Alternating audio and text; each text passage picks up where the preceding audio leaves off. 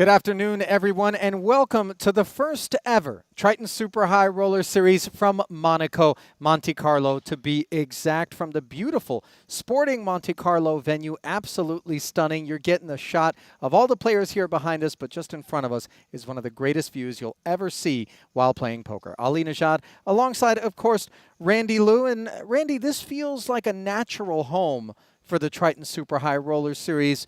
It's about time that we pay a visit to the shores of Monaco, which is best known for Formula One, but we got some high-stakes, kind of dripping rich things afoot as well as we pay a visit. Yeah, natural home for you as well, I suppose, right?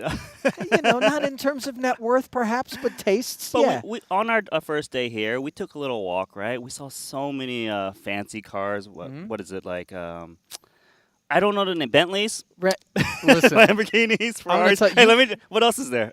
Audi Q8s. That's what you were filming. Stop. Like, Randy and cars, not really a thing. I learned this as we were walking around. Definitely one of the greatest cities in the world for car spotting. And for any poker enthusiast, obviously, this is going to be one of the greatest rooms in this principality, as all of the best and brightest in poker always join us here at the Triton Super High Roller Series. You and I actually got out and had a taste, culinary in nature, of what was the #1 restaurant in the world in 2019, Mirazur, about a half an hour outside of town. Now, Randy doesn't typically do star collecting. I'm talking about Michelin stars, of course. I'm a big foodie. Dragged him with me. And truth be told, Randy, tell him what you thought. It was a very good meal. I'll say it was better than what I'm usually eating. It was also much more pricier than what I'm used to eating. Yeah. But we were able to kind of speak with the chef. That was pleasant. Yeah. Absolutely amazing. What, langoustine and pasta was just Oh, yeah. There was delight. a few dishes that were just absolute standouts for sure. So if one ever finds themselves coming out here, definitely no shortage of gastronomic opportunities. Now, let's take a quick walkthrough of what we've got coming up here across the span of the next 12 days. Events as they break down, we're going to play 12 of them. As I mentioned, 9 of them will be No Limit Hold'em, and then the remaining 3 will be PLO, something notably absent, Randy. Yeah, we're not going to have short deck at this stop, and they decided maybe the European Triton stops are going to be focused on PLO as the side events, and then we go to the Asia stops like in Vietnam and South Korea and stuff like that. We'll have the short deck events. You know, it makes sense. PLO is very popular in Europe, whereas in Asia they like to play short deck. So I think it's nice. It also allows us to have more PLO events at this event. Prior, we only had like 1 event, and then we had 2, but now we're going to have 3 at this one. I think that's going to be phenomenal. We're going to have players flying out just to play PLO exclusively. Yeah. It'll be fun. Yeah, I think we'll see some faces that we haven't seen at the front end of the series who are going to show up toward the latter part of the program just to get in there and play a little bit of 4-card. The great game of PLO, as it's affectionately referred to. Also, something else that we're doing different in terms of the order of the events, Randy, because today we're going to be bringing you coverage of day 1 of the $200,000 Triton Invitational. Invitational events normally reserved for midway through the docket. Coming guns blazing, right? Like 200K right off the bat. Then we're going to do the main event right after.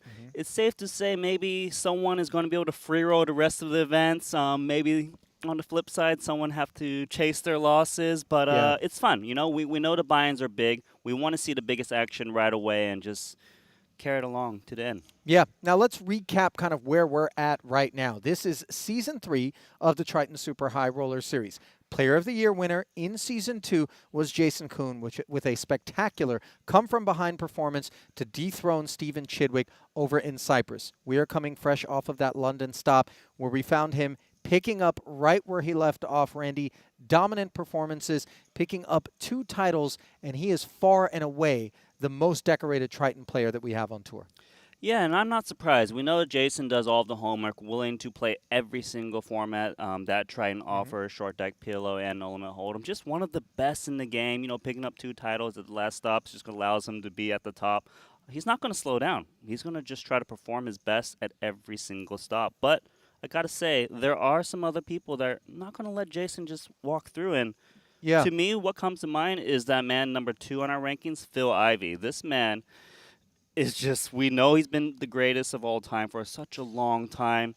You know, he missed a stop here and there, but just had a great performance over in London. Yeah, no question about it. As we take the Triton Poker Plus app for the first time, you can find all of this information at your fingertips. We certainly encourage you to get out there and download it if you haven't already. It is absolutely the best way to soak up any Triton stream. Those streams are available in the app, and then, of course, you can track individual player results hand by hand, just the depth of information at your disposal, all free of charge. Stellar. Jason Kuhn at the top, 1,318 points. There was Ivy. Notably absent, though, is the man in third. Didn't see him in the room here thus far. Unclear whether or not he's going to be joining us. That's Brazil's Bruno Volkmann. Yeah, and Bruno Volkmann, you know, while he performed very well in No Limit Hold'em, I don't think he plays PLO in short deck, so I'm not sure how well he'll do in terms of winning the Ivan Lau Player of the Year award.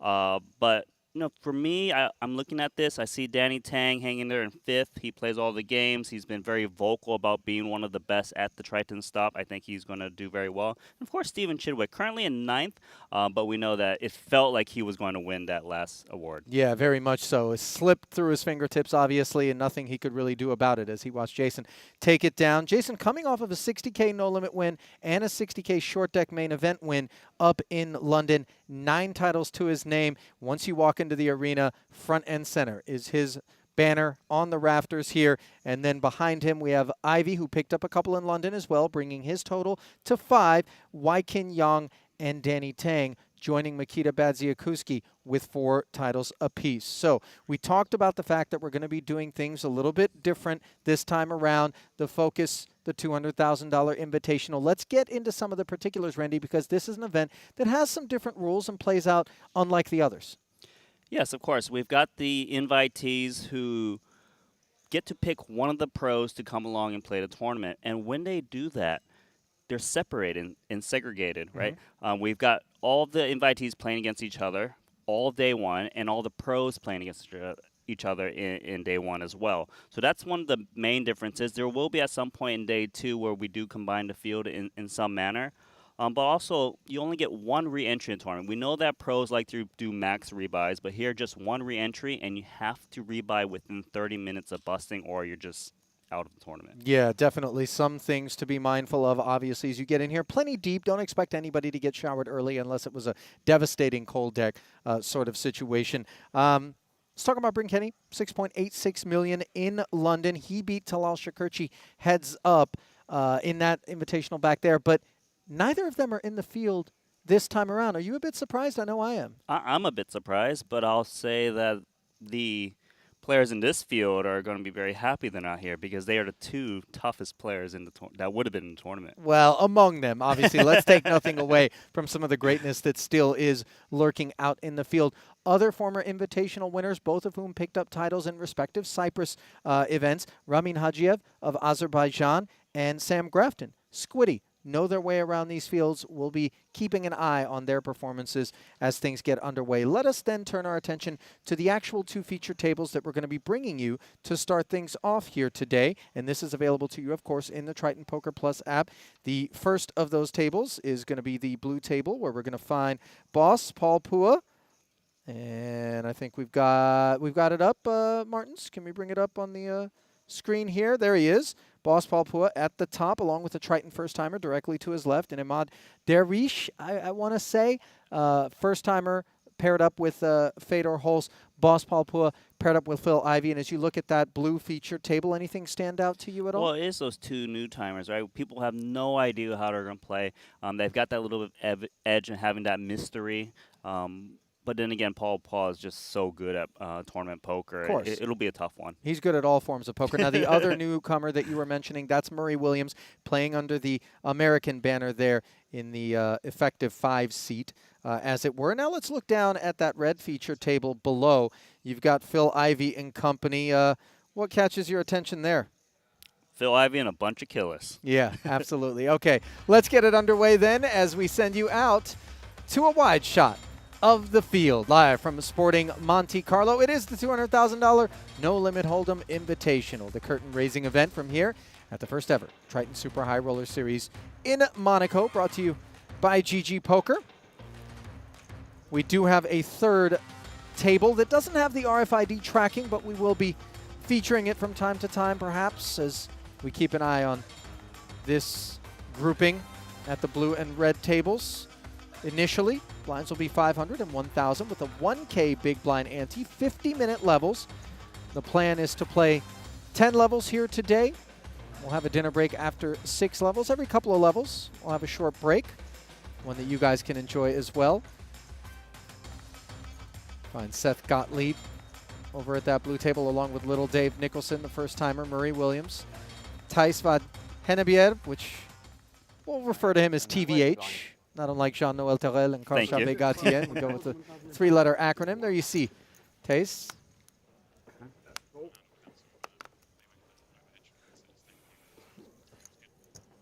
It's just 5 of those singular time like I'm hard-pressed to believe that TVH is limping Jack Deuce off suit under the gun, right, Randy? I think so, but you know what might have happened is that maybe he just thought he was a big blind and just threw a chip in there, and now he's committed one of his blinds. Paul Pua, Triton co-founder. Queen Jack. Nice. Raising it up. Easy. Starting out with a misclick. Easy.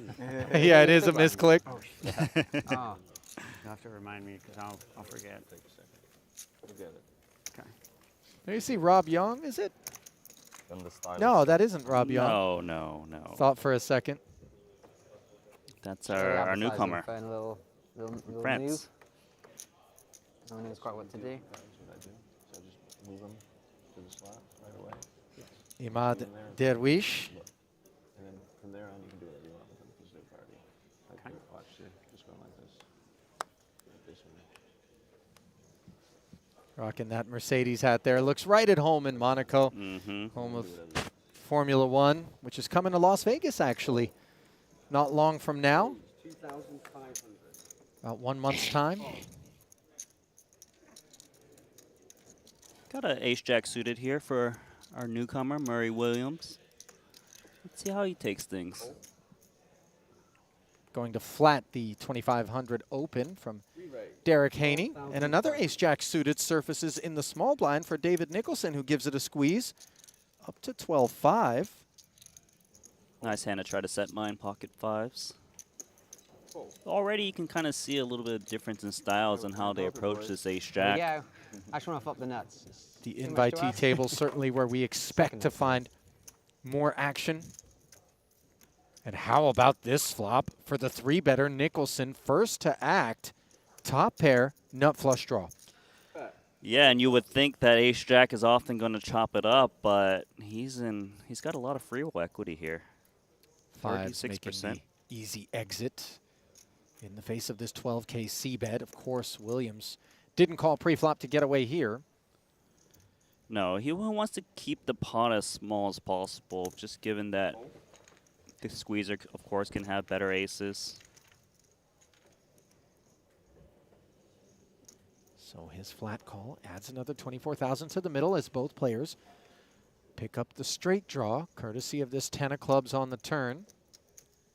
This is where it gets a little tricky for ace-jack, just because his opponent maybe improved on this turn with like ace-10, queen-jack, and you don't really want to bloat the pot too big. I like the check because it doesn't bloat it in a way where he just puts in so many chips just trying to hit the flush. 30? 30,000.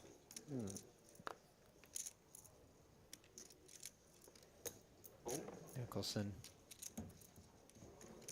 flatting 30,000 now is an extra 60. Slide toward the middle of this ever-expanding pot, and that river is a safe one for Williams's ace-jack. Not quite good enough. And a disappointing Nice chop answer. Good as start. little Dave does not them barrel up. a third time. I had the pocket pair. What's good? He didn't look too disappointed. He just Which fist one? bumped his, Not any of those. his opponent there. It's always lively at these invitee tables, I feel. Yeah, we used Happy to with the refer to shot? these I'm happy tables with as the the shot. VIP or businessman side of the We'll make it a bracket, little but there something is out of some it too, right? variation in Not my terms of money. the nature of Lovely. those who enter from this side I'm not sorry. of the field. So Try to do it invitee again this hand. Yeah. more all-encompassing. Just Do you see 6,000 that? times. What does that say on that shirt? That's my MO. Which one? You never even The notice. 10-9. Little, Oh. little tilty? Is that what it says? Or tootie? Little tilty? It has to be tilty, right? It is. And that's Seth Gottlieb? Does he get a little tilty? I want to say that's... It is. Is it Gottlieb? He is Gottlieb. Yeah, you're right. We'll see if he gets tilty today. It'll be a costly one if he does. I really like watching Seth play. He's just always having a good time, willing to splash a bit with the pros and as well as the invitees. When things go his way, like he can really run away with a big stack. Nicholson's been on a little 3-bet happy. Ace Queen. Understandable. This time targeting the suited connector open from Gottlieb. 22,500. And he's run Trying to take 6,000 into at a time, you know? 4-bet behind him from TVH's Ace King. All right, what did I get started here? I have to Seth call with just it. so you all know I'm that not. one, Paul? Easy release. I would've I'm gonna have to call now, aren't I? Just to protect my image. 22 and a half. Another 14K Sorry. for Little Dave. Obviously, benefit of position as he plays an inflated one. Yeah, position's always helpful. And they are 300 big blinds deep to keep in mind. Top pair, top kicker for TVH. Just the Broadway gutty. Backdoor hearts for Little Dave. Yeah, and the backdoor hearts helps you when you want to have a little extra equity to continue. Nice thing, too, of Ace Queen is sometimes you hit your straight and your opponent's just holding a queen themselves and you just win a huge pot. 16K a man to the turn, which is an ace, and that's problematic for Little They're giving Dave, away in Randy. the, lobby. Yeah, and You it see that? appears to be a good card for you. You know, you make top pair queen kicker.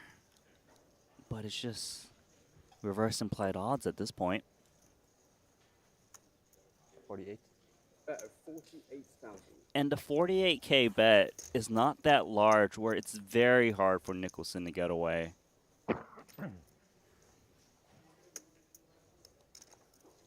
Well, if he can do it, that would be amazing.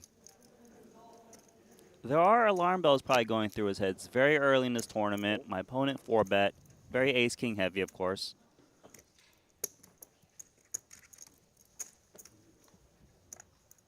So another 96 into the middle, courtesy of the call. And now a queen on the end, which improves Little Dave. Still losing to the ace-king, but it's so wet. It's a scary board for both of them. You know, we see the hearts come in.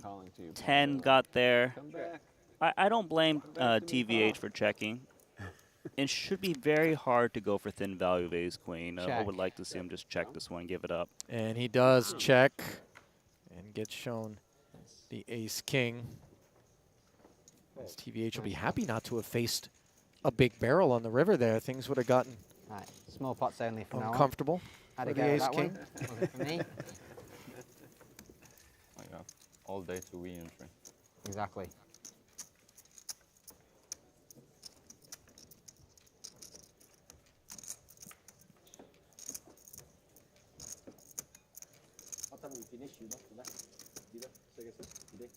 I'm not entirely sure. I think it's only 10 levels today. Rank triple check. Well started. Level 500 minutes. Nice About boost 12:30 is what they said. to TVH.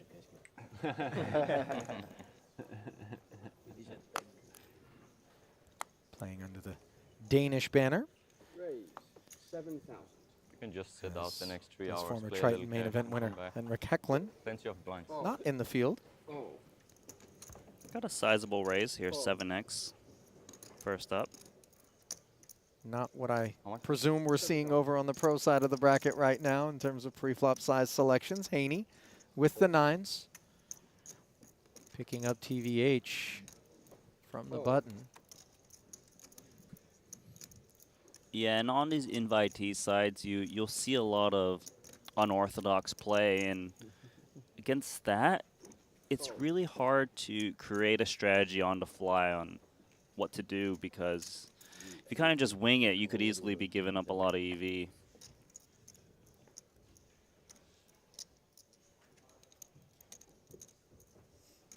It's an okay board for 2-9s. He is up front. Does have more king X's in range, but ideally he just takes it down here from his point of view, which he does. 100% a mistake. 100% he thought the 100% he thought the blue was the purple. 100%. I'm learning the chips, Chris. Easy follow through and take it, as Gottlieb suspects that the sizing was the product of I'm actually colorblind. I don't see it. choosing Oh, 100%. Misclick. 100% missed. the wrong I'm chip 7X for the job. Wanna get in your head, sir.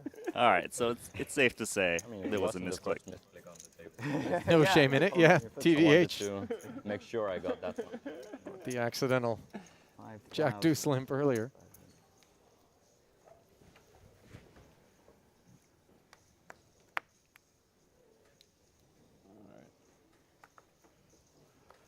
Fold. Fold. Fold. Raise 3,500. Upstairs we go from Jack 10 offsuit in the cutoff, and boss on the button will be heard from. Re-raise 12,000. Fold. Fold. Third floor, 12K. Another Jack 10 into the bin behind, as is the first one. So a nice chance to take one down here early for Paul Pua. 16.6 million in career Triton earnings across 31 cashes. One title. Did cash on 3 occasions back in London. And I forget, but is he the record holder one for future Triton table caches? Do you know, Ali? I want to say he's definitely in the top 2 or 3 at 31. Ike Haxton comes to mind, perhaps, as another who's gotten several caches. Taking a quick peek. 27 What about Jason Kuhn? under his belt. Obviously, I mean, all those titles has to be a cache. Fold. Fold. At least 9 caches. Yeah. Kuhn with 38. Okay, so he's Caches. overtaken him. 2,500. Fold. Fold. We're starting a little heater, 2 in a row. Suited connector. Fold. Another raise and take it.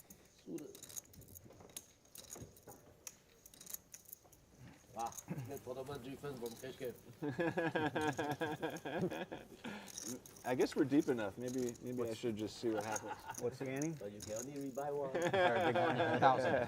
Just and 1,000? Yeah, 1,090 and 1,000. Thank you. Fine. No worries. Come from America? Yes. You're over from America?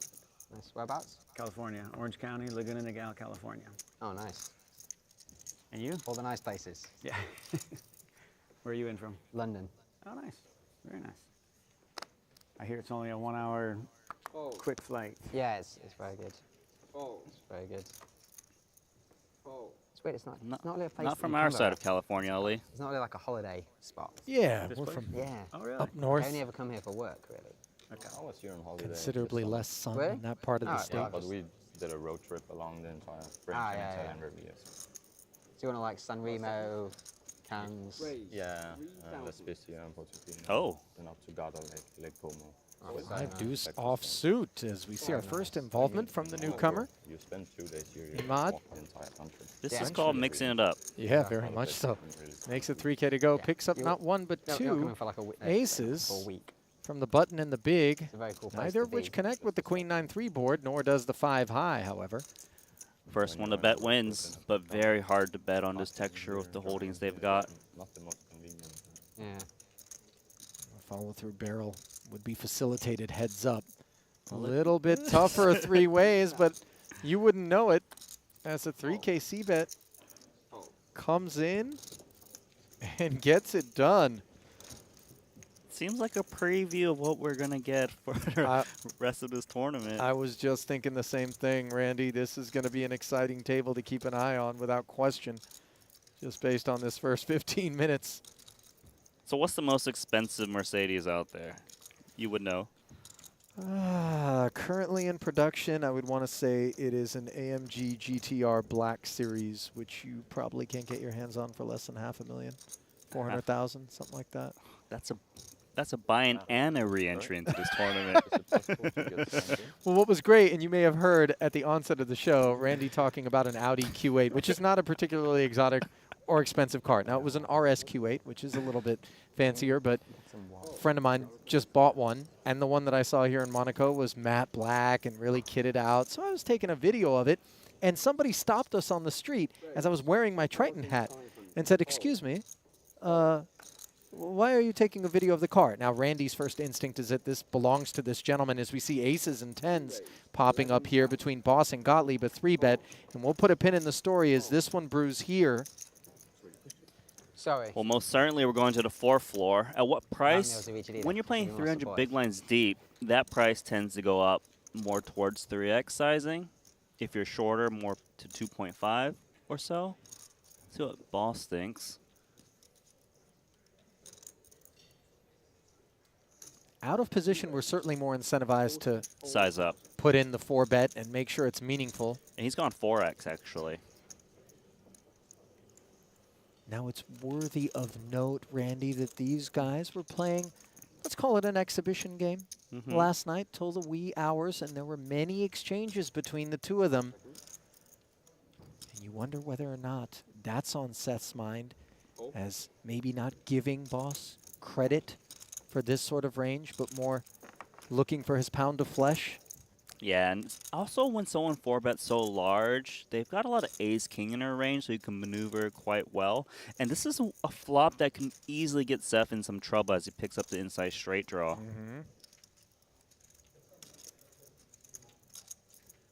course, the main hand that Paul would be fearing is pocket jacks on this flop.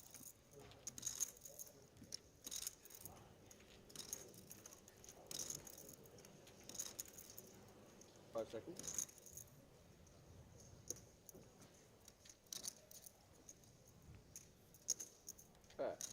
36,000. Sizing's on point here. Seth's got the position. And from his point of view, he's got the backdoor clubs, although it is smothered in this situation.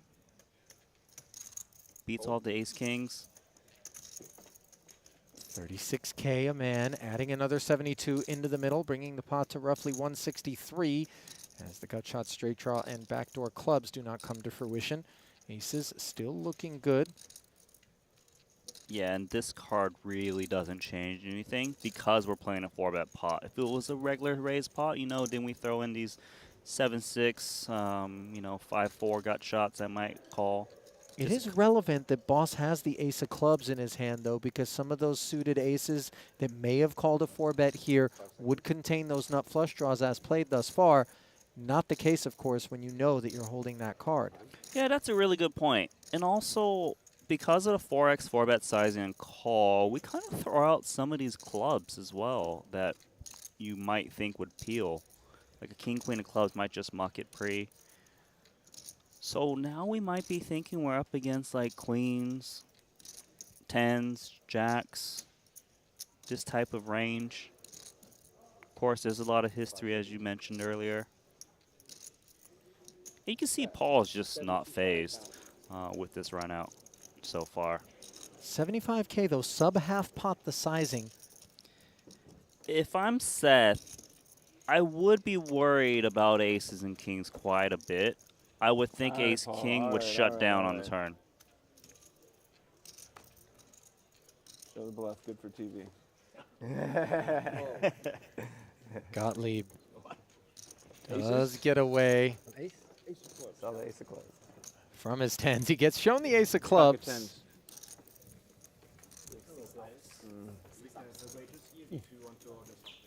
Water, please. Water, please.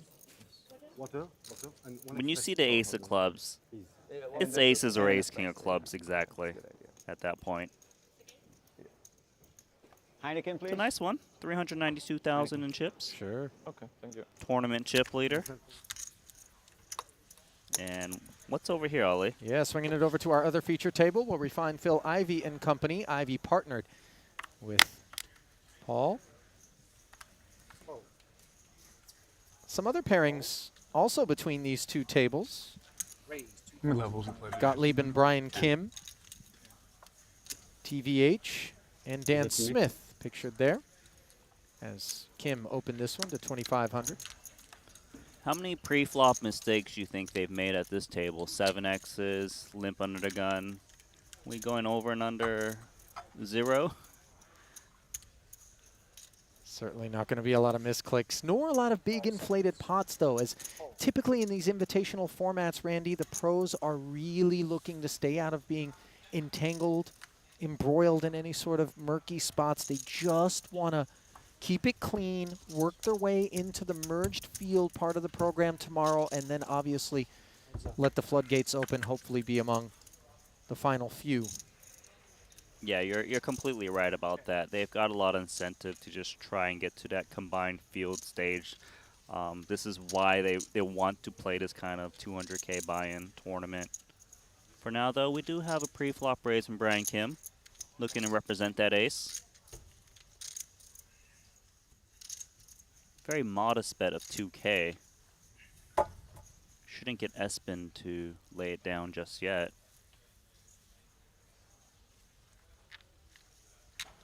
Something also to keep in mind is when you're playing 300 big blinds and a small blind flats, their range is actually still very wide, whereas if it's, you know, you're playing like 30 blinds or 20 blinds, people don't have too much of a small blind flatting range, and therefore it becomes very narrow. So it might be hard for Brian Kim to try and figure out what range just called him on this flop. 4 clubs on the turn, the King-Jack very much adrift.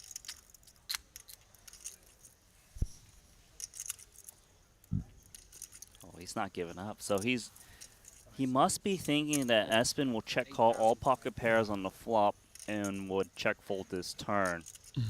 He also feels that, yes, there's an ace on board and Espen could have a lot of aces in a small blind, but these aces like ace king, ace queen, ace jack, you just hear from pre-flop, given how pros like to approach things. Nicely done, Brian Kim.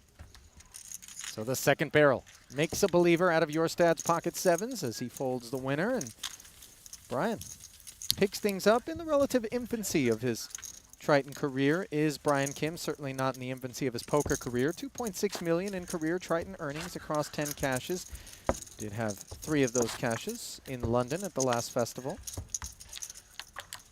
And I ran into Brian Kim during the Cyprus, had a little chat with him, and he was saying how he really loves the Triton tour and was like, yeah, I'm just going to play the Triton exclusively in terms of tournaments, and that's what he's done here in the Invitational as well. I think a lot of players kind of appreciate the work-life balance it affords them too. Typically, 4 stops on the calendar, once a quarter. In between those stops, you can really take your time, decompress, relax, get into the lab, work on your game, and then hop on a plane, go to the next stop. Generally a place that you're going to enjoy, a lot of extracurricular activities, and it's a bit of a summer camp of sorts, you know, all year round.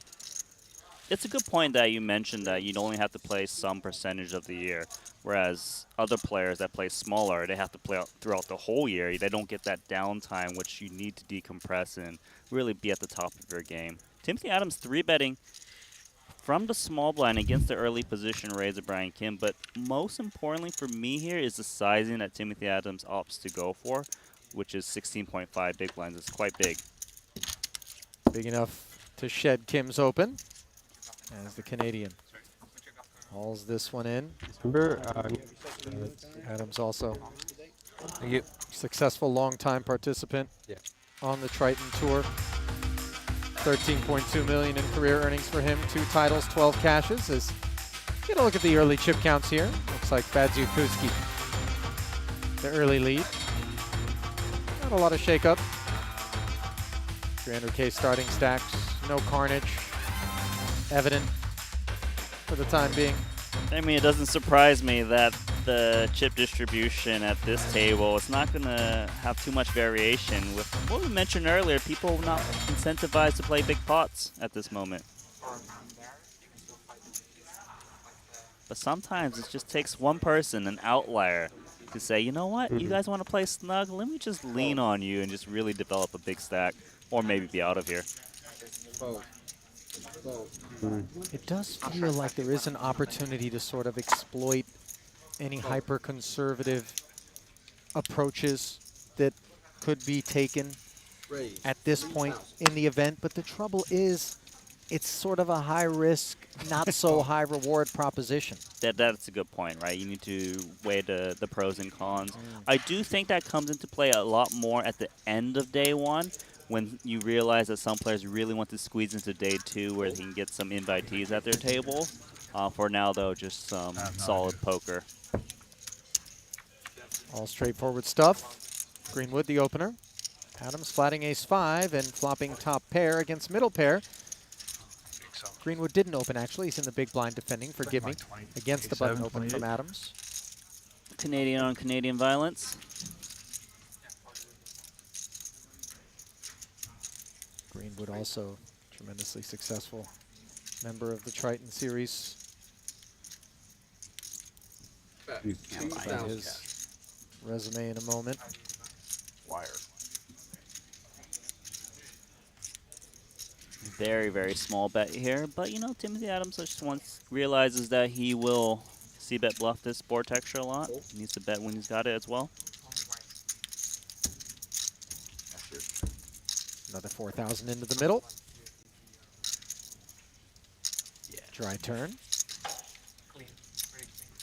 The main decision here for Timothy Adams is, do I bet turn, check back river unimproved, or check back and pick off some bluffs from the gut shots as well as the busted hearts? I had a tournament in January.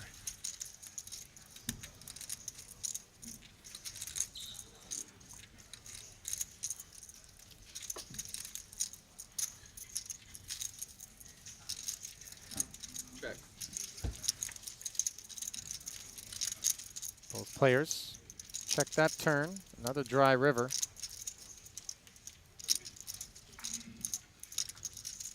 Let's see if Greenwood goes for block bet or check. I think doesn't really matter which one he does. Wouldn't really expect a sizable bet. Hard to get called by worse.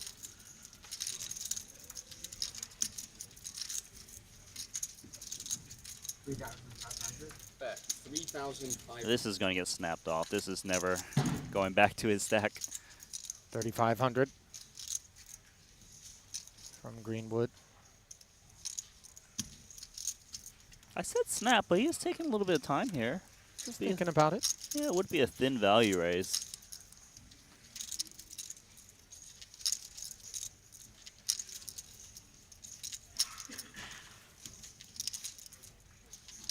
Seconds.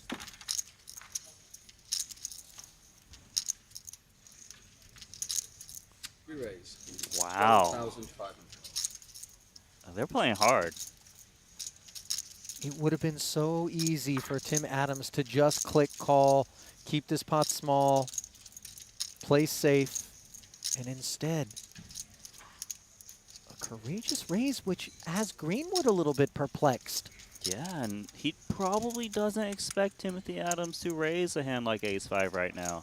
The deuce clearly doesn't change anything. 5 seconds. Well, the run out is not scary at all. Nice laydown, but that was a really impressive raise, although it didn't get called. Sure was. Table Some with statements Ike and being Jason made is just there. Did ridiculous talk about stuff. Greenwood's resume, by the way, 12.4 million plus in career Triton earnings, 1 title, 25 cashes. Did pick up just 2 cashes back in London after playing a full slate. And then not even Of course, the TV table. Adams, the real story there. Please get a parry when you get a chance. Might be the strongest table ever played in a poker tournament.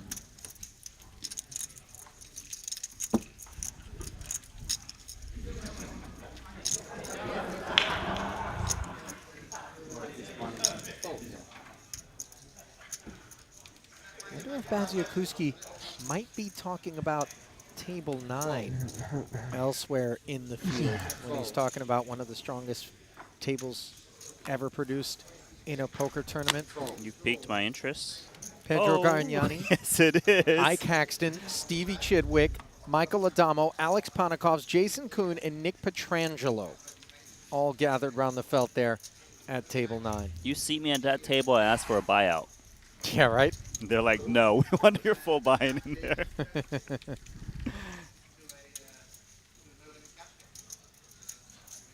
Check.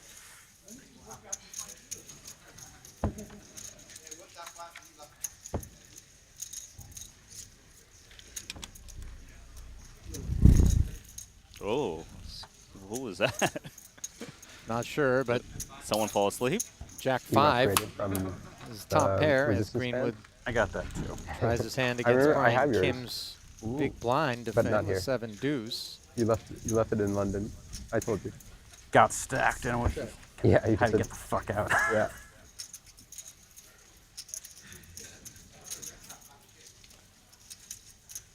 It's a little bit of a It's a check good board, round though. on the flop. Super nice and thick. Straight draws do My favorite appear. band, no bullshit. Yeah, I have it in Greenwood Finland. just playing if you want. cautious. I'll bring it to you. If it- Blind versus blind Yeah. here. Yeah. Like this one, I have to like roll over to make it the right intensity. This is that river card where you're thinking, why didn't I bet the flop or turn? Clearly no value bet Couple days to be ago, I went to had Six for Flags Great Greenwood. Adventure. I wonder They have, if like, Brian the Kim Biggest wooden turns coaster his in the hand world. into a Did it bluff. couple I mean, not times, his but, hand, like, but just take a it shot at really it, give it threw a it. four-liner. Check. What? One of these wooden, you said? Roller coaster. Oh. Going to be given the opportunity, Can you courtesy fuck of up this your check. I mean, a little bit. 0 showdown value. Yeah, he just needs to ask if Greenwood was holding a king or an 8, would he value Jack. bet it or would he check? Just gives up. 5 for jacks. That he does. Greenwood relieved, obviously, not to be facing a barrel in that spot. When you pulled it out, Dan, I thought you had a fan. And we just. It is warm in here, but I don't have any fans that I Pocket show. fan, just pocket fan.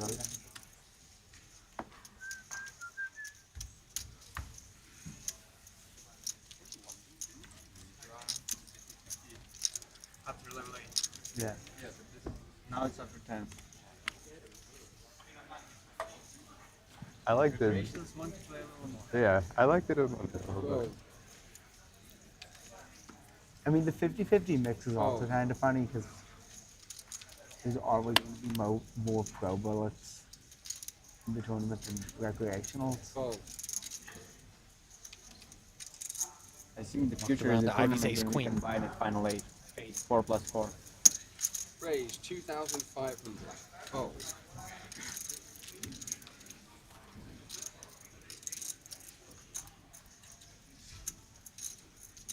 Got a baby pocket pair in the small. Something he can work with. It's Kim flats. Let's see how bad Zikuski wants to approach this. Does he want to just keep pot small? It is a candidate for 3-bet squeezing. What makes it a good hand to do that with? It's just having that bit of mixture. Also, queen high is still in the end just queen high if you can just take it down pre. And when you get called, having suitedness and connectedness is important for multi-barrels.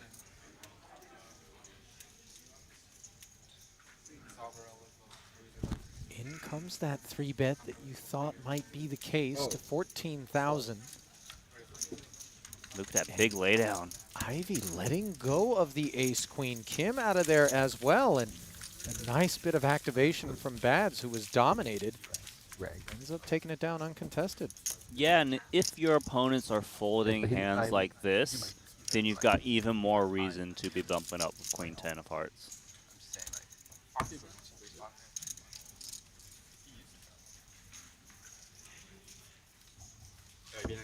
Then he briefly went. Uh, Then he briefly wasn't allowed to travel.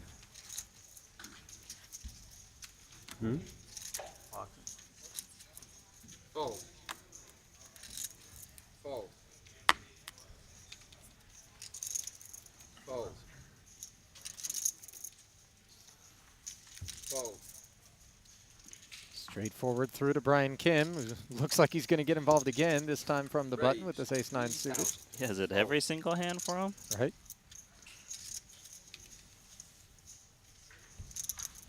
Oh, you're Audi Queen 8.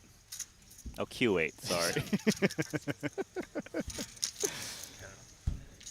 Got to put a button on that story. Let's see whether or not Smith is going to come along. He does. Flicks in the 3K. So I go back to Canada quite often. And the flop puts him in front with second pair on a king high board. Like in November, I'll Checks it come over back to Kim. December, January. So Kim does have backdoor spend- clubs. Spend the days that I have to spend. 2 big cards, always scary for But the in middling future. stuff. In the future, 2005. When you like I will become. decide on whether to kind of see bet flops when you kind of miss a little bit, it does often come to plays whether you have that backdoor nut flush draw. Just allows you more opportunities to lean on your opponent on turns and rivers. Yeah. Is it same in Norway?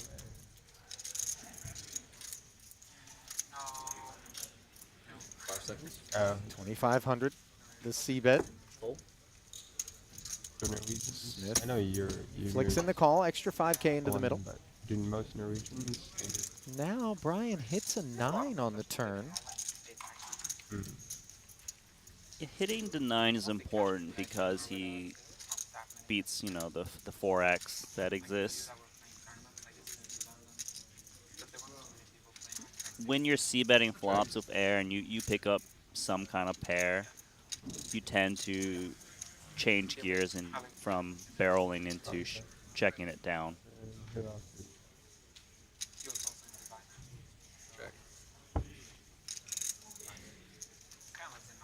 That he does. As a 4-liner shows up on the river. Yeah, pretty rough for both players here.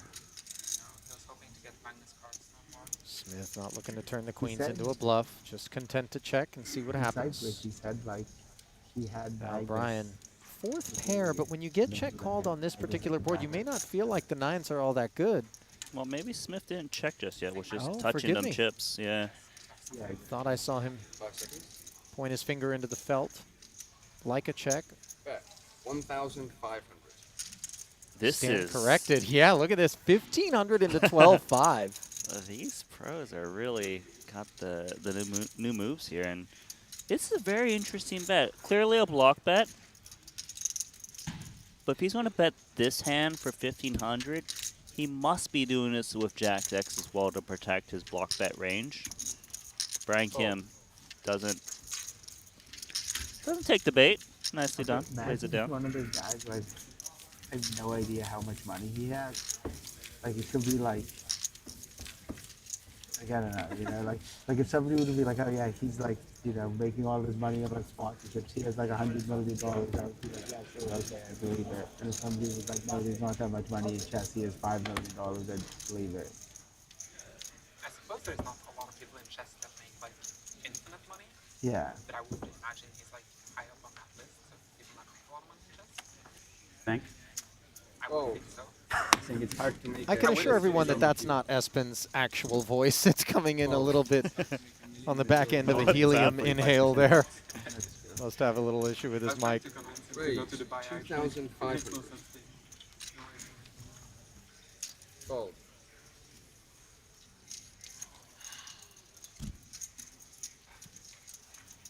Greenwood, hijack ace-5 suited.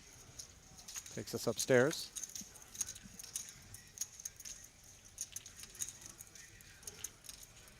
Five seconds. Fold. Fold.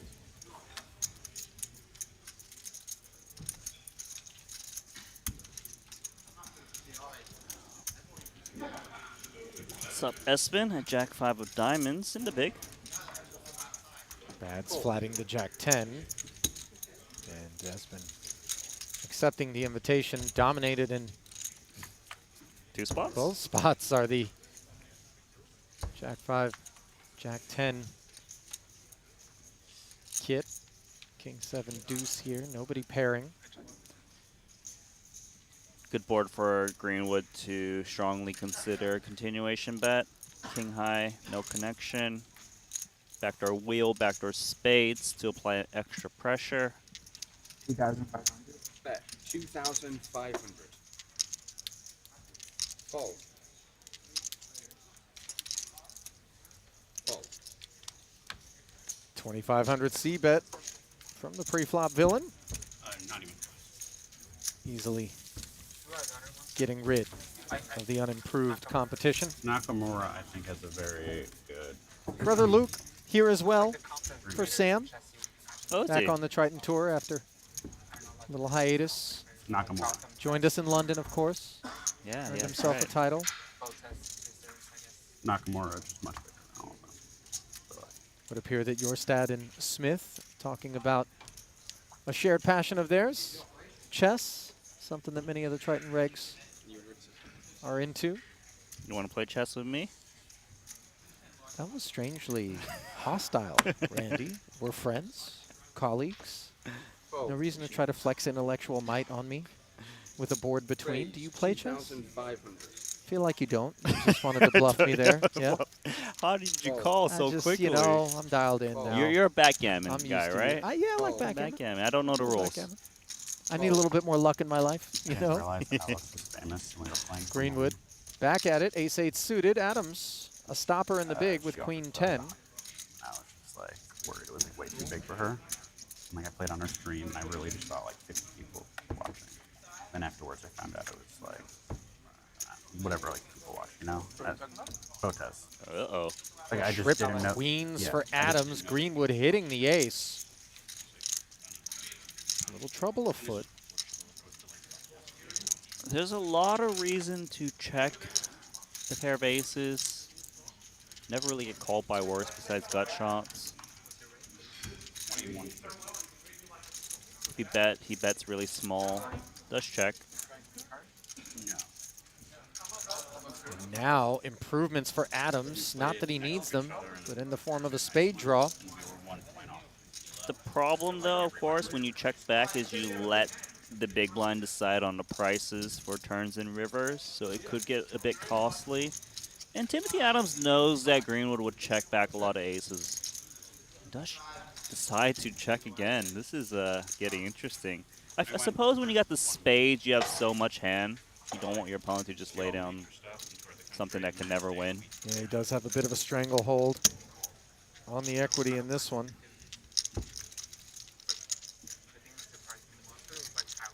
And gets there on the river with the spades. Not that he needed it. Let's see if he goes for value now, and will he go big? He's never going to put Greenwood on a queen X, or spades likely, given as played. But aces and queens is still a large part of the +1 open check down to the river. Other parts would be like pocket pairs lower than queen. 5 seconds.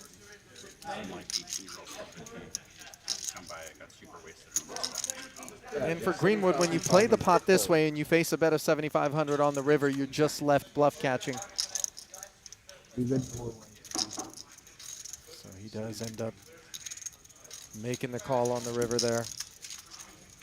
Adams flashing a smile.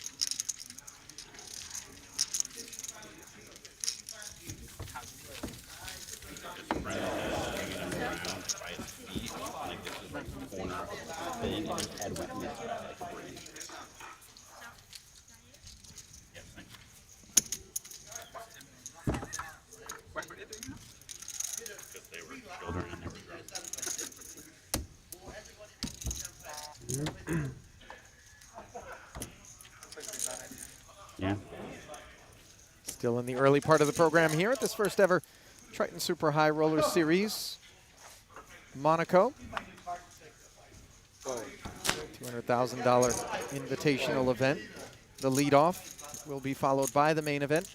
9 total no limit events, followed by 3 pot limit Omaha events after that. Total of 12 on the docket here. Kita Badziakuski. 7s. Opens. Well, you can see that he's contemplating a 3-bet here in position. Keep it small. But then again, when you flat here, your range looks a little bit capped. And that might make Espen Jorstad squeeze here in position to try to punish that 5 seconds. flat in the middle. We raise 15,000. You called it once again, Randy, as Jorstad does Where did you activate come from the button. Texas. 15,000, a big ask Actually, of these 2 sevens, especially when you've wasn't gonna got come. Smith behind, Yeah. although No, I- perhaps we're not too worried about Dan, I given went that like he 2 flatted hours. the open. The nice thing about sevens is that it it's okay. plays pretty straightforward Where are you post flopping going? 3-bet pots. Uh, But I'm a bit surprised he lays it down. It is a That's larger 50. sizing, as you mentioned. Maybe just feels he doesn't need to Oh, get you're right. involved with something like this. I mean, clearly we've seen a couple of different philosophies on display here on the pro side of the bracket at this table. I'll say this too, is that he likely doesn't think Espen will make big mistakes and just get stacked every time he flops a 7. So that would make his implied odds a lot worse, and Dan Smith out as well. You got women. Yeah. Oh, A lot of previous poker players are 186. 1086, yeah, 10. Maybe Nice timing there for Ike is Jorstad. 84. Jason's 85. I know that. It's between 9. I guess. Fold. Talking about age, heard 85 and 84. Fold. In terms of birth year. Hold it to me. Either 89. Yeah, 95 years old. Jason Coon, 85 years old, still playing the Triton Super High Roller Series in the Super Seniors aged 200K so well. Invitee tournament. A7 suited here for Smith. Raise 2,500. When did you start playing Super High Roller? Fold. 15? Fold.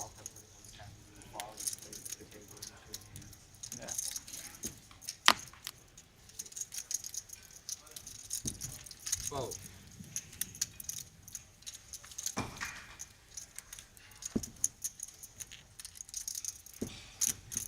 Fold.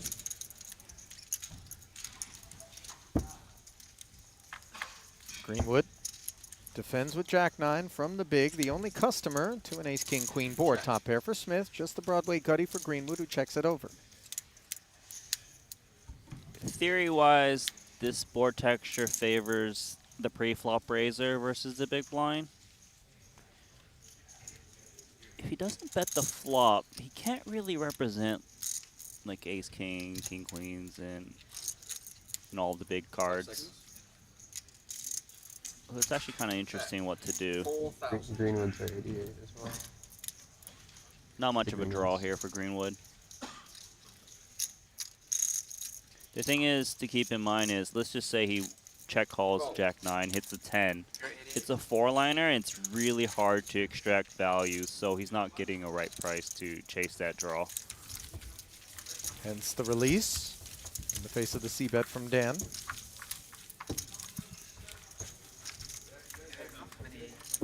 Smith hovering at that 300K-ish starting stack as we flip it back over to a hand in progress here over at the feature table from the invitee side of the bracket.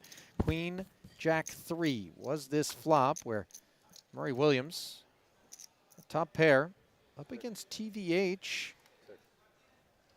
Big blind defense, it would appear. Hit the 4, kept his man honest, but on the river. Check, check to showdown. Williams able to take it down. On my phone. Smells amazing.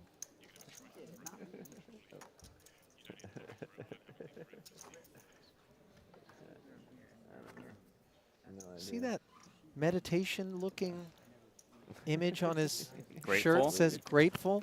Not a bad attitude to have out here. Obviously, life has been good to any of the players who are able to buy into an event like this for 200,000. Also lives in Laguna Niguel. That'll keep you young and Ollie, I'm energized. grateful to have you in the booth with me.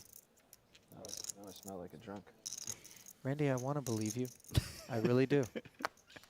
But The true I just VIP feel like if I spirit. take the bait, I'm going to get hurt. So I'm just going to believe that you're trolling. At 3 p.m., but you're not supposed to smell drunk at 3 p.m. Well, a couple of Block players representing with an to ace the here. Yeah. Advantage Haney, the upfront opener, who c-bets 1,500 against Boss, who defended from the big. Check call. I should get drunk. Play great when I'm drunk. Yeah, most Turn. do. Doesn't change Problem anything. is, there's a limit where it all starts to go a bit wrong. And you've no way to know where the limit is either. It's impossible. Got some You'll only kicker find it out when you issues. get there. You're usually Paul? not very objective on when you're hitting the peak. He might want to Yeah. keep his opponent honest once more and decide on a river. Optimum beer level. Thank you. Optimum beer level. Yeah, once you pass that, Do you, It's good for about an hour and a half, 2 hours. yeah, yeah. Yeah. You're fucking unstoppable, aren't you? And then, Yeah. all of a sudden, Works his way to this river. You hit the wall. It's you tricky know what to the OBR decide is? if ace-10's got enough value. or is it just a mysterious In this spot, number? It's just a Ace-jack certainly betting. It Could, varies. could change day by Ace-10 day. feels a bit cuspy to me. Eat, what you've done the day before. Yeah. But you know It- when you're on fire. Oh, yeah. Action on Haney. I'm not sure if he's aware. He's kind of like looking around. Darts for sure. Darts is like, it goes like this, and then it's like, ooh. Bam. Agreed. I have for bowling, I think my average scoper is like 110, and when I'm All right, there we drunk, go. slightly drunk, my average is Oh, this is milky. 145, 8K. A major difference. Yeah, and Boss knows it. You see him getting a laugh out of it. Confidence The OBL. and, slip out. get these guys. It's a some beer. price that the ace-8 can pay and feel all right about, but Yeah. Problem it's is, a it- line that We'll let 'em get also OBL could on involve a deep better and then, ace. you know, over the Yeah, line. it's I don't tricky wanna because play OBL with you, ace and then eight get moved is- to a different table. feels like as we too reach the other much side of an the bell ace to curve. fold. You know, if he was holding like James movie ace about deuce, it I could see him from, getting away, but DiCaprio is for this bought it, price, and they're gonna remake Pay it the to man. an American one, very popular, called Drunk. Where it's like school teachers that are experimenting. Nice value picked having up a there mile of 0.5 by Derek the entire Haney. day, every day.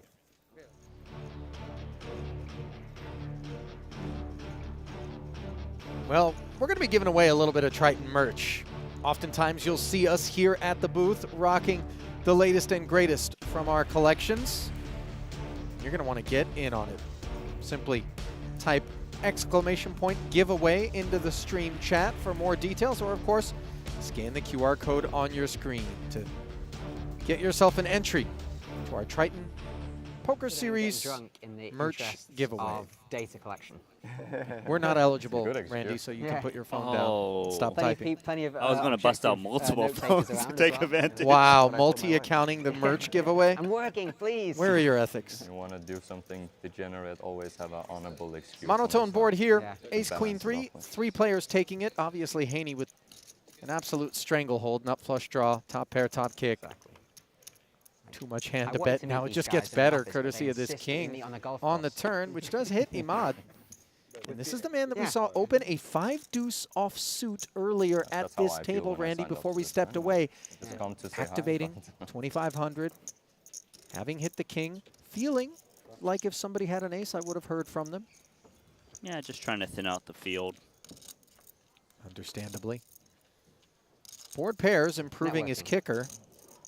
It's a little Networking bit of there. trouble for him because kicker issues was a real thing on the Exactly. turn. I think the We've not main- done any business yet, but we've learned a few things about the world. Barrels again, 2/3 pot. The main actor of that movie is Mads Mikkelsen. He was the villain. Big in, question for me if I'm Casino ace Royale. king is Oh, the if street. my opponent had a straight the or street spades, will they still go for this $10 sizing of 8K into 12? It's a good watch. He thinks no, so let's bump it up. Trying to get a crying call out of ace X, however, Imad's just got kings and threes.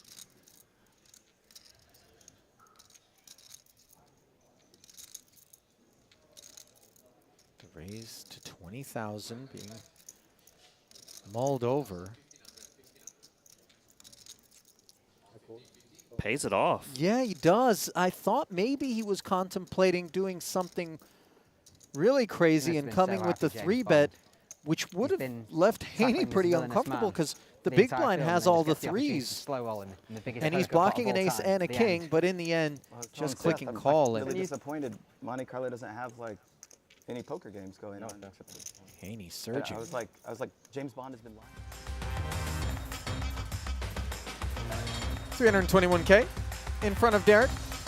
As you see, Paul Pua, the boss stack at this invitee table, up and over 400,000 in front of him.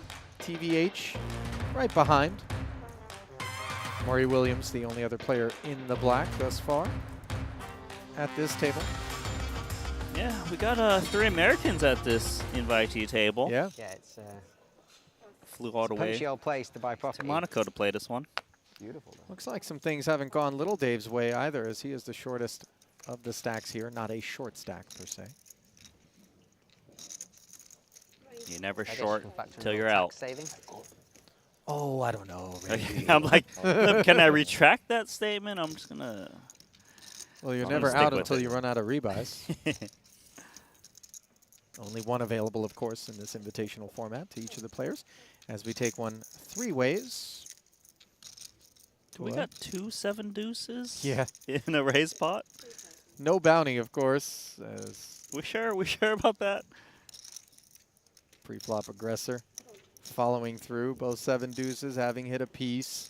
Making the call, blocking one another's outs against this ace-10.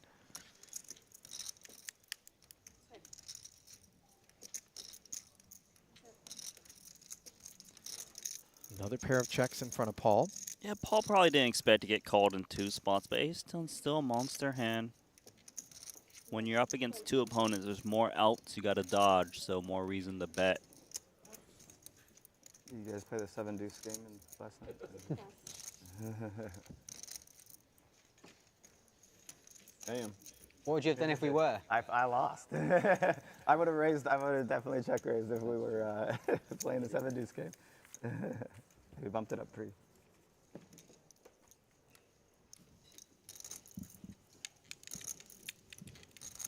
It's the best hand. If anyone had the Drawn ability on the to turn. add the 7 deuce to To a tournament? Yeah. This could be the table to do it. Paul could do it. He's the only one. Things have been going I'll throw in like a smoothly and steadily for Paul here.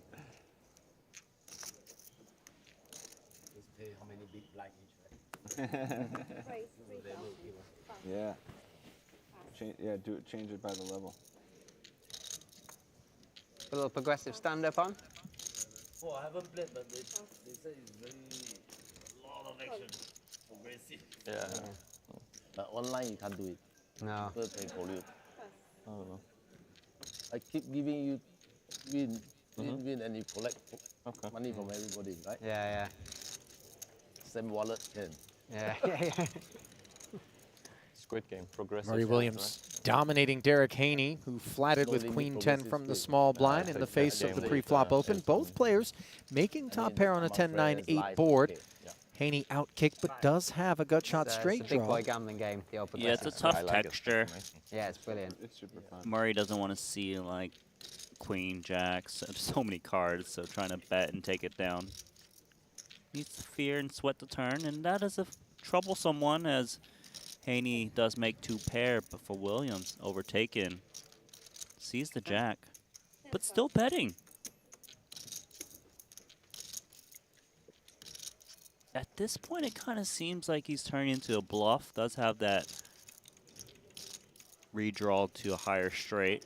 10 into 18, having improved to queens and 10 somewhat inconveniently. Haney does make the call, sees the 4-liner out there, and now sees a counterfeiting 9 if he's up against an overpair, which obviously, as played, Williams could have, but it goes snap, check, check, much to the delight of Haney on the river as he's able to show down that Queen 10 and haul in 38,000. I got lucky.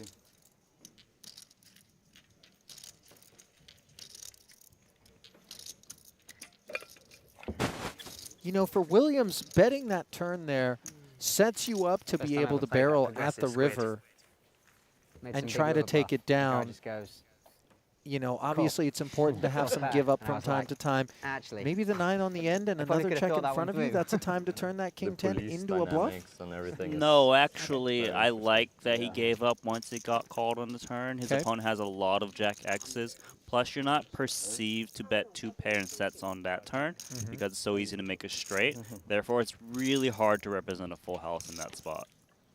Yeah, pocket jack specifically maybe coming to mind as the sort of kit Yeah. which would have been a winner. I mean, clearly, yes, if he had bet again, it would have probably worked against Queen 10, but we need to think about the overall range and not just try to finite the one hand that you were able to get to fold. Wait a second, I was the small blind last hand. Yeah.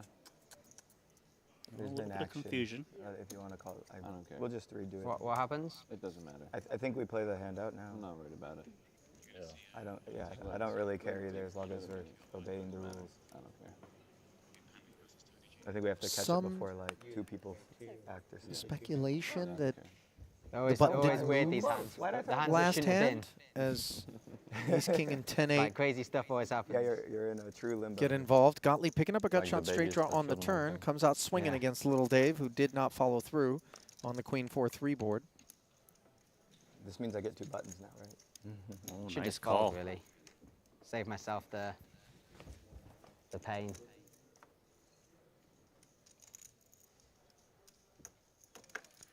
Oh, like a multi-barrel I've just made incoming. myself This is very a easy to good bluff this read. time, though, haven't I?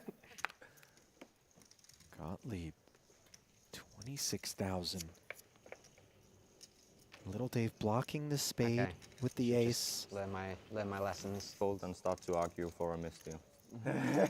Blocking go. King 10 and King Jack as well. Obviously bad cards to be holding if you're trying to target some of the bluff combos for Gottlieb, who earned that one, He earned it. bullying the Ace King. The only thing I don't want to do is slow down the game. Yeah, just get it. So, Hands going, cards flying, keep it going. no need for the floor. Yeah. I I'd like have his agreed if I attitude. didn't lose the pot.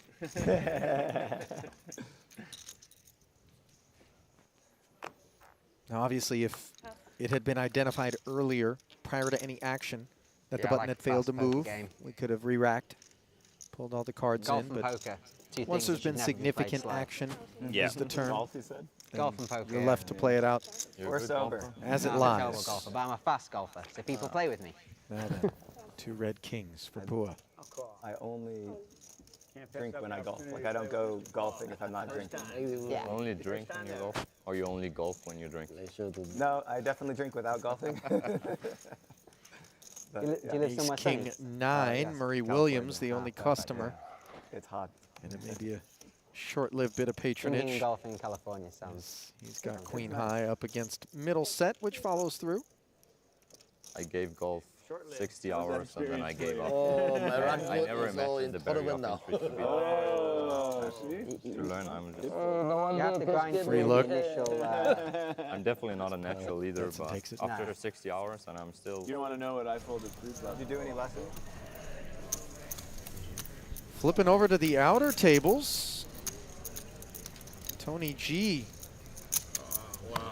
Looks like he's been decimated. We're so close to call.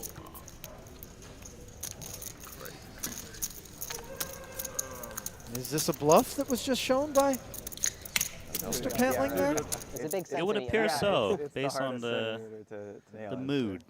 Yeah, It's a- Tony I G guess saying that's I what it almost is. It's a called. game of centimeters. Super consistent. And Yeah. You just have to grind through that first like year. Which is really tough when you've been drinking.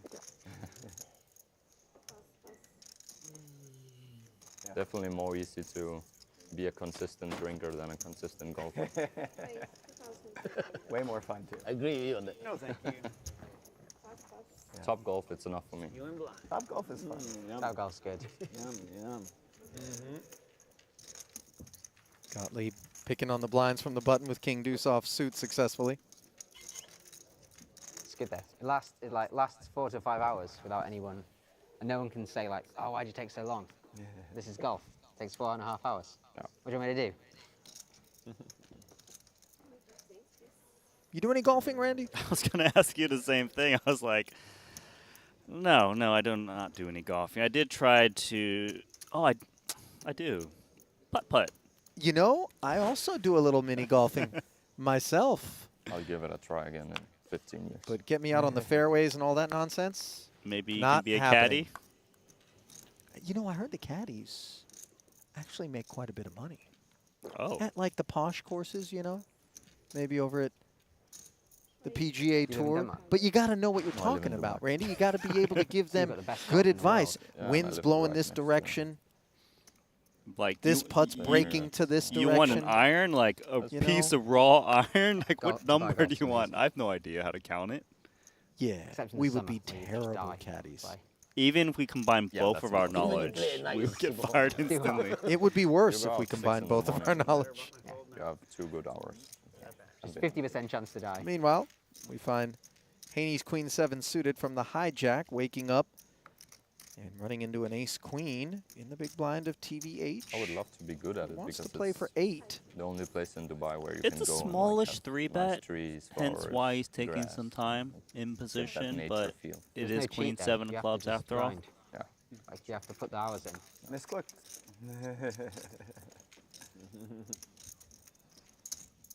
Feel it's the kind of stuff you should have learned when you were a kid. Yeah, it's definitely easier to learn. That goes for most stuff.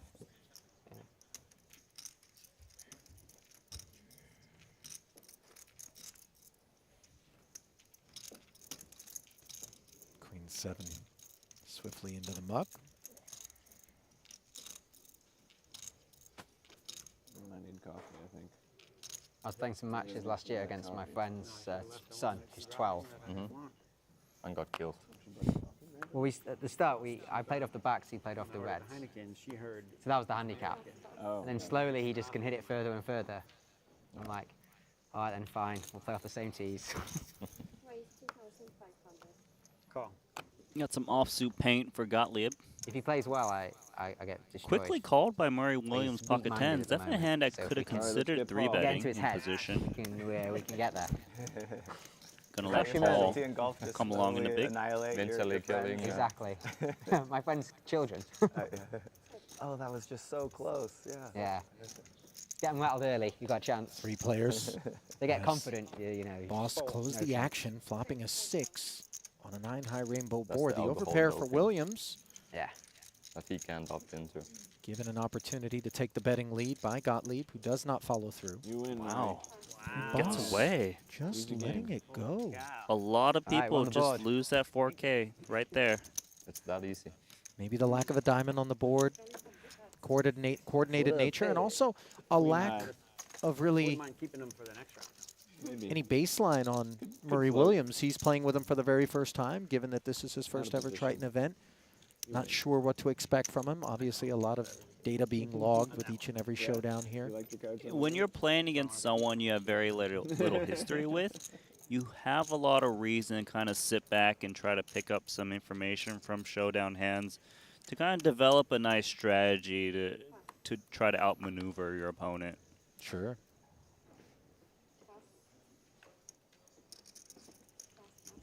Sorry. A lot of junk.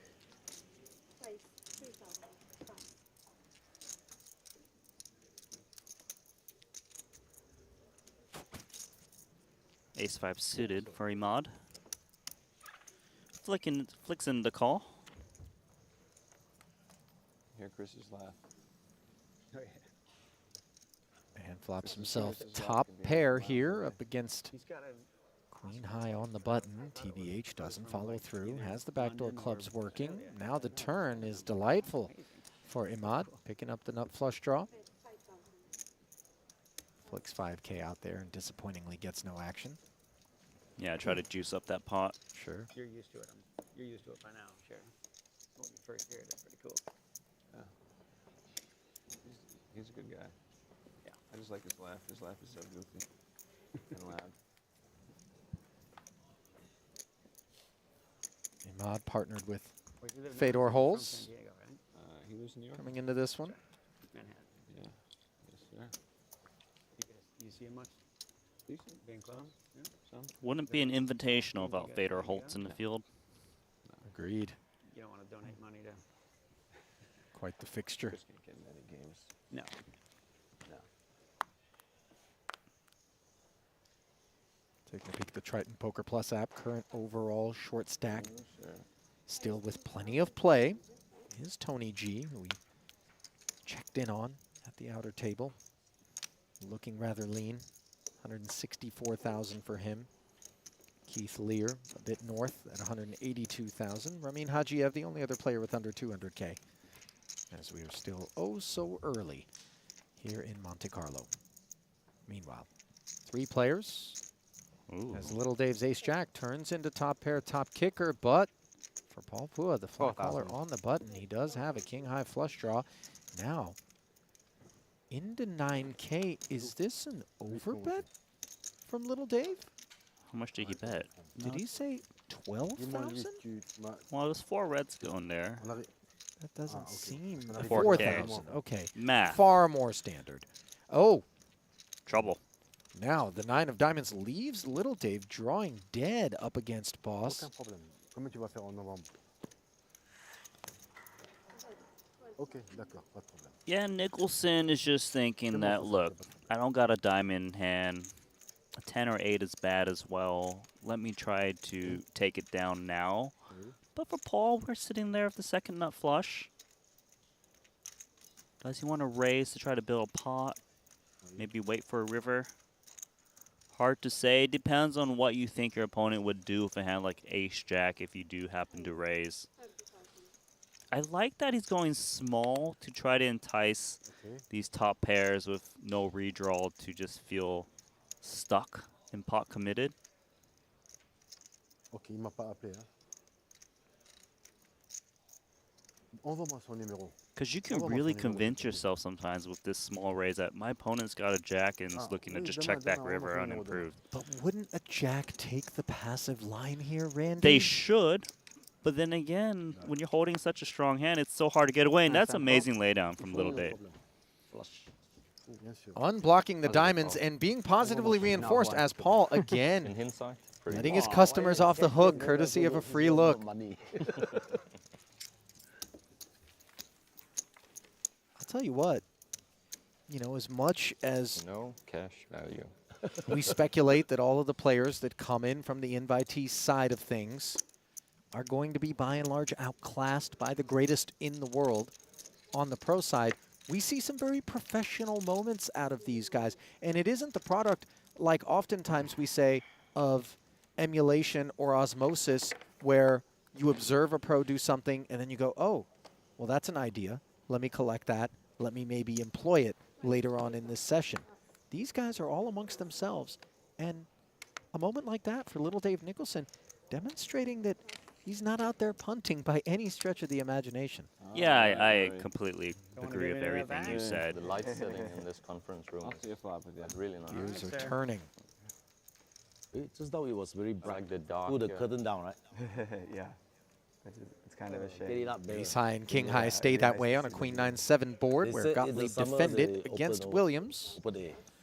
Got shot straight try, follows through and takes it. You got it. Because you don't want people to realize it's the daytime.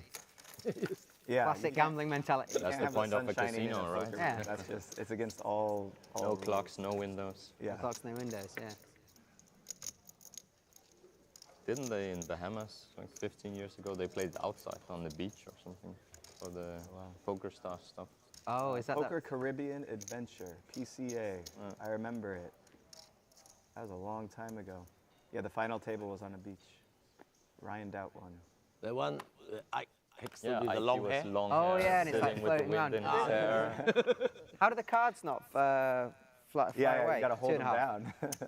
It was AI. Was that the PCA where Ike's hair was floating around years and years ago at the final table? I thought it was Aruba. It was Aruba, I'm pretty sure. It was a UB Aruba event. But in any case, it was a classic. Look it up. It's the best. It goes to show that even all of the invitees know about that hand where Isaac Haxton's got the long hair. Right. And also helped establish that poker is very much an indoor sport. As Jacks picking up ace-king. Yeah, it is a 3-bet pot. Murray did 3-bet. And now 3 jacks. A set for Nicholson. And this is a problem for this ace-king, especially if Murray's going to get stubborn and try to tell a story. 12. Which we see him doing. And Nicholson. Top set. No flush draws present. Wouldn't say the straight draw is important, given he got 3-bet out of the big.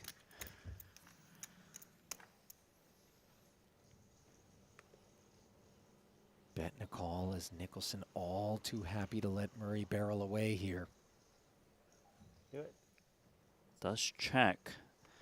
Now Nicholson needs to decide, am I up against ace-king, or is this some cautious overpair? Trying to get that value to build that pot. Because when you're playing 143K behind, if you don't bet the turn, it's near impossible to get the rest of the chips in by the river.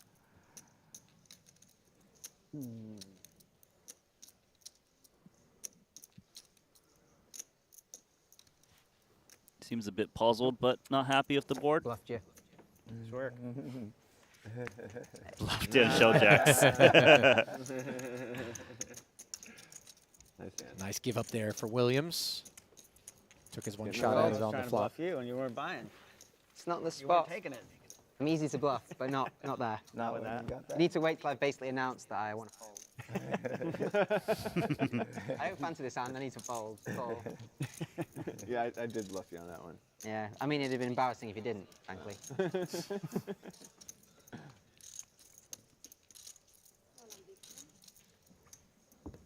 Little Dave, such a character. It's nice to see just how relaxed these guys are capable of being in spite of the stratospheric buy-ins, 200,000. A lot of camaraderie, a lot of relationships, even some business from time to time being fostered as a result of the connections made here at the Triton Super High Roller Series, both amongst the invitees and also between the invitees and the pro side, as many of the pros looking to find other investments and ways in which to put their bankroll to work beyond the felt. Yeah, and a fun little fact for you for little Dave is that he's played 3 Triton events, this being one of the 3. The other 2, 200K Invitationals only. Doesn't play the smaller stuff. He doesn't get out of bed 2 in a row. 23 minutes. for the nonsense. 23? Yeah, Did cash the first time he played in 16th for 380,000. And then they're going to move us Blind. to a non-featured table. 9 high Oh, here wow. up against But we top stay at the pair same- as all the same players. Same people. but- Imad's Jack No 10 one's busted yet. able to bet and take it.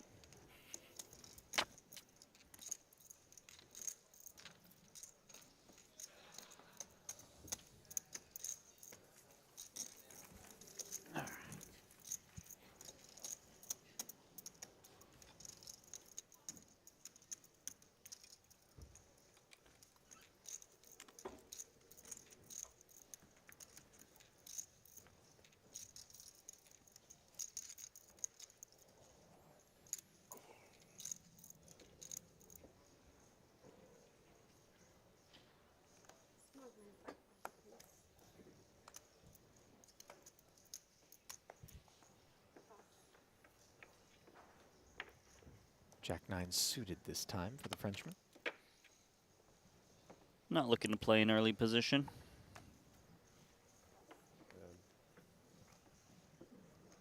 Murray's been rather active lately.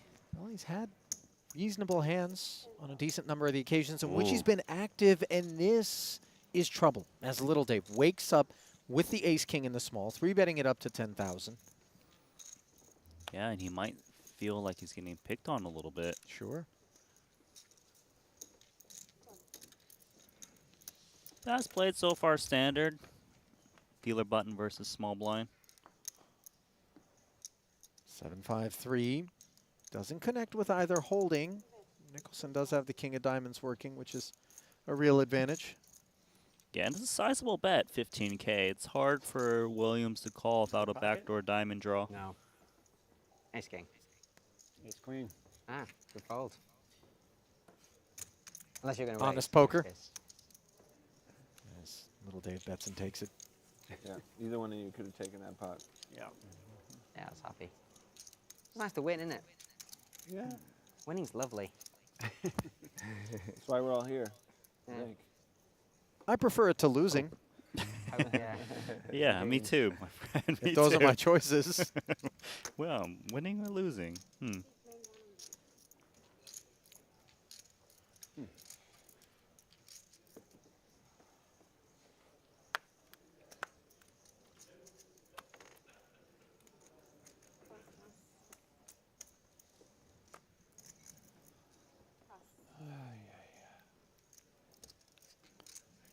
Now, Let's see if he activates King 3 of clubs in the cutoff.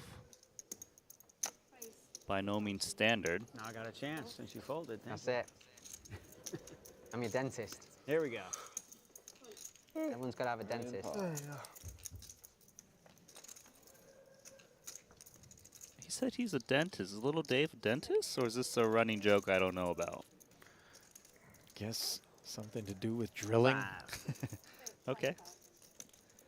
Williams, the better of the two king highs as he turns it into a pair of threes, despite being dominated pre-flop. Paul, comfortable check fold.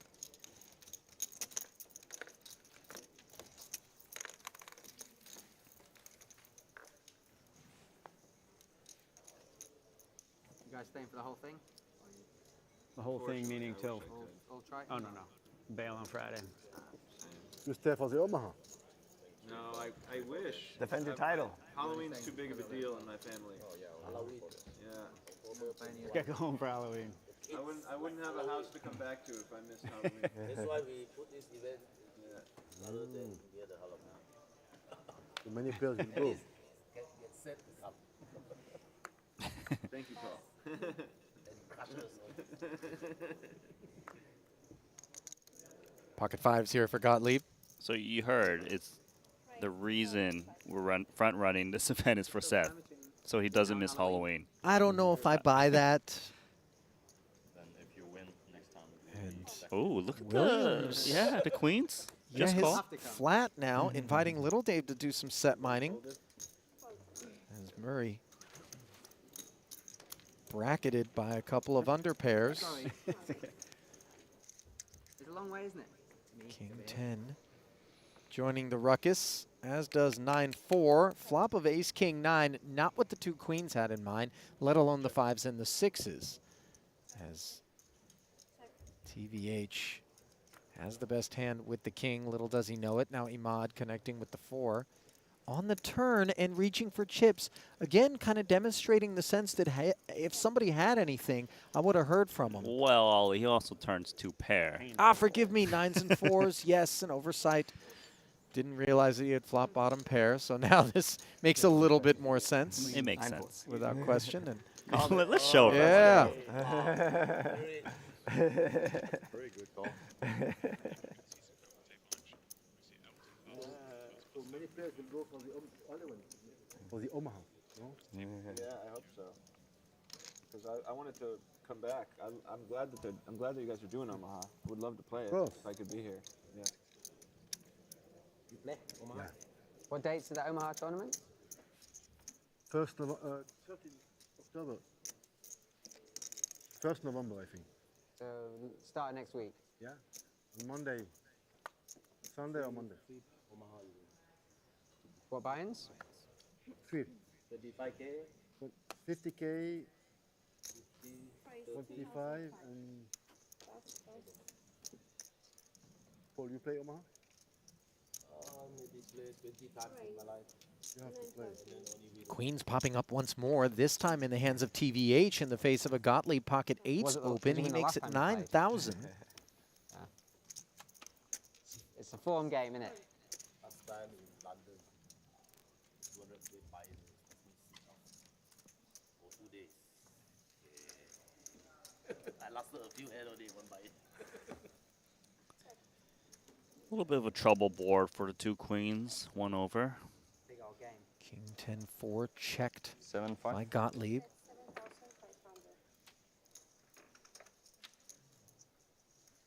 And TVH. All right. I give up.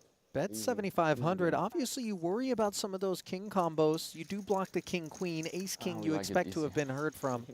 King-jack maybe doesn't call the 3-bet, so I think the main thing Easy that you lines, said that's that was fabulous. important is that you block the king queen, which is the main holding you fear, as well as the 4-bet from ace king.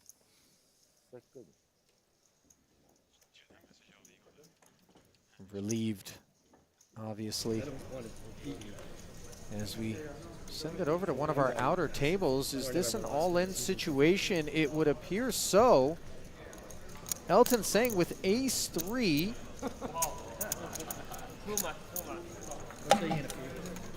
And I think he's been showered on his first bullet here by Rob Young, who opened this one to 2K. Elton flatted, as did Keith Lear on the button. The board came ace-5-3, aces up for Elton. Young bet 5,000. Elton was the only caller. Heads up to a 9 on the turn, where Rob fired again 15,000. Elton then put in the raise to 50, which Rob called. And on the river, backdoor diamonds and a deuce. And that deuce hitting Rob as he had 4-5 for the wheel. Allow masks. Jammed, and Elton called off. So another 200,000 is going to be required for continued play from Elton Sang, the first casualty here, early going of this 200K Invitational. Meanwhile, we flip it back over to the Big Pocket Pair Show. This time, Derek Haney, the recipient. Like King Charles playing a bit of poker. Paired flop. Like that too. Gottlieb took the turn for free, where he picked up the wheel gutty. Unlike Rob Young before him, he's not able to get there. Building up different images. The Jacks same face all your life. fired 1,000 and now shut down. Can you steal other people's faces then? Yeah. This deep fake. You've seen the deep fake, right? Yeah. You'll never know. Well, that's legit tech. That's out there. The internet is getting brutal in a few years. I mean, Yeah. I could have found out if you checked. I might have bet. So there's a live stream and it's running 24/7. And it's Joe Biden and Trump debating politics and just trashing each other, deepfake. Wow. And it's just making it up on the go. 24/7 for months now. It's dangerous what's happening. Madness. Maybe we can get deep fakes of ourselves in Across the booth. I was like, are Randy? they going to replace robots us are gonna with take deep over fake? anyway. We'll go Yeah, grab 50 lunch, years. Yeah, activate the already did deep in many fakes. things. 50. Oh, God. But you never know what they might say. financial market. I feel like my deep fake They're gonna build a wouldn't be robot as arm crazy and not have an off as my switch, real and the robot Yeah, arm self. will you can just sub in and out and no one will know. Yeah. Some of us My deep fake would bore me, is my guess.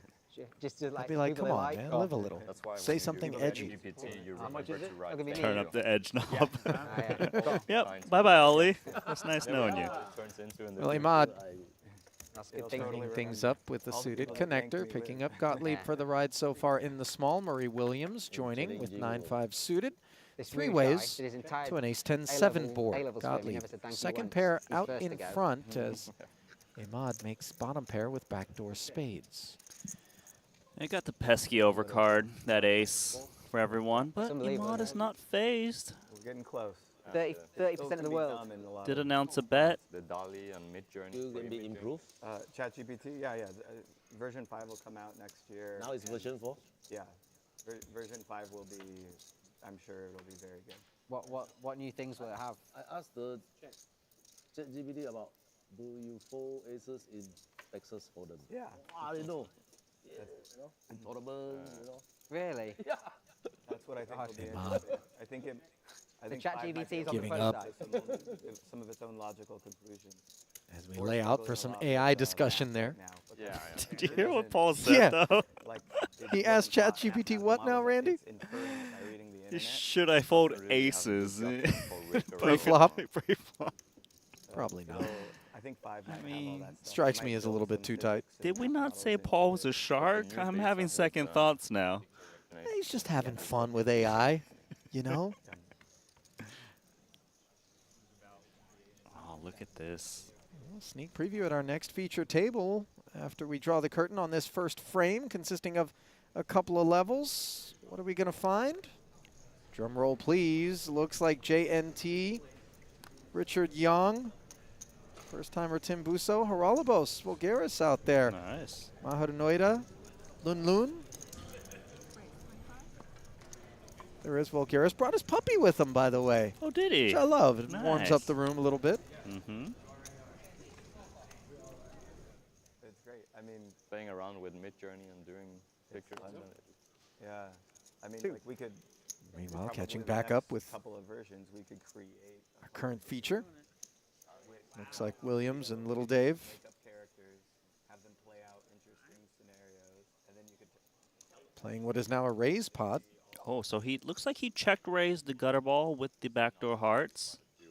Well, I think it's small blind, big blind, so this was Oh, just a straight sorry. up raise from the ace high, which didn't Oh. get there on the turn, but now hits a 7 for a winner on this river. Yeah, tough one for Murray Williams, who made the correct call on the flop. But if he can bet, he might be able to steal this one, but does give up. You got the pair. I got an ace. Wow. Nice river. It's all right. This is what it is. Can't be sorry. We are playing poker.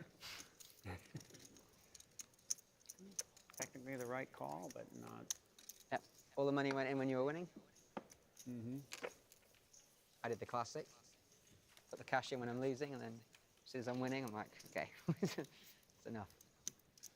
It is peculiar how that theme does play There's a out. little AI conversation going on. We're all learning something here. Maybe we don't need to fight over every part. Fight in there. Take a bluff line On and the then pro table, they're just turn a talking river ranges too and much stuff. equity to actually follow through with the bluff, so you just shut down for showdown. They just kind of grunt. Headphones, iPads. It's way more fun over here, I'm sure. It's definitely faster here. Yeah. Yeah, they're playing quick over on this table. Mm-hmm. Friendly. Just having a good time. On me? I will open for 2,500.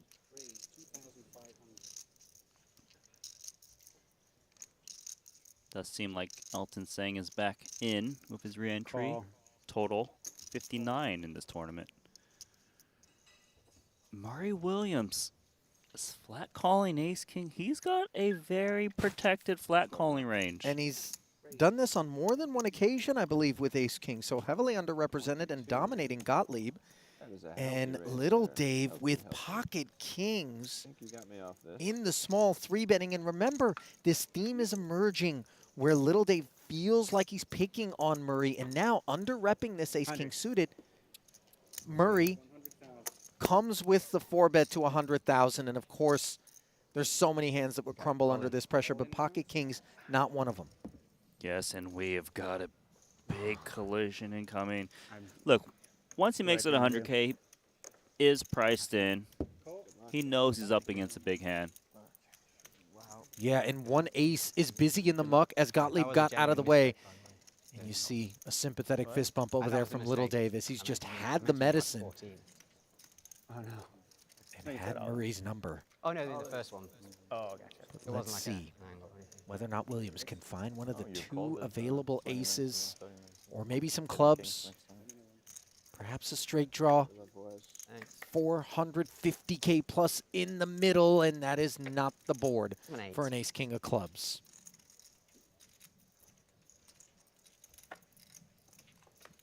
But somehow, the ace of diamonds, a devastator on the turn. Only one king of diamonds available for Little Dave to win this one.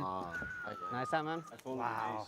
Wow. And how That about left me that? less outs. As Little Dave, covered by Murray Williams, showered suddenly. See this king. Yeah, our second elimination, and he Nice got one, the guys. chips May in well see good. me shortly. Good sportsmanship amongst these No players. shit, you're not done. I'm enough. Murray got lucky. Oh, is he? He's got chips remaining? We'll count it Apparently, down. we will count it down as we look over at Elton Sang. He's paid a visit to the re-entry desk, so in for 2 bullets now. Not the way that he scripted his start to the Invitational. No, that's the end of Little Dave. Yeah, I thought maybe, just maybe, that he had a few left over. It was open. He did 2,500. I called his 2,500. Sneaky, sneaky, sneaky. 22, misclick. TBD whether or not Little Dave will He had 2 outs. pay a visit to that same desk that Elton did. Does have 30 minutes to decide. Yeah, he said 14. Lucky, lucky, lucky. 22 was a lot. Not a single club came on the flop either. I'm like, what the heck? 200 over big blind pot. That's how you do it, man. Good hands. That one person. Like I said, luck is my only game. Yep. Triton usually treat first timers. True.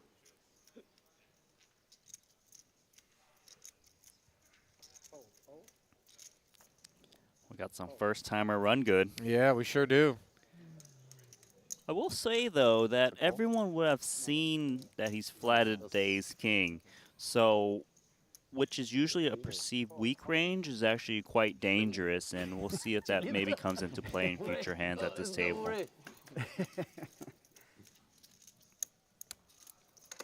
King 6-3 board here. Blind v blind. A little gutter ball.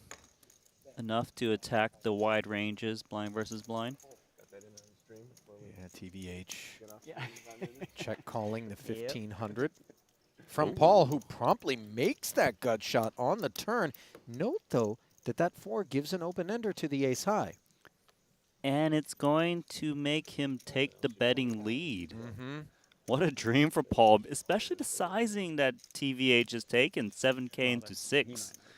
No, he's in, because yeah, kings, I forgot. Yeah. 2 flush draws present, straight draws present. King X unlikely get away. A lot of reason to put in a raise, but just what price?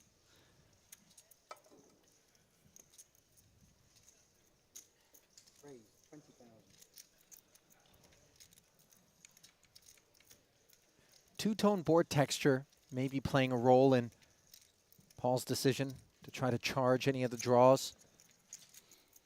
So he takes it up to 20,000.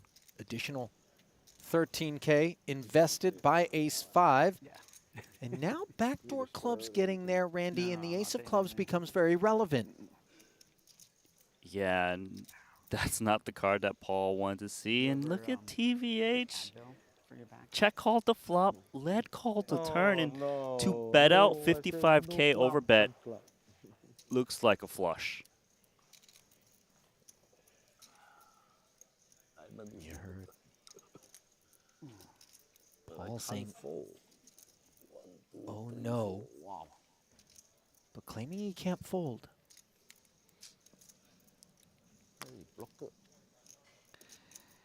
It does block a little bit of clubs. 7 of clubs in hand. Nice.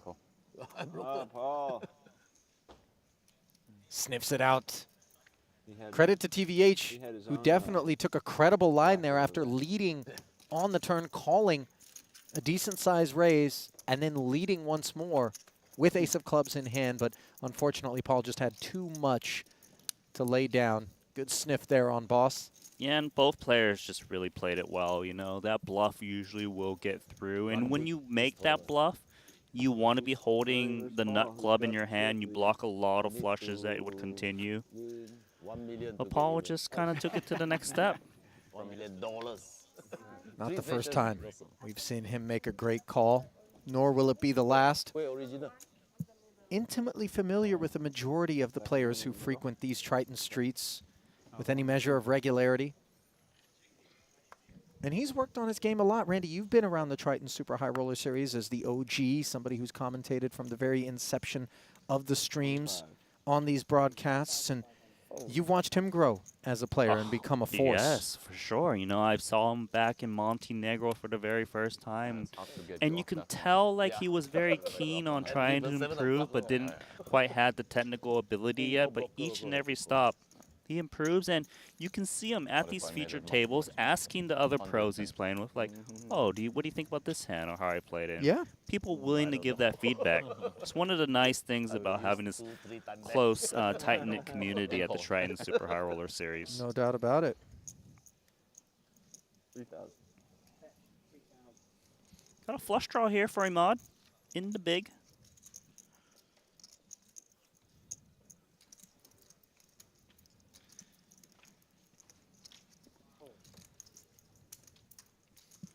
Does come in with check call. It'll be tough for Seth to win this hand. But the king is an interesting one as it does overcard the board, and if Seth can fire another barrel, which he does, he might be able to just take this one down, especially against 11K bet. It doesn't give the flush draw a good price to draw. Gottlieb has been frisky out there. Oh, he does call, and Gottlieb doesn't think he's got the best hand, I'll tell you that. No, obviously not. And when that's the case, we do see him tend to dig in. very dry river card as Imad fails to find the diamond that he sought. If he can just take the betting lead and throw something out there, he could get this done. And that's what he's going to do.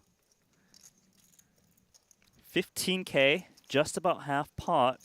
And Seth Gottlieb has just raised the lead.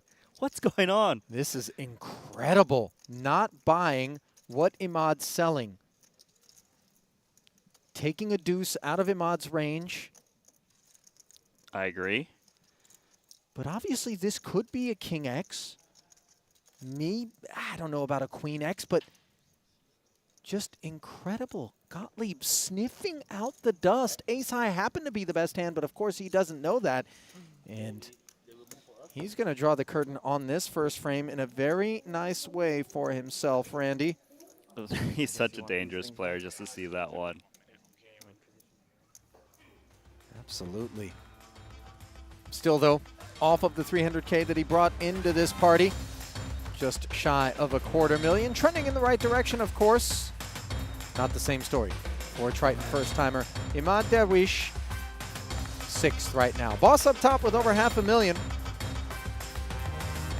As when we return, the blinds will be 1,000, 1,500 with a 1,500 big blind ante. Those chip counts brought to you by GG Poker. Welcome back to the break desk. Ali Najad joined by Randy Liu. Still getting our feet wet here in the early goings of rearranged docket in terms of the schedule. This Triton Invitational, the kickoff event here at the Triton Super High Roller Series Monaco. And for you, Randy, I think alongside myself, the theme perhaps surprise on both sides of the bracket.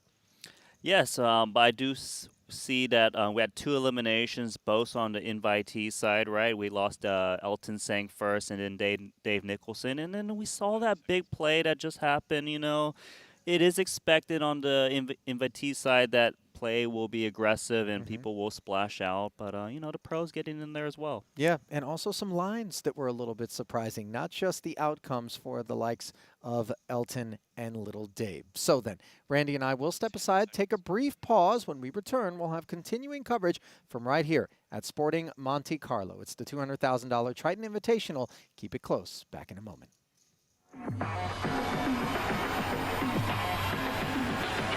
GG Poker. Why so many players? This is a crazy thing to do. GG Poker broke the Guinness World Record. Welcome to the World Series of Poker, the biggest poker site. Larger than all other GG Poker. Traffic reaches all-time high. Jump, jump, jump, jump! No way!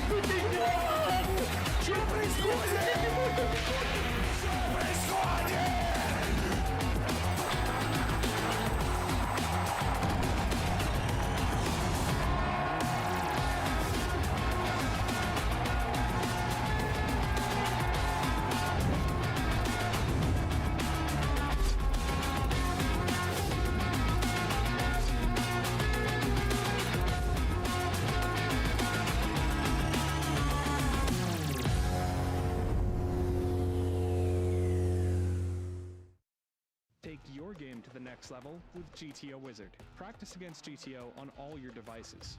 Study any situation using our revolutionary AI-powered solver. Upload your hand histories to uncover your biggest leaks. We have hundreds of hours of coaching from top pros, cutting-edge theory articles, and custom study plans to help guide your poker journey. GTO Wizard, the #1 app for poker players. Introducing the all-new BetACR.eu, the premier destination for sports enthusiasts. What sets BetACR.eu apart is our exclusive offering of live-action prediction options on the Triton series.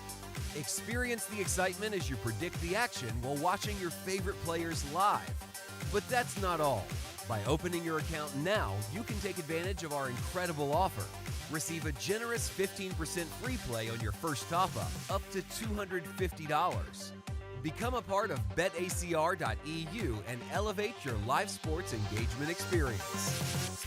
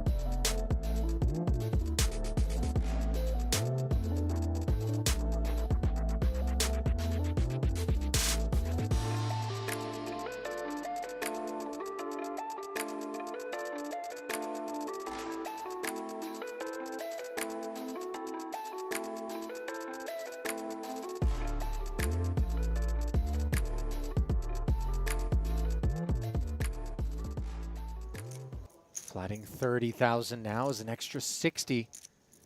Slide toward the middle of this ever-expanding pot, and that river is a safe one for Williams's ace-jack. Not quite good enough.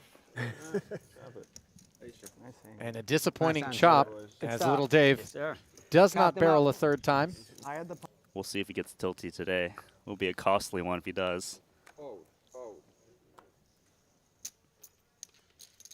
I really like watching Seth play. He's just always having a good time, willing to splash a bit with the pros and as well as the invitees. When things go his way, like he can really run away with a big stack. Nicholson's been on a little 3-bet happy, ace-queen. Understandable. This time targeting the suited connector open from Gottlieb. 22,500. And he's run Trying to take 6,000 into a time, 4-bet behind him from TVH's ace-king. All right, what did I get started here? I have to call just so you all know I'm that not. one, Paul? Easy release. I'm gonna have to call now, aren't I? Just to protect my image. 22.5. Another 14K Sorry. for Little Dave. Obviously, benefit of position as he plays an inflated one. Yeah, position's always helpful. And they are 300 big blinds deep to keep in mind. Top pair, top kicker for TVH. Just the Broadway gutty. Backdoor hearts for Little Dave. Yeah, and the backdoor hearts helps you when you want to have a little extra equity to continue. Nice thing, too, of ace-queen is sometimes you hit your straight and your opponent's just holding a queen themselves and you just win a huge pot. 16K a man to the turn, which is an ace, and that's problematic for Little Dave, Randy. Yeah, and it appears to be a good card for you. You know, you make top pair, queen kicker. But it's just reverse implied odds at this point. 48. Bet of 48,000. And the 48K bet is not that large where it's very hard for Nicholson to get away.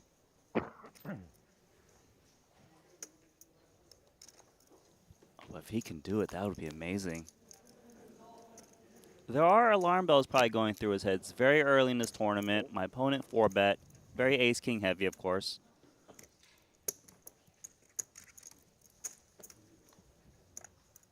So another 96 into the middle, courtesy of the call. And now a queen on the end, which improves Little Dave.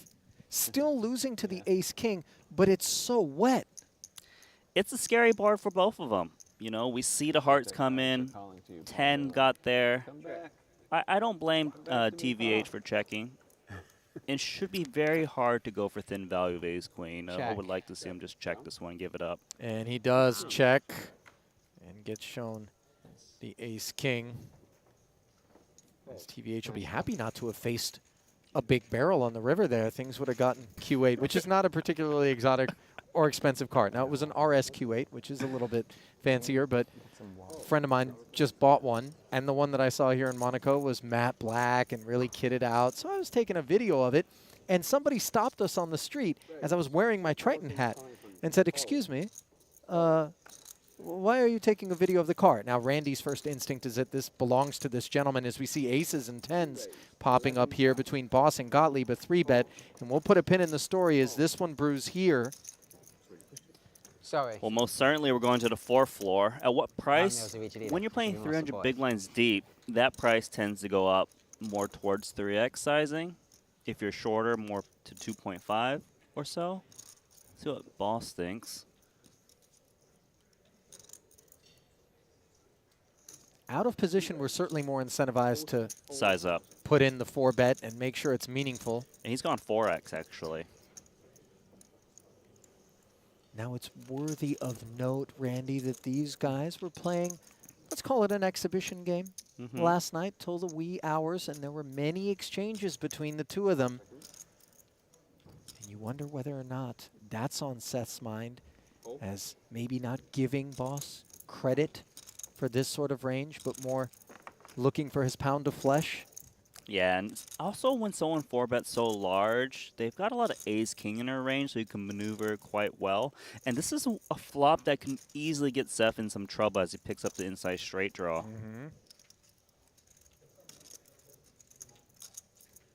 course, the main hand that Paul would be fearing is pocket jacks on this flop.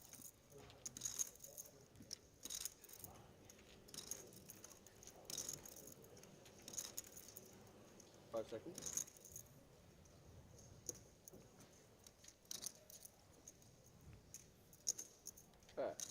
36,000. Sizing's on point here. Seth's got the position. And from his point of view, he's got the backdoor clubs, although it is smothered in this situation. Beats all the ace-kings. 36K a man, adding another 72 into the middle, bringing the pot to roughly 163 as the gut shot, straight draw, and backdoor clubs do not come to fruition. Aces still looking good. Yeah, and this card really doesn't change anything because we're playing a 4-bet pot. If it was a regular raised pot, you know, then we throw in these 7-6, you know, 5-4 gut shots I might call.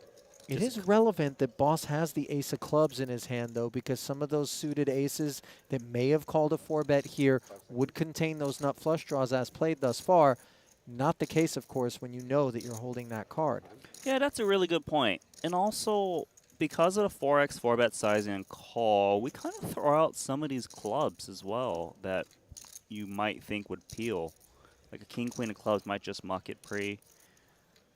So now we might be thinking we're up against like queens, 10s, jacks, this type of range. Of course, there's a lot of history, as you mentioned earlier. You can see Paul's just not phased with this run out so far. 75K, though, sub half pot the sizing. If I'm Seth, I would be worried about aces and kings quite a bit. I would think ace-king would shut down on the turn. Show the bluff, good for TV. Gottlieb does get away Saw the ace of clubs. from his tens. He gets shown the ace of clubs.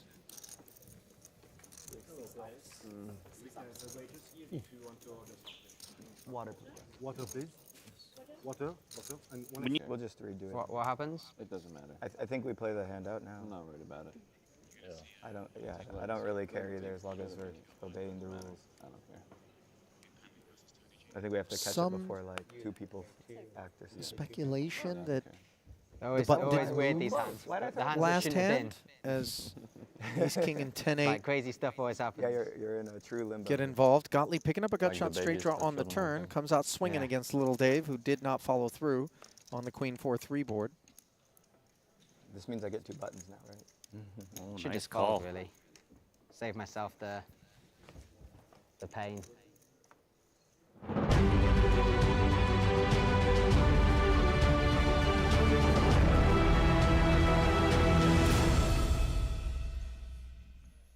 Welcome back to Sporting Monte-Carlo, where the Triton Super High Roller Series Monaco is underway. First visit here to the Principality. Ali Najad alongside Randy Liu. A couple of levels in the books, which means we are swapping out our two feature tables. Before we get a look at them, though, I did embark on a story earlier, Randy, that I never finished. Not that anybody's waiting for the payoff here, but I do feel compelled to bring it up because it was such a sense of people actually know the Triton brand now. I was wearing my hat. We were walking through Monaco. I was videoing that Audi Q8, and a gentleman stops me and says, "Excuse me, sir." Randy immediately thinks that he's upset because we're videotaping what might have been his car.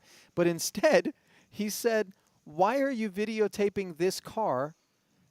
You're with Triton. This car's not even one buy-in at a Triton." So he understood intimately what the Triton Super High Roller Series is all about and was befuddled for me to be car spotting, let alone videoing a car that didn't meet what he felt like would be the minimums there. Okay, let us meet then the two new tables that we have on our hands. We did find Paul Pua at the first of the feature tables. Now we find his co-founder here on the Triton Super High Roller Series, Richard Young, on the invitee side of things at one of our two new featured tables. Alexander Shelukin, Tim Busso, the Triton first-timer, Bob Voulgaris, Mahar Noida, Lun Lun, and JNT. This one has the makes of one that could be exciting. 100%. You throw in JNT, you know, like it's really unpredictable and a lot of splashing to come. No doubt about it. And just a quick peek then at the pros side, where we do find the Dominator back after a little absence. Yeah, it was absent from the last stop, but this is what we call the table of death. You see Jason Kuhn, you see Chidwick, Haxton, Garignani, Petrangelo, and Ponakovs. I would not want to be here. No, I don't even think those guys want to be there. Not that they aren't capable, obviously, of playing against the best around. Current overall chip leader is Rob Young, 533,000. Andrew Pantling and Paul Pua rounding out the 3 players in the field with over $500,000. Blinds, 1K, 1,500 with a 1,500 big blind ante, as you see the full breakdown there at the blue and the red tables. Those chip counts brought to you by GG Poker, as we are just moments away from getting the 3rd level of 10 that are scheduled to be played here today out of the way.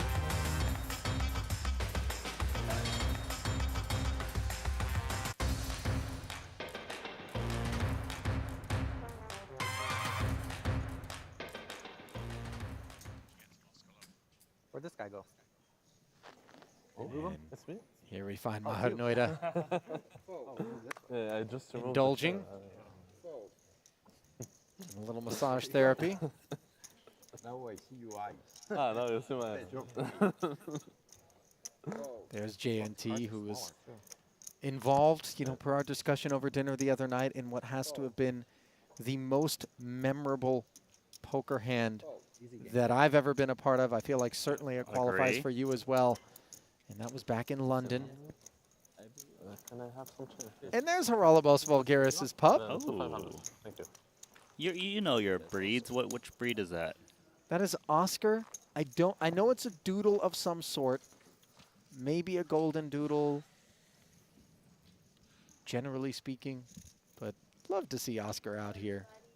Well behaved, no barking, hypoallergenic. Okay. Oh, he barks when he loses a paw. Yeah. Now, if Oscar looks up at you with those puppy eyes, like, I've got to go outside, and you're in the table, and you don't want to miss a hand. I left my books in the drink. Do you just tell Oscar to hold it, Randy? Or do you take him outside? I would tell him to hold it. Wow. You know. And this is why you don't have a dog back home, right? This is why I don't have a dog.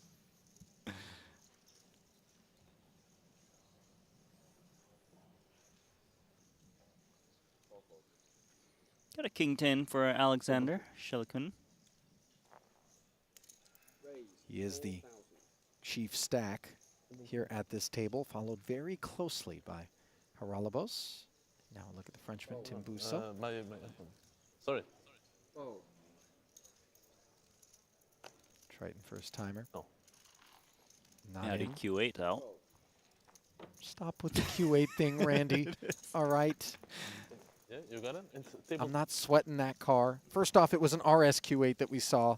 I know that means nothing to you. Is it a big difference? Yes. Like how much more are we talking? Like 40, 50K. Okay. And like, you know, far sporty. A turbo buying upgrade. I mean, they're all turbos, Randy, but you know, this is just a faster twin turbo tune or something. I don't know. I'm going to mention again tomorrow. I'm just reminding you now. This is Alexander Shelukin's 3rd ever Triton event that he's played. Okay. Really ratcheting up in Cyprus in May. Played a 25K and a 30K, cashed in the ladder, 9th for 54,000. And now all of a sudden stepping all the way up to a 200K buy. And he figures, all right, I got it all figured out. Let's go. Yeah, just got his feet wet.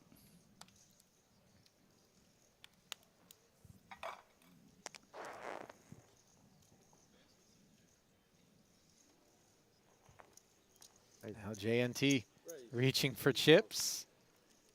Up front with the ace-7 suited. Min raise open. Shelukin untempted by an ace. Same story for Noida. One loon out of there as well. So a little orbit's worth of tokens collected by JNT. Quinoa salad, sure.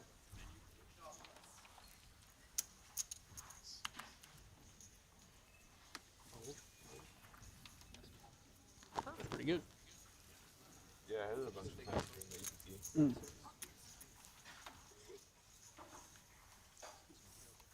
Brazil's Pedro Gargnani. 4,000. Now, Raise as we 4,000. flip over to the pro side. Opens to 4,000.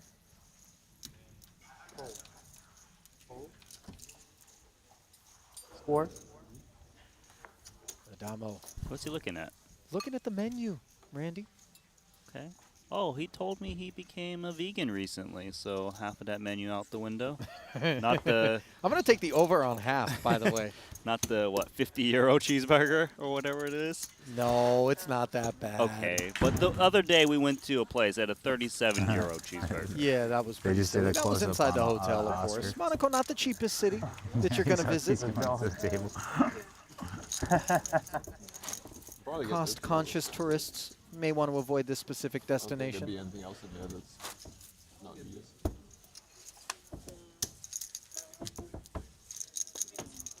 Those are my pups.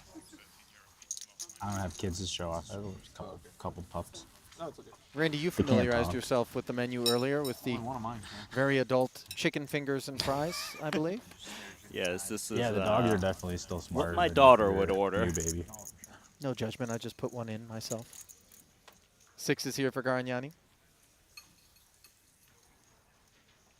4,000. He probably doesn't chase cars and try to run in front of them, though. That's a good thing.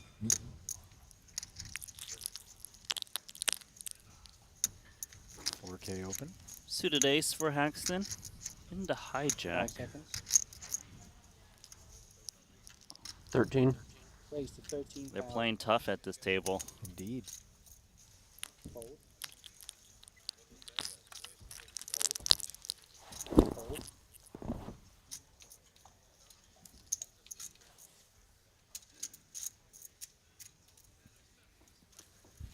He is going to have to play this one out of position if he wants to call here pre. Well, who busted Mariano? 5 seconds. Call. Roughly 135 big blinds deep to start things off. 100% on amateur, yeah. I'm going to try to set mine. Extra 9,000 invested. Queen Jack 6, bottom set for Gargnani. Unfortunately, really not much to speak of for Haxton as Pedro understandably checks it over. Wet texture. Yeah, and Haxton really doesn't have anything. He might still fire one and give up. Wouldn't fault him if he checks as well. That's going on now. 5 seconds. 9. For him to bet now means that he feels that all of the pocket pairs, 10s through 7s, would fold for this one bet. Also some ace-X suited that completely whiffed.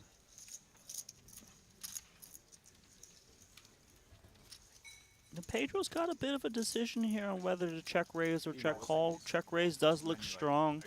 Then again, he could get value from a lot of hands. And notice that he wants to keep his range kind of weak, so his opponent might multi-barrel against him. Oh, they've got the Asian menu. So another 18 slides into 30, third spade on the turn. Gargnani again checking over to Haxton. As board composition really not lending itself kindly to this ace-9 of hearts. Yeah, no spade in hand.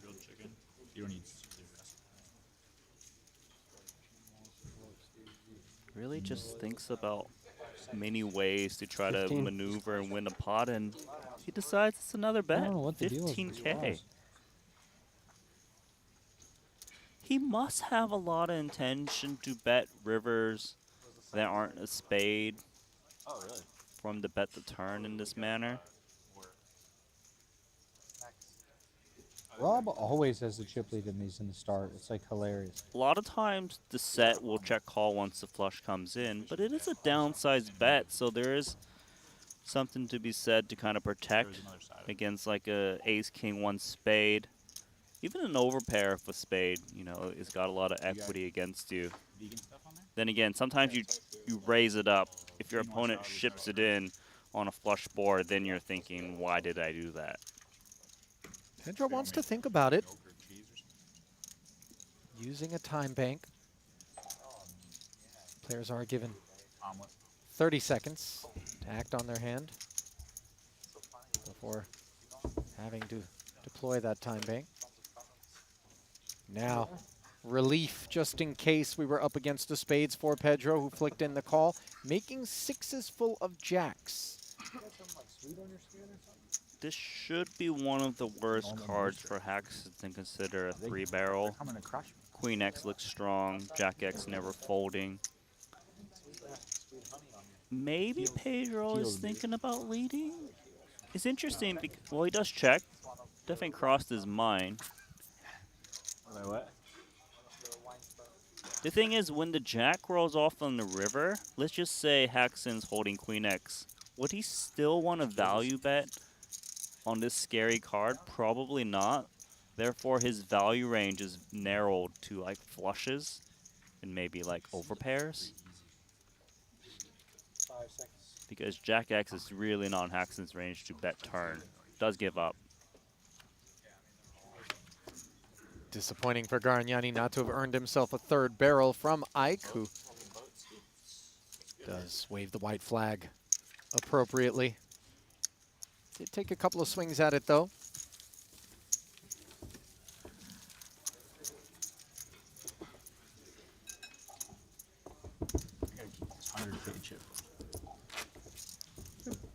Garignani, by the way, Randy, part of that Brazilian contingent, which is a country where poker is fast developing.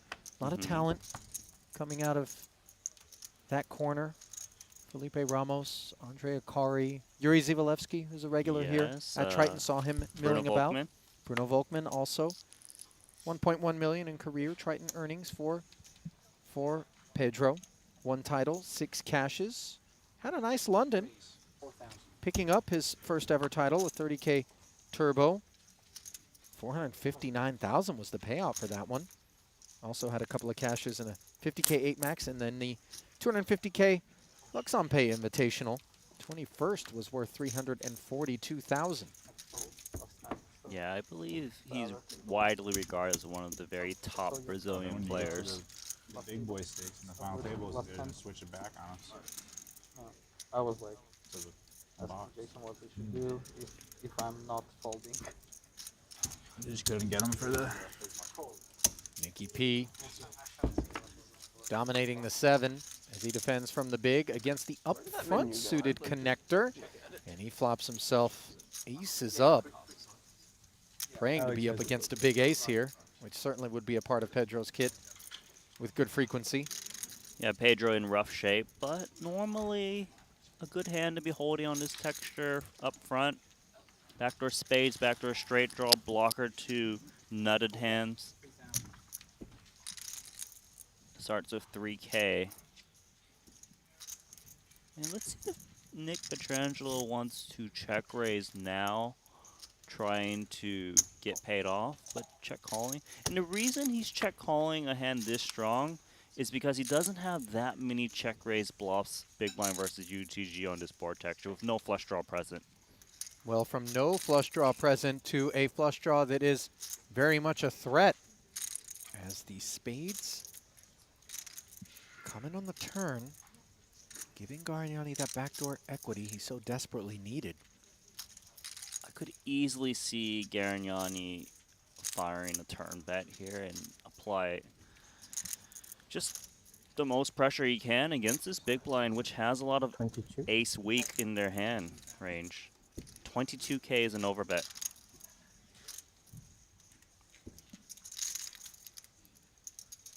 I wouldn't think that Petrangelo would raise at this point. Yes, his hand's very good, but there is a stronger 2 pair that exists now, ace 10.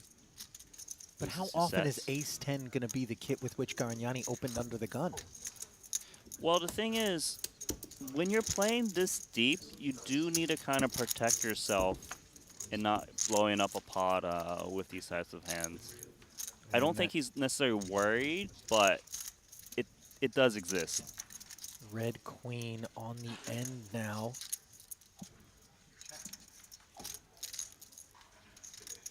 Another overcard to the 7. This one rates to be involved more so in Gargnani's range than the 10. Correct. Although I'm not sure how often the ace-queen brings the overbet on the turn, Randy.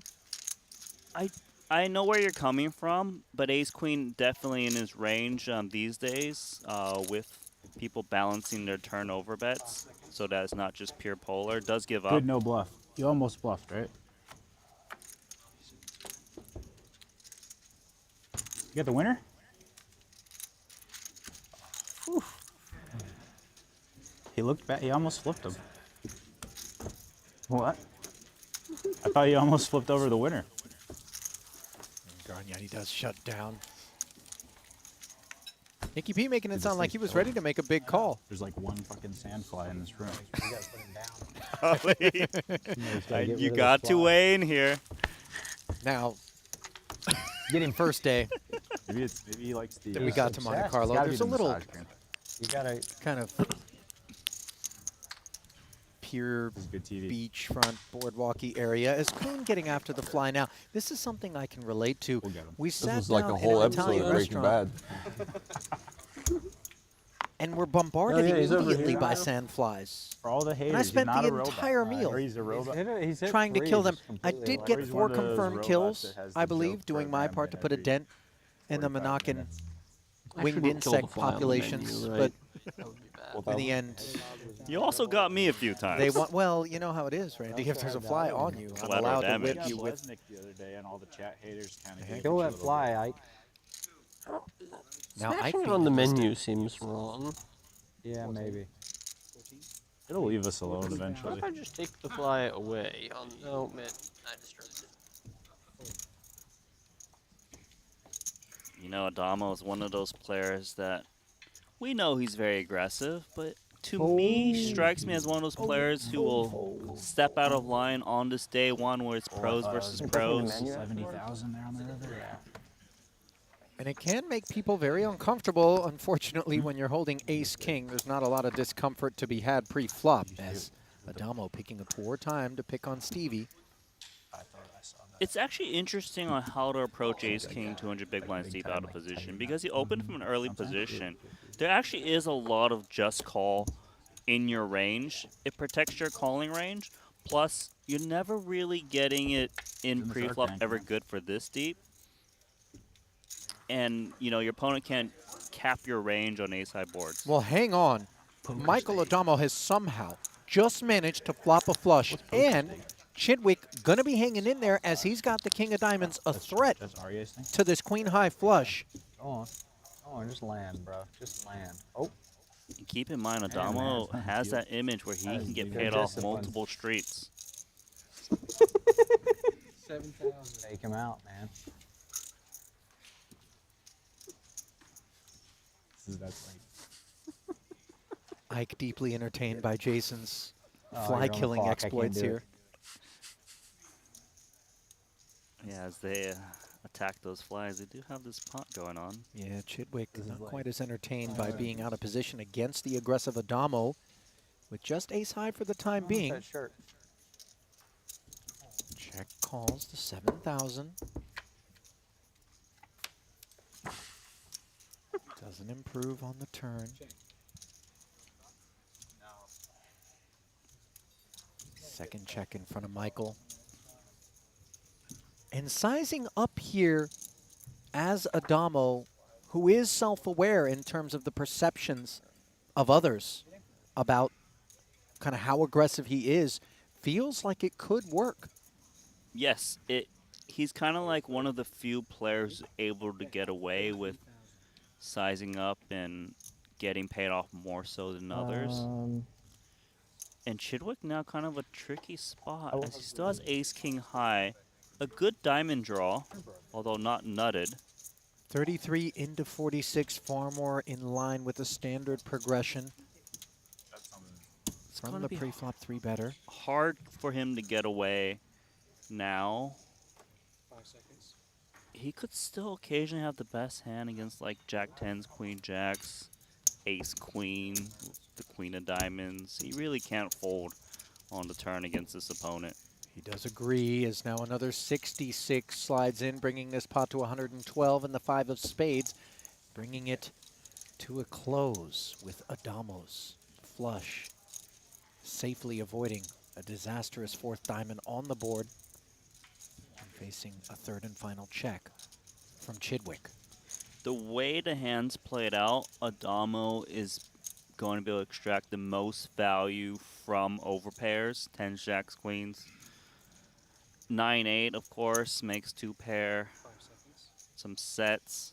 He wouldn't think that Ace High would call a 3rd barrel, I imagine. Most certainly to flop and turn, if it was coupled with a diamond. This is a man who might even just say, let me get it all.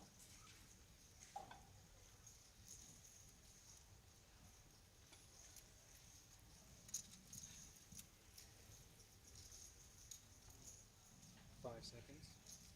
We await his directions. Going to use a time bank. On one hand, he could fire something so milky that Chidwick would have to call with a huge chunk of his range. On the other, he could fire so big that Chidwick might be tempted to call light, given the polarization. Exactly, and that's what he's trying to deduce, is how often his opponent's got a hand that can call big bet. You know, is it ever like 2 pair? 65. 65. So the smaller bet here, just north of half, is designed to get all these 1 pair hands to pay off. He must feel that Chidwick wouldn't be calling an overbet at this point.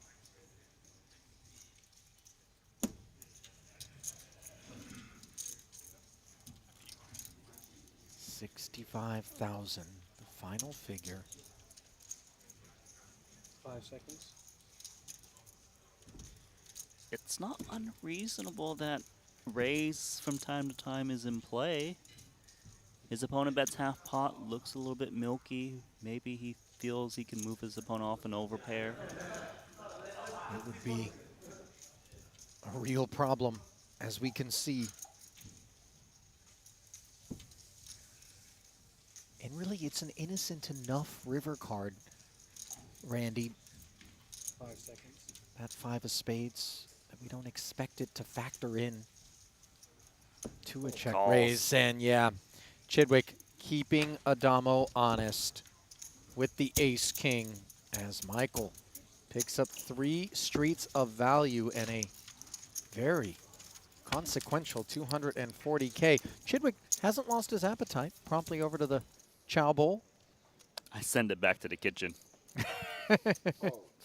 Grab that fly, throw it in there, and be like, guys, I want a refund. Meanwhile, catching up with one in progress over at the invitee table, where Tim Busso, the Triton first-timer, ace-deuce suited, opens. Mind changing this, please, sir? Do you want to put your 4,500 as well? Thank you very much.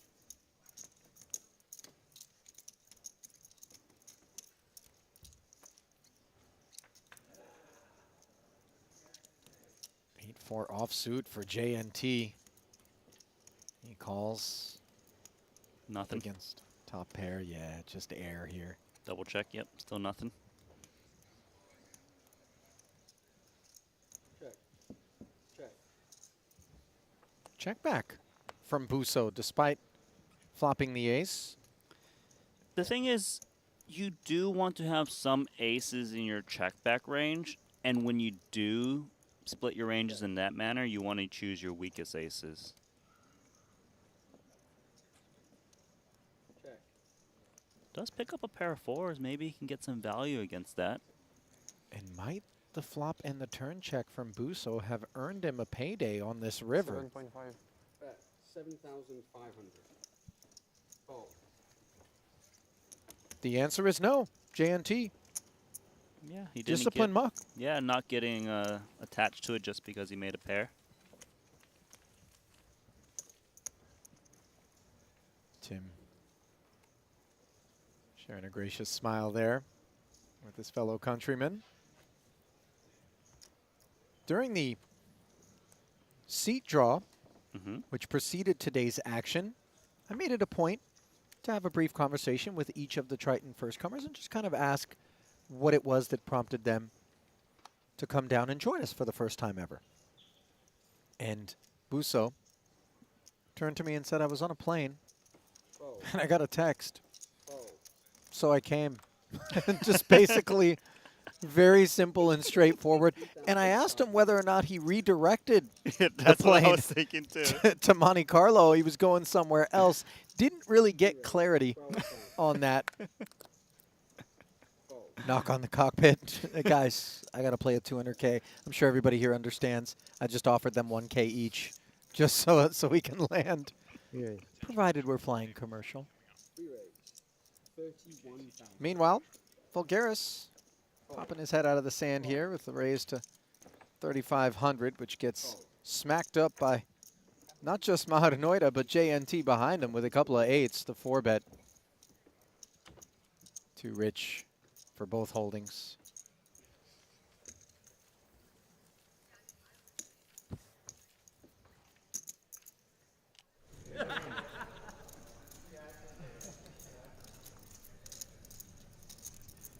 Flipping it over to KCG and company. Looks like Kent Stahl. A razor up front. Kick this one off. Efforting details that brought us to this point. Time bank being utilized by KCG. Yes, feels like he's in a tough spot on the river. Yeah, Stahl not in the pot here, so unclear. Looks like Putra's got chips in front of him. Yeah. Ferdinand barreling. Board looks like it reads ace 10 3 9 9. Nice pick off. And is it 2 queens? I see paint. For KCG, I believe Ferdinand said jacks. It sounded like that. Is that what it sounded like to you too? But, you know, KCG doing KCG things, collecting chips. Yeah. Thank you very much.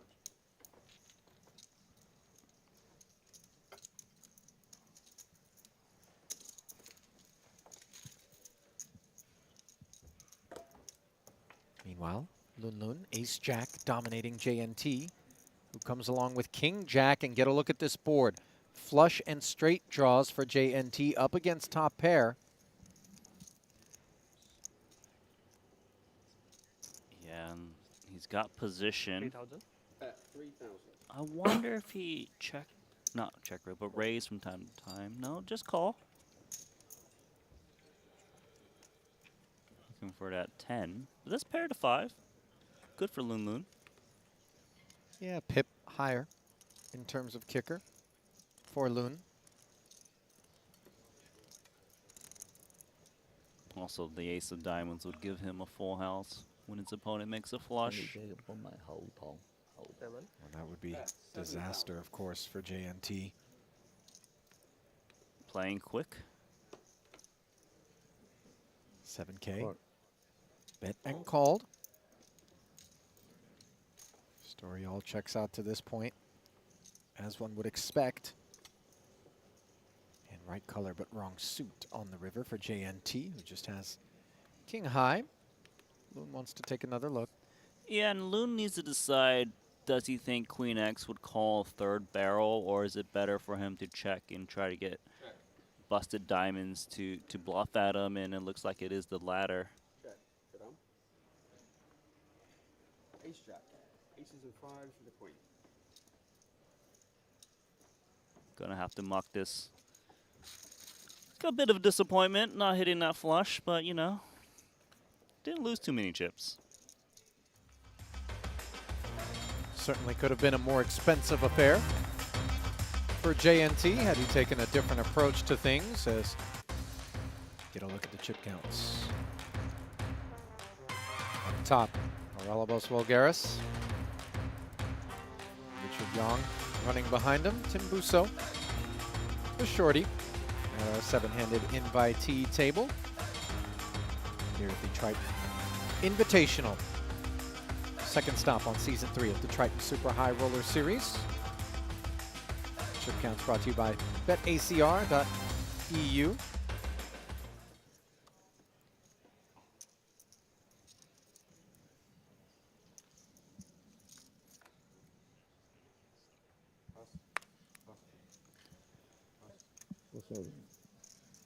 What's 4,000 for J&T.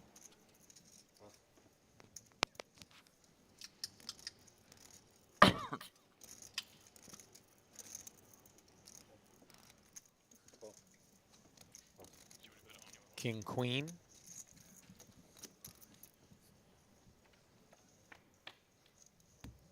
Going up against Shelukin, Ace 9-7.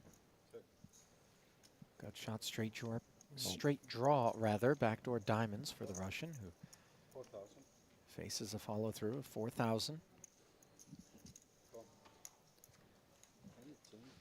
Okay. Makes the call. JNT telling a story here. Oh, and the 8 comes in right away. No waiting for Shelukin. JNT a quick check back, disappointingly for Alexander, but there could be a payoff in his future as the King of Diamonds does give JNT second pair with a queen kicker.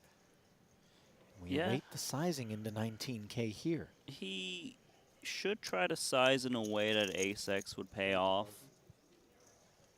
Does go full pot. It's a bit scary for J&D. Does block the diamonds and makes the call. Max value. Straight, no, yeah, straight.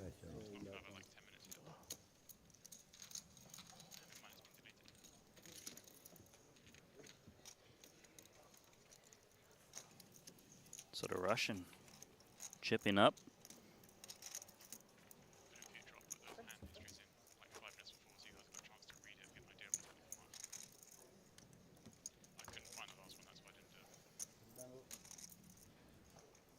Tough spot there for JNT, who couldn't resist the temptation. And apparently that sandfly can't resist him, as it's made its way over here to the invitee side.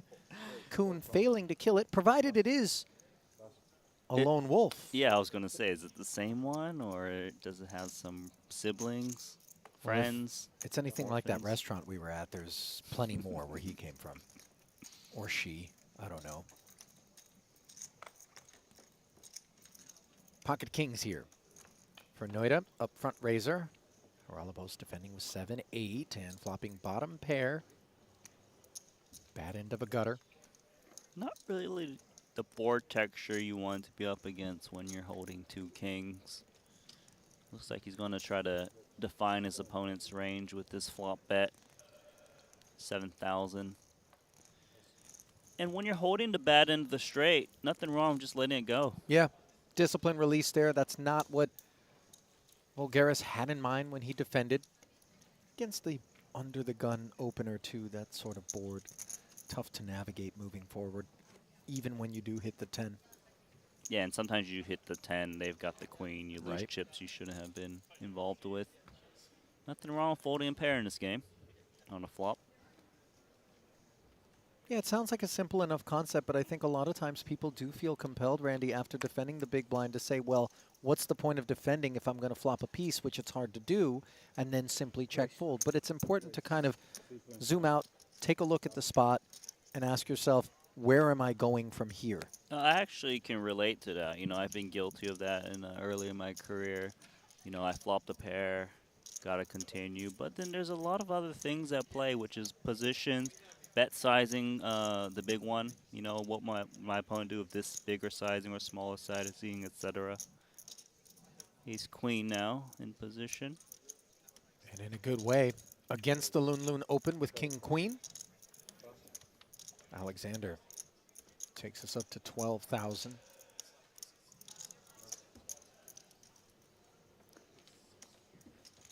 I mean, being offsuit, out of position, you just gotta lay these down. Discipline is a very important part of No Limit Hold'em.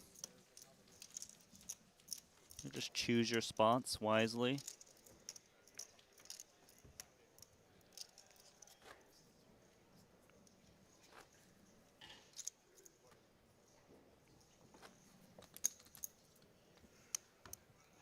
Loon's also one of those players who's really come a long way since the first time that he joined us at a Triton Festival. Randy, as you've observed alongside myself. Yeah, he's hails from Malaysia, you know, and they just have this tight-knit group where they're, you know, willing to share a lot of strategy amongst the invitees as well as the pros, you know. Friends with like Michael Soiza and, you know, Webster Lim. Kiat Lee also. Yeah, Kiat Lee. And part of the crew. You just gotta expect them to be good.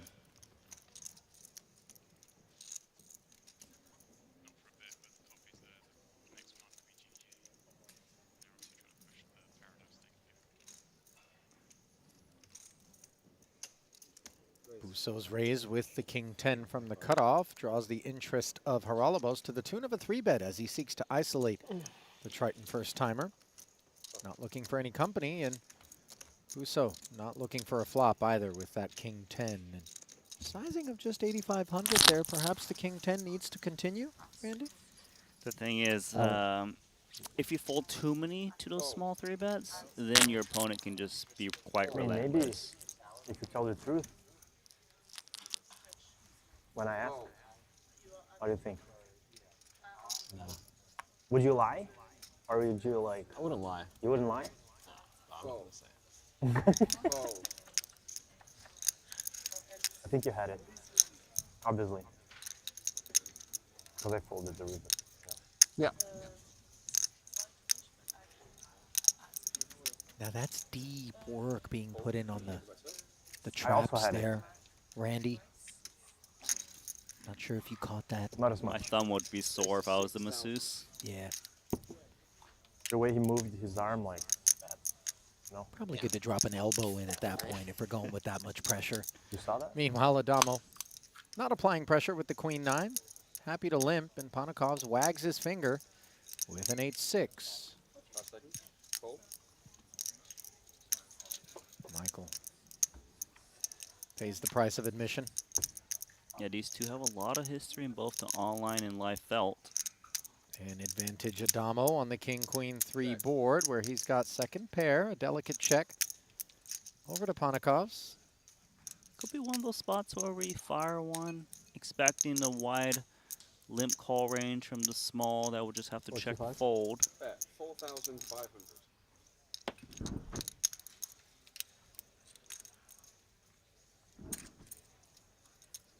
Got mid pair. Standard play is to check call, see what develops.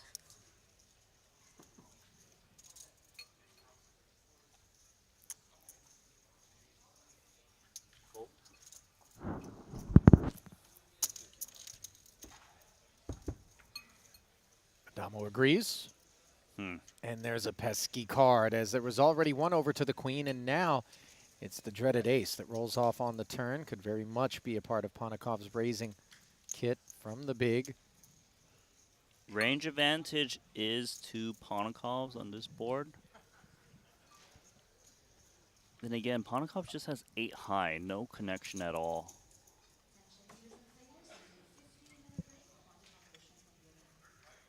It kind of depends on how much naked ace X would check call to flop for Adamo and whether to multi-barrel this. Bet 19,000. This is nasty. 19K bet, Adamo with third pair, no kicker. Not much prospects too for river cards.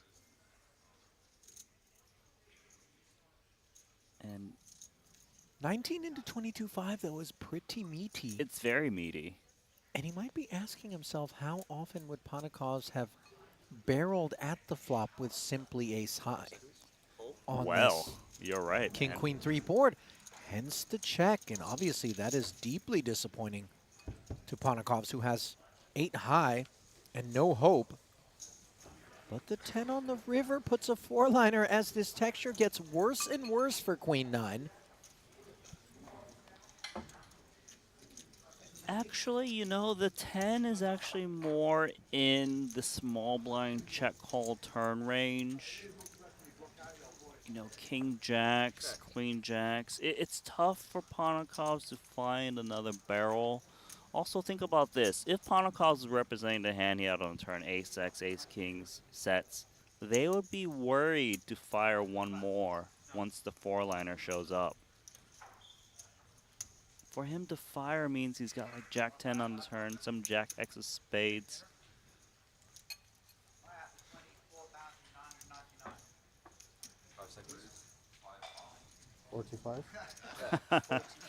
Wow, Ollie. We're not playing straightforward poker here. Not at all. And these are the kind of streets that the presence of Michael Adamo tends to guide us toward, whether we like it or not.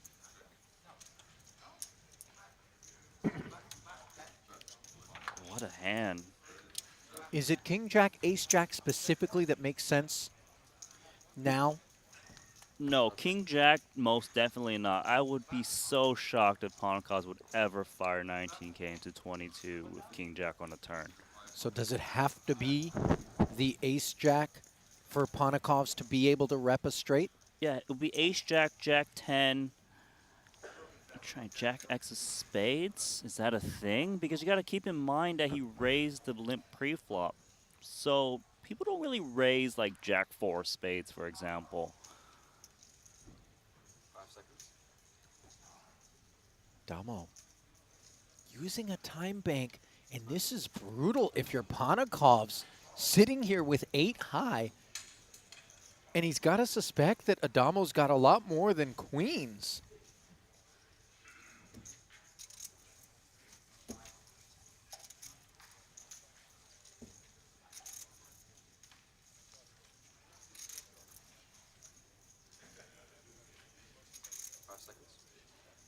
Oh my goodness. I thought he was reaching for chips. It's another time bank. If he makes this call, it is going to raise eyebrows at this table. Yeah, that would make a big statement. I find it incredible that he's able to realize the situation and not fold yet.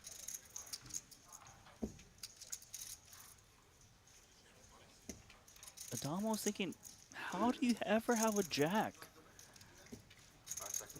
And if he doesn't have a jack, he should not be betting this river, right? Michael Adamo. Show him. Picks off Ponikovs, and that isn't going to go down smoothly for the Latvian as Aussie Michael Adamo showing us in part why this is the table of death. Wow, I'm just stunned. That is an amazing call, Adamo. Thank you. He saw Ponikovs there just shaking his head, rolling his eyes. What's a guy got to do to win a pot around here? Because Ponikovs is thinking, okay, that hand should be folding the turn, especially the river. What did I do wrong? Sometimes you just got to tap the table and say, well played. You're absolutely right about that.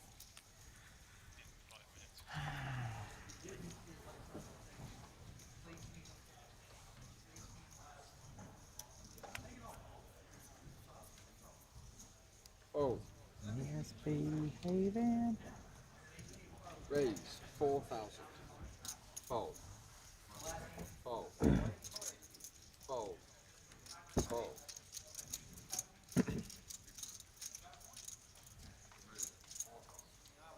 Pedro opens up the ace-jack of diamonds. +1. Jason Kuhn going to close the action here in the big 10-9 off. Heads Right up. price. 10-5 in the middle. Hello. 10-9-6, top 2 pair. Check. For Kuhn. Did you say Jacoon? Just Kuhn. Okay. was going to say. I'm not joining that bandwagon. No, Trying I'm to not. rename him Jakun. I agree. Pedro just 2 overs. Board texture favoring the big blind.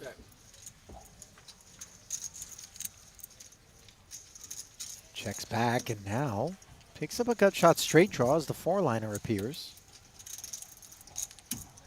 It's annoying for Kuhn just because it's hard for him to get a lot of value when the 4-liner does show up. Then again, there's not that many 8Xs in his opponent's range to raise pre-flop and +1, check back the flop. 8-7 always bet the flop. Most likely, if he is behind, it's up against 9-8 or pocket 8s, exactly. Pedro does have a draw to a straight that would be higher than the board if it does roll off. Does beat some high card straight draw hands, Queen Jack, King Queen. 5 seconds. Call. It looks light, but it does actually make a lot of sense for him to continue with Ace Jack. And gets there on the river with the 8 of diamonds, giving him that jack high straight and downing these 10s and 9s. Kuhn playing the board. Yeah, this is bad actually. Yeah, and you see Jason checking it over. This is going to be a very comfortable river barrel for Pedro. Once Jason checks the river, he rarely has Jack X, because if he was holding a Jack, he would fear that his opponent would check back the river and try and chop it up. So he might call more often once he checks the river rather than bet fold.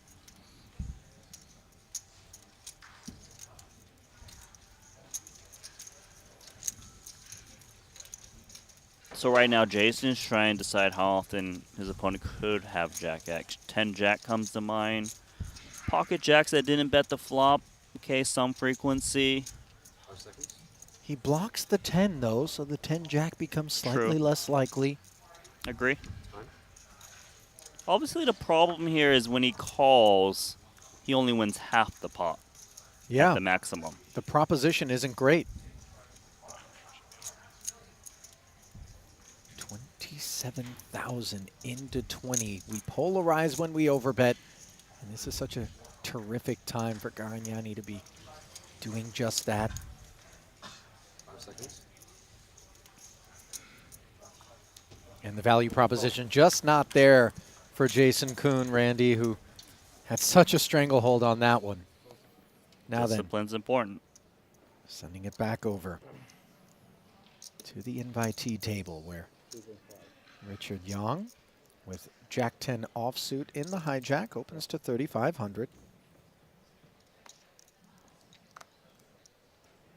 Ace 5 for Haralabos. Lays it down and another Jack 10 surfacing in the big for Noida. Defends and looks up at a 9-high paired flop along with Richard. Checked over to Young. Quick check back. Now both players turning a gut shot. Advantage Young here if he wants to fire. Doesn't. So I wonder if that opens the door for Maher to potentially attack what is usually an ace high. Certainly seems to have done just that as Noida barrels 12,000. The overbet enough to get through.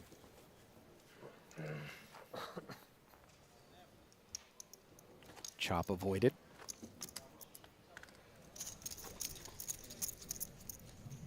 Now what do we have going on out at one of our outer tables? Looks like Sam Grafton is involved. I'm told he was a pre-flop raiser to 4,000. Seidel 3-bet him to 16,000. Grafton made the call. Looked up at a Jack 4-3 rainbow flop. Seidel out of position. Followed through for 12,000. Grafton made the call. 9 on the turn. And we wait Seidel's decision. Yeah, it looks like we got a full run out. Oh, yeah, so 40K on the turn. Called. Yeah. Seidel does drop in 3 whites and a blue, which is 80K. Things getting a bit more serious. So no flushes got there on this Jack 4399 board texture. For Grafton to call flop and turn, probably has a lot of Jack X, occasionally a pocket queens I could see. How many did I use?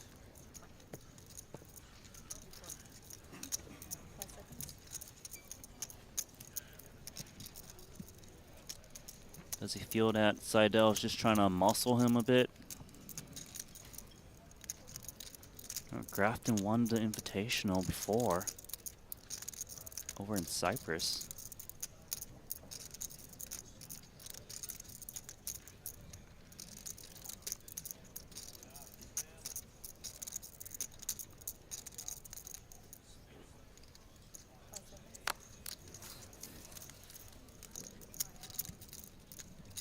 Really in the tank here.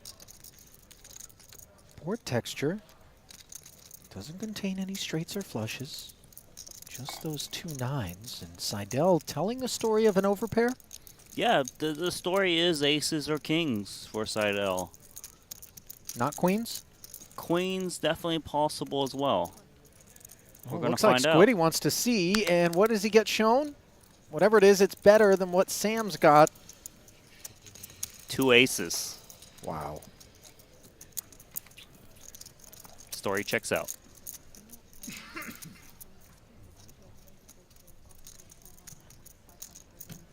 You think Grafton had the jack there? What I do know is that he's got not very many chips remaining. Yeah, that was quite the impact.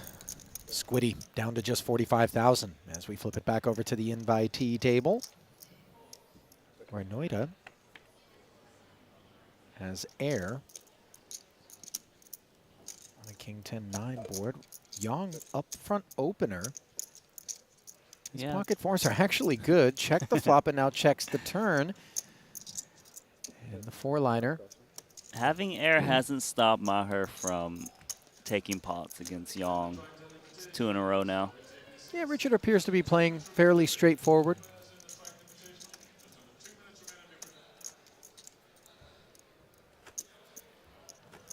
Richard Young does have above starting stack.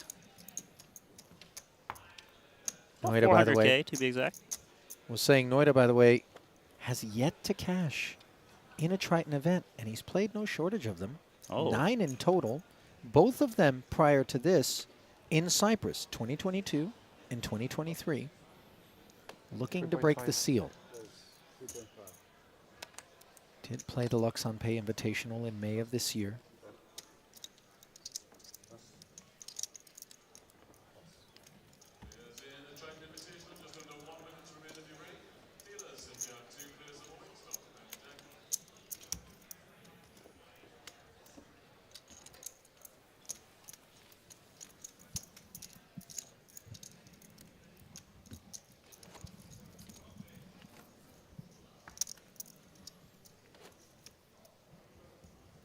I know those glasses. Randy, you know those glasses? Where? Cartier. Cartier? It's the little C's on the side. Might not be able to tell from here. I like them. They're cool. He looks good. Ace-10 suited here for Vulgaris.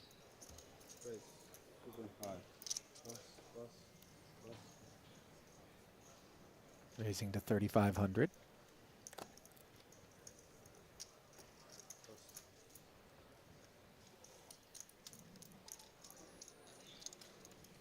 Got a king 7 off in the big.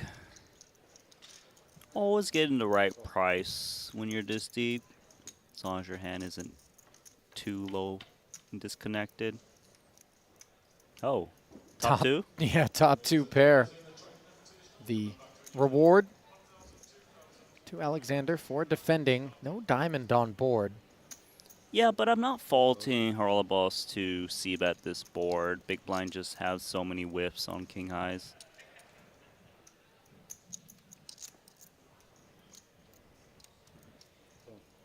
I do like this slow play. When no flush draws are present, it's really hard to represent check raise bluffs. Now Bulgaris draws dead as Shalukhin slips him some more rope. Relevos took his one shot at it. It would appear as he checks back.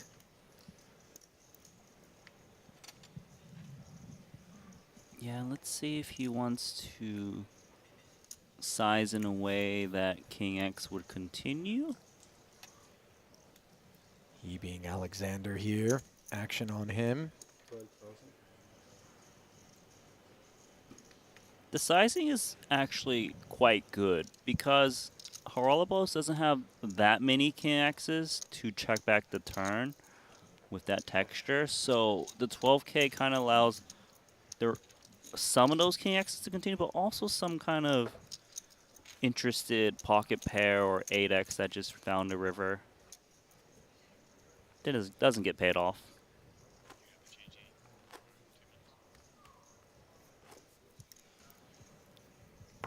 Good little pickup there for Shalukhin. Little pickups do add up. That they do. Still very early here, though, in this Triton Invitational. Tremendously deep stacks to start. 50-minute levels. Segregated fields, day one, a merge, where each table is guaranteed a 50-50 split on day two, and then a full merger toward the latter part of that day, where the floodgates open and the hounds are released.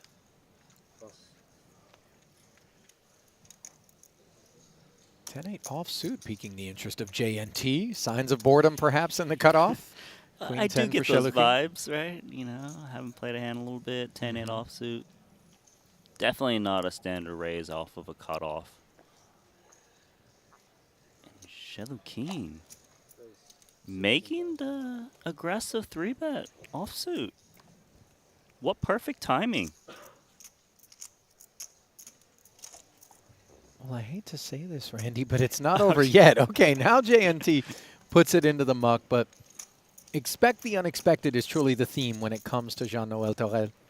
Yeah, I was ready to eat my words.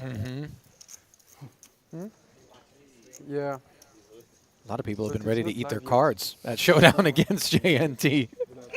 There's been some real surprises issued from time to time. Well, the WSOP is going to pay a visit to paradise. Qualify for your dream vacation. As satellites are running now, qualifiers will receive 10 days plus an accommodation, free daily lunch buffets, and an entry to the $5,000 main event. $1 million flip and goes also happening. Flip your way into a $1 million prize pool. All details available on the GG Poker website. Make your way over there today to get in on the fun.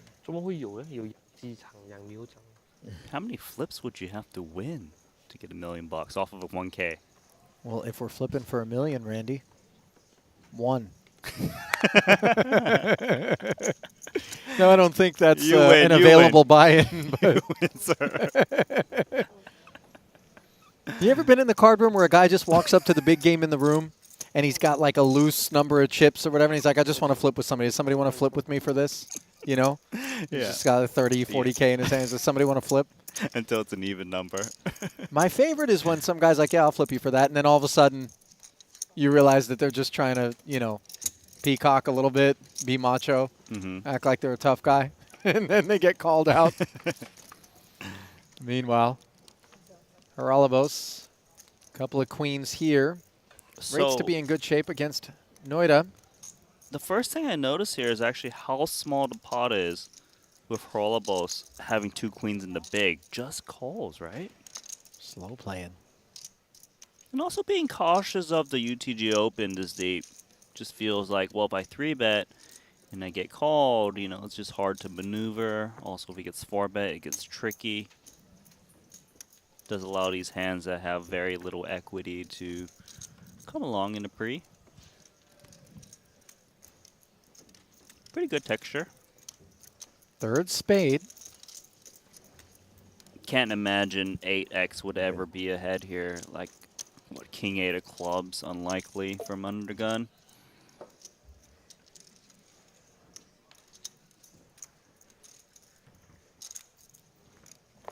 Could be a spot he tries to get value from 10x. Also Yeah. worse pocket pairs. Mahara failing to fire the second barrel for him on the turn. Comfortably, Haralabos barrels 6,000. Cobbling value. It does look block bettish.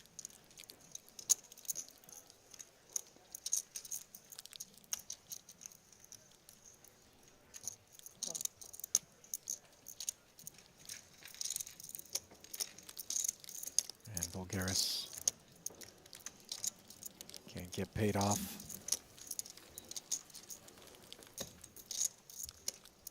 You know, Haralabos is a man who's been around poker for a very long time, Randy. I recall back in Los Angeles when I was cutting my teeth early in my career, he was a regular fixture at the Commerce Casino in the no-limit games. 10-20, 20-40, anything bigger that would run, he'd also get in there. Had some good successes there and several successes beyond that in his life. Subsequently, a prolific sports bettor, handicapper. Actually was so successful in his analytics that at one point Mark Cuban enlisted him to aid in some of the decision making for the Dallas Mavericks. That's right. Yeah. Finished his stint there and now owns a Spanish football team. Does he? Yeah. Over in Spain,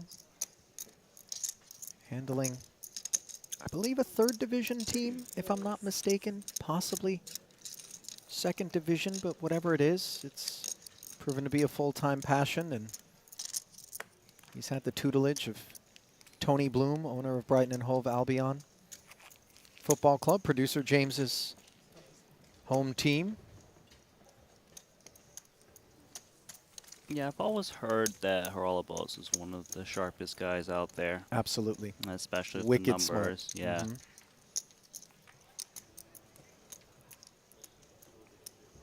Pretty sure he played like high stakes poker one time too, Yeah. if I remember correctly. Yeah. Been on a stream or two throughout the years.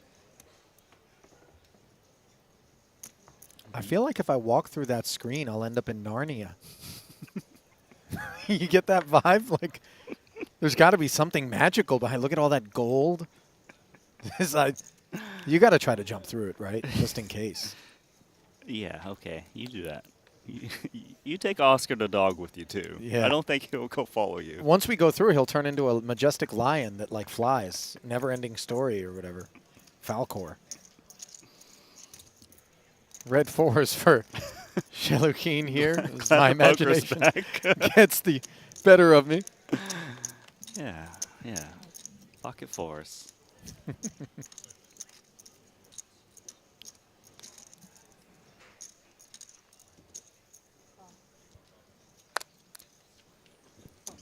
Queen Jack wants to C3. Yeah, coming out of the small does get a little bit of better price given the upsize in the small blind, big blind at this level. Two clubs, two kings, and an 8. As Nuita fails to improve. Paired flops are good ones for 4s. Yeah, and also they get counterfeited a little bit, so more reason to bet. Especially against hands that just snap, check, fold. Alexander agrees. Liking the way Alexander's been playing. Yeah, tidy. Yeah. Solid. Not too splashy. Chooses the right moments.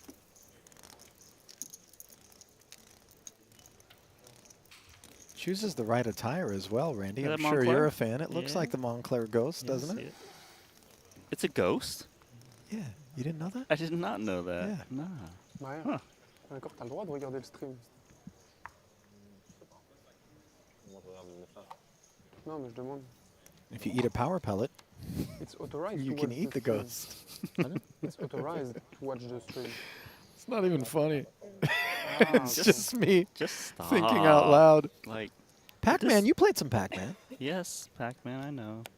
Did you play Miss Pac-Man? Miss Pac-Man? Yeah, yes, I played it. I don't know the difference though. Did you play Junior Pac-Man? what is that? It's like a little Pac-Man with a little propeller hat. They wear. I was going to say they wear nappies. That's baby Pac-Man. Jack 9 suited. Bulgaris confirming the blinds before opening the cutoff.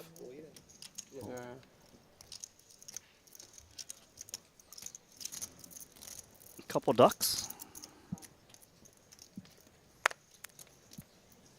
Speaking of ducks, remember that display duck we got over at Mirzur? Yeah, Randy actually hit the nail on the head when we were at dinner the other night. A roast pan was brought out with a rosemary-laden duck in the pan, and then far too quickly our 2 plates with duck carvings were delivered to the table, and he said, that can't be the duck that we were just shown, was it? And then the table next to us got shown the same duck, and it was quite clear that we had a stunt duck on our hands. As the 2 ducks, along with the Jack 9 suited, have now run into a 3-bet from Lun Lun's Ace 3 suited.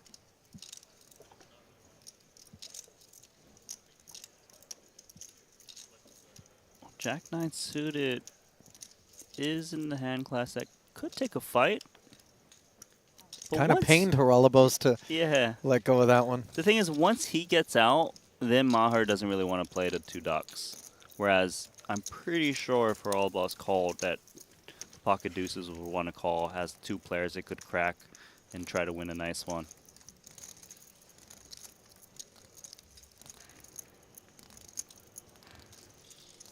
Nice timing there from Lun Lun. That's the kind of play that we wouldn't have seen from him early on.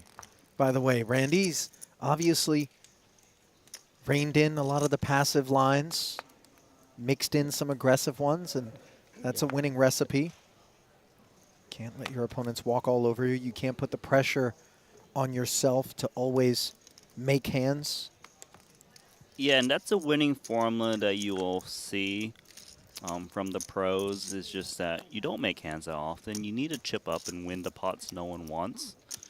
And a lot of these invitees have kind of learned this as well. And Lun Lun, like you mentioned earlier, he showed up in the beginning, wasn't as polished, but each and every stop you can see he's getting stronger. And there, if that Ace 3 suited, you might expect him to just call beforehand, but he did go come in for a raise. And look at, Maher's been fighting King 9 of Hearts. And Bulgaris is obviously going to be a little annoyed, as it does feel like he's getting targeted, and that's evidenced perhaps by the playback here from Haralabos, 4-betting to 28-5 with just King Deuce suited, Randy. Dominated by Maher's King 9 suited, but obviously this is not what Noida had in mind. Told you it was sharp. What timing is this? It doesn't even need to make it that big and gets it done.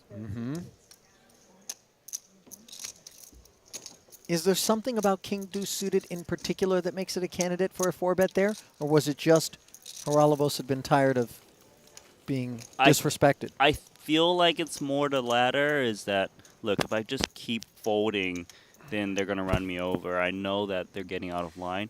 In theory, though, King X suited is a reasonable candidate to make a 4-bet bluff. You do block some hands that want to continue holding that king. How the deuce comes into play is that you unblock hands that 3-bet fold. So you don't want to be holding, like, say, a 9 and 8 in your hand, because those hands will 3-bet and fold. Does that kind of make sense to you, Ollie? Yeah. Yeah? Yeah.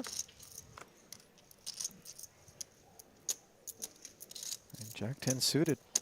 Makes sense as well, as Bulgaris continues to stay active.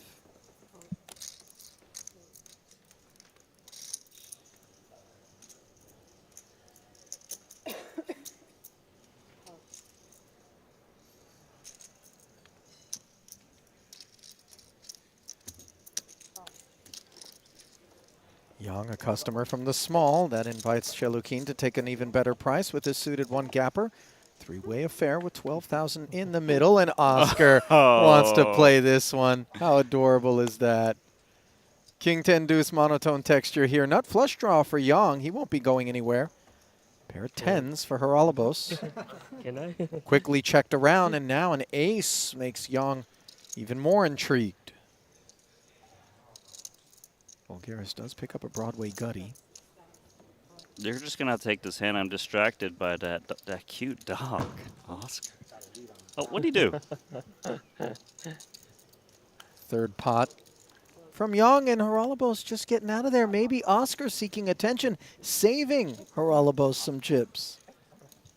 Well, I think it answers the question. If the dog had to go outside for a little pee, Rollerballs would go. No, apparemment non. Oh, come on. I can't handle it. We watching a poker tournament? Oh my God. Oscar's a good boy. He may also just have to take a dump. One never knows what the motive is in a situation like this, Randy.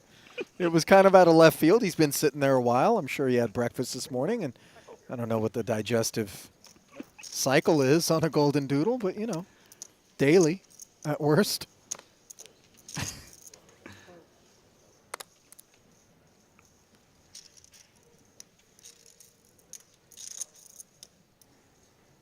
Race?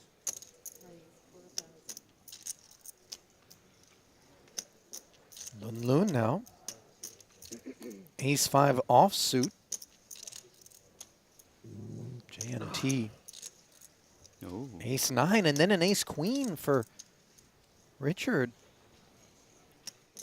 Looks like he's feeling squeezy, grabbing those blue chips. Yep. Gonna see what's what with a 3-bet to 16. Yeah, and the ace rags just don't have much when they're not suited. Yeah, they lack a future. Free chips. Yeah. Earned, but inexpensive. You change me this, please.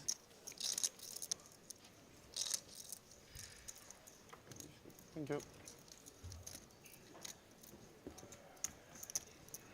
I'm not sure what description. How would you describe this hoodie of Richard Young? This like green blue. Richard's got a very specific style of his own, by the way. He likes kind of the flamboyant colors. He likes the athletic wear. You know what I mean? Nobody's more comfortable in the field than Richard at any given moment. You know what? I'd describe it as expensive. That's how I would describe it. Okay. Safe to say. Suited and connected. Loon wants to make it a little more expensive. $3,500 to go. Again, an ace-queen for Richard. And note that this time, without a flat caller between, he decides to flat from the cutoff. And now, Sheluchin with king-queen suited. He could have made some noise from the button and been a squeezer himself, right? Yeah, both Richard Young and Sheluchin could have bumped it up to the 3rd floor. Now we're going to let Rollerballs in there, Jack-9 off. So a rare 4-way affair as it comes 9-8 deuce, and Haralabos has got top pair up against middle pair for the troublemaker Loon. Loon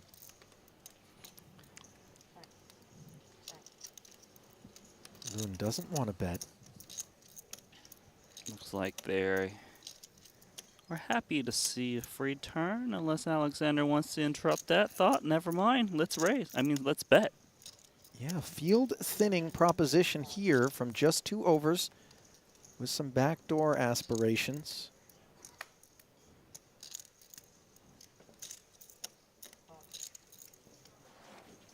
Nice discipline laydown for Loon with middle pair, backdoor straight, and flush potential.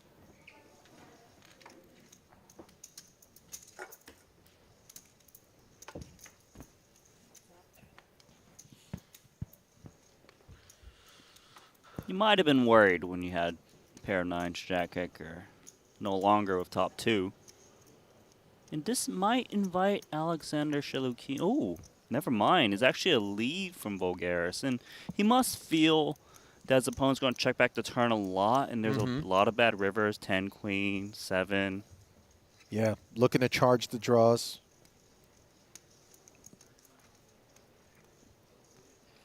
So he does have 2 overs. Draw to a very strong straight. Maybe raise comes to mind. He might feel that strong hands shouldn't be taking the lead on the turn. 45K.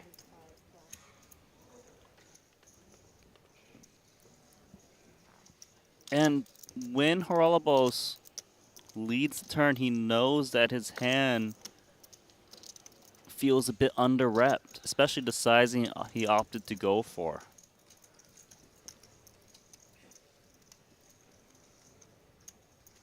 He does have outs to top full house in case he's behind against Queen 10. Probably shouldn't imagine he's up against 10-7, block some sets, of course. Now, for Voulgaris to be concerned over here, he would have to be giving credit to Shelukin for a set of 8s, having bet Queen 10 on the flop, or having flatted pre on the button with a 10-7, which seems somewhat unlikely. Somewhat unlikely, yes. So the Jack-9 starts to feel pretty good. I think specifically the set of 8s are what's on Voulgaris' mind as he lays it down. Alexander Shelukin. That is some power poker. Strong-arming his way through Haralabos there. More so the pocket 8s than the Queen 10 are what he was worried about, right? Yeah, and I guess the other set on the bottom was a deuces. Yeah, Haralabos, let's take the dog out. Yeah. He needs to take a poo. No, let's take out that frustration on Oscar. No, don't do that. I love Ollie. animals. I'm just kidding, guys. Everybody relax. Don't report me to PETA. He's gone. He's not playing his hand. You know, I was wondering what the impact of having a dog with you might be when nature calls. Missing hands is your answer.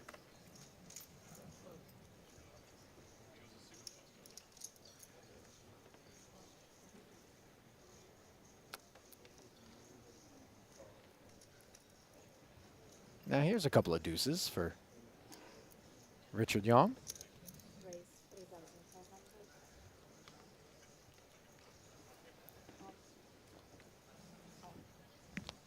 Oh, he made it back in time. King 7 hearts. Did not miss a hand.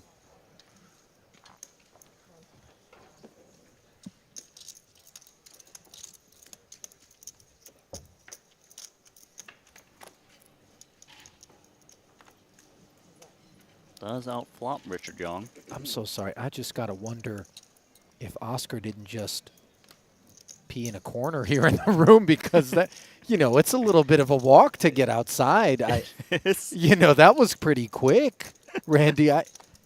Maybe we have like a little dog run set up for Oscar in here. You know what I mean? I'm not sure. Maybe he BYODR'd, you know? Just could be possible. Maybe. Just saying. Maybe. Any chance he just took a dump and he just left it? Randy. Don't be vulgar. That's my job. Okay, sorry.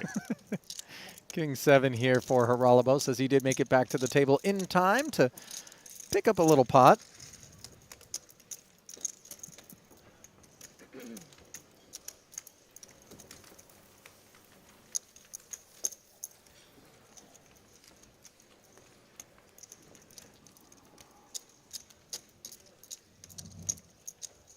Do you have any pets growing up, Randy? Yes, I had a rabbit. I also had a rabbit. Yes. What did you name your rabbit? Carrot. Are you...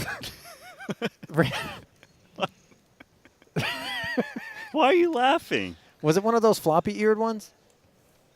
I don't know. I can't remember. I can't really judge you. I named mine Fluffy. Yeah, That the rabbit didn't last very long. Oh, yeah, yours too?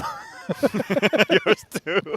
Mine was an escape artist, man. He just kept getting out, and you know what I mean? Eventually didn't find his way home as Richard Young finds his way to a couple of aces and a raise to 3,500.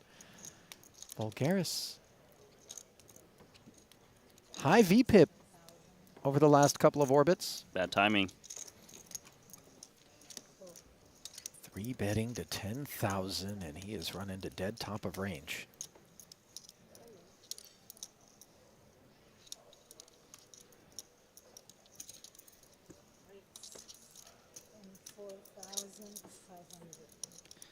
It's a small sizing, but he doesn't have that much to play back with. Extremely You're referring deep. to Jack 10. Okay, the actual, not chips, but rather kit. Yeah, kit. But I guess, you know, it's just so small. We're playing over 200 big blinds deep. Yeah, it's Maybe not I that he's flop in a love with piece. his hand. No, It's just yeah. If he made it like 30K, I think he would have mocked. 7-4-3 total air, save for the backdoor diamonds. Maybe running 8-9.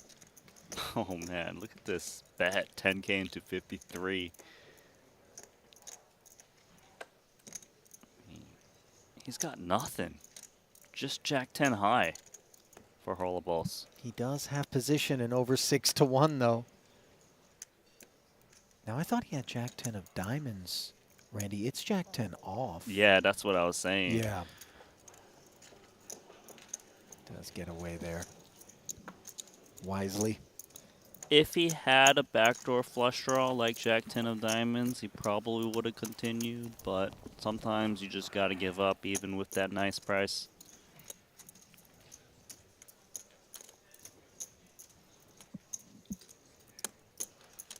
Oh, I want to buy that Louis Vuitton sweater that KCG has? No, Busso has right there. You see it? Busso, yeah. I like the gradient on it.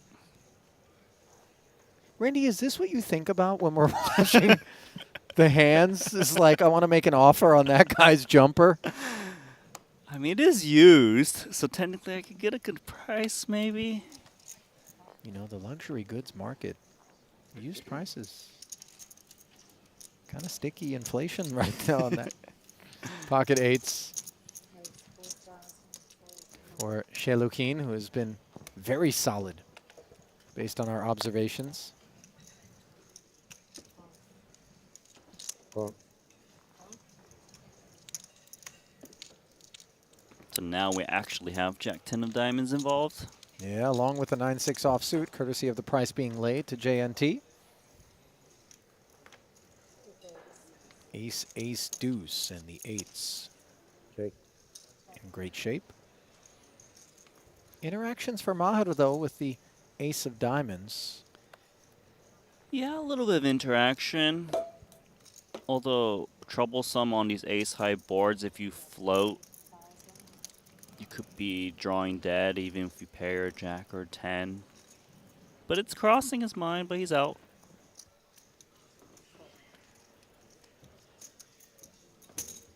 Shelukin's been very solid, making the right plays at the right time.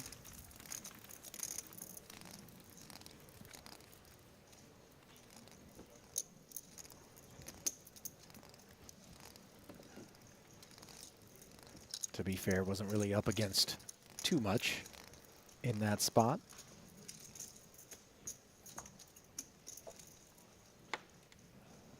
This is third ever Triton event.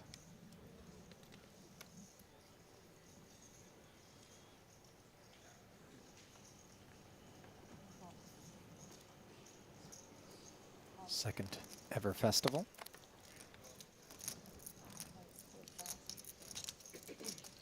You know, it's interesting as we see ace-king for Noida, who's, you know, kind of been picking on Haralabos to his right, not necessarily with hands as good as this. And Voulgaris, you know, I think he's self-aware. His VPIP is high. As such, people are going to suspect that he isn't always, you know, loaded with the sorts of hands that he should be to be opening these pots. But, you know, it gets old. Sometimes every time you open when somebody seems to be pouncing on you. Remember, before he 4-bet with King Deuce suited against Maher, and while King 9 suited doesn't play that well out of position, it does seem like he needs to continue with what's been going on, and does have backdoor diamonds, backdoor straight potential. The problem is he is out of position. That he is. Also doesn't have the pre-flop aggression. Couple of checks on the paired flop. as both players pick up the gut shot on the river, on the turn. On the river, a jack would be a nightmare, though, for Voulgaris. Yeah, that's obviously one of the bad things about King 9 suited is one of your straights, 10 Jack Queen, gives Ace King the nuts in 3-bet pots. But he's going to take a shot at it for 13K. All the businessmen. Yeah, you can see the chart. All the pro. You can just feel this history developing between these two. It's a great point. A lot of context going into these subsequent exchanges. Third 10 rolls off now. And Voulgaris can rest assured that King High is not going to be good at showdown once he gets called on this turn, but it does feel like the door is open for him to maybe try to strong arm. I think he could strong arm if he wanted to, as his opponent has a lot of Ace Kings. For him to bet the turn, he would have a lot of Queen X, and they would still want to value bet the river. He did give up, but I wouldn't have faulted him if he took a shot at that one.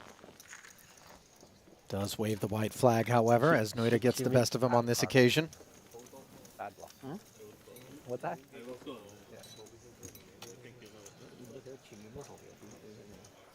Maho telling him I would have called, by the way. I think TBD based on sizing. But What if I bet 200,000 chips? You still going to call? Good card is Jack. Jack is a good card. Any other card is or Yeah. other card. I'm younger.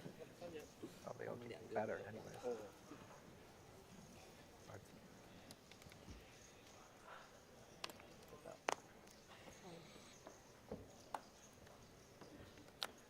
We still vape pippin'? got your answer. Legit this time with a couple of 10s and JNT. The 3s. 10. Oh. 3-betting him, and yet again, Haralabos can't simply open a pot and work his way to a flop without resistance. Yeah, but 2 10s do play well. Are allowed. 7 or 10? 10,000. Pocket 3s, 3 bets. Yeah, it's okay. Next. Oh, sorry.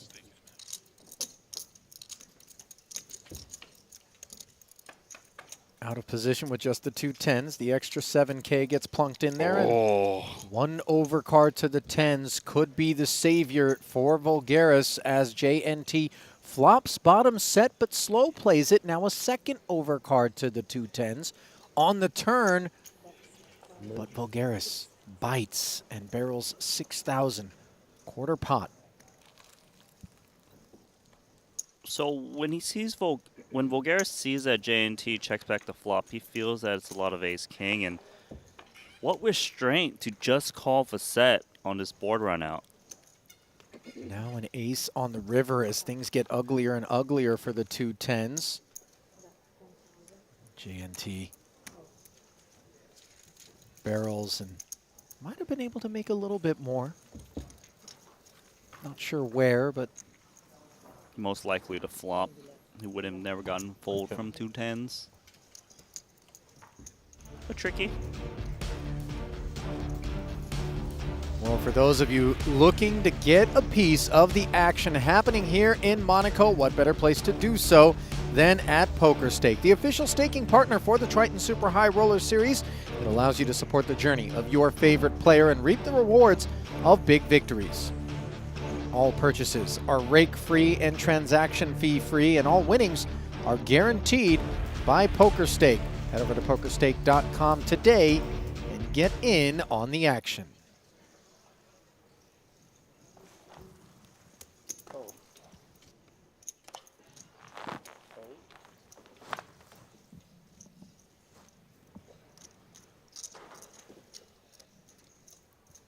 At least 1-8 for Lun Lun, who is thinking about things. 4,000, he says.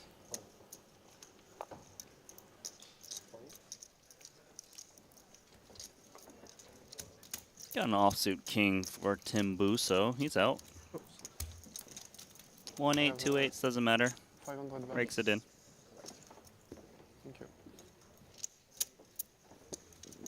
them just want to play the deck, and I'm like, what? And they want to, like, and then they flipping it back over to the pro side, where we find Michael Adamo up at the top of the chip counts. A lot of that courtesy of Alex Ponikov's. We made a phenomenal call against when we were last here. You know, third pair on an ace, king, queen, XX board. Everything's tighter. Faced It's three so barrels. bad. Yeah, it just kills the game, and they're like, this is sick. Like, let's put 12 straddles on. So one dude can just open shove with 8 big blinds. 3.5. Really? Jack 10 suited for Haxton. Oh, that sounds fun. Sounds like players engaged in a conversation. Each post 7. They're bemoaning multiple straddles. Don't Are they you have that like guy? PLO You or bemoan it as well? like that? Each post like I don't like there's straddles, some period. big PLO games that are. Let's just play the game. Yeah, there definitely are games like Knit. that. Big PLO I mean, you games can always just kick it up 7 BBM and play bigger blinds. Oh, And you yeah, it's can- called a straddle. pot for like open to 10 bigs. Look, Randy, I know everyone is familiar with The you answer as to that thing, this it psychopathic has to, just like the blaster. limit pre-flop. I'm sure that's how you Yeah, you've, right. applied your trade throughout your career, right? 24. We got a squeeze incoming. Yeah, the ace king of Ponikov's. How much do you start with, Alex? Like Catches 280. Adamo light. Now, Alexei Ponikov's got that reputation for Raises blasting 24. away, so could easily see Haxton continuing with Jack 10 hearts, even against this big sizing.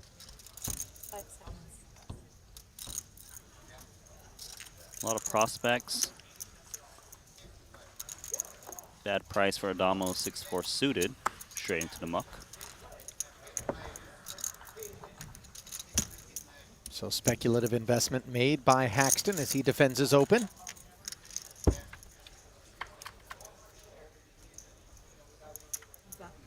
And flops second pair up against top pair on the ace 10-5 board. Bit of trouble here for Haxton as he making that middle pair backdoor hearts.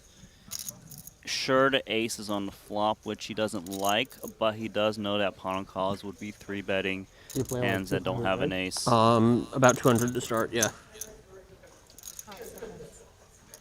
And right now, Ponikov is thinking, okay, how can I size in a way to get all the chips by the river with a bet jam?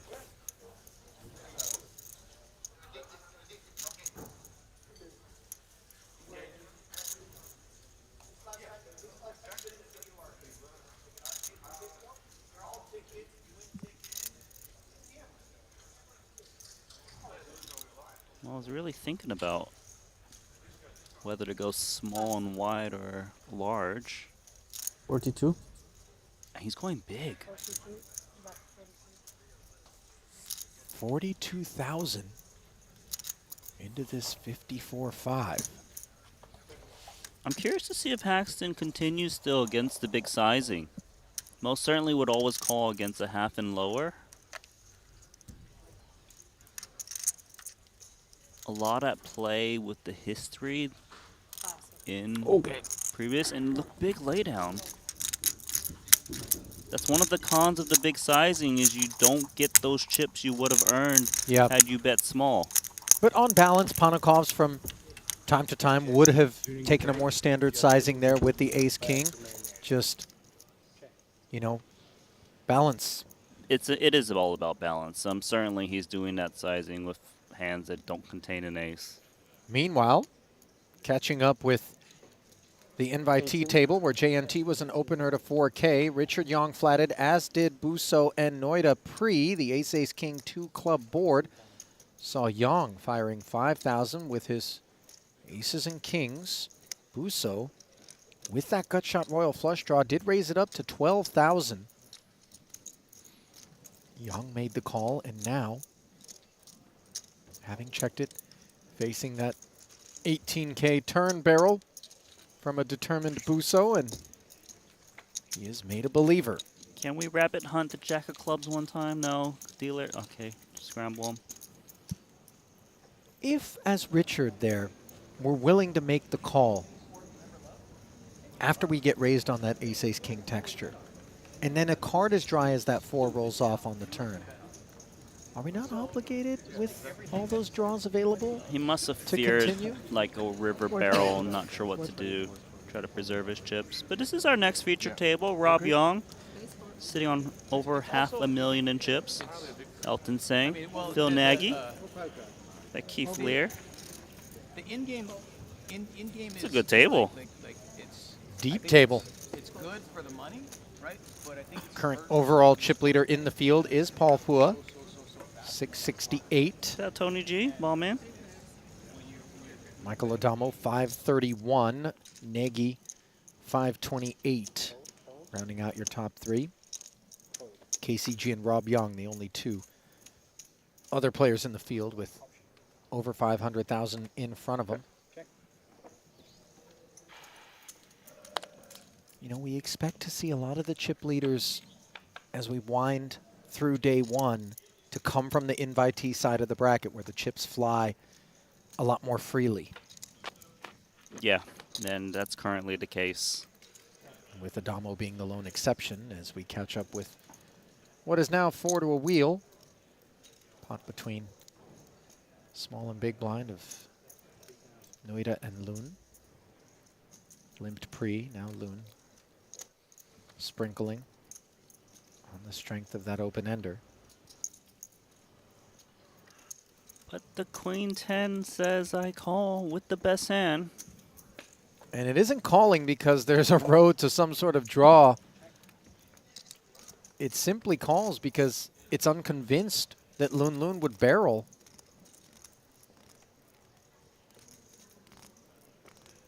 And have it beat 100% of the time.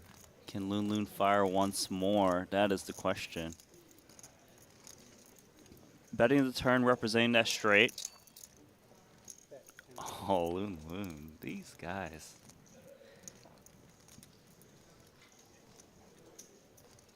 Hand's not over yet? Maher? Okay, there it is. Relentless. It's like these players today have exhibited not just the one and done, is taking that next level, you know, expecting my opponent to counter my plays in this manner and just taking it one step further. Yeah, summoning the courage necessary to kind of stick with your gut in a spot, but also demonstrating some of the discipline and self-restraint that's necessary not to make situations that aren't really productive for you costlier than they need to be. And I think on balance, we've seen that from both the pro side where we expect it, but also the invitee side as each and every festival, Randy, those invitees get better and better. Now on the topic of better, ace-10 suited for Busso.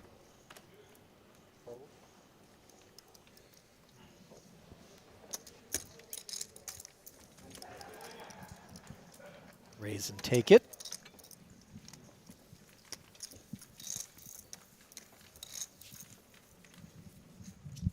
Busso, by the way, Randy, remarkably young to be participating in this particular event. I'm told he's just 23 years of age. Now, I don't know about you and where you were in your poker career at 23, but I can tell you I certainly wasn't playing 200K buy-ins, and for that matter, I'm still not playing 200K buy-ins. I'm just here with you talking about him, so obviously he's done some things right.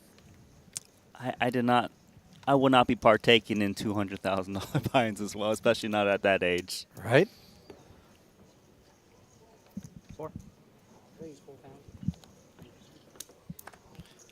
5-3 offsuit in the hijack, Haralabos. Now we're starting to understand maybe why he's getting re-raised as often as he is pre-flop. He's certainly out of line a decent amount of the time. It feels, though, like this is part of a game plan that Voulgaris brought to this invitee side of the bracket. As a guy who has a lot of experience as a poker player but doesn't play professionally or as his primary source of income, yields to the Loon button re-raise with the ace-queen.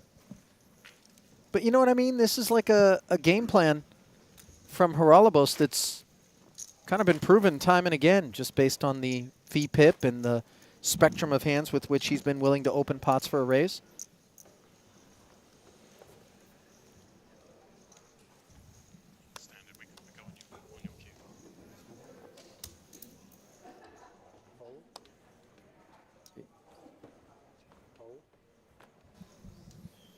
Yeah, and just when you come into a 200K buy-in event, you just want to have a game plan on how you're going to approach it, especially with the VIP. I mean, the invitees or VIPs being separated and segregated. But really, just kind of showing willing to adapt to the situation if there's players attacking him like Maher. Noida with a couple of deuces on this occasion, picking up JNT's ace-8 suited.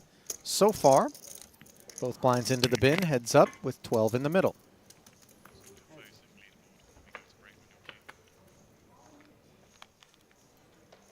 Ace, queen, 8. Ace is up for JNT. And Noida, discipline break check there.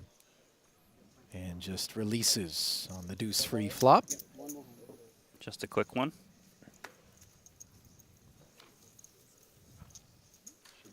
Sounds like we're going to play another hand. We've got one more hand.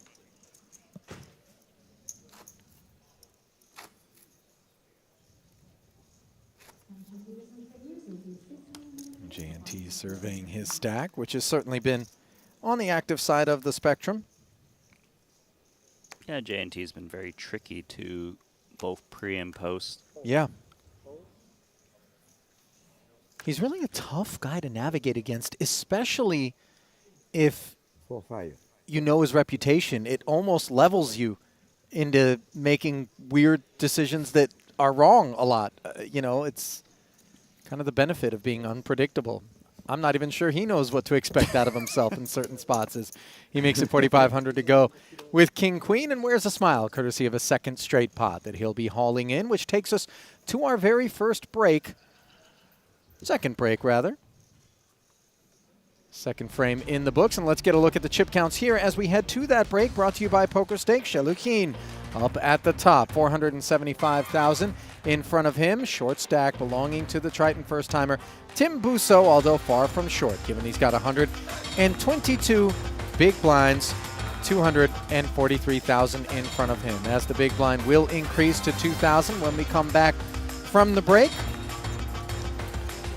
And bringing you back to the break desk, Ali Najad joined by Randy Liu here. And Randy, again, guys just feeling each other out. We have had a couple of people bust their first bullet, those being Elton Sang and Little Dave Nicholson. Elton back in the saddle. Currently, overall chip leader in the event is the boss, Triton co-founder Paul Pua. As you take a look at the Triton Poker Plus app, 56 of 59 entries still out there. You do have 30 minutes to re-enter if you do lose that first bullet. But I'm continually impressed. We've touched on the concept before, each and every festival, at a lot of the gains in terms of little tricks, little moves, Lun Lun coming to mind, coming out of the invitee side of this festival, of this particular invitational, rather. Yes, and we've seen these multiple players taking these unorthodox lines and trying to navigate in ways to win pots that they normally wouldn't win. Right. I've been rather impressed with Alexander Shelikin, right? He was able to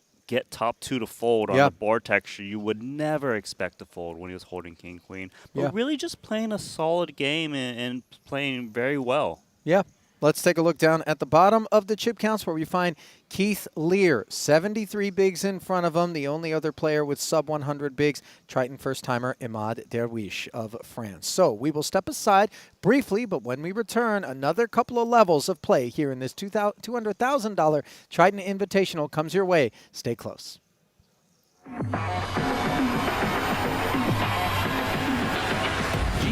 Crushed wow, so many players. This is a crazy thing to do. GG Poker broke the Guinness World Record. Welcome to the World Series of Poker main the biggest event. poker site. larger than all other GG Poker. Casting traffic reaches all-time high. Jump, jump, jump, jump! No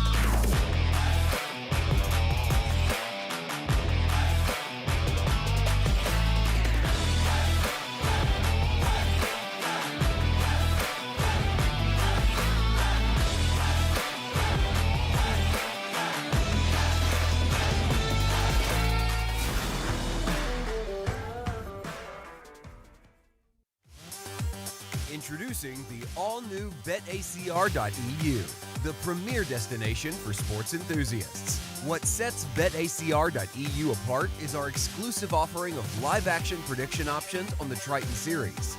Experience the excitement as you predict the action while watching your favorite players live. But that's not all.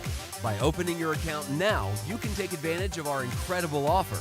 Receive a generous 15% free play on your first top-up, up to $250. Become a part of BetACR.eu and elevate your live sports engagement experience.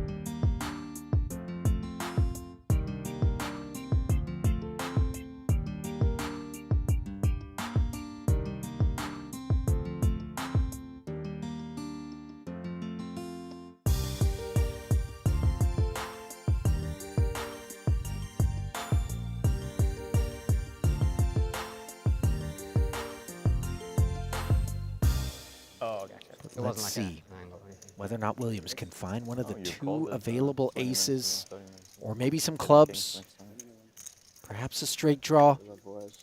450K plus in the middle, and that is not the board for an ace-king of clubs.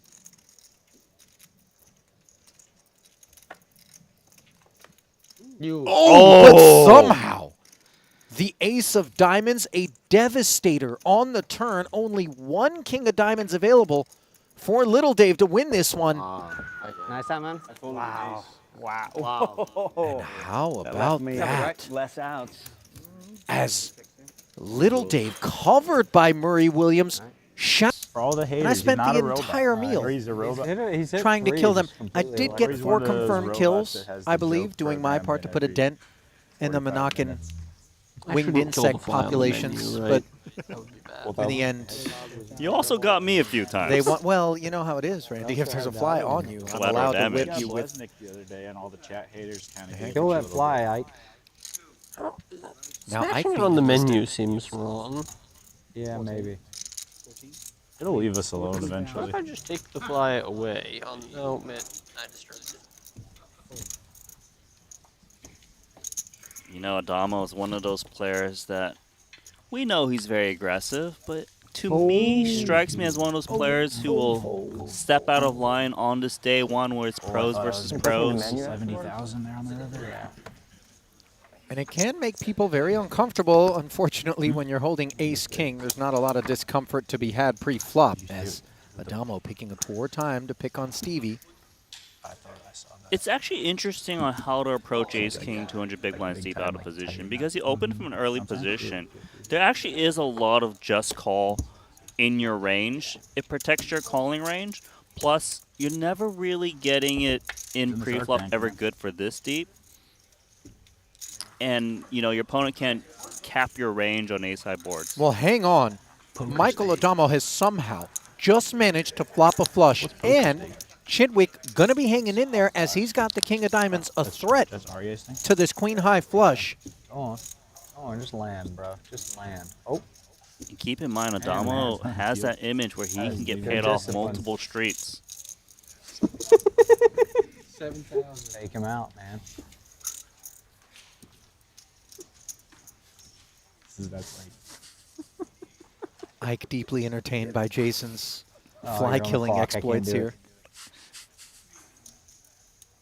Yeah, as they attack those flies, they do have this pot going on. Yeah, Chidwick is not quite as entertained by being out of position against the aggressive Adamo, with just ace-high for the time being. That shirt. Check calls the 7,000. Doesn't improve on the turn.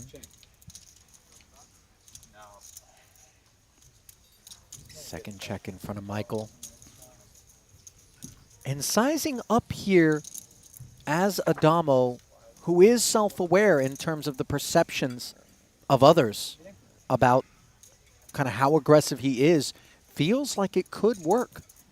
Yes, he's kind of like one of the few players able to get away with sizing up and getting paid off more so than others. And Chidwick now kind of a tricky spot as he still has ace-king high. A good diamond draw, although not nutted. 33 into 46, far more in line with the standard progression. From the pre-flop 3-better. Hard for him to get away now. 5 seconds. He could still occasionally have the best hand against like Jack 10s, Queen Jacks, Ace Queen, the Queen of Diamonds. He really can't fold on the turn against this opponent. He does agree, as now another 66 slides in, bringing this pot to 112, and the 5 of spades, bringing it to a close with Adamo's flush, safely avoiding a disastrous 4th diamond on the board, and facing a 3rd and final check from Chidwick. The way the hands played out, Adamo is going to be able to extract the most value from overpairs, 10 jacks, queens. 9-8, of course, makes 2 pair. 5 seconds. Some sets. He wouldn't think that ace high would call a 3rd barrel, I'd imagine. Most certainly to flop and turn, if it was coupled with a diamond. This is a man who might even just say, let me get it all.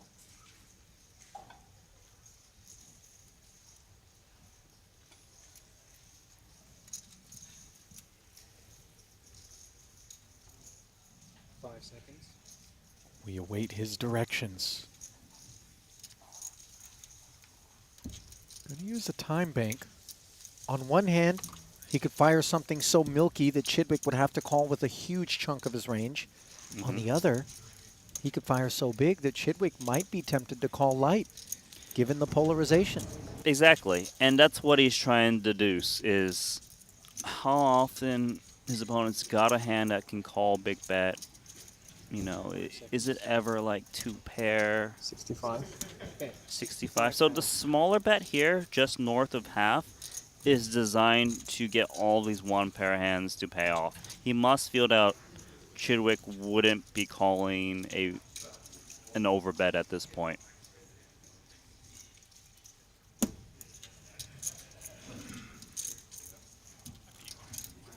$65,000, the final figure. 5 seconds. It's not unreasonable that raise from time to time is in play. His opponent bets half pot, looks a little bit milky. Maybe he feels he can move his opponent off an overpair. It would be a real problem, as we can see. And really, it's an innocent enough river card, Randy. 5 seconds. That 5 of spades, that we don't expect it to factor in to a check raise. And yeah, Chidwick keeping Adamo honest with the ace-king as Michael picks up 3 streets of value and a very consequential 240K. Chidwick hasn't lost his appetite. Promptly. I wouldn't lie. You wouldn't lie? I'm not gonna say. I think you had it. Obviously. Because I folded the river. Yeah. Now that's deep work being put in on the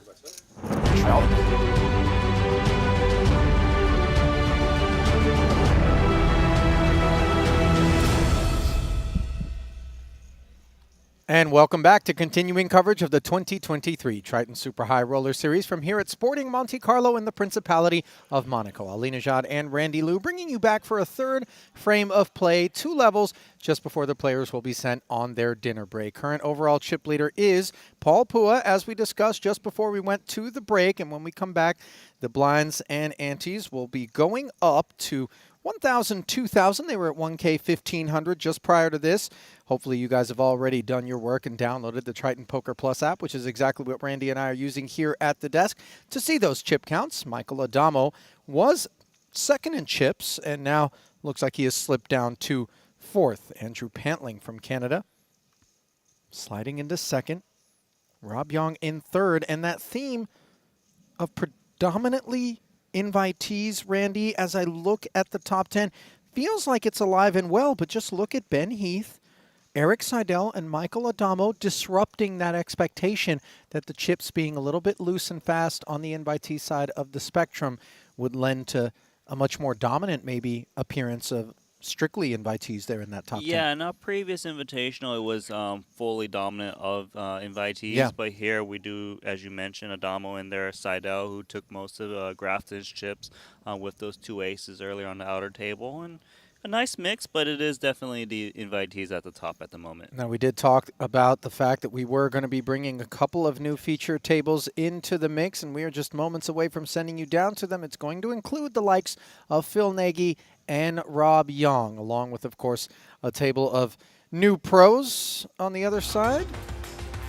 And there's a look at those two tables. Pantling second in chips overall right now with that over 600K stack. Young slipping back behind him. Vaska Boynikov, Sang, Nagy, and Tony G rounding it out. Phil Nagy, by the way, lost a massive pot, it would seem, to bring him off of that top 5 spot that he was in. And, of course, we're able to track hand-for-hand performances for players. Will give us some insights into exactly what transpired that cost Nagy that chip-leading stack. But we will get things underway with Nikolai Vaska Boynikov. Suited one-gapper. Do have a dominating 6 in the big offsuit. Pantling defending and flopping top 2 against just middle pair. A world of hurt here for Nikolai.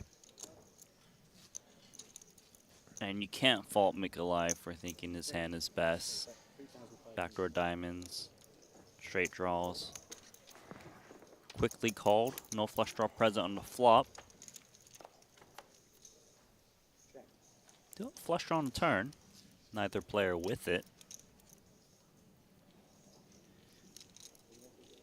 Nikolai has the type of hand that does usually want to get to showdown, but he must feel that ace-X calls him on the flop. Wants to just bet once more. And Pantling promptly punishing that second barrel from 9,500 up to 25,000. Yeah, I don't think Nikolai was expecting to get check raised on the turn. Probably felt it was one of those spots where he can just bet the turn and check back river unimproved. Now he might be thinking the territory of some kind of turn combo draw on spades. Doesn't want to fear the river bet. Time to get away as Pantling continues to ascend up the leaderboard, narrowing the gap between himself and Paul Pua. As you see Phil Nagy to the left, Tony G to the right. Not yet. Huh? Later on. No, I will see it. Button will be on Nagy. Is he Just turn our winding hands his over 'cause watch? Everyone's going to see it. Everyone can see it, right? Yeah, It looks like he is. It's fine too. Every time checking your phone. Say that's in the question. Why don't we just agree to all turn our Looks hands like over? it might be one of those let's do Jacob that. and Co. Yeah, pieces. So we can just turn the Then no one, then no From one the wants looks of has it. to watch a stream or anything. Should I turn it over right now? Free. Yeah. I've done that on streams before because then someone just wants to go and watch. Sorry? And 2? 2. I can't bother to Yeah. watch. I think it's not a bad idea. Yeah, then one guy doesn't. Then one guy wants to watch. It's better because I can't be bothered. I'm sure you can't either. I agree to it. Everyone else agree? Yeah. Yeah, 4. I'll do it either way. So winner showtime or that? just winner and loser showtime? Why do you care? Winner and loser. Yeah, just we turn our hands out, show them. Winner. Sounds like Rob Young is negotiating to have Both of us. hands You can see both shown on the so as screen, to can't prevent you? people from being Loser's a bit harsh, but I'm up for it. consumed with the idea of I don't going think back it's to so the good stream Why? and catching Are spots you on a for it? delay to try No, to not a inform problem. one another. But Seems everyone like can watch everyone's on in screen, agreement so- as Nagy. Okay, if everybody Button agree, I agree. opener. I only do it if everyone agrees. Has- If you don't want to do No, it. no, I mean, if everybody agree, I agree. Bottom pair in No the problem. gutter, backdoor you have to wanna do spades, it. but gets led You don't into wanna by do it, Pantling. No, no. I sense you don't want to do it. For me, so it's not problem. If everybody agree, I agree as well. Okay, I agree. Was the pre-flop 3 better with this king 10, top Everybody, 2? we all agree. Elton, you agreed? Sure. I agree with whatever you guys want. You have to show your cards. You have to show your cards to us pre-flop then. Huh? You have to show your cards to us pre-flop before you. Yeah, just chuck them out. Super dry turn here as Nagy did Make peel. it more fun anyway. Now Pantling comfortably barreling once more, this time sizing up to 45,000.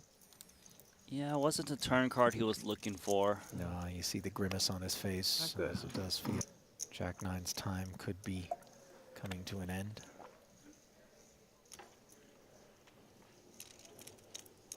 So look at this amazing Triton set that we're on now. I'll post the link, and we've all agreed to show our cards in every hand, so no one needs to go and watch the stream. Wow. Wait a minute. Good PR. Very good. I just realized What's what the this punishment, means, you know? Randy. That's that many less viewers that you and I are going to get, Down your face. courtesy of Rob Young. He just showered us. Shows, yes? Yeah, so Winner, we loser. lose 1, Both, 2, both, 3, both. 4. We just lost 6 viewers. Thank you. This is good fun. This is the best fun. Yeah, but I like when got the it before, to be players honest with you, view, 'cause because then people are sometimes you watching run into here them in the and it's just halls or at a meal, What just and happened? Yeah, we you know. go, hey, I was deeply offended by that thing you said. No, that's not it. Meanwhile, 3, 4, 5 here, and just get a look at what Nacho Barbero has done to a couple of 7s. The improbable nuts up against the overpair and a gutter for Spaniard Juan Pardo, who's had it checked over to him. It's a really good board for Pardo. Overpair, gutter ball.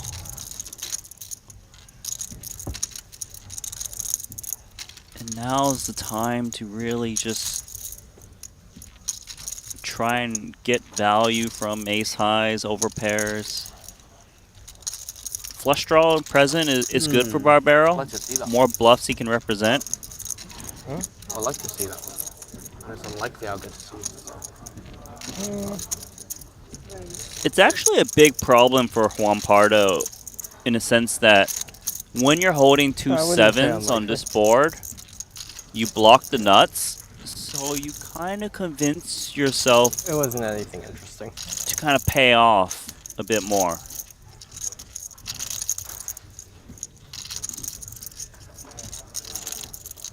Note that Barbero recognizing that whether it's an overpair or ace-X, at this sort of sizing, the check raise does rate to get called at a decent frequency by Pardo. Yeah, it's good to choose a sizing that gets the whole range to continue. Obviously, a pair on the board isn't the most welcome of sights, as it makes this pre-flop. 6-7 a bit more vulnerable, but Would have kept you around, no? pocket 4s, pocket 5s don't Would you stay in the really seem to be of No, I'm concern asking if you had king. for Barbero, given that Pardo is in early position as the opener. Yeah, and Barbero knows that Did you have ace 10? a lot of hands that will continue to this turn bet are overpairs.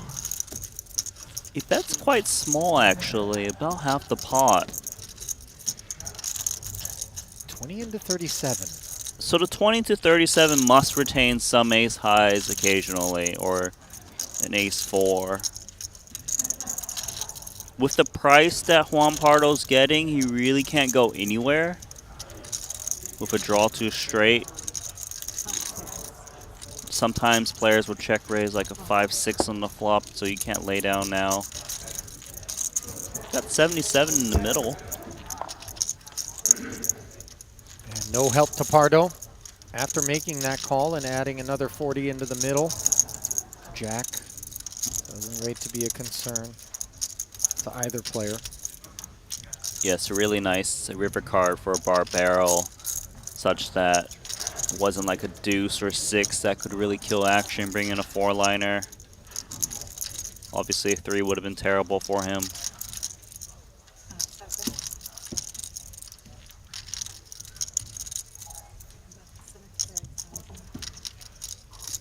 And what is Barbero doing here? Looks like in the neighborhood of full pot.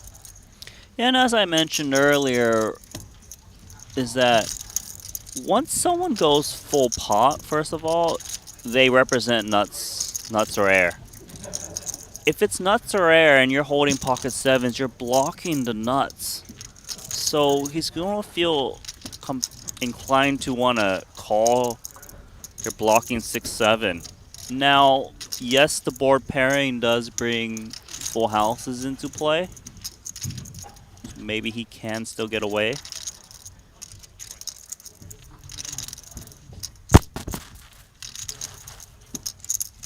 Juan Pardo likely doesn't think this is ever like a Jack X of Diamonds going for this sizing on the river. You might expect Jack X of Diamonds to kind of bet a bit smaller.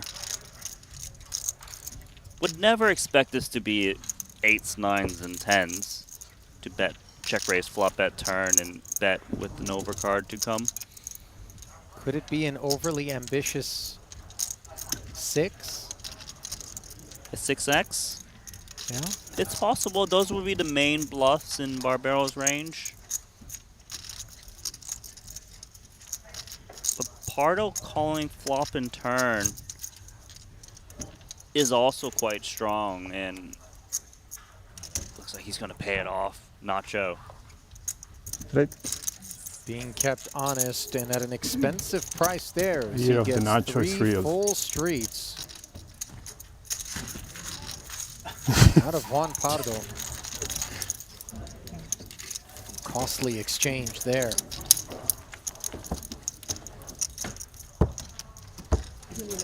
Thank you. Well, for those of you who've been casting eyes on our Triton regulars and from time to time us here at the desk, we've got something for you. Exclusive Triton merch that we're going to be giving away. Scan the QR code on your screen or learn more by simply typing !giveaway in our chat and get yourself entered to win exclusive Triton merch. And we did have some new drops in London at our last stop. Boss Paul Pua rocking one of the new hats, unveiling the TPS, Triton Poker Series logo. There's no dumb questions, correct, Ollie? That's what I was taught. I do have one. I don't know if it's dumb yet. All right. You're watching on your phone. How do you scan the QR code? Well, you know you can just close No, the but how do app you, I close the briefly. app, then how do I see the QR code to scan if the camera's on my phone? Oh. So, yeah. How do we do that? Well, listen, Randy, why don't you just focus on handling commentary and not doing any sort of logistical IT vetting that creates some real challenges for members of our team. Yeah? Okay. You have detected an anomaly. Yeah. Okay. One that does require some attention. I was curious. Paging Triton IT. But, you know. They're not pleased with me, are they? Producer James does point out that you don't have to watch it on your phone. But for those who are watching on their Yeah, phone, okay. that's what I'm I trying get to it. get at. I know you do everything on your phone, Randy. I do, yes. Oh, and now we do bad things on the turn to Dvoris's ace-queen here. Dan opened to 5K. Igor Yaroshevsky defended from the big, having flop, top, and bottom pair. He check-called 10K. Dvoris having followed through with the Broadway Gutty and ace-queen. Now, hitting this ace on the turn, is he going to take the pot control line, or is he going to feel comfortable enough to barrel? Looks like it We is. got our answer, Oh. and now he finds a jack on the end to make the nuts. Very disappointing texture for kings and fives. Yeah, as bad as it gets, as he loses to better 2 pairs, the queen, of course.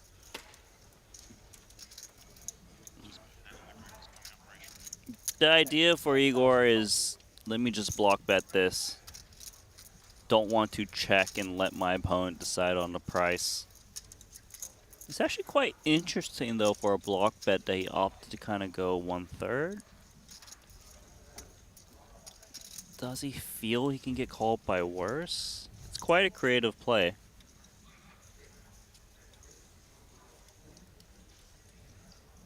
Seconds. Raise 35,000. As expected. Punishing the ambitions of kings and fives is Dvoris with this raise to 35K. And Yaroshevsky should feel that his opponent has a lot of queen X to check back turn. Ace queen. 5 seconds. King queen. You know, it is a reasonable amount.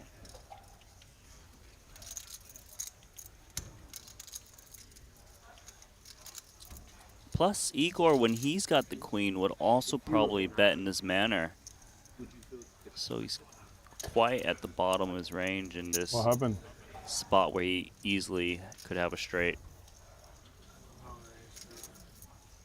No, there's no history, but that's the head, right? And that, the rest of them is the current Man United squad. The captain, 2 of the defenders. Does find the fold in the end. Respecting that board texture. Possible that De Gea doesn't have a team. Disappointing development for Yaroshevsky. I mean, they're supporting him, bro. Like, he has no team. Yeah. They're our friends. It's very, it's kind of weird, though. I mean, like, he's still a good goalkeeper. Like, he doesn't have a team. 580,000 roughly in career Triton earnings coming. Oh, really? Courtesy of 2 cashes at his only other festival, Randy, which was Cyprus, May of this year. You? I mean, you. 4th in the 25K GG Super Millions, and then 3rd in a 50K Turbo.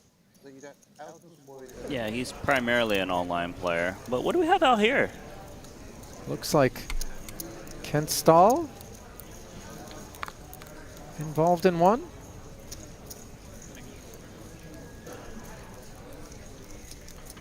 He's got a white and a blue chip in front of him, which would equate to 30K.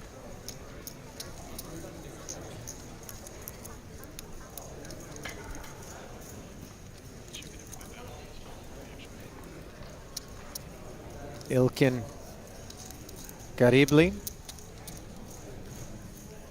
the man that he's up against, bringing us up to speed. Stahl open to 4,000. Garibli 3-bet to 21,000, which Stahl called. The 6-6 deuce 2 club board saw a check call of 21,000 from Stahl. It went check, check when the 3rd 6 hit.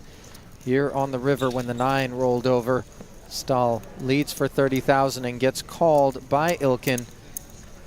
And shows ace king for a winner. Yep. Where you guys from? Turkey? Yes, I'm from Turkey. Yeah, no wonder you got like He's from Turkey. Cards on their backs. Looks like Nagy picked them up. Ace 9 off. You would have called me down the whole way. If you reply. Yeah. He's read my message, reply. The guy good news. What'll be funny is when he watches it on streams, we really weren't ribbing you, right? We honestly didn't know if you knew. No, He's not watching the stream right now. I can guarantee that. I'm not having a re-entry, so he doesn't know.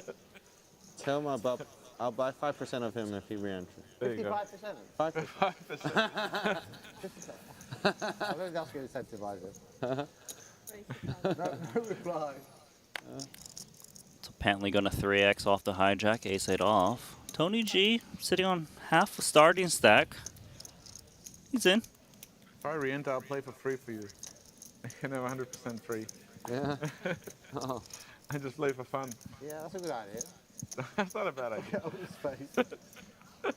Why not? Just have fun, I drink, and just enjoy the game. Make sure you lose it all to me, though, first. Yeah, yeah, of course. I mean, automatically to you. I'm just like, yeah, we just play for you, basically. Support you.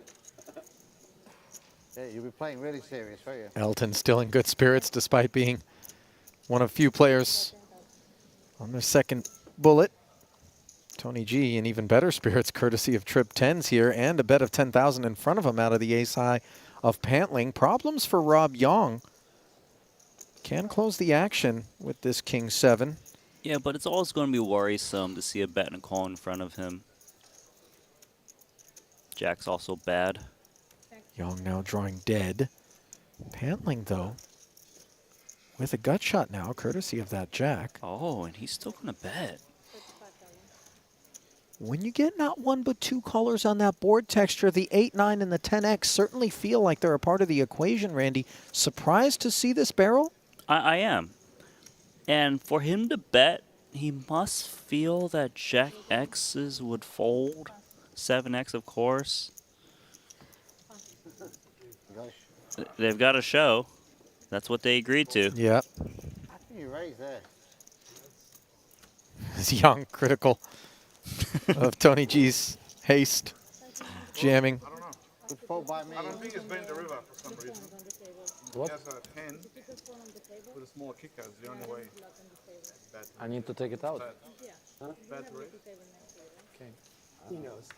It's me in the race. 100 behind. Yeah, you would bet the river? Probably, right?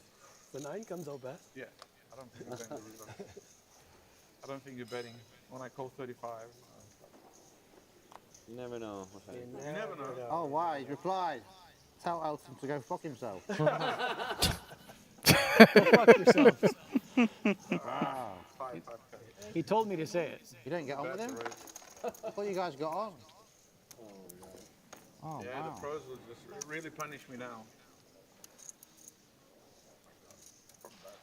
100 behind. Tony opening with the ace deuce.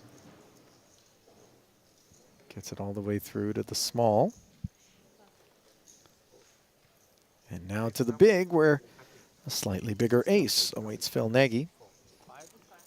Does chop quite a bit, 36% of the time. And that's provided we get to showdown, of course, which isn't a given. Maybe 9 is coming. Just 9. I think just 9. Jack 5-3 board. Ace of hearts working the backdoor outs. Immediate draw to a wheel for Tony. Yeah. As such, he barrels 7,000. And despite having the weaker kicker, you know, I do prefer the ace deuce. Yeah. They're going to show. Go ahead, flip it up. Is this a first, you know, showing down every single hand? It is for me. Negotiated by Rob Young. Penalty, 25K. You forget, you have to, every time you forget, you have to buy 10% of cheese. I actually agreed once in a tournament, we agreed to do straddles. I mean, auto race. Oh, yeah? So we can also do that. Yeah, sure. Go for it. Yeah? I like Random straddles? No. Nikolai does not oblige. Object to, you object to everything. Object. It's actually, for us, it's actually better to play double the stakes, right, I guess.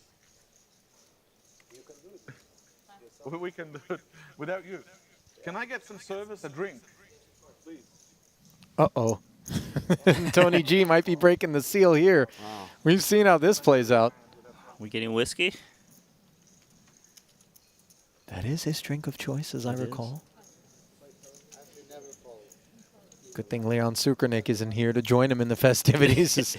I can recall a certain invitational where poor Santosh Suvarna was the victim of perhaps a whiskey-infused massive call with 10-9 pre-flop, was it? It was. By Leon? He will never forget Santosh Suvarna, that is. Got busted out of that one. As we see the ace-10 and the king-9 squaring off here.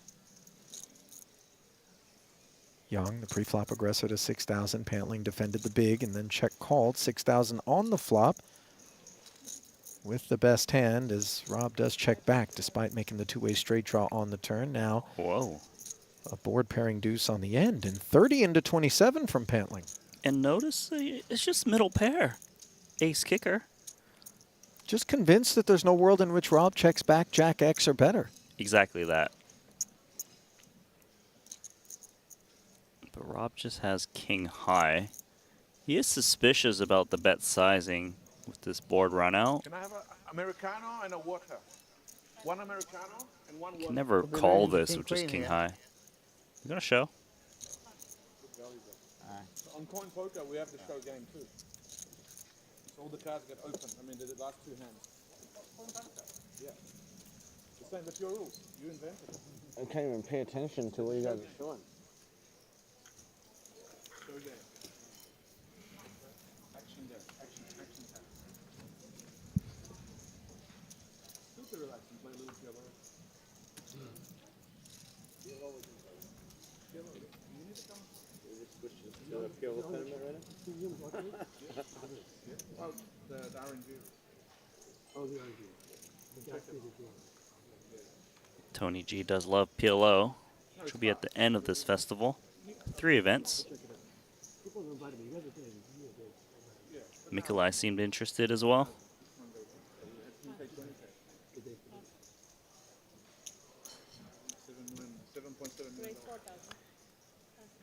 Nagy on the X. button. Yeah, with the ace.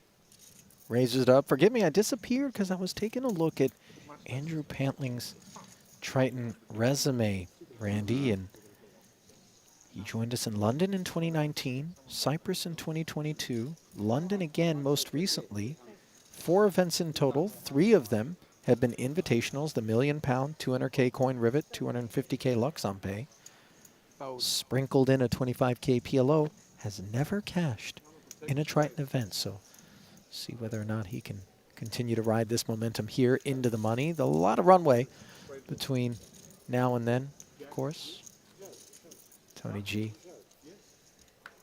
taking it on the turn after Nagy's ace high. Failed to c-bet the flop. Yeah, to keep talking about buying 10% of Keith, who was eliminated, Keith Lear. Like, yeah, we just got to get him back in. Some of the pros are employing like other people with them. Lear, another one of those guys that'll certainly be front and center in the PLO streets, is my guess. No, not these ones, but like online. It's small. I'm not accusing these pros here. No one. Well, ULA is with Keith. A7 open from Elton. Flatted by Pantling. And now Mikolai. Speaking of cards, Ace queen. we just introduced on ACR. It's for right now. It's for 5-card Omaha. You get your cards, and when it's your turn, you can look at your cards. Nobody else can look at their cards until you're done. And then once you muck your hand, it's reshuffled into the deck. So well, we're gonna bet to 27,000. Move it to 4-card in the next 3 or 4 weeks. Clearing Elton, but the ace queen. It's kind of weird when you get like the king, rather the the king 2 of clubs sixes or of whatever, and then Pantling. you see it come out on the flop. But it's so that Yeah, it does have that inside straight draw, 2 overs. Could bet 1 to fold out all these pocket pairs. Just depends on the sizing he goes for. It's quite small, 25%. And when you bet 25%, those little pairs want to hang in there thinking they're up against ace-kings a lot. Implied odds of hitting that set also there if they happen to be up against an overpair. Deuce on the turn. Doesn't change much. Backdoor spades, but not relevant. Theory-wise, if you bet this small on the flop, you invite these calls. You kind of have to multi-barrel at a higher frequency, and looks like that's what he's going to do, Ali. Grab me some chips.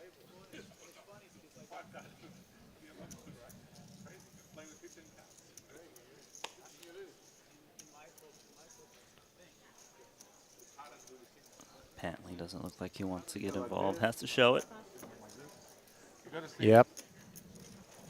Greeks are the best at doing the As does Mikolai. On their backs, regardless of whether or not there's a showdown or a bet and a call.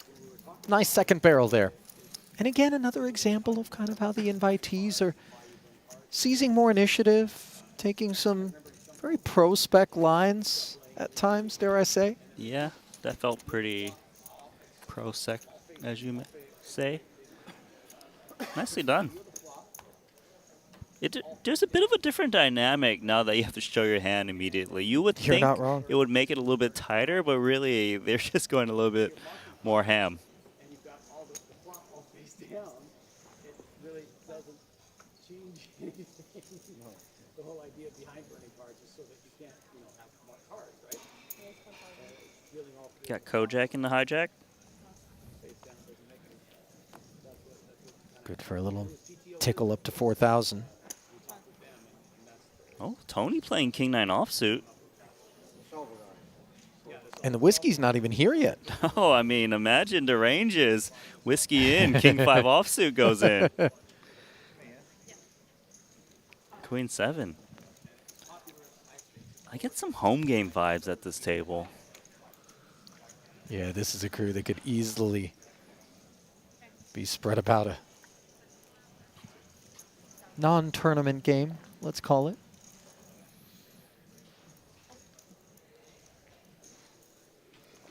Young checking the gutter as Nagy, with the benefit of a pair of jacks to go with his, does barrel. Tony G hung around on the strength of the king of diamonds. And with Nagy checking it to him, he wastes no time delivering a speedy position bet of 8,000. Price too good for Phil Nagy. Isn't feeling too good. But the ace is really nice for him because it's hard for Tony G to bluff at the ace. As Nagy would check call a lot of ace X on the turn.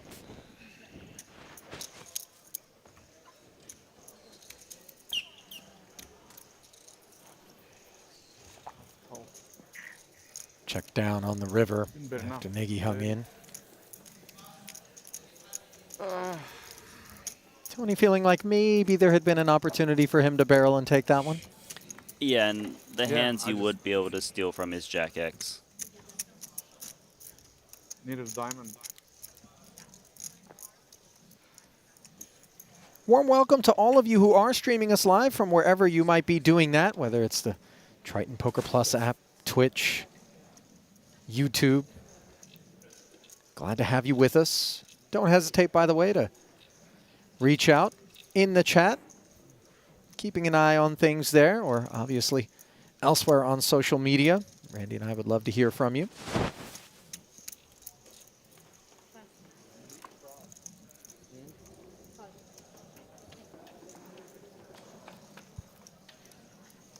Eights against sevens on an all-diamond board where both players have a flush draw. Advantage Pantling in every way. Yeah, outpit by 1. She troublesome to both have the diamonds.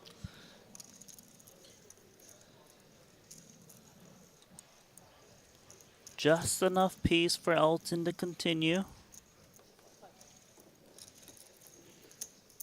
But with these holdings, it might be hard to lose a big pot. So far, things are tame. Pantley is betting again, just pocket eights. He's been rather relentless. Second post-flop barrel. 5 pre, 8 on the flop, 17 on the turn. Elton hanging in there, but in a bad way. And now a board pairing 4, which doesn't rate to complicate Elton's perceptions of this spot. Wow. Domination. Pantling, though, done trying to chisel value with the 2 8s, concerned about some Queen X. He actually got a lot of value given his hand strength on that board run out. Yeah, it's that turn barrel of 17,000 that maybe some would have shied away from. Yeah, I agree. Trying to realize some equity with the diamond, pot control, and then pick off bluffs on the end. Exactly, and a lot of times players just get one street of value. And Pantley's style has allowed him to vault to the top at this table, 656,000, just betting a lot. And when you bet a lot, you need to value bet a bit thinner too, which you've seen. It's like 200K, 300K. It's actually quite surprising, you know, seeing him up here amongst the leaders overall in the event at present, still early in this one. He plays. He wants to play. to realize that he doesn't have a Triton cash. As you know, what we've observed certainly is consistent with a guy who's very capable of making the money. You know, I recall Pantley being one of those guys from way back when, having a lot of online history, just playing all types of big games out there. Then, you know, ventured out and did his other things in his back playing. So he's got the experience. You can only lose 300,000. Just doesn't play at the same frequency as he did once upon a time. Yeah, it's an unfair presumption to make that just because somebody is in the bracket from the invitee side of things that they don't have a lengthy history of playing poker. It's simply that poker is not their primary source of income, and they're not professionals as such.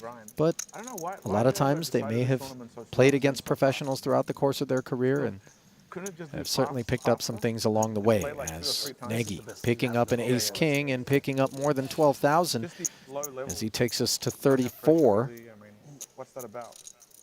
Pre-flop opener out of there. Now Rob Young with the dominated ace-5 of clubs will spend the extra 22,000. Solver bait. Okay, so level 8, level 8 and go up. Put a pin in that thought, Randy, as it comes Queen, Queen 9. And the Queen 10 for Vasca Boynica would have been the best hand on this flop, but instead, Nagy does not follow through. And once we 4-bet, Randy, and then we check this flop, we do create a little sense of maybe, just maybe, we can take this away if we're Rob Young. Definitely crossing his mind. For Nagy to check ace-king on a flop means he should be checking aces and kings as well. Yeah, that's very important to be balanced here and not simply have the ace-king. Oh, I have to show? And they do end up showing. Nagy doesn't like it. It's gambling. It's still gambling. You bet twice, though, right? No, you bet once. I would check. I would panic. Yeah, sorry, you got in about 3 minutes. A big hand. I sent you the hand history. You didn't want to show? Huh? You didn't Tony want to G show? with a bit of an opinion there. Why? He was afraid of the bluff. It was bluffing with the best hand.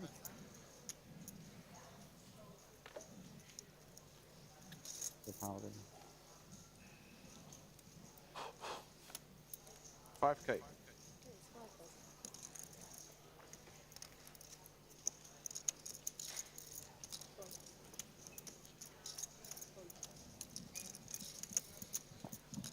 Elton saying, gonna hunt that 3. Oh, Flatting the pocket Tony eight. G open, and yeah, another pair popping up just behind Elton for Phil. Playing fast. That they are. Got a 3-club board here, and Nagy currently the best hand. Oh, sorry, Tony G is the best hand, but Nagy does have lots of equity with that 8 of clubs. The biggest club of these 4. But Elton is thinking about depositing some chips. Yeah. Not just thinking about it, but doing it. As not buying that this board texture has connected with Tony's pre-flop open, although he's got top pair, top kicker, and way the best of it. This is actually really tough, Phil Nagy, because with multiple bets and calls, he's not sure if he's hunting the club or does he need to fade it, and he's laying down the better club draw. Apologizing for it in the process, but not improving on the turn. Elton, on the other hand, now has a check to him and has turned this gut shot to go with the flush draw and the 3s. If he feels as though he's up against 2 overs, does he fire here in order to try to shed the free pull at equity? We get our answer as he checks back. A 10 on the end, and Tony now playing that pot control-y line. And Elton beats all those overs still. Ace-9. Complete domination. Elton. Oh. Hence the check. Who cares? Where was it? I pocket threes. Only 25K. With a club. Yeah. Obviously.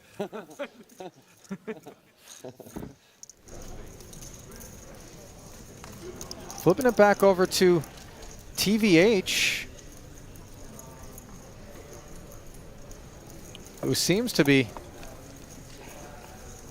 in a stressful spot here. Time bank being collected.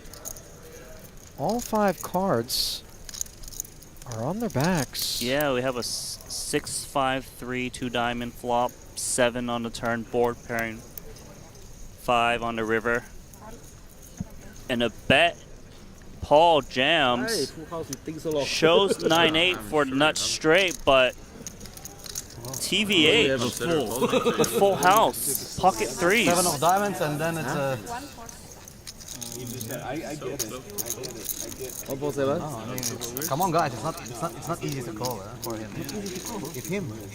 Paul loses a massive pot. This or full houses? Loses 218,000 in that hand. Was the chip leader at one point. Now well off the high water mark.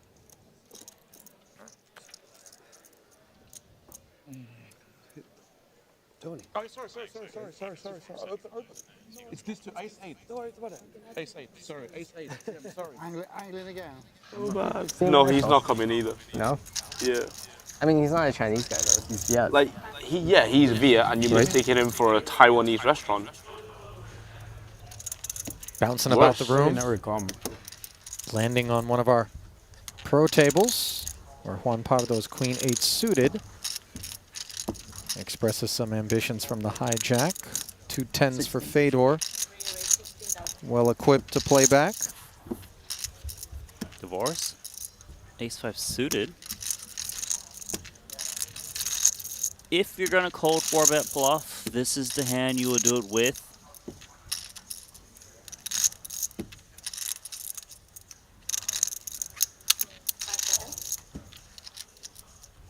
$42.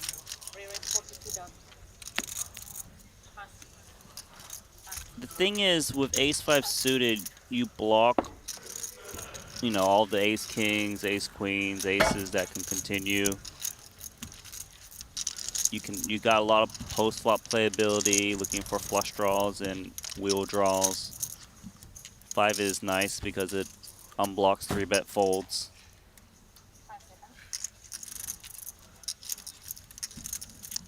It's always tough to play 2 10s in a 4-bet pot, especially if it's cold 4-bet. Like 200 still to start? So Pardo easily 100. gets like out of the way. Okay. Yeah.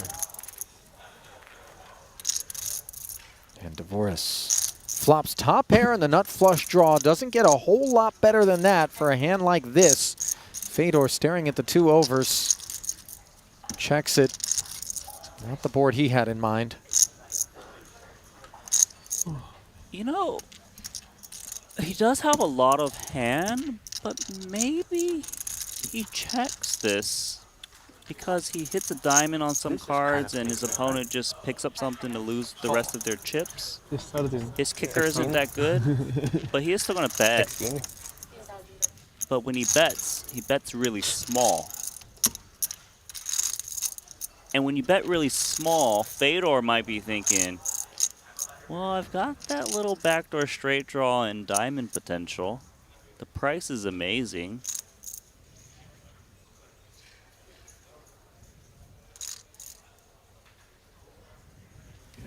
But does still lay it down, doesn't get tempted. 120. Yeah, water felt like it was going to be murky from that point forward. For next Fedor looking for a different spot. So we're not doing the show card thing at this table? Definitely not. Gonna have to wait for the delay to catch up with you. Thanks. Now you talked about this ace-5 suited, Randy, and referred to it as solver bait. The only way you can take Feels like a Fedor's natural chips. opportunity for us to kind of point out that once upon a time, solvers were reserved for the game's elite exclusively, but thanks to our partners here at the Triton Super High Roller Series. At GTO Wizard, it's the kind of thing that's accessible to the masses. Yes, you're right. You know, GTO Wizard is web-based, so a lot of people can just don't have to download these complicated programs. They can help you learn what the best GTO strategies rather quickly on both pre-flop and post-flop, which is important. And you can kind of watch these players play, plug it in there yourself, and see if it lines up, and really just improve your game. It really is sort of the between the lines connecting tissue. It's the stuff that doesn't meet the naked eye when you're watching one of these events, but is subscribed to by almost all of the pros, and they're building upon that foundation and then deviating and exploiting versus one another. And once you kind of tap into that world, careful, because it's a deep rabbit hole that you can find yourself going down, but it will really enlighten, enrich, and change your fundamental understanding of the game of poker. And then those businessmen will then jump in this and a few others too, right? GTOWizard.com. Where to head to get your taste. We should make it like one day, honestly. Or like two days. 2 days max, yeah. Like start at level 8. Yeah, start at level 8, and then you can never rebuy. One rebuy is like, you know, you think it's like you're playing for $1 million, but you're also winning 10 if you Three-way affair here. Elton from the big blind. Flopping top pair. Final table the next day. And yet it is Phil Nagy who wants to barrel. You get a lot more players with no TV. Yeah, It's the and he pre-flop actually opener. Open King 9 offsuit UTG. Cookie or something. I don't know what the solvers would think of that, Randy. It's not in the range, I promise you. You can look at all the different charts you want. Phil Nagy, have you ever heard of GTO Wizard? Thing about Geese thing, there was no TV, right? Yeah. Phil's answer would be, has GTO Wizard heard of me? Meanwhile, He did this tournament. naturally, Elton, the only caller of the 7,000 C-bet. Not much media. What? These guys don't want What is this? 27K? This is just brute force. Under the radar. Yeah, exactly. Yeah, whatever. Well, he Full is pot. leaning on the right type of hand, ace no kicker, especially him raising UTG under gun. He is supposed to have all the big aces. Elton can be a little sticky. That he can. Correctly. Faster. I mean, not fast, but slower structure, but start at level 8. So it's And like now you can't trip hold, you know, aces for Elton, the reward for hanging tough on the turn. And this Well, it depends how you can do it, but if is you the go kind of up card and they could go- see Nagy you go up slower. You go twice trying to slower. continue to tell this story, but it would be But no, the point is you're playing straight away. You know, you're playing so ahead. difficult. Oh You my. want sure we're not Is he sure. really going to fire here? I don't want. How big? I don't want. I don't care. Into 82-37, and I don't think there's anything but a call in the future Which is actually For sure. for Elton saying, which will come as a disappointment to Nagy. I think the upsized river bet there, and maybe, just maybe, the ace-3 has second thoughts. He would need to have gone close to pot to kind of shake ace-3. Look, Elton's not happy about it, but the price is so good. You know, it's not even half. He's expecting to see a better hand, and he's going to be happy to see King 9. You see, Nagy, do you ever fold? I don't, but you know.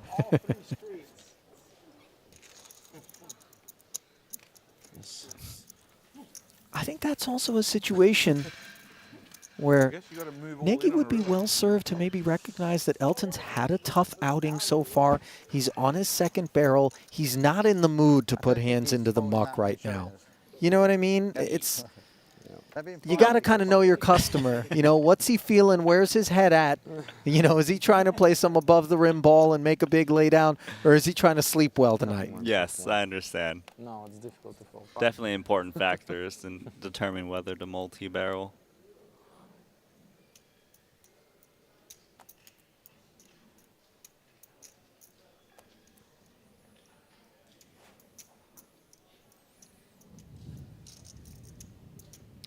Is this the Belarusian flag, Ali, for Mikolai? I believe it's Azerbaijan, if I'm not mistaken. Pros play like this though, only like this. No, Belarus. Oh, it is Belarus. Forgive me. Open hand I'm all the time. mixing him up. Like on coin poker, it's better. Is it all open hand on coin poker? Not all, but there's now tables. But I think they should just make it all open. Better. Then there's never any collusion as well, Yeah. is there? Three-way affair It's just so good. with some suited business. Tony G, the party starter, They probably play against each other flings all the another time, and 5K out there, having connected with this 8. plays anyway. Vaska Boynikov No likes the connection. price, no connection, but wants to hunt the turn. And of course, Rob Young with these clubs not going anywhere and not going to flat either. His raise to 25,000, promptly called by Tony. As we're down to heads up. And now, Tony picking up a flush draw of his own, yet checking over to Rob. That's a great card for Tony G, as it doesn't overcard his pair of 8s, picking up backdoor spades right in there.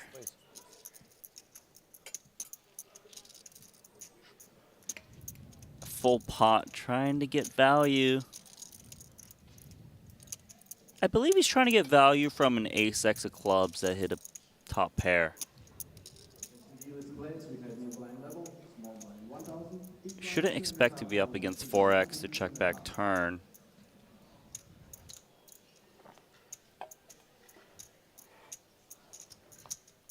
Young hesitating here, just queen high, unimproved. What? Did he just jam? How? Oh my. This is savagery, blunt force. Tony has 9 high spades, but the pair on the board and plenty of bigger spade combos that might be out there if it weren't for the way that Rob played this hand, which kind of removes that stuff. The ace of spades in particular coming on the end, even further minimizing the likelihood of a spade combo for Rob. Maybe 5-7 of spade, but I just don't see him jamming. I agree. I don't see him jamming worse spades. He's just repping the boat here. But of course, Tony what boat blocking is he repping? pocket sixes wouldn't have raised the flop. None of it feels like it makes any sense. I'm desperately looking for a hand that takes this line that has Tony G beat. Yep, he makes a call. Whoops. Can't get bluffed out every hand. Rob Young caught with his hand in the cookie jar as a sticky Tony G up on his feet. They can bluff me. Oh my God, it's a good move. I wanted to fold it, but I just couldn't do it. Yeah, the line just wasn't consistent Probably for correct to value. fold. But since I had the 8, can't have 8. Ace 4, I think maybe ace 4. But ace 4, would you like push it in? I wouldn't push it in then, I thought. I suppose ace 4 I don't know. Good call. Ace was a 4 hand. to me doesn't make sense because if someone raises the flop of chip 4s And I'm happy to go for and dinner. 2 flush draws come present, they often just keep firing away on the Right, turn. the check back on the turn then sort of removes that. I fold. I usually fold. That's what We block the pocket 8s. The only thing that They is wouldn't have checked back possible- the turn.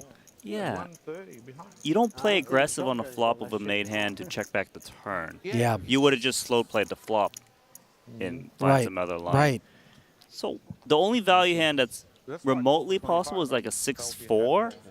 But then is he playing that pre? I don't know. It's a good move, yeah. Very good move. Maybe some of the time, but yeah, desperate are we here in the booth to construct a holding in that specific spot that would play in that manner that would beat the flush. And that's why Tony called. He was like, I don't know what you I got. needed a double up. You definitely have some balls. So Yeah, Rob Young falls there. Wow. down to 245,000.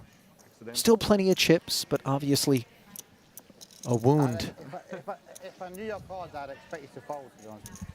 Knowing I would think. Yeah, yeah. I don't think you have a call in there. A lot of clients are not calling. I was. Can you wait a bit on like blind? Yeah, we wait. Meanwhile, I just couldn't we march on with fold because I folded Andrew so much. Pantling defending his big blind with 10-3 offsuit. Obviously, he's looking to play some Wait pots. a bit. He went. Wait. Tony G For him to come back. Done deal. barreling wait. through with top pair. Taking it down. Well, I had the flush draw and he came backdoor for him. If I didn't have the 8, Rob, if I didn't have the 8, I'd probably fold. But the only thing made me call was the 8, because I had the 8. So now you can't have like. I thought you called straight away, to be honest with you. Really? Yeah, because you kind of just went like that. I thought it was, and then you pulled it back. So kind of weird. You just. So, I got an extra sweat out of it, so I thought you called straight away. I thought you called straight away, didn't you? Very weird angle shoot. Very weird. It was not an angle shoot. So weird. You feel like that, and then pulled it back. Yeah, you can deal. You can deal. You can deal. We're just gonna take time. Very weird. But yeah. Oh my God. Okay. We'll just give him. So I actually got an extra 1 minute of sweat out of it when I thought he'd auto called me anyway. So. Tell him what. I have to stand here and wait. Okay. So what was interesting is that he said, I called because I had the 8, because the 8 blocks pocket 8s, and it blocks 8 X of spades. That would have been a higher flush draw that got there on the river for backdoor.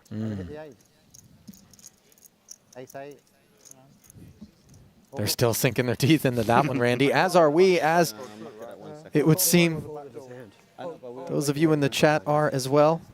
I mean, you're already beating a block. Giving him some time, buying him some time. You have to think I'm capable of it. If I didn't have the 8, I'm folding. I'm not betting the river if I didn't have the 8. Check calling. Action grinding to a deeply slowed pace here. Yeah, it's because I believe it was Mikolai who went away for a little bit, so they're trying to let him come back in time. Oh, I see. But we can't just not deal a hand by rules, so they're just stalling a bit. Yeah. I like to see it, by the way. You know, it's not trying to create a competitive advantage. It's just in the spirit of sportsmanship, you know.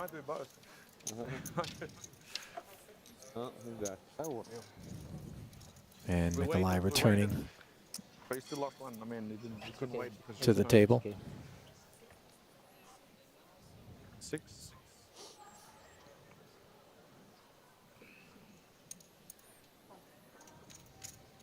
Nagy back at it, 7-4 suited. His hearts are smothered, but he does outflop the ace-10 of hearts, which was flatted by Tony G from the big blind. He checks and faces a c-bet. Just 5K. Check. Peels. Doesn't improve on the turn. Nagy, big gun shy. Checks back. 3 pair. Kicker doesn't play. Kicker on board. Had to think about that one. 3 pairs good for the Pygao streets. Is it? What about 3 consecutive pairs? You know that game? Oh, you're talking about big 2. You can cut a deuce. Yeah, you're sick. They're good.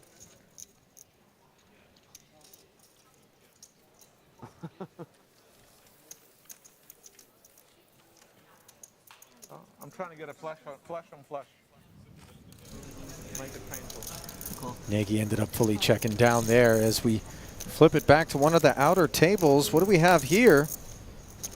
Yeah, it's an 8-3 deuce flop, 2 spades, 1 club. Yang raised it up pre-flop, was called by Haralabos before Lun Lun 3-bet to 22,000. Richard was the only one to take this 8-3 deuce board. Bet call of 12,000. Now the turn, which is a 5. Action on Lun Lun. Not a scary board texture. Again, it's 8-3 deuce 5 with the deuce 3 of spades out there. Bit difficult to make it out from this camera angle. And Lun barreling one more time. 35,000 now. Yeah, he's got all the overpairs, of course, so wants to try to extract. River card. The 10. Of spades, however, as Richard did call the 35,000. Yeah, it's always scary when the spades come in the front. Ace King high versus 2 9s, is it? 2 9s, that's right. Richard Young scoops in a big pot. Loon certainly made it tough on those 2 9s, but then It's a good strategy. got a bit gun shy on the river. One of my videos up, you get 100,000 Perhaps that third views. barrel would have gotten it done, especially with the Rob's collection of spades coming in. Get the old stuff from the UK too. There's so much still there. Devilfish. Yeah, Devilfish and me. We had so many. We had really like he was gonna punch me. I was really getting under his skin. You and Daniel, yeah. Like really, really badly. I loved him, but he hated me. He really hated me. Yeah. 7,000. David Elliott, the man in question. Devilfish. Really wanted to bash me. Passed away many, many years ago, but was such a colorful character in poker, and apparently didn't care much for Tony G. Wouldn't be the first nor the last that didn't have a taste for Tony's particular brand of Definitely not the needling. first. That's right. That's not Robin's name. Meanwhile, Ace Queen Deuce board here as Pantling's pre-flop open to 7,000. Follows through for 12, and Tony takes it upstairs right away with just a 7 high club draw. Best bit of a human being Tony G is now. We used to call him those names. Yes, they will be watching me now. He's fasting, he's stem cell treatment. Lost 25 kilos. Lost 25 kilos. So Tony G keeping the chips in motion, and we're taking a moment to remind you that you can take your game to the next level with GTO Wizard. Analyze your played hands, practice by playing versus GTO, and solve any spot in the game with the GTO Wizard AI. Join the exclusive membership giveaway. Get yourself a shot to win a premium subscription and merch. Just click on the link in our chat to enter that giveaway, or scan the QR code on your screen. That's GTO Wizard, our official solver partner. Which is that was upsetting the most, I think. Apart from everything else. I think it's the celebrations when he wins a pot.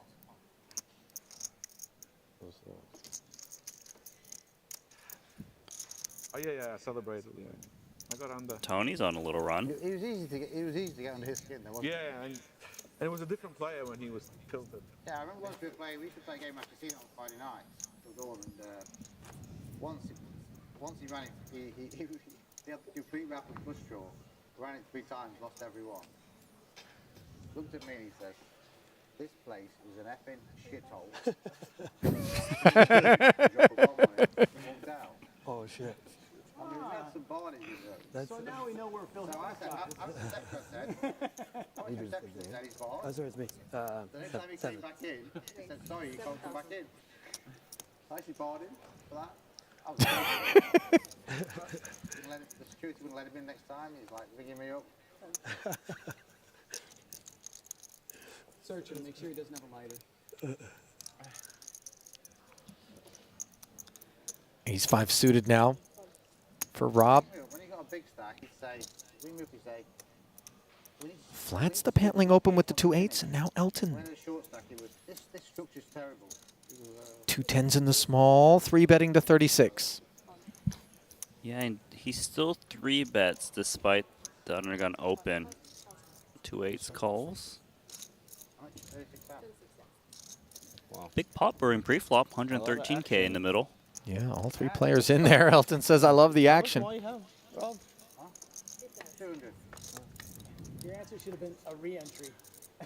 Jack 9-7 as both the pairs turn into gutshot straight draws. Nothing more than backdoor hearts to speak of for Rob. Should be pretty uncomfortable for both the 10s and 2 8s. Let's see what he does. I don't know enough about poker to comment on that. Yeah, it's unsure what to do with 2 10s. Looks like he wants to fire.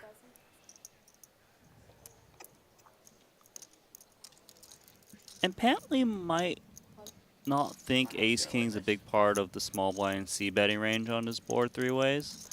Then again, when you're holding the inside straight draw, you want to call and hit that 8. Unfortunately for him, though, Elton making the straight on the 4-liner. What a surreal turn this is, as both players were blocking one another, and when they get there, the other player makes a set. I do really like the check from Elton because he shouldn't have too many 10Xs from the small blind against undergun for squeezing. So when he's got a big pair, he would want to check and then try to have the opponent move him off his hand. And that check shows that Elton recognizes his range here as the 3-better from the small and is able to induce this bet from Andrew, flatting the 51,000, vulnerable to a board pair, but a very clean 4 of diamonds. And now, having called the 51,000, Elton's check could very well look like an overpair. The set of 8s may be tempted to value into this 275. Yeah, and I would not fault him, actually. He's rarely behind. And we know Pantley likes to bet thin. Well, they're gone. Those maybe chips. thin, but the sizing isn't altogether lean. Granted, sub-half, but a meaningful 126.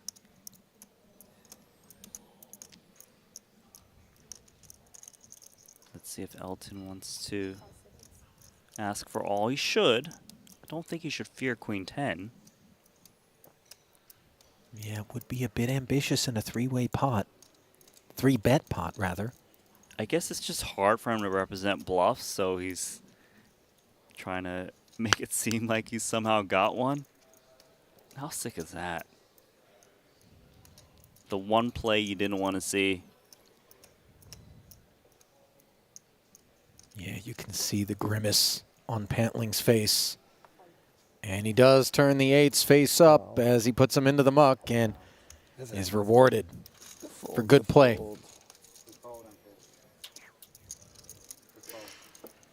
Bullet number 2 looking good for Elton Singh. Yeah, so far.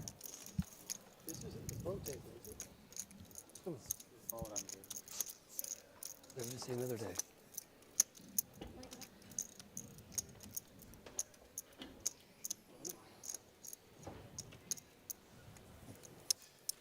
That was one of those pots where, even though it cost Pantling quite a Bucket bit, loads, yes.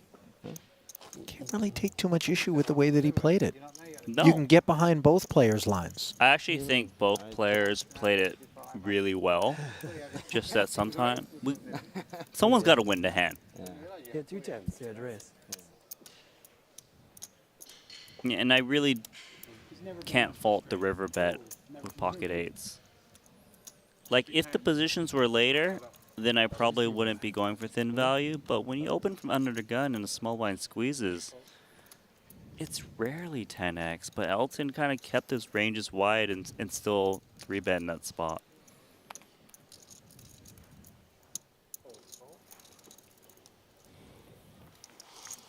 Round of mucks in front of Elton's button, as he is now the overall chip leader in the event after that one. 668,000 plus coming into this one. 7 of it sent forward as Pantling seeks revenge. 10. It's a revenge board. 10. Flops the open ender and comes out swinging. And that's just not a texture that gives Queen 10 suited many options. But Elton's thinking, why did you lead into me? You have this one. He's suspicious, but He was bluffing with the best hand is what he was doing. So good, that way of doing it. Huh? For the pros, it makes it much better, much fairer. Like we don't need to go back and look at the hands now. That's save time though. That's what they're gonna do all night. While we play cash games. They have to think about it. If they're going to play you guys tomorrow, they have to watch the final table. Otherwise, they're not doing the job, right? Oh. Don't blame them. They're hungry. You have same information as them,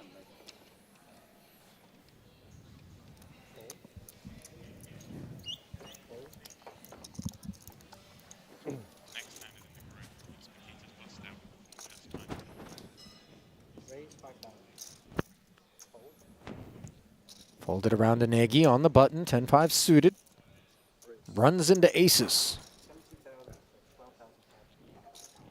Just another 7,500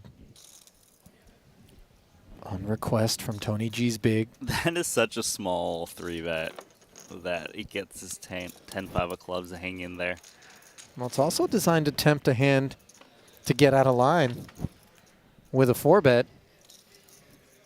Club in the window was nice, but the deuce 3 of spades behind it. Disappointing for the 10-5 as Tony can comfortably c-bet.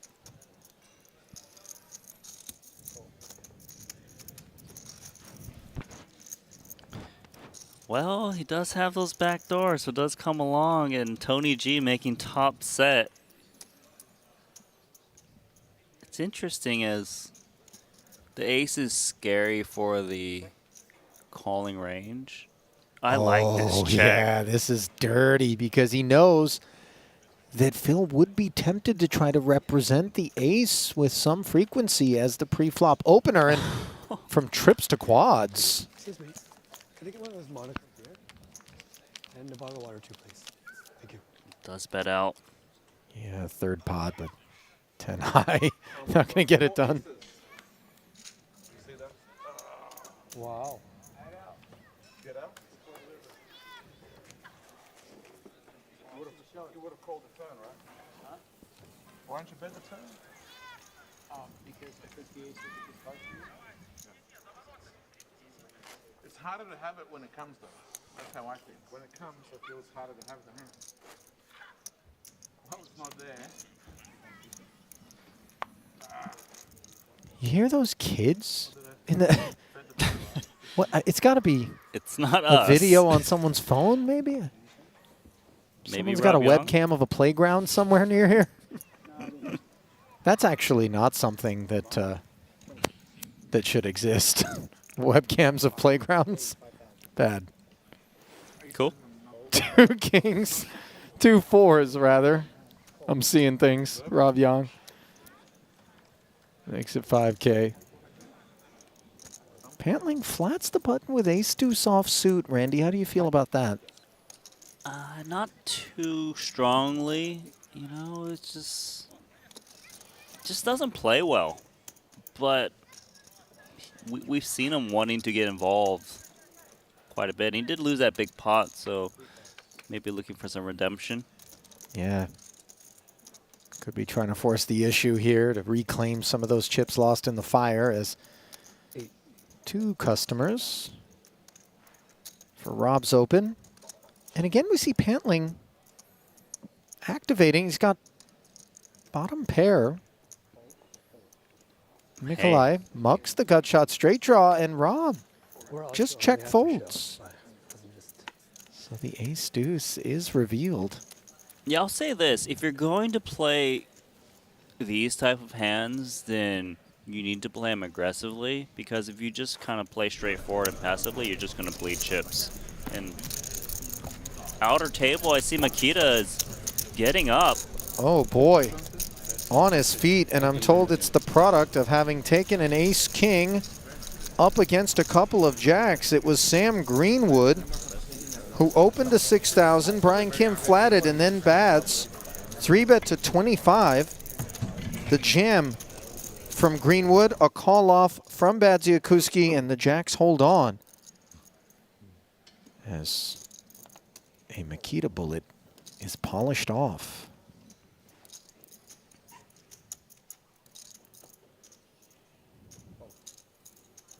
Well, Yeah. if you're going to go broke, do it during the re-entry period in this one, that's for sure. Or make sure you get back within 30 minutes 30 of going minutes. broke. Correct. What do you call? So it was a cash game. I'd Nagy. be very happy now if we turned that into a cash game as well. King 5 I'm suited, 200K now. turning into middle pair. Checking it to Tony. the hands this table is playing. Yeah, oh yeah. Jack 7 offsuit, 10-5 suited. And now the nut flush draw in the form of an ace of clubs on the turn for Phil. Tony checks back, left with just Jack high. And no showdown value, so he reaches for some chips and flings them in there. It's also nice to have 30 into 37. Win some money, right? Sizable bet. I wish we had done it, honestly. Well, even now I wish. Yeah. Just spice it up a little bit, right? Tony G. It doesn't really affect the game. Shows the bluff. Has to. Negotiated. I don't know. I haven't thought. That's where you wish the show your cards game wasn't going. Can we end this game? I'm just Right. getting humiliated. Somebody comes to the table. I'm not having any fun. Yeah, then we have to stop. Oh yeah, if someone comes here. Or unless they agree. We can still do it. Yeah. You got the most to lose right now. Yeah. Thank you.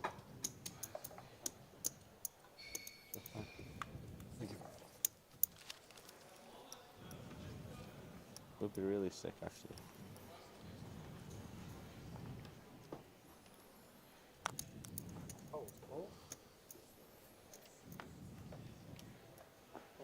Paper cup. Mikolai's got pocket nines on the button.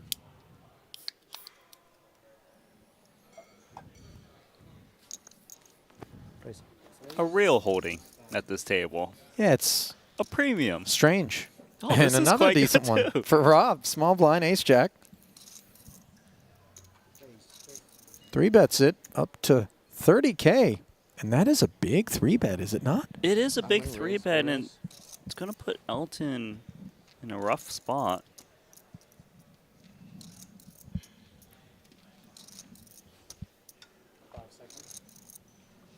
Yeah, the correct laydown. It is a big 3-bet. You know, what, 12 blinds? Especially off the stack size he's playing, under 100 blinds. Closer to 75. 5 seconds. Wow. A jam from Mikolai to over 400,000. You're going to As the see ace it. jack crumbles. When you make it bigger like that, No, I'm just here to forces hang your out with opponent to the 4-bet or fold a bit more, and you kind of waste your ace jack a little bit. So that was quite an interesting hand based on the sizings that were used. But over to the pro side. Two players with a pair of threes on an 8-tray deuce board. Two checks in front of Adrian Mateos. Worst hand betting.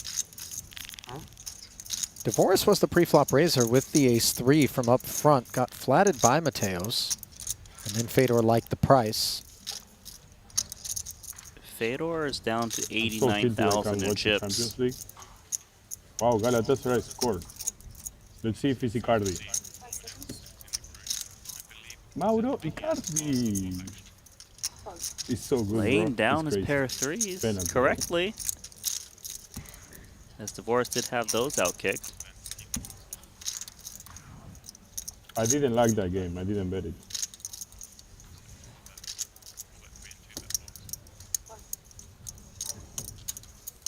DeVoris gonna hang around with his 3. As Mateos is 6K. Does get one hand to fold, but how about this for a turn card, Randy? The Jack of Spades.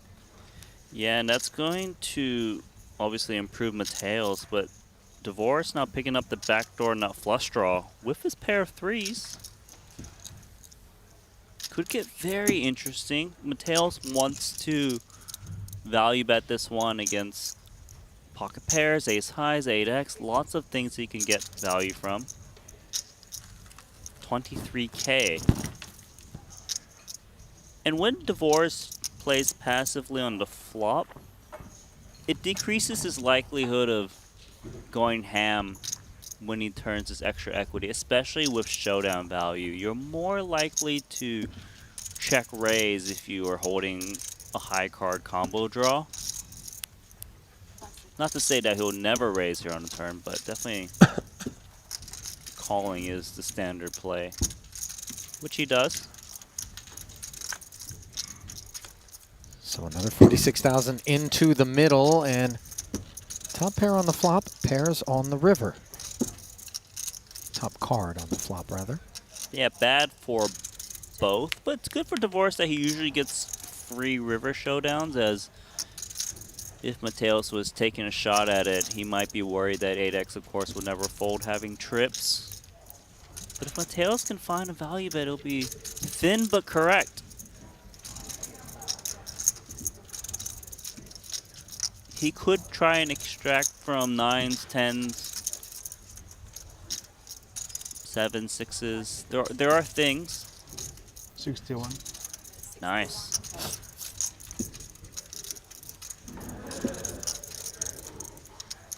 You see Divorce trying to piece together what kind of kit Mateos would have flatted him with from middle position that beats this ace-3.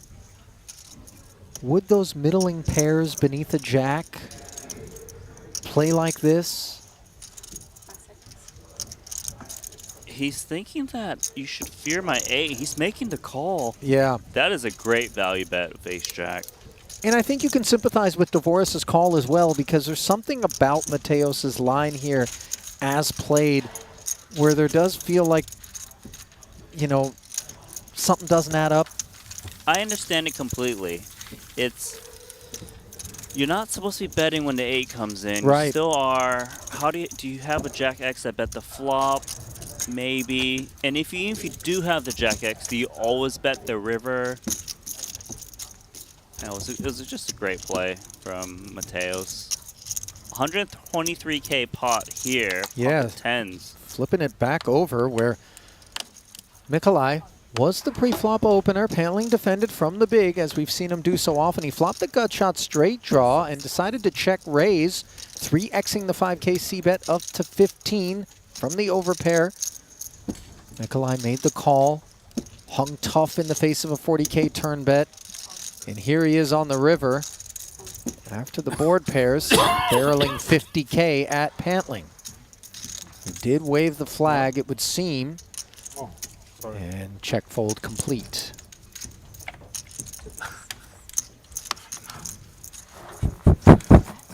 No, I wanted to do something funny.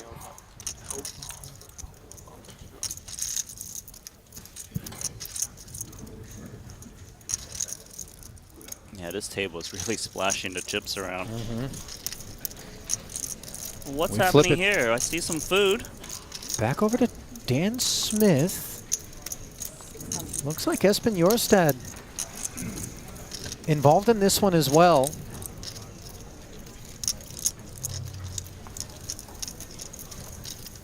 Dan's actually involved in this pot with a decision. He's not waiting for someone to say grace before he enjoys his dinner.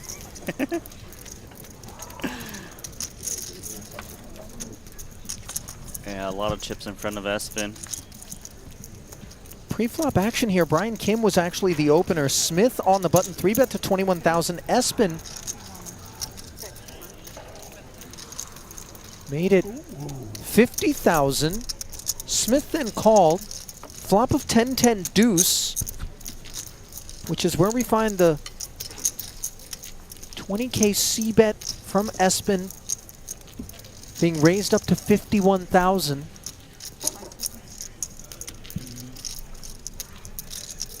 Yeah, that's interesting because you don't often see raises on these paired boards in 4-bet pots.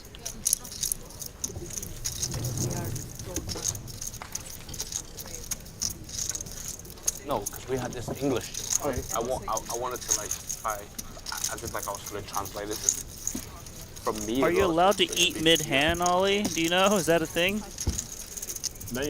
You're allowed. Right? I think it's a little weird, especially when it's a big pot like this one. Now, Espen does make the call. Not too often you'll see someone raise in position against a pre-flop 4-better. Have you ever lived in China or Hong Kong or anywhere? And it's time for the food. Yeah. to get out of the way. Lived in Hong Kong, lived in Macau, never lived in China. Espen checking. Looks like the turn was an 8. So the board now reads 10-10 deuce 8. No flush draw. True story. Correct. You're right. I'm not saying anything wrong here, right? And Espen should have his whole range, given how small his flop bet was and how small the flop raise was. That's going to come into play into how Dan Smith reacts on the turn.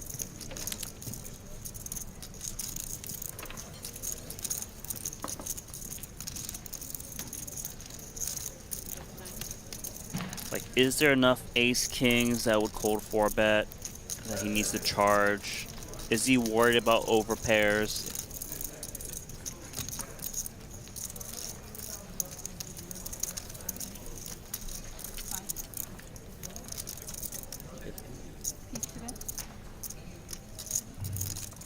Smith fires 50K. Yeah, just about quarter pot here on the turn. This one is starting to have the trappings of a couple of guys who have overpairs to the 10s, doesn't it?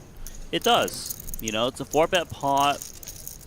Range advantage to Espen, Jorstad.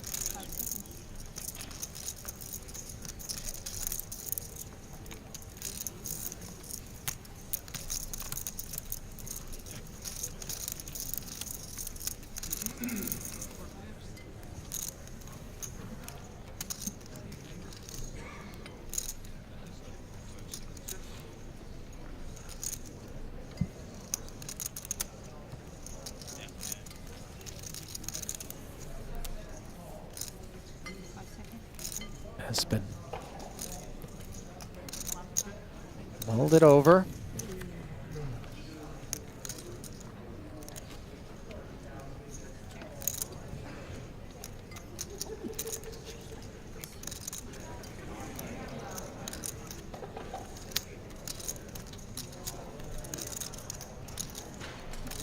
This is high drama. One of those spots where if he makes the call on the turn as he's done, you bring the pot to such a big figure, dry river comes off, and you know you're going to face a big barrel more often than not on the end. Yeah, there's a lot of guessing game happening here. There's also, I don't know, it's tough for Dan. Yeah, queen of clubs, by the way, or queen of spades, rather, on the end. Suit irrelevant, as it doesn't complete any flushes. And does go check, check, so looks like it was 2 jacks I don't know. for Dan Smith. And an ace-king. Elton had ace king. If he doesn't have ace king, he folds. For Espen. That's right. Oh, turn that around. Do want to advise that we are working through a bit of a technical challenge here in the booth at present. What happened? Ralph Perry, I busted him. Who is Ralph Perry? Sean Perry's father. Sean Perry's father. Oh, that He's a ended his poker. career. Flipping it over to one of our pro tables now, where Danny Tang has trip queens 10 kicker up against a short stack Fedor Holz, who is outkicked with the 9. Bringing you up to speed. Fedor attacking from the button.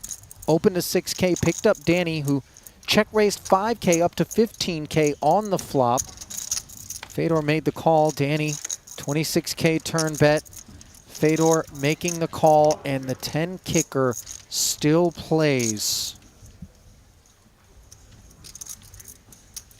Yeah, this just got to be the end for Fedor Holz. I don't see how he could ever get away holding 41K behind with 97 in the middle. Certainly feels like it would be an overly ambitious spot in which to find a fold, wouldn't it? Yeah, snapped in there. GG Fedor Holz. Good luck. GG. GG. GG, bro. Tang putting them all in. What a That'll do fucking life. For Holtz's first bullet. Trips, I'm busting Fedor Holz, bro. That's like fucking my dream. Like my dream in a poker tournament.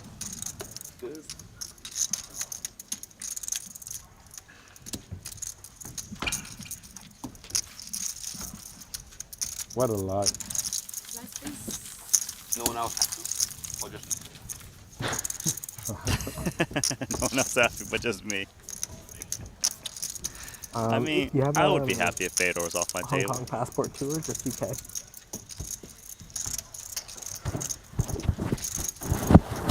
Oh, is it like you can only be?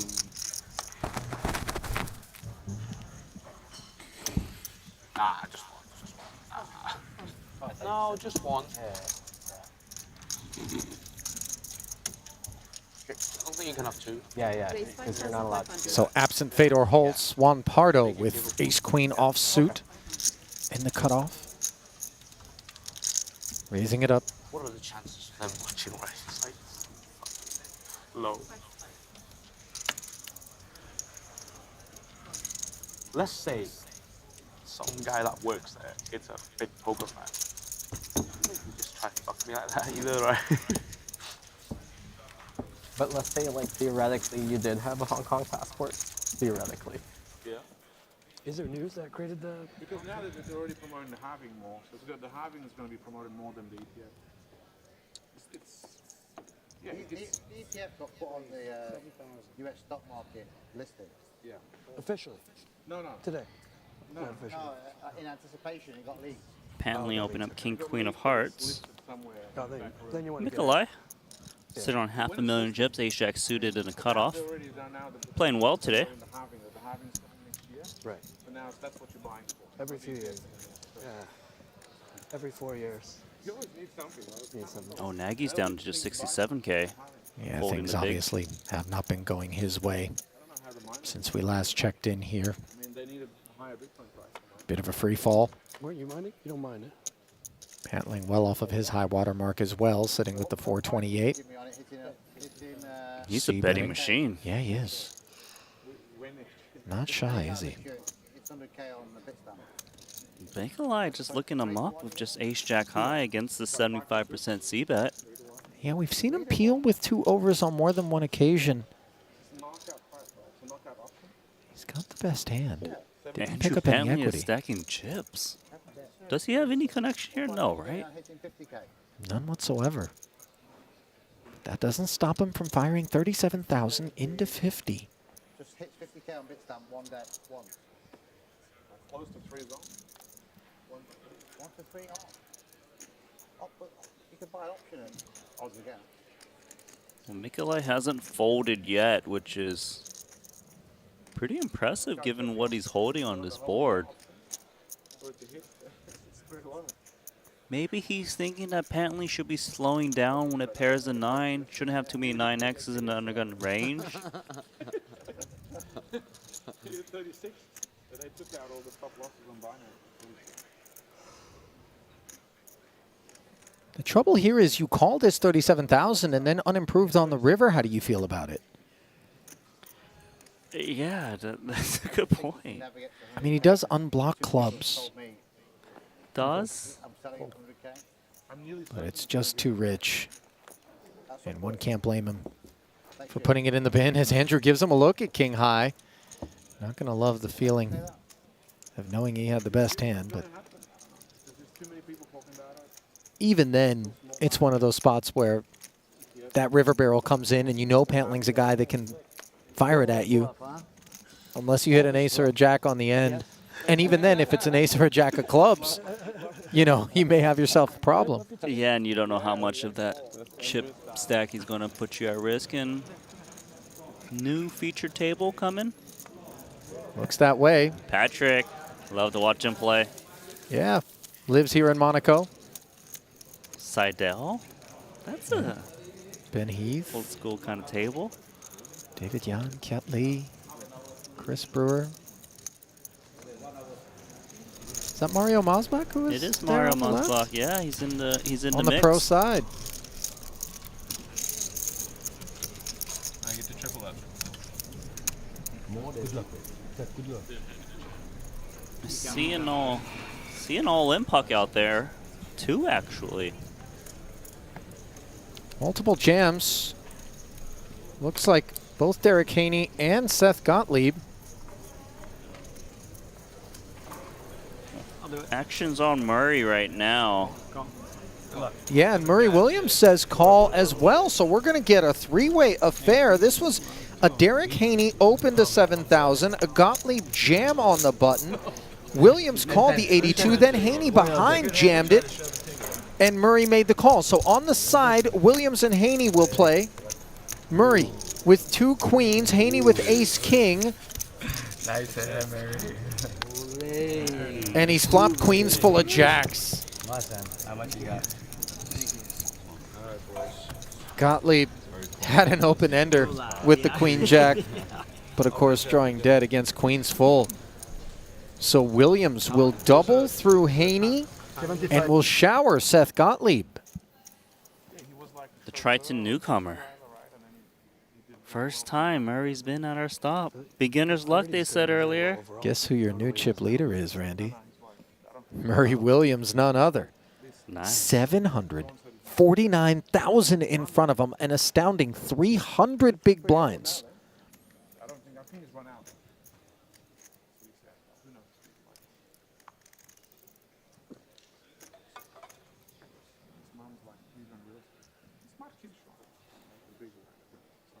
If he just settle down, he's going to do great. Yeah. The story of him winning 50, because he was on the boat with us. Plays worse than me and Elton, which is not to start with. He can play good. I don't know. I've only played with him a little bit. He didn't play good. No. Like, not yet. Maybe we're too good for him. Is that right? Back over to the invitee feature, where Phil Nagy appears to have one hell of a headache. And it is evidenced by the lack of chips in front of him, as he was up amongst the leaders at one point. Things have unraveled. Pantling and Mikolai squaring off once more, and look at this board. 6, 7, 8, the joint for Pantling, and then an open ender along with queen high diamond draw for Mikolai. And we're playing big pot poker here, as the 5K open got 3-bet out of the small blind by Pantling, who has flopped gin. 5 became 15. Mikolai made the call, now faces the 25K C-bet, which he is raising here and now to 70,000, and that is music to Pantling's ears. This could easily get it in. We could be playing like a 900K pot. 3 more minutes, Rob. We sure could. When you bet this flop and get raised, yeah, I don't blame him for just open jamming here. It's so often that Mikolai has a strong holding they can call But once just he look, raises. I mean, 440, we're asking for all of Mikolai's chips effectively. Yes, 37%. Mikolai thinks that he's up against an overpair a lot. However, he's up against a straight, so he's in bad shape in terms of straight draws. Yeah, the 5 would be no good. 110 that he needs to chop is busy, and really, it is the diamond that he needs. And lays down. That took a lot of discipline, didn't it? They're going to want to rabbit hunt this one. Mikolai I could have made it less. finds the restraint. You know, the real nightmare spot, oddly enough, for the Queen 9 suited there is to be up against... Like an ace-king suited? Yeah, in diamonds, right? Exactly. He wasn't nutted there, right? If he had like ace-9 of diamonds, he probably would just flick it in and be like, different proposition. it is what it is. Sometimes bless, sometimes have it, right? My hand looks like a flush. Well, we saw what he did. Exactly. Elton's so good. He is good. I don't think Andrew's going to Hollywood like Elton. Not Andrew, because he's been doing so many of these like bluffs. He tried to use his reputation. You're not going to Hollywood. That's for sure. My hand looks like a flush. I mean, it is good news, though, that he got to see instantly that his opponent had 10-9.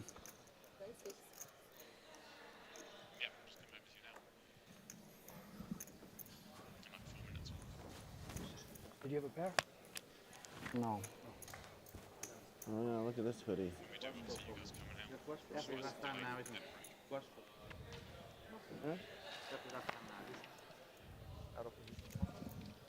Very logical that he hit the flag.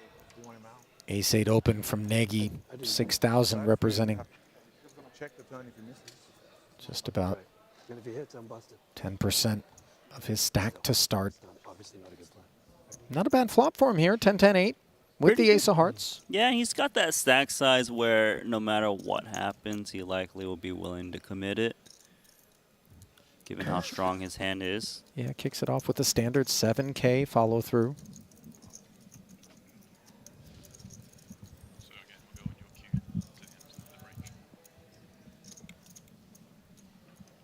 Nothing for anybody to stick around with there as the comeback bid is underway for Nagy.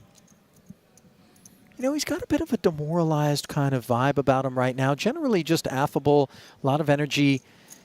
Would be well served to maybe just take a minute, realize that, you know, he's down but not out. All right. Last hand. Still with 30-ish bigs plus left to play. It's tough, though. When you look around, everyone's got, what, 150, 200 blinds. You might have felt like you made some mistakes. You know, like he kind of pressed that king-9 offsuit unnecessarily against Elton. You can understand that he's being a little down, and, you know, he needs to just get to that break when he can kind of regain some composure and really play his best game. Maybe find some caffeine at that, as the jet lag could be creeping up. Yeah, he did have to come a very long way. Costa Rica, where Nagy calls home. Suited connector here for Elton under the gun. Picks up Nagy.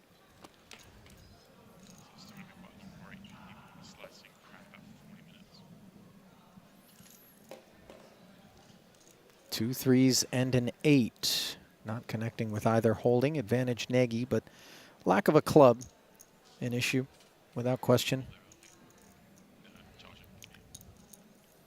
Nice call here for ace-9 high. No backdoor clubs. Yeah, for the time being. Hanging tough. Ooh. Now a third 3 is a very interesting card on this turn. As Elton checks, a check back from Nagy. Let's see whether or not Sang with 0 showdown value now wants to try to barrel at this.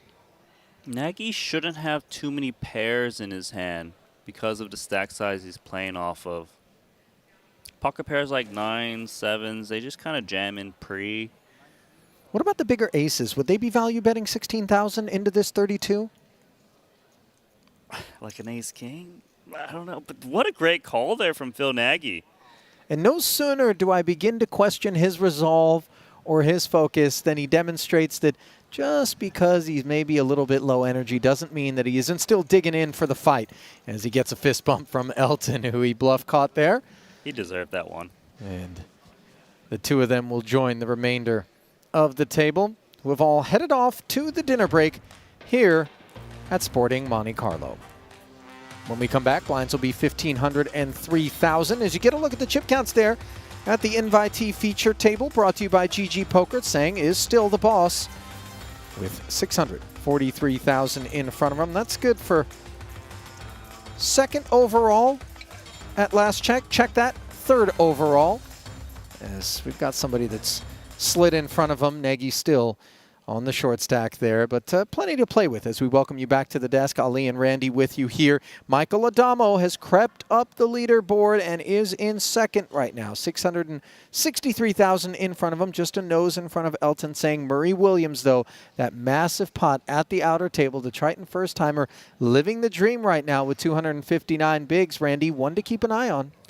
Yes, you know, like people don't know how he plays. He's doing his thing, vaulting up to the top. And, you know, this frame of play had a lot of eliminations that we saw, right? Sure. A lot of big bluffs, a lot of big hands. It was quite exciting. And we're still very deep stack, but people are willing to just push all the chips in eliminations on both the pro and the invitee side. Yeah, 54 current runners right now. We did have 58 to start, 61 total entries, so not everybody bothered to come back and pony up once more. We will be giving way now to the dinner break then, but when we come back, you will be in the hands of Henry Kilbane and Maria Ho, who will take you through the home stretch here on today, the first day of coverage from the Triton Super High Roller Series in Monaco. Just about 40 minutes time, we'll be back. Go grab a snack, do what you got to do, and make sure you stick with us for the remainder of play here today, the first of 12 events on the docket.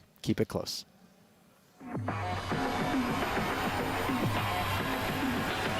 GG Poker. Why so many players? This is a crazy. It's a do.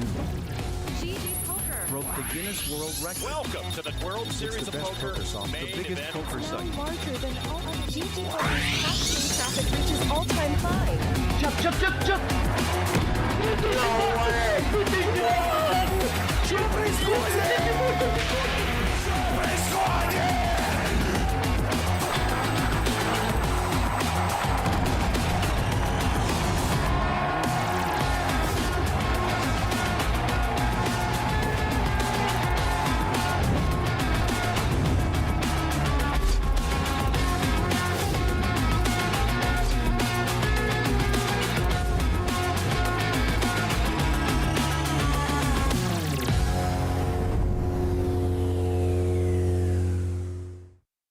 Take your game to the next level with GTO Wizard. Practice against GTO on all your devices.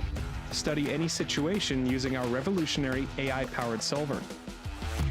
Upload your hand histories to uncover your biggest leaks. We have hundreds of hours of coaching from top pros, cutting-edge theory articles, and custom study plans to help guide your poker journey. GTO Wizard, the #1 app for poker players. Introducing the all-new BetACR.eu, the premier destination for sports enthusiasts. What sets BetACR.eu apart is our exclusive offering of live-action prediction options on the Triton series.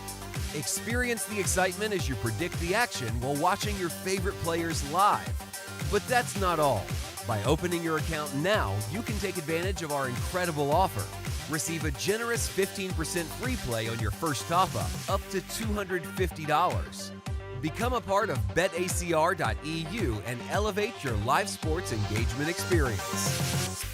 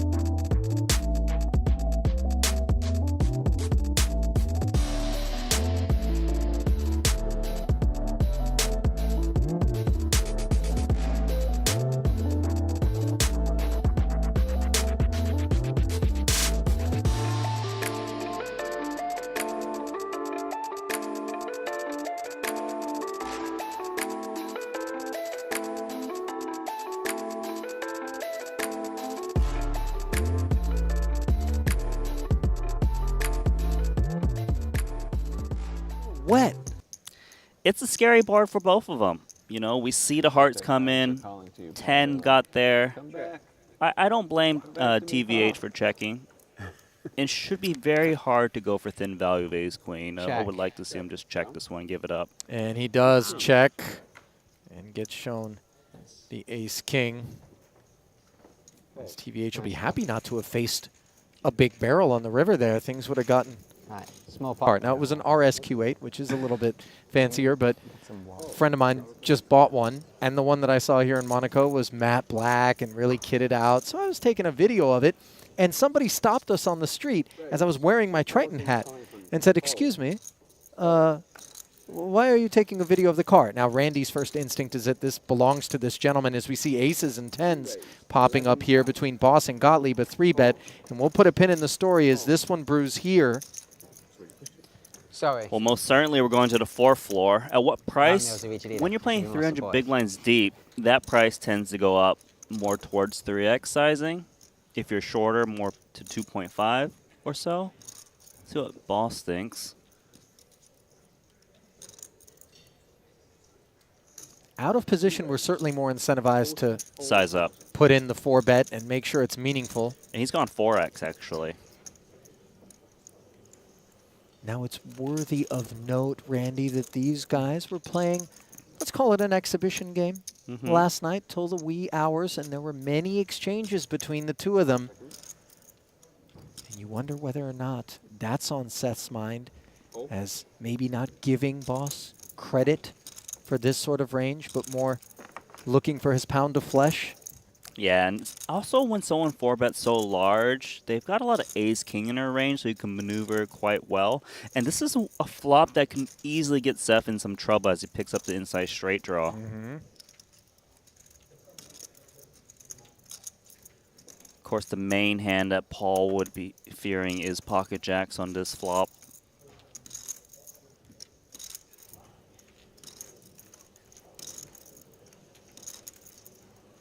Seconds.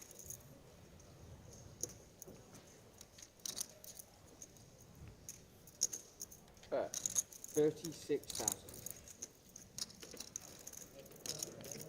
Sizing's on point here. Seth's got the position. And from his point of view, he's got the backdoor clubs, although it is smothered in this situation. Beats all the ace-kings. 36K a man, adding another 72 into the middle, bringing the pot to roughly 163 as the gut shot, straight draw, and backdoor clubs do not come to fruition. Aces still looking good. Yeah, and this card really doesn't change anything because we're playing a 4-bet pot. If it was a regular raised pot, you know, then we throw in these 7-6, you know, 5-4 gut shots I might call. It is relevant that boss has the ace of clubs in his hand, though, because some of those suited aces that may have called a 4-bet here would contain those nut flush draws as played thus far. Not the case, of course, when you know that you're holding that card. Yeah, that's a really good point. And also, because of the 4x 4-bet sizing and call, we kind of throw out some of these clubs as well that you might think would peel. Like a king, queen of clubs might just muck it pre.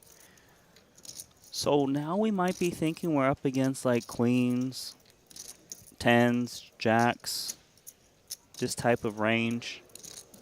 Of course, there's a lot of history, as you mentioned earlier. You can see Paul's just not phased with this run out so far. 75K, though, sub half pot the sizing. If I'm Seth, I would be worried about aces and kings quite a bit. I would think ace-king would shut down on the turn. Show the bluff, good for TV. Gottlieb does get away Ace of clubs. from his 10s. He gets shown the ace of clubs.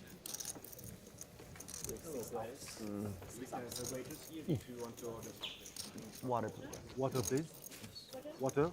And When you see the ace of clubs, 500.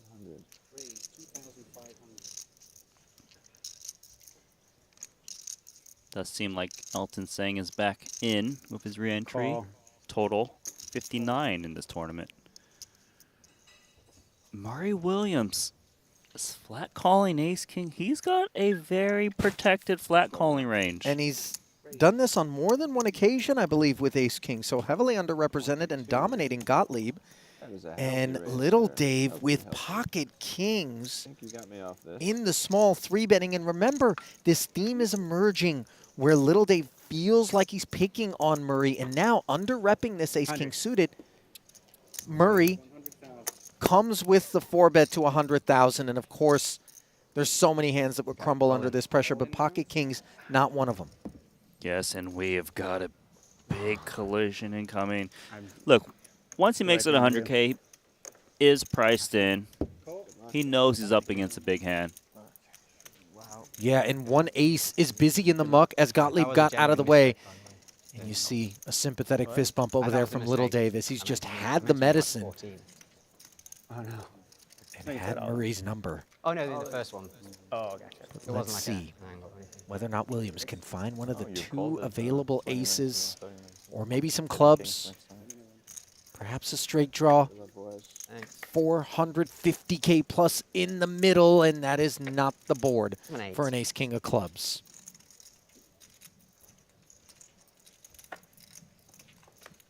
But somehow, the ace of diamonds, a devastator on the turn. Only one king of diamonds available for Little Dave to win this one. Nice out, man. Wow. Wow. Wow. And how about that? Less outs. As Little... We got some first-timer run good. Yeah, we sure do.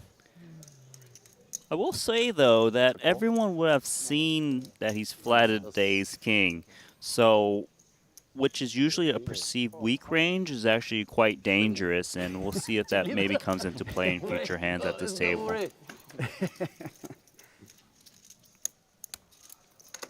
King 6-3 board here. Blind v blind.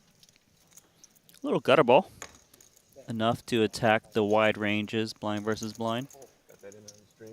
Yeah, TVH. Check calling the 1500. From Paul, who promptly makes that gut shot on the turn. Note, though, that that 4 gives an open-ender to the ace high. And it's going to make him take the betting lead. What a dream for Paul, especially the sizing that TVH has taken, 7K into 6. No, he's in, because yeah, kings. I forgot. Yeah. 2 flush draws present, straight draws present. King X unlikely get away. A lot of reason to put in a raise, but just what price?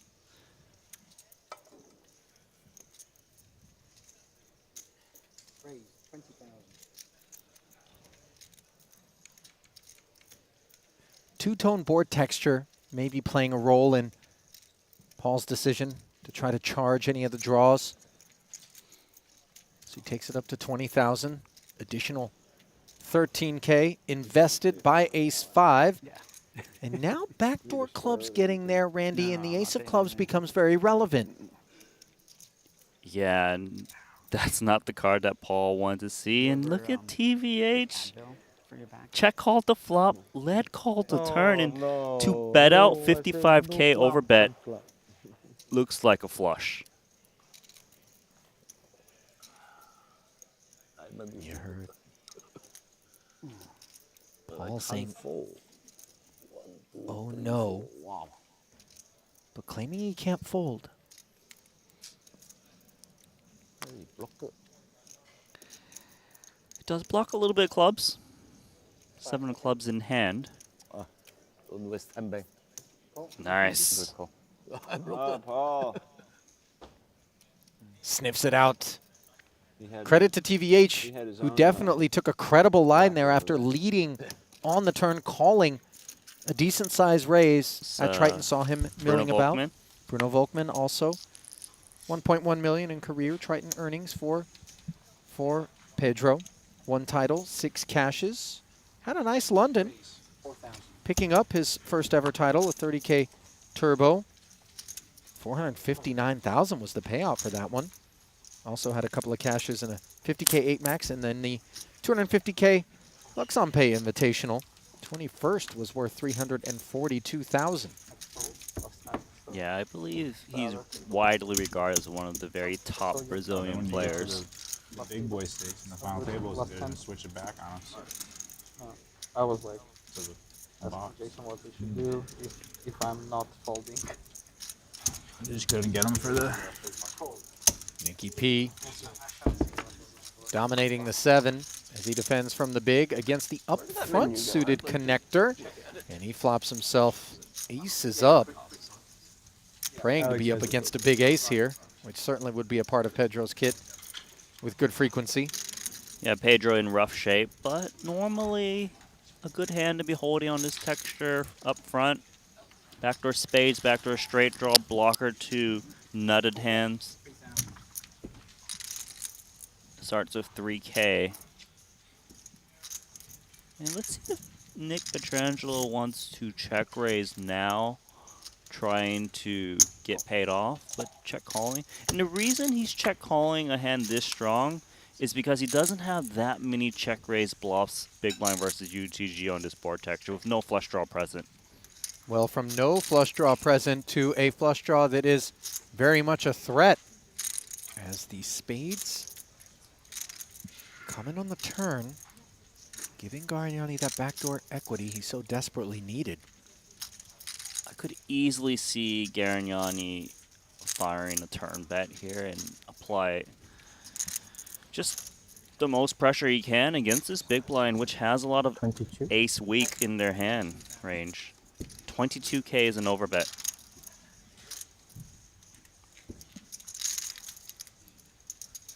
I wouldn't think that Petrangelo would raise at this point. Yes, his hand's very good, but there is a stronger two pair that exists now, ace-10.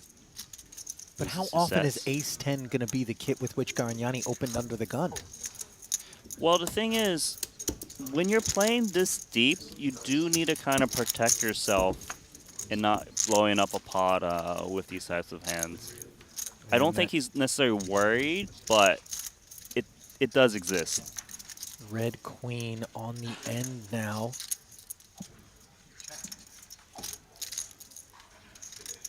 Another overcard to the 7. This one rates to be involved more so in Gargnani's range than the 10. Correct. Although I'm not sure how often the ace-queen brings the overbet on the turn, Randy. I know where you're coming from, but ace-queen definitely in his range these days with people balancing their turn overbets, so that it's not just pure polar. It does give up. Good no bluff. You almost bluffed, right? You got the winner? Whew. He looked bad. He almost flipped him. What? 4 confirmed kills, I believe, doing my part to put a dent in the Monacan winged insect populations, but in the end... You also got me a few times. They want, well, you know how it is, Randy. If there's a fly on you, I'm allowed to whip you with... the other day, and all the chat haters kind of Kill that fly, Ike. Now, Smashing it on the menu seems wrong. Yeah, maybe. It'll leave us alone eventually. What if I just take the fly away? No, man, I disturbed it. You know, Adamo is one of those players that we know he's very aggressive, but to me, strikes me as one of those players who will step out of line on this day one where it's pros versus pros. 70,000 there on the river, yeah. And it can make people very uncomfortable. Unfortunately, when you're holding ace-king, there's not a lot of discomfort to be had pre-flop, as Adamo picking a poor time to pick on Stevie. It's actually interesting on how to approach ace-king 200 big blinds deep out of position, because he opened from an early position. There actually is a lot of just call in your range. It protects your calling range, plus you're never really getting it in pre-flop ever good for this deep. And, you know, your opponent can't cap your range on ace-high boards. Well, hang on. Michael Adamo has somehow just managed to flop a flush, and Chidwick going to be hanging in there as he's got the king of diamonds, a threat to this queen-high flush. Go on, just land, bro. Just land. Oh. Keep in mind, Adamo has that image where he can get paid off multiple streets.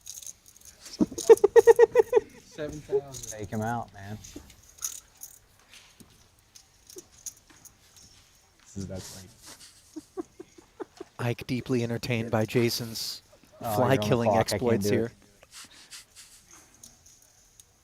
Yeah, as they attack those flies, they do have this pot going on. Yeah, Chidwick not quite as entertained by being out of position against the aggressive Adamo, with just ace-high for the time being. Check calls to 7,000. Doesn't improve on the turn. Second check in front of Michael. And sizing up here as Adamo, who is self-aware in terms of the perceptions of others about kind of how aggressive he is, feels like it could work. Yes, he's kind of like one of the few players able to get away with sizing up and getting paid off more so than others. And Chidwick now kind of a tricky spot as he still has ace-king high. A good diamond draw, although not nutted. 33 into 46, far more in line with the standard progression. From the pre-flop 3-better. Hard for him to get away now. 5 seconds. He could still occasionally have the best hand against like Jack 10s, Queen Jacks, Ace Queen, the Queen of Diamonds. He really can't fold on the turn against this opponent.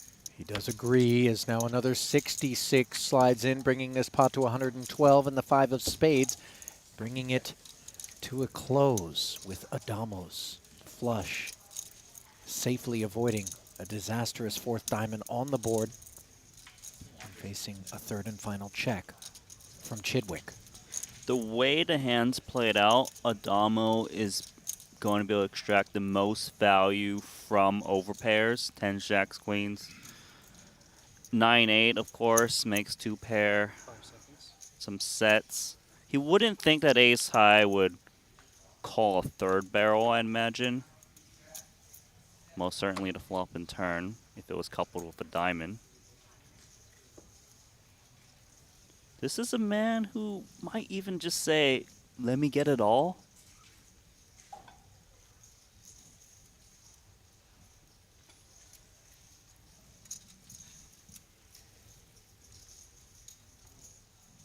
Seconds. We await his directions. Going to use the time bank. On one hand, he could fire something so milky that Chidwick would have to call with a huge chunk of his range. On the other, he could fire so big that Chidwick might be tempted to call light, given the polarization. Exactly, and that's what he's trying to deduce, is how often his opponent's got a hand that can call big bet. You know, is it ever like 2 pair? 65. 65. So the smaller bet here, just north of half, is designed to get all these 1 pair hands to pay off. He must feel that Chidwick wouldn't be calling an overbet at this point.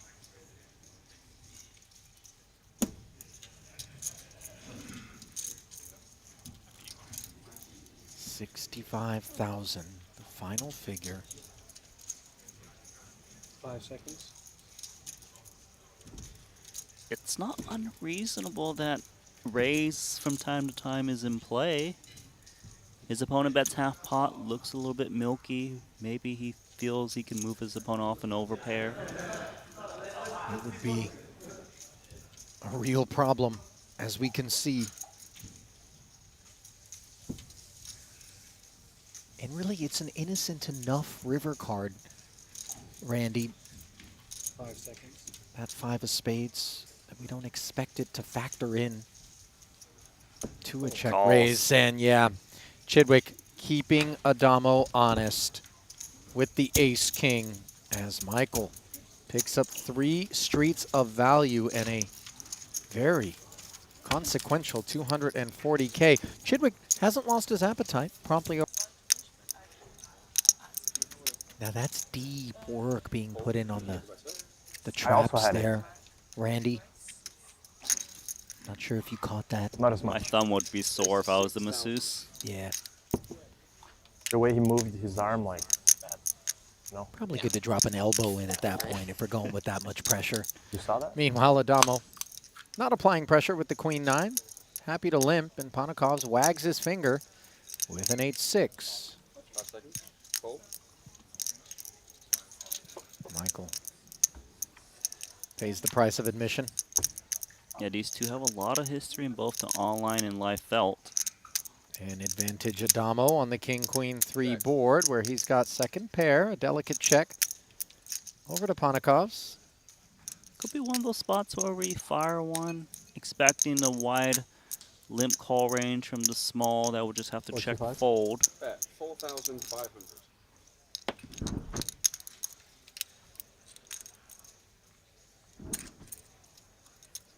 Got mid pair. Standard play is to check call. See what develops.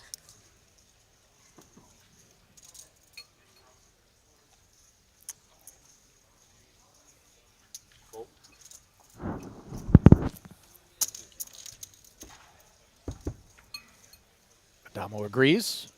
Hmm. And there's a pesky card, as there was already one over to the queen, and now it's the dreaded ace that rolls off on the turn. Could very much be a part of Ponikov's raising kit from the big.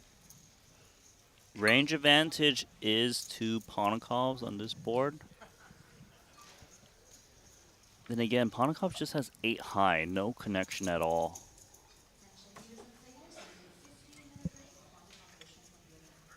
It kind of depends on how much naked ace X would check call to flop for Adamo and whether to multi-barrel this. 19,000. This is nasty. 19K bet, Adamo with third pair, no kicker. Not much prospects too for river cards. And 19 into 22.5, though, is pretty meaty. it's very meaty. And he might be asking himself, how often would Ponikovs have barreled at the flop with simply ace high? On Well, you're right, King, man. Queen 3 board. Hence the check. And obviously that is deeply disappointing to Ponikovs, who has 8 high and no hope. But the 10 on the river puts a 4-liner as this texture gets worse and worse for Queen 9. Actually, you know, the 10 is actually more in the small blind check call turn range. You know, king jacks, queen jacks. It's tough for Ponikovs to find another barrel. Also, think about this. If Ponikovs is representing the hand he had on the turn, ace X, ace kings, sets, they would be worried to fire one more once the 4-liner shows up. For him to fire means he's got like jack 10 on the turn, some jack X of spades.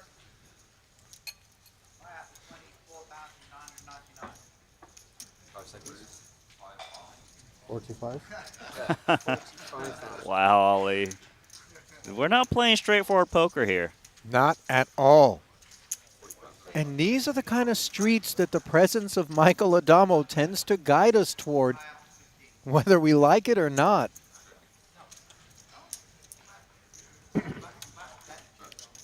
What a hand. Is it King Jack, Ace Jack specifically that makes sense now? No, King Jack, most definitely not. I would be so shocked if Ponikovs would ever fire 19K into 22 with King Jack on the turn. So does it have to be the Ace Jack for Ponikovs to be able to rep a straight? Yeah, it would be Ace Jack, Jack 10.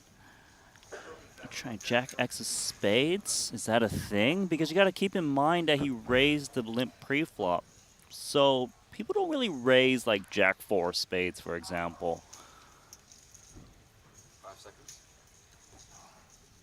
Damo using a time bank, and this is brutal if you're Ponikovs sitting here with 8 high, and he's got to suspect that Adamo's got a lot more than queens.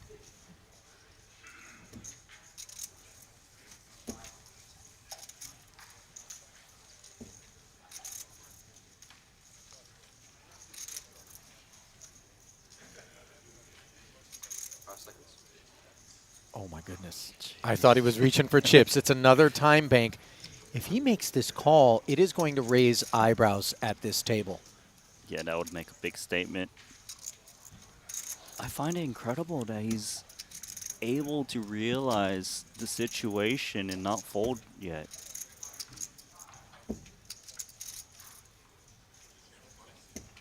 Adamo's thinking, how do you ever have a jack? And if he doesn't have a jack, he should not be betting this river, right? Michael Adamo. Show him.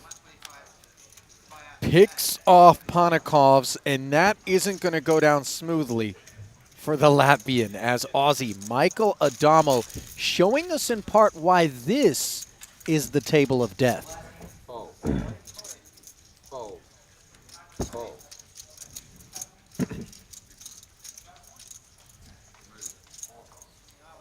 Pedro opens up the ace-jack of diamonds.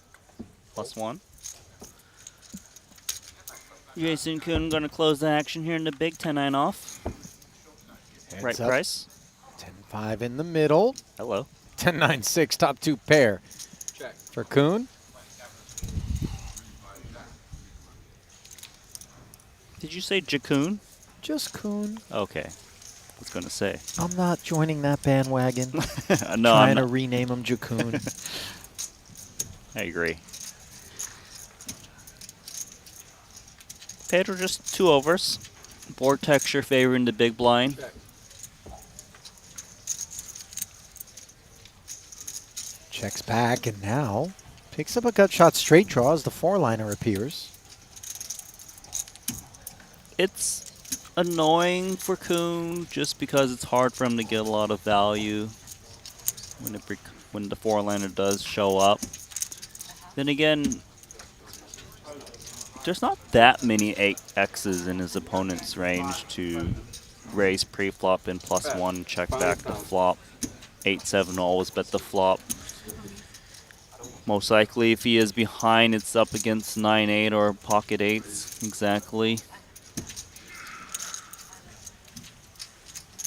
Pedro does have a draw to a straight that would be higher than the board if it does roll off. Does beat some high card straight draw hands. Queen, Jack, King, Queen. 5 seconds. Fold. It looks light, but it does actually make a lot of sense for him to continue with ace-jack. And gets there on the river with the 8 of diamonds, giving him that jack-high straight and downing these 10s and 9s. Kuhn playing the board. Yeah, this is bad, actually. Yeah, and you see Jason checking it over. This is going to be a very comfortable river barrel for Pedro. Once Jason checks the river, he rarely has Jack X because if he was holding a jack, he would fear that his opponent would check back the river and try and chop it up. So he might call more often once he checks the river rather than bet fold.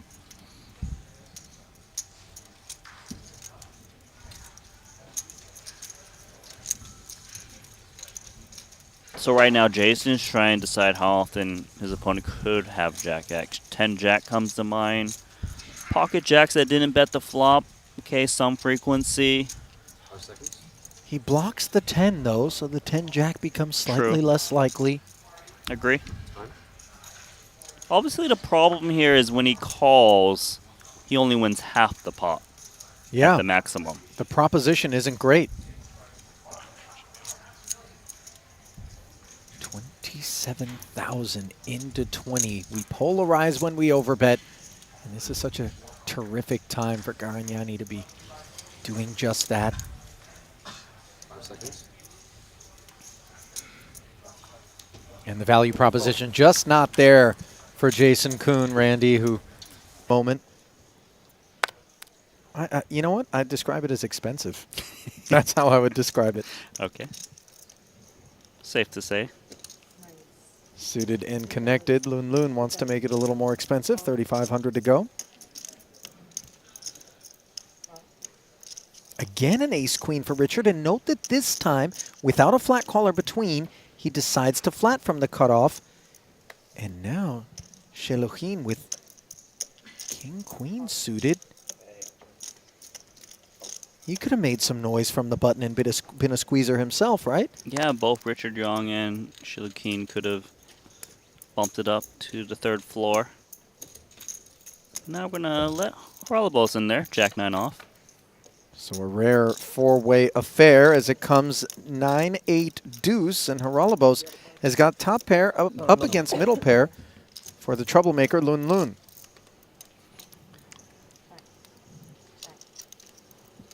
Loon doesn't want to bet. Looks like they're happy to see a free turn, unless Alexander wants to interrupt that thought. Never mind. Let's raise. I mean, let's bet. Yeah, field thinning proposition here from just 2 overs with some backdoor aspirations.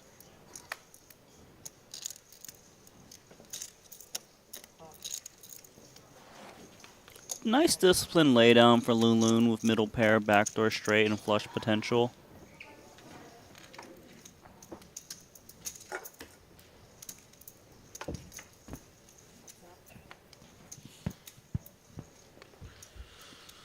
You might have been worried when you had pair of nines, jack kicker, no longer with top 2. And this might invite Alexander Shelukin. Oh, never mind. It's actually a lead from Voulgaris. And he must feel that his opponent's going to check back the turn a lot. And there's a lot of bad rivers, 10, queen, 7. Yeah, looking to charge the draws.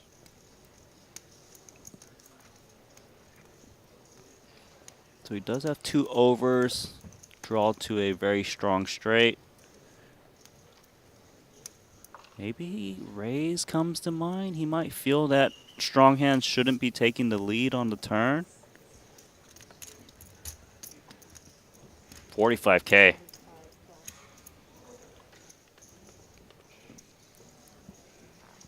And when Haralabos leads the turn, he knows that his hand feels a bit under-repped, especially the sizing he opted to go for.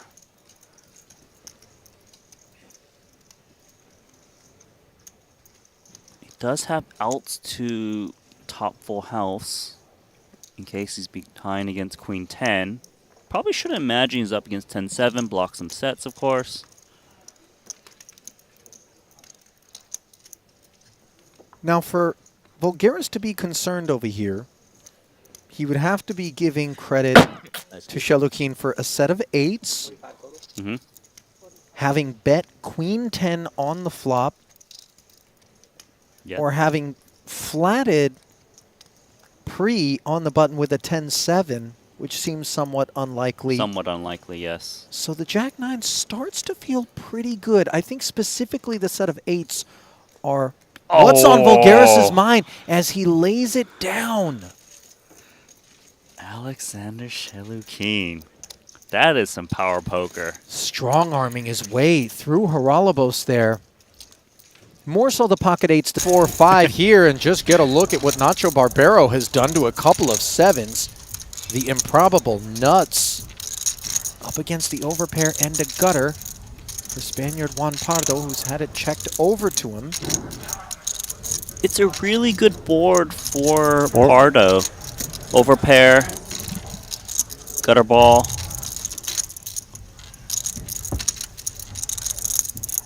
And now's the time to really just try and get value from ace highs, overpairs.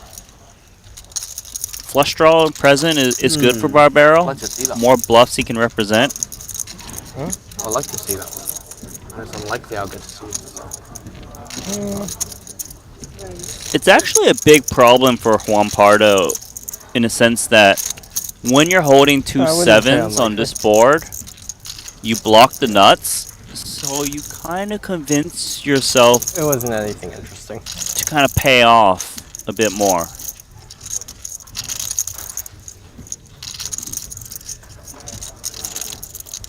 Note that Barbero recognizing that whether it's an overpair or ace-X, at this sort of sizing, the check raise does rate to get called at a decent frequency by Pardo. Yeah, it's good to choose a sizing that gets the whole range to continue. Now, obviously, a pair on the board isn't the most welcome of sights, as it makes this 6-7 a bit more vulnerable, but would have kept you around, no? Pocket 4s, pocket 5s don't really seem to be of concern for Barbero, given that Pardo is in early position as the opener. Yeah, and Barbero knows that Do you have ace 10? a lot of hands that will continue to this turn bet are overpairs. It bets quite small, actually, about half the pot. 20 into 37. So the 20 to 37 must retain some ace highs occasionally, or an ace 4. With the price that Juan Pardo's getting, he really can't go anywhere with a draw to a straight. Sometimes players will check raise like a 5-6 on the flop, so you can't lay down now. Got 77 in the middle. No help to Pardo. After making that call and adding another 40 into the middle, Jack doesn't wait to be a concern to either player. Yes, a really nice river card for a bar barrel, such that it wasn't like a deuce or 6 that could really kill action, bring in a 4-liner. Obviously, a 3 would have been terrible for him.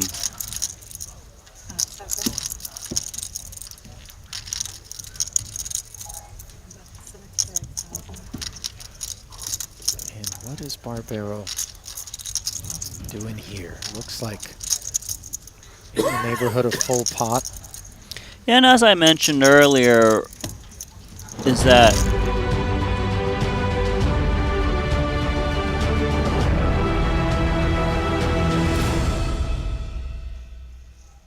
Oh, very warm welcome back to the Sporting here in Monte-Carlo, Monaco, home of the Triton Super High Roller Series for the next 12 days. And of course, our attention, our main focus for the next 3 days is this $200,000 Invitational.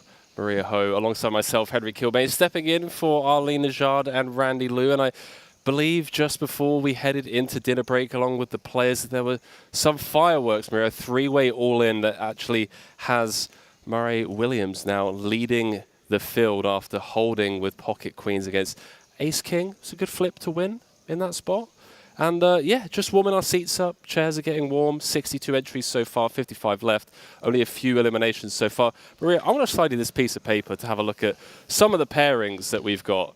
All right. Who stands out to you? Who are we rooting for straight off the bat? Let's see what we got here. Well, I mean, I'm loving JNT and Eric Seidel. I mean, I love it. JNT obviously coming off of a really nice series out in London, and Seidel always going to be a contender in these events. And I'm also loving Mr. Young and Ike Haxton. I feel like, is this a new, I've never seen them paired up before. I think it might be a first time. I can't say I've seen them paired up. But, you know, I gotta love it. And again, Ike is on an incredible heater these last 18 months or so. Yeah. You know, only really rivaled by Chris Brewer's results, actually. Quite literally. Yeah. I mean, I believe currently in the world ranked #1 for 2023 in terms of total live earnings, and still without a Triton title. So is Monte-Carlo, is Monaco going to be the place where Ike finally gets his hands on a golden piece of Triton hardware? Yeah, I mean, I'm sure that he is hoping to, of course, because these prize pools are going to be quite big, and he wants to add to the collection. I mean, a 200K to kick things off as we get a little view of the players retaking their seats. A couple of fresh tables, KCG. Mr. Carl Chappé-Gatian in the mix over on the blue table. Chip leader over there as well. A very comfortable 606,000. Mario Mosbach, who we bumped into on dinner break with his good friend Fedor Holtz. Little heads up, rule of thumb for the viewers at home. If you ever find yourself working on this side of the poker production, and you see someone like Fedor or Mario, or any poker player for that matter, on dinner break, don't ask them how they're getting on, because the embarrassment and the shame in which one is met with when you ask a player how they're getting on and they tell you, I just busted, actually. Well, we can all agree that the second person to do it is even worse than the first. So I've been there. I asked Fedor, and then Henry comes up a minute later and asks Fedor the same question. And of course, Fedor had busted and was planning to buy back in after dinner. So I think the caveat and the moral of that story is we should be waiting until we know that re-entry is over before asking, because, you know, it's a little misleading when re-entry is still going on, because people will still be in the area if re-entry is open. Yeah. But if it's not, they're probably gone and on their way to have a real nice sit-down dinner. So that's a clue, you know. That is tricks of the trade. We're learning. We're learning out here. And you know, every time I do it, every time I ask the question and it gets met with the, oh, I just busted, I'm like, you should know better. But I find myself just, you know, it just comes so naturally to be like, hey, how's it going? How are you getting on? Yeah, and you know, not to make this a little morbid, but it's kind of on the, it's not quite on the level, but similar to when, you know, me thinking that your mom jokes are still funny and then someone telling me that their mom is no longer with them. You know, it's just bad form, right? We just can't do it anymore. Not in 2023. Wow, We the could get wheels are canceled. off. The wheels are off. Maria's been invited back for a second Triton Super High Roller Series, and we're making Anything goes. Your mum jokes are out on day one. I mean, brilliant.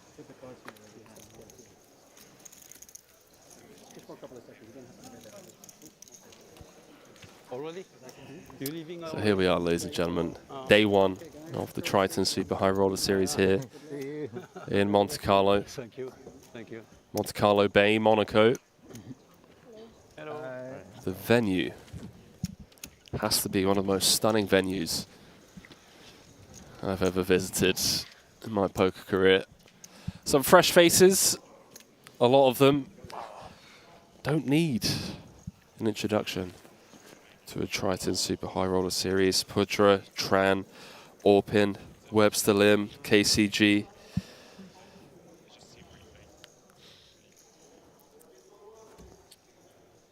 You got Kent Salle on your screens right now, rocking the green D-squared hoodie.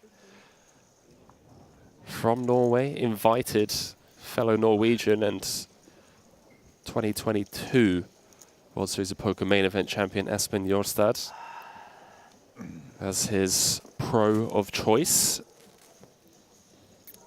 Calls Dubai home, loves poker, loves competing at the highest stakes, as does this man here, Ilkin Garibli, from Azerbaijan. And I believe the reason he's ventured out here to Monaco is to try and, you know, get one over his good friend, Ramin Hajiv, who took down the Invitational in Cyprus. He's like, listen, if my friend can win it, then I need to put him in his place and, you know, come here and one-up him.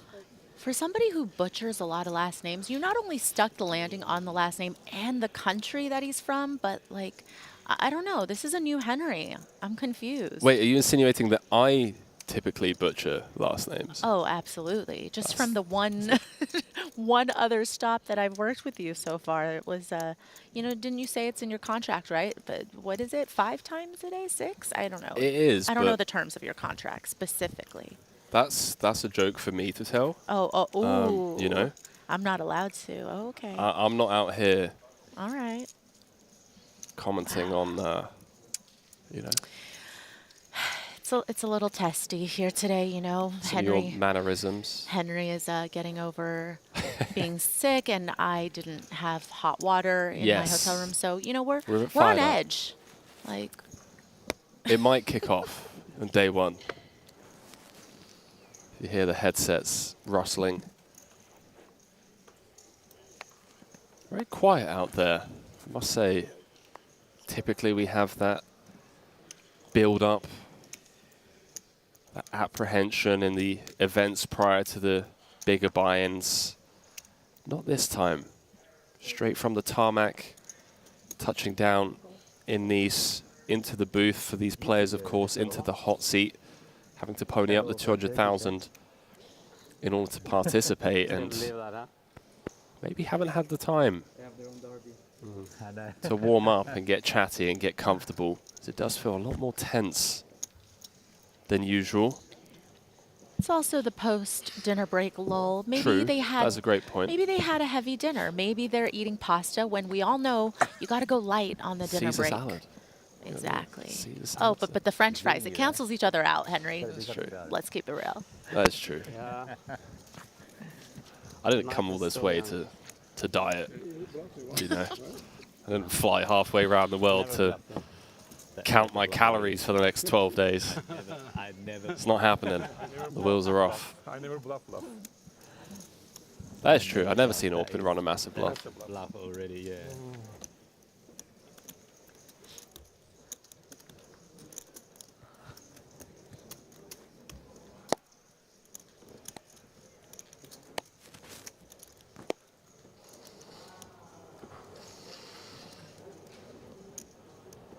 This is good. I'm practicing for final table. There's a short stack. You know? I'm serious. Short stack. You need to know how to play short stack. Looks like KCG's got a nice hand to open with under the gun. Yeah, it's not going to shy away from V-pipping this one. Ace-9 of diamonds. Note the sizing, by the way. A little 3.3x from UTG. It's all in. Guess a couple of playable hands to fold behind. King Jack and King 10 hitting the mark. Norwegian. Kent Starlet. Going to peel out the small one, perhaps peeling due to the fact that it is a larger sizing. Maybe would have opted to 3-bet this exact combo had KCG just come with a typical 2.5x, and wow, a little something for everyone. Queen 7-4, 1 club, 1 diamond, middle pair for Ilkin, backdoor clubs for Kent. KCG pre-flop aggressor, very dry board, Maria, very disconnected, has the backdoor diamonds, has the overpair range advantage. Yeah, it's interesting that he decided to check back. I think you can certainly find a bet there some of the time, but it's not mandatory. Here, though, turning the backdoor flush draw, but has a good bit of showdown with ace high on the paired board. And it looks like Garibli is going to be the one to bet, giving queens and sevens a little bit of protection, feeling safer now that KCG did check back that flop, that perhaps queens and sevens is going to be the best hand at the moment. Really awkward spot after it checks through, picks up diamonds on the turn, on the board pairing turn card, does brick his draw. 3 pair now for Garibli. Did check through, Maria. I mean, on the flop, can KCG check hands like 9s, 10s, jacks? Bit of pot control. Yeah, I think that especially multi-way, that's certainly going to be a part of his check back range. So it could have potentially warranted KCG trying to fire the river, but instead just gives Garibli the free showdown. Almost 7. Same thing. 8.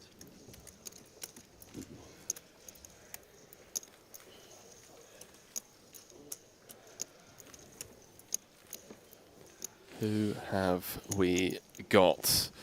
Almost 195,000 subscribers over on our Triton Poker YouTube channel. I got a feeling, Marianne, I don't know, maybe we're going to regret saying this, but I got a funny feeling we're going to breeze past the 200,000 subscribers mark on our channel during this series. What a year it's been for the Triton Super High Roller Series, and wouldn't be the same without the fans that continue to show up, show some support from festival to festival. You think I'm a businessman, or? Do appreciate all of you guys getting involved in the chat, keeping us company. YouTube, Twitch, Facebook, wherever in the world you are watching from. Not, so. I think Ferdinand is probably more professional. Just to let you know, chat, Maria hasn't clicked the subscribe button yet. She's trying to time it so she becomes the 200,000th I am. subscriber. Nobody better beat me to it. Somebody better unsubscribe, actually, Wow. and resubscribe if I miss it. It's kind of like, you know, one of those drops, those limited drops that brands have. I think Nike might have had a drop today, but you know, you gotta be quick. You gotta be quick with the trigger finger. I remember how Everyone's bluffing on this well stage behaved with their words. you were in London. And now it's like, back for the second time, we're not even 30 minutes in today, you're telling people to unsubscribe, No, trying no, to no. start fights I said in the booth. resubscribe, just so I could be the 200. This is the part where Henry's going to start taking what I say out of context. Oh, Please, no. chat, don't clip it. Whatever you do, don't give him what he wants. Don't clip it with his out of context explanation and get me in trouble. getting gaslit in the booth. Unbelievable. Oh no, I thought I was gaslighting. I was like, yeah, you are gaslighting me. Oh no, you were talking about yourself. Okay, okay. All right. Enough. We'll be more behaved, chat. You have a change? KCG does More get change? there. Had the best of it all along. Eddie Tran on the shorter side did have a brutal run, of course, in London in the Invitational against Orpin, I believe, where he turned a straight and Orpin rivered a full house. And KCG took a little bit of time to you forgot land your on turn this again. sizing. And I like that sizing for the strength of his hand. You Paul definitely Poir don't want to get, plays on the professional you know, side, I too feel. polar there with your okay, sizing yeah. because Oh, it's you not push really it going to to the allow different you to side get then. called by worse when you have one of He's those pretty middle pro too. flushes. He played a lot of tournaments. I mean, he plays good poker, but that doesn't mean he's professional, you know? Like, Yeah, professional yeah. is more like you do it for a living. And Yeah, true. There we go, switching it on out. Boss. 4-bet jamming.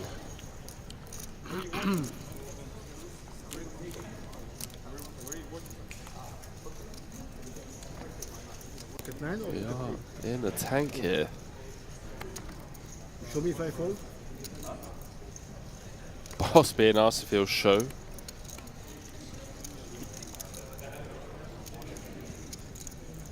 Looks like it's Imad Irichi with the 3-bet on the button. Frenchman playing just 44 bigs, does let it go. Boss showed him the ace-king. Looks like Imad had ace-queen. Wow, nice The fold. discipline laydown for 40 bigs. It's preserving those 40 bigs. 50-minute clock, of course. Plenty of time to spin it back up to north of starting, but always easy to fall into that mindset trap, if you will, of You don't want to reload? playing only half a stack. No money 6 levels into the day.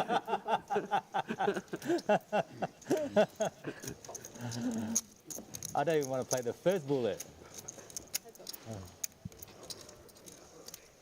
Orpin going to get involved here. Did I reload? Swing and a miss for both players. No, I mean, still a chip in a chair. I heard about the chip in a KCG. chair. I'm going to show you. Taking the betting lead. That pre-flop 3-bet. Such a waste of a pretty hand. Maria, 9-8 of diamonds. You get the queen 5-4. Double up and I'll be all right. What's worse is when the window card is like the 10 of diamonds and then it's like Yeah. ace of spades, Yes. deuce of hearts, and I you're know like, exactly what you're "Ugh, talking about. such a tease.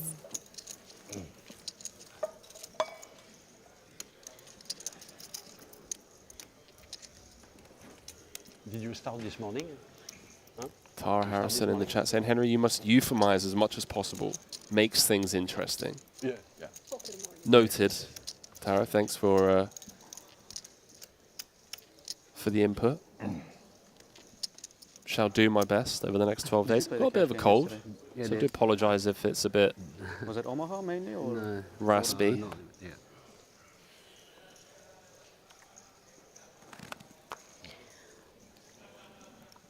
I just hope that you don't get the rest of us sick, Henry. We've got a long series to go. You mean the same way you poisoned me in London? Yeah. You know, if only I could take credit for being that malicious. I'd never had oysters before, chat. Ever. Oh, but I was not. Maria shows up to London. I was certainly not the only person that encouraged you to try it for the first time. Well, first and last time. 32. Elkin gonna just flat. The under the gun open. Tran opening off of 11 bigs to 7K. From under the gun, that's looking incredibly strong, obviously, given the stack depth. Orpin gonna join the party for a little 3-way affair. Opting to just flat with the 6s. Comes 10-10 tray, and could be trouble ahead for Orpin. Could be trouble for Eddie as well. I mean, ace-9 under the gun open, opening off of 11 bigs. 1 heart on board. I do feel like in this spot when it's check to Garibli here in position, I understand that it's tempting to just slow play, especially multi-way, but I do think that actually betting in position when check to ends up looking a little bit more suspicious to these players. Certainly not going to be giving you credit for having trips in that spot if you bet when check to, and certainly we see that, of course, Orpin would have continued against the flop bet. And now I think Orpin's kind of wondering if he should go for some protection on the double paired board, and also can get a little bit of value from ace high. That's precisely what he's going for here. Firing out a bet of 12K into the field. Incredibly awkward for Eddie, of course. Sub 10 bigs. Ace high going to be good a decent amount of the time here. Does have hearts as well. And made even more difficult by the fact that there is another player left to act behind him. You certainly don't want to call in this situation and then somehow end up facing a raise, or having to commit some of these very precious chips in a situation where you're not quite sure where you're at. So good disciplined fold there.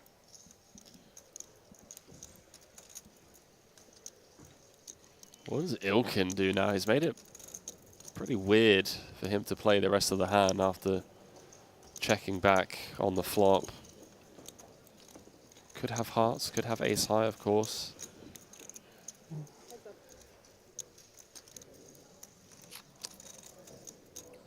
Hearts do brick. Undercard to open sixes. I feel like he's going to get in trouble here, Maria. Six is going to be good a lot of the time. Yeah, you wonder if he's going to just try to go very small here and hope to get a call from ace high, or yeah, it looks like he's going for not that small of a sizing, actually, and is not going to be very happy when he hears from Garibli.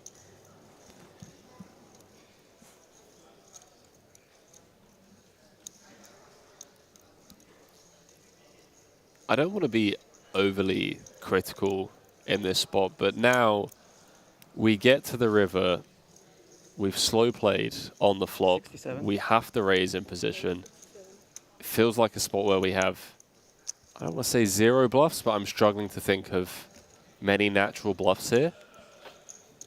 Whereas had we started setting things up on the flop, right, there's a little bit more room for deception and deceit and bluffs. So, hey, look, he's managed to squeeze out an additional 37K from Orpin that perhaps he wouldn't have managed to squeeze out over flop, turn, and river had he started setting something up. But as you mentioned, just doesn't have a lot of bluffs in this spot, so I don't know if Orpin's going to pay him off. Orpin looks very suspicious, though, giving him a bit of a stare down. Little 2.5x from Ilkin. I mean, Ilkin is milking right now. Okay. I like it. I like it. I'm here for it. Let's go. 12 days. I don't get paid enough, chat. Ilkin is milking. That was S tier. Oh. Wait, am I a boomer? What does the S stand for? Oh, I was about to say that you're a bit of a zoomer if you know what S tier means, but down with the cool kids in LA. Orpin's still in the tank with the sixes. And perhaps the opposite of what Maria and I were alluding to, the check back on the flop has Orpin confused here. Don't forget this was multi-way, 3 ways, under the gun open from Tran, flat call. The cutter from Ilkin. Orpin defended the big. Checked through on the 10-10-3. Orpin then led on the turn. Tran got out of there. Ilkin called. He's now raising on the fight. Gets paid off, Maria. Gets paid off, would you believe? And I'm sat here with my sock in my mouth. What do I know? That price, I think, just a little too attractive. And Orpin just a little too curious in that spot, given the check back on the flop. Well, well, well. Color change. The slow play being rewarded. Ilkin milking the sixes of Orpin. That's going to be $10 exactly every time you say royalties. that. So I know. I've been sending checks to I'll keep tally. Stapes and Hartigan for years.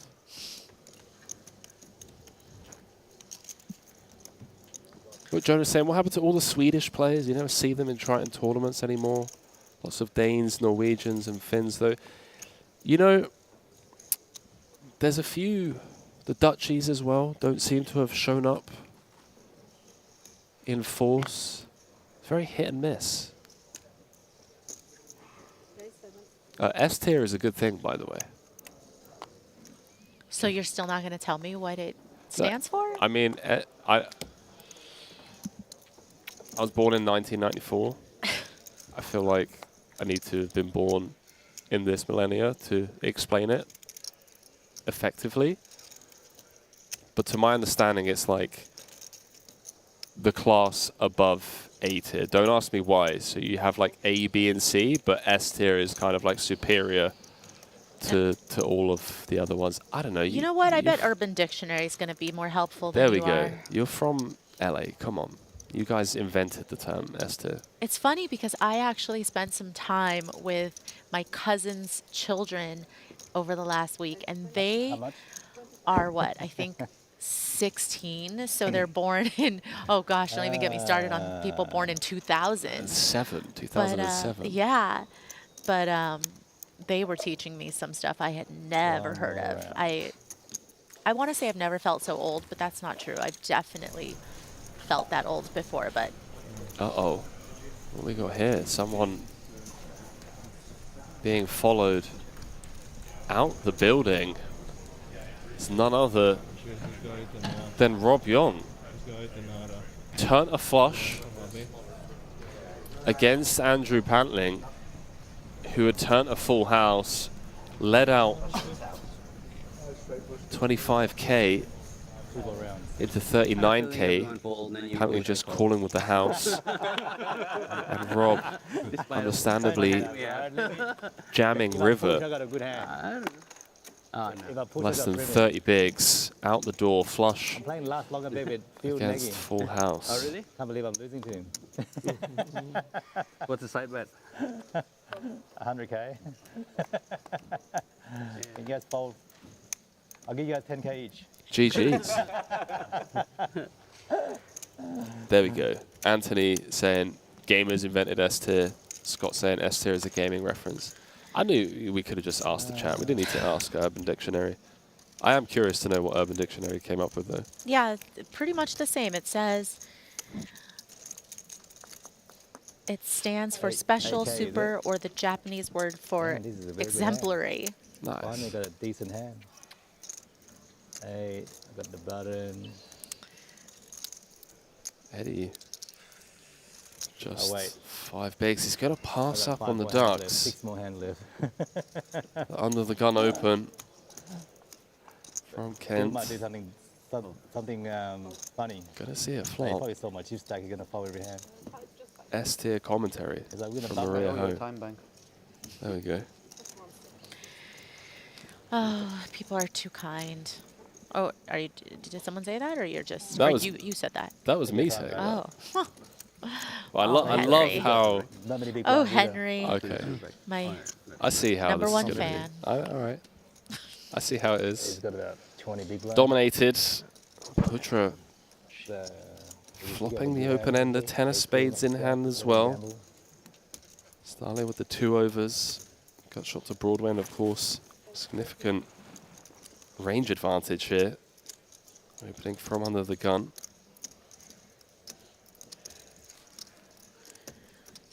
Yeah, can certainly have, of If I course, can double up, I'll all the love it. overpairs, the sets here, have more Queen patience than Jack for 2-pair, and Poocher, Does of it work for the course, whole tournament or can't just for the first fold buy-in, the quite last one? yet for that First buy-in, size. if you Oh. really buy, we'll really get What a brutal turn card. Just drills it on the turn. Not only does he drill it on the turn, Maria, but Kent has turned top. That's the spot Putra wants to be in. His opponent actually has a value hand and is continuing to fire. 25K into 46.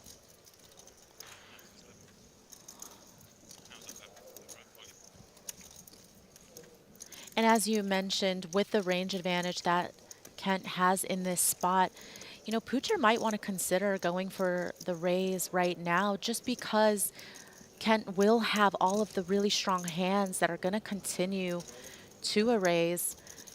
You know, wouldn't you love to be up against a set in this spot if you were Poocher, which, you know, all of those types of very strong hands can certainly be in Kent's range right now. Oh, he's gone for it all. Such an underbluff spot and a snap call from Kent. Understandably so. Prices being laid. Putra just announcing himself here, just in case a 4-liner rolls off or the flush gets there. Wants to get it all. And manages to fade the chop to 211,000 now, Kent. Taking a bit of a hit. Still playing a very healthy 207,000 though.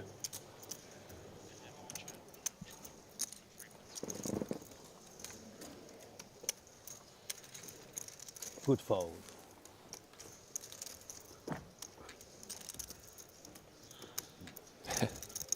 Eddie Tran just giving himself a pat on the back.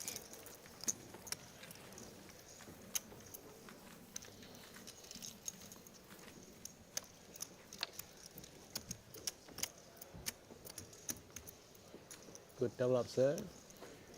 Good double up. I haven't double up yet. How does it feel like?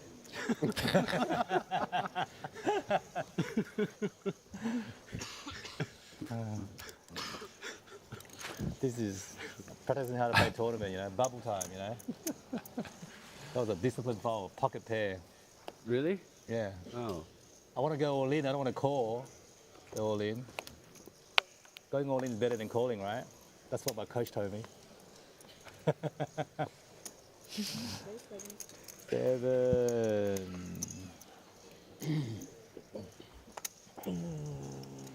Oh, is this going to be the time? Trying to announce himself again, facing a relatively early position open. All in is better than calling.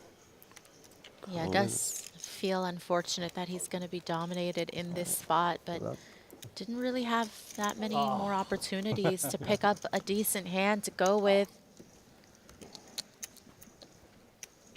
80. Let's see. Hearts and clubs working in Eddie's favor.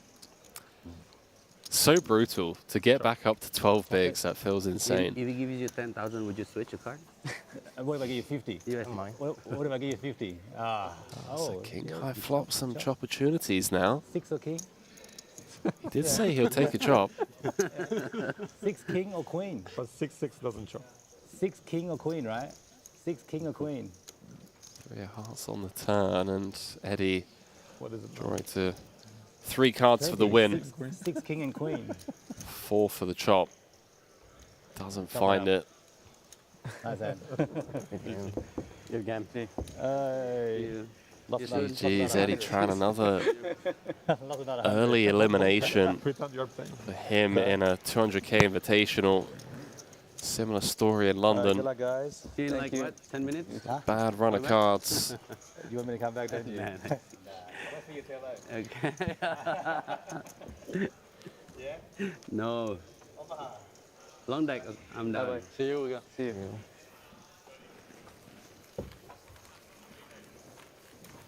Sounds like some exhibition games, perhaps.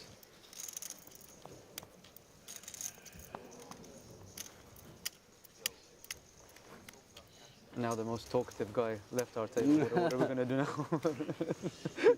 we have 30. He talks a lot. 3-3. I never seen Webster talk actually. Not really. Is he going to re-enter or anything? Oh, hello. What we got here? Outer table action. So the camera is on Daniel Forrest. Does have cards in his hand. Let's hit the mark. That looks like it was a three-way affair. Juan Pardo was all in with a couple of ladies.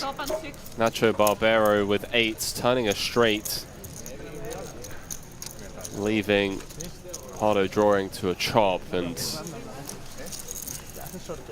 well, Pardo responsible for one of like in Starbucks. the greatest folds in the history of televised poker. It was amazing. Back in London. Yeah, I mean, I think that that situation, though, was a little bit different. Not to take anything away from him, but, you know, with J&T acting out of turn, it did give Juan Pardo the opening to fold King's Pre, but, you know, not everybody's willing to do that, even with that extra little bit of info that he had. So, yes. Listen. Very amazing fold. You could show me J&T's aces. No, stop it. And I'm still not folding kings. That's just not. That's just simply a lie. Okay, you're right. But you get my point. Like, a broken clock is right twice a day. We're not folding kings. But he managed to find the fold. And not only did he manage to find the fold, but correctly so, on the biggest stage in the world as well. Like, that's a spot where you fold kings, and Doug Polk makes a video about you for 15 minutes that goes viral. Yeah, most of the times you never want to be on that end of a Doug Polk video. Yeah, exactly. Jack high. And he still managed to find it. Jack high, no good. Open, getting a little bit back. I could have won that pot everywhere. I could have won that pot everywhere.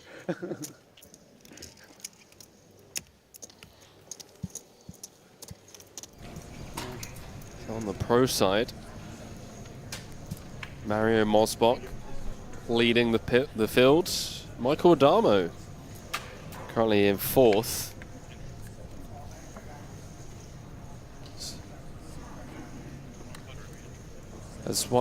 As Juan Pardo does click the re-entry button.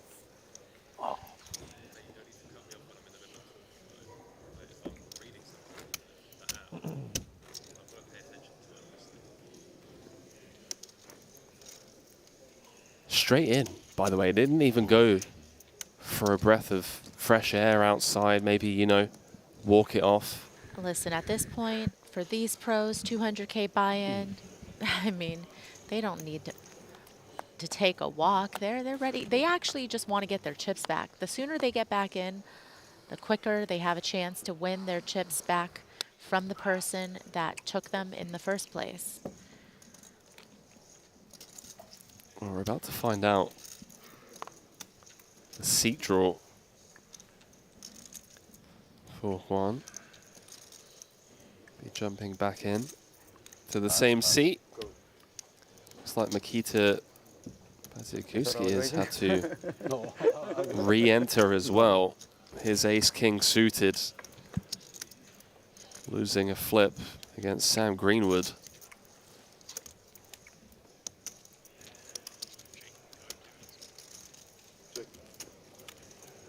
That's 5,000.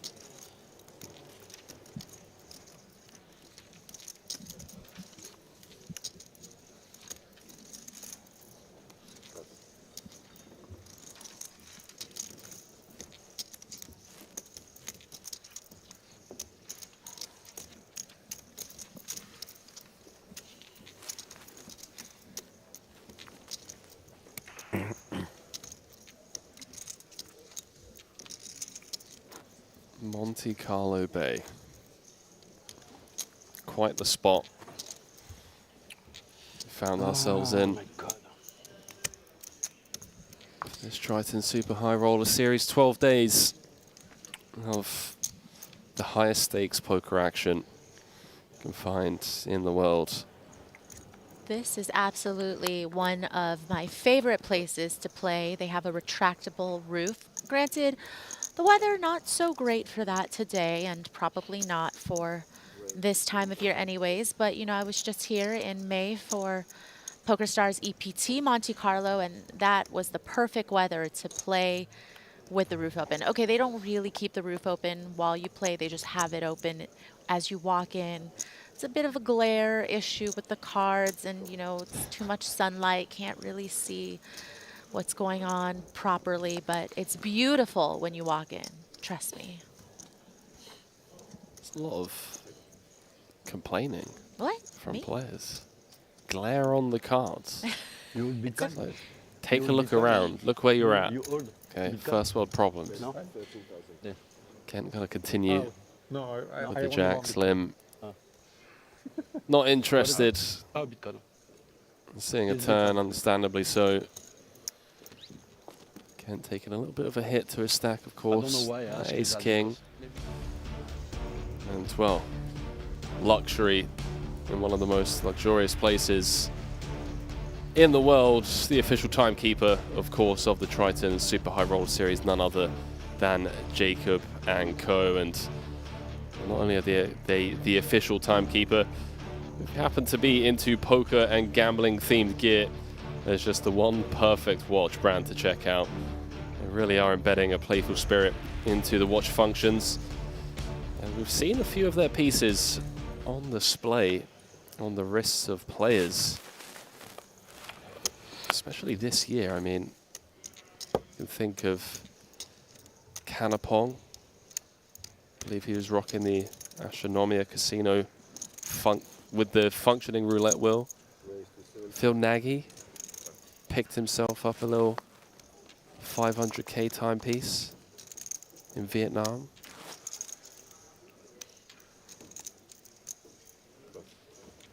What's the most you've dropped on a piece of jewelry, Maria? It's a safe space. You can put it out there. I'm going to plead the fifth on this one. I believe that's my right.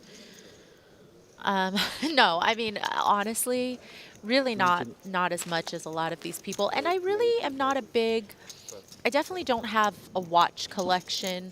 I don't really have, you know, a lot of, I don't wear a lot of expensive jewelry. I love how you're dancing around the question.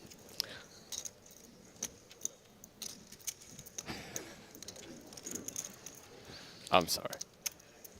Listen, I've got my Apple Watch on. I got my Whoop in my bag. That's all I need. That's all the jewelry I need. The Whoop and the Apple Watch combo. That's some serious health monitoring.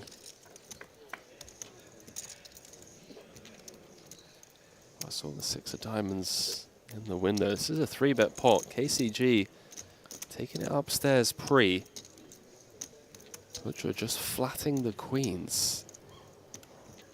Start the hand around 70 effective. Note the sizing. By the way, Maria, pretty large continuation bet here, if I may say so myself. Around 40% on the 866. Yeah, certainly a little bit larger than I think most people would go in this spot, especially on this type of texture. You know, probably going to go more like a third, sometimes even quarter pot size bet. But Putra, of course, it's uncomfortable in the sense that even though KCG can be pretty active pre-flop, he could also have aces or kings in this spot, but you can't be folding queens on this board. You really have to continue to see what develops on the turn. I don't know if necessarily you need to be raising though in this spot. I think a lot of the times you will be, you know, well ahead of some of the 3-bet hands that, you know, KCG will get involved with. Ooh. Well, well, well. Dirty. King of Hearts finding its way to the turn. And the slow play from Putra, who just doubled up less than an orbit ago. Queen's now drawing very slim here with one card to come. And it's another one of those turn cards that feels like a natural turn card for KCG to continue bluffing on if he was bluffing on the flop. And without a heart in hand, feels like it gets incredibly awkward for Ferdinand's queens. Yeah, if we keep an eye on the stack to pot ratio here, certainly see a world in which Putra, if he continues, is going to be faced with essentially a jam for his tournament life on the river. So as you mentioned, just kind of uncomfy here for Putra. That is precisely the message that KCG is sending with this sizing, as Maria alluded to.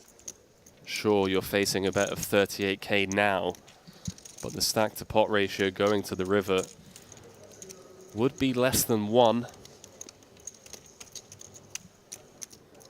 KCG is kind of saying, hey, listen, pal, I want to put you to the test for all of it. 160,000 in the middle. And that is as bricky as it can get. Last KCG was in there with some very funky 7-9, 7-4 pre-flop. Feels like if Putra was calling on the turn to decide on the river, he should be put to a decision here, but KCG ends up checking back and gives Putra the free showdown. Well, well, well. Putra got to be frustrated that the pot is obviously getting pushed KCG's way, but maybe a little sigh of relief that he wasn't put to the test for all of it on that river. We head over to the pro side of the bracket. Squiddy involved in a hand against Heath. KOE not being From kind of +1, 18-5 in the middle. Heath with a... Because they do industry people also, and like the mix of play on industry, it's pretty hard to say how you should not be.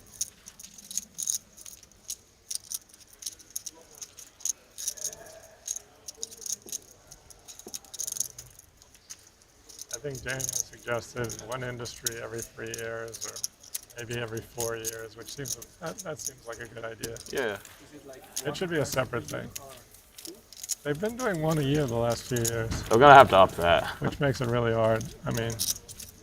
Well, I mean, it also makes it that you can be a legendary poker player. It makes it even more prestigious. Right? Yeah, I mean, it does. I mean, it works both ways. Yeah, sure. It means players miss out, but it also makes it all the There have been more. some people who snuck through and definitely not legends. Yeah. Okay, yeah. Some of the older ones are more like they're just like, yeah, this guy like he died at a poker table and he lost a lot of money in Bobby's room, but he was always friendly. Didn't someone tweet that recently that the Hall of Fame was created to create like to make fish happy, basically? That there was a way to like keep them. You know, like it's like, oh, we want this guy to keep playing, so we call him like Hall of Fame, and now he thinks he's really good. You know what I mean? Not saying that was you, Eric, but I understand. But yeah, I heard this. The funniest thing was last year, they had like they write up like a little bio for everyone, and every single person had like all the accolades. They were like, yeah, like this guy is like a great mixed player, all this stuff, and then Mattisals, they go, used to be a good player. It was used to be a good player on the only 2000. That's savage. That is so savage. Wow. Hey, listen, I think Mattisals should just be happy he's on the ballot, right? I mean, look at the silver lining. You're still in contention. Still got Mike a Mattisals? No, he's not.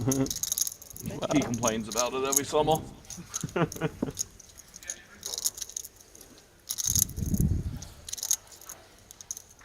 You probably won't get in. Something you've I got think your probably eyes had on? to get in the last like 2 or 3 years because now you start getting Hall like of Fame? all the young That guys. would be nice. That would be an honor for sure. I believe there's only 3 women in the Open Hall of Fame. I am in the Women's Poker Hall of Fame, though. So, you know, consider yourself lucky to be sitting next to me, Henry. Every day. My little journal. Before I go Things to I'm bed. grateful for. Yeah, I've got, you know, the 6-minute gratitude journal. Seidel, by the way. Overbetting with just 5 high. Recognizing the situation. Ball texture's going to favor him. Gets the ace-king to fold. Eric Seidel. Talking of legends and poker Hall of Famers.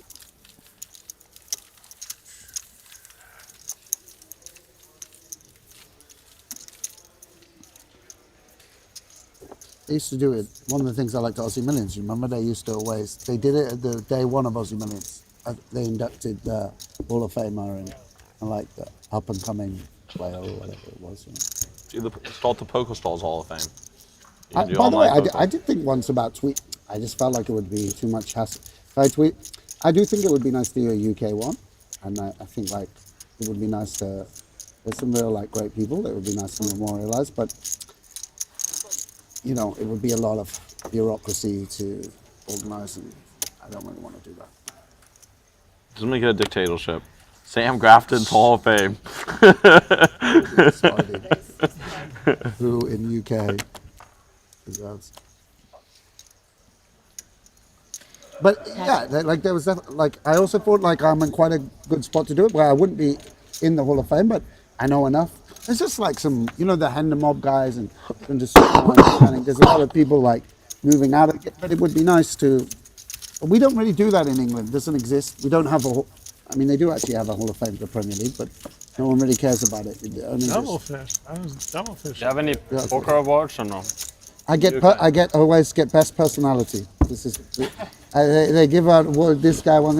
I get best. I won British Personality Award.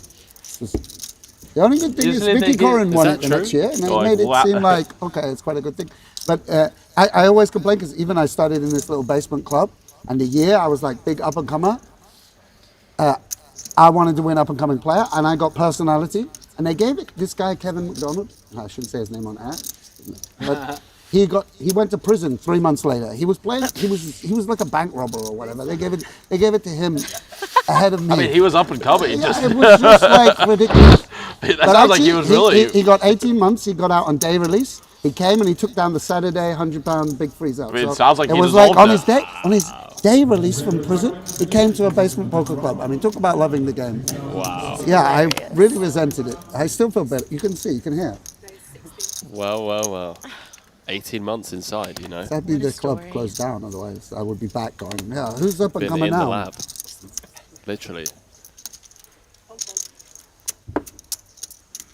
Just running sims in prison. It's like they always put in. Now, because I won the Triton, they put this, but always they put Popular Pro Sam Grafton. It would be like Poker Legend, Poker Hall of Famer, World Series Champ, Popular Pro. This is how I would be called, you know? And it's like, nice. He didn't win anything, it means Popular Pro. Stop it, Brewer. Don't do it.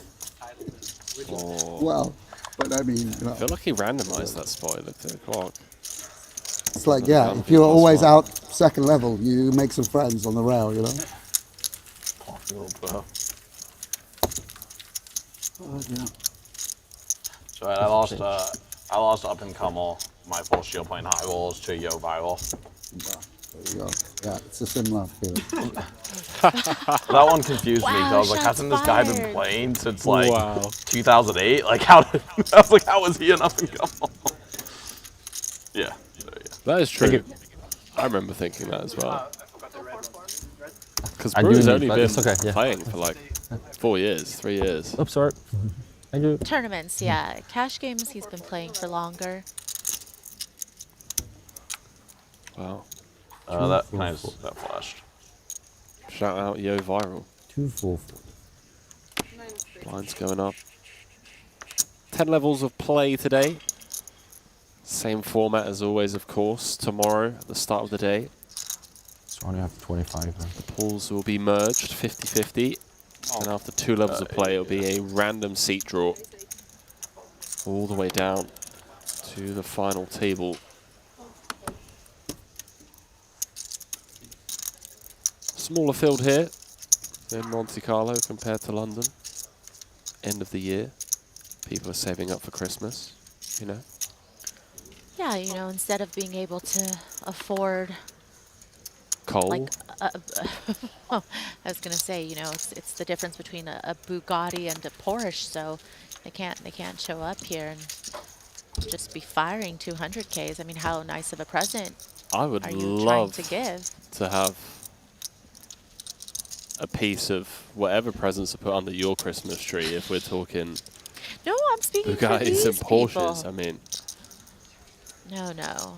You know, I think that a good budget for a Christmas present for family is $100. 150 to 200. For friends, no, I think no more than 100 is. It's the thought that counts. You've got a lot of friends, you know. You really. Okay, for your really good friends, maybe. I'm not going to above shame my the parents $100 mark. live on air. Oh, I'm not no. going to do them like that. Oh. Let's go. I can't put them on blast.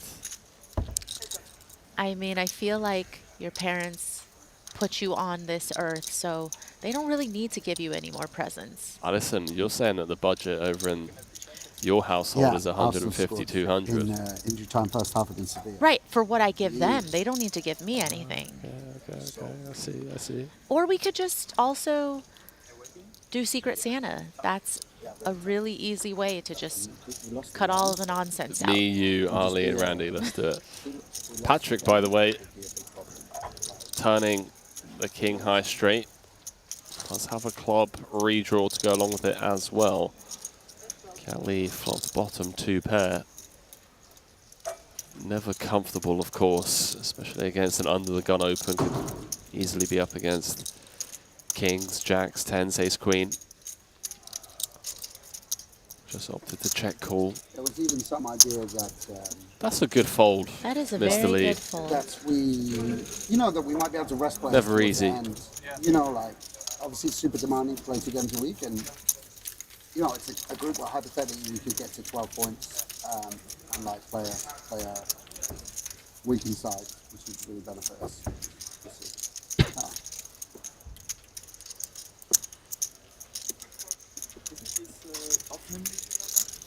Yeah, it's kind of annoying, but they had a easy start. But for sure, this Postecoglou guy is.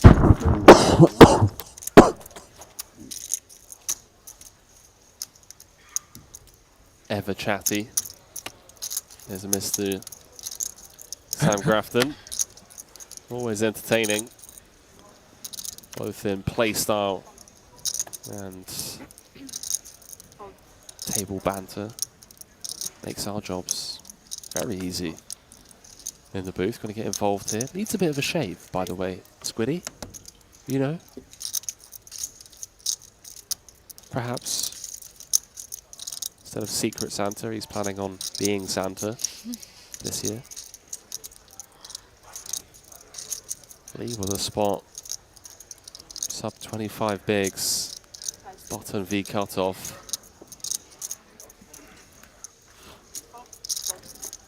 Definitely was considering perhaps putting a 3-bet in, but does land on just the call, and Tonius in the big blind with ace-3 offsuit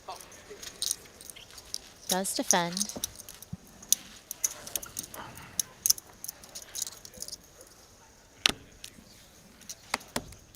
Check. Was Lee flopping best on the queen 10-7. Perhaps regretting not going for all of it pre. 33K in the middle. Couple of checks in front of him. It's gone really small here. This is less than 1/3. So unfortunate Hopefully, because like any other combo of ace-8, and we're seeing a turn card. Right. But like, not Yeah. even a lone club on board. Yep. Without that backdoor flush possibility, Grafton just gonna let him have it. 64 runners. 43 minutes left on the clock. Level 8 is KCG leading the field. Murray Williams in second. Andrew Pantling in third. Tony G in fourth. All invitees at the top of the leaderboard. 5 pros in the top 10. Marion Mosbach, Ponakovs, Seidel, Barbera and Greenwood.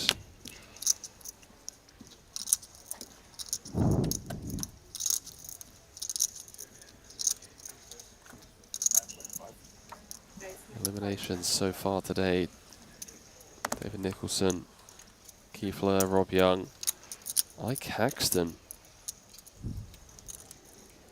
He's had quite the year. He's going to need to pony up an additional 200K if he's going to take this one down as Brewer finds the rejam. Yeah, interesting spot for Antonius to wake up with 10s in the small blind, but did have Heath opening from under the gun, and he will still have yet to act when it gets back around to him. So Antonius does make the call. What a grim spot for Heath as well. I mean, such a peculiar hand. Antonius with the flag. Is he ever going to be trapping here, Maria? I think certainly with the effective stack between Heath and Antonius, Antonius can have some flats as traps, but Heath just decides that he's going to go ahead and shove. And this actually now puts all of that discomfort right back on Antonius, because now you're wondering, does my call perhaps open the door for Heath to go ahead and ISO with ace-king in this spot? Yep.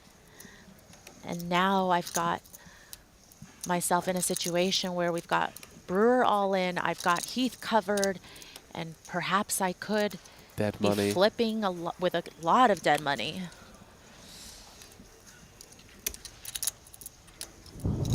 Precarious spot indeed. Mr. Antonius calls Monte-Carlo home. I can see the clock. Just You know who really doesn't like it? Brewer. yeah, did you see Brewer's reaction? When you have all this flurry of action after you've shoved over and open, yeah, you're not going to be in too good of a shape against most of these hands with ace-jack. How much I lost? 63.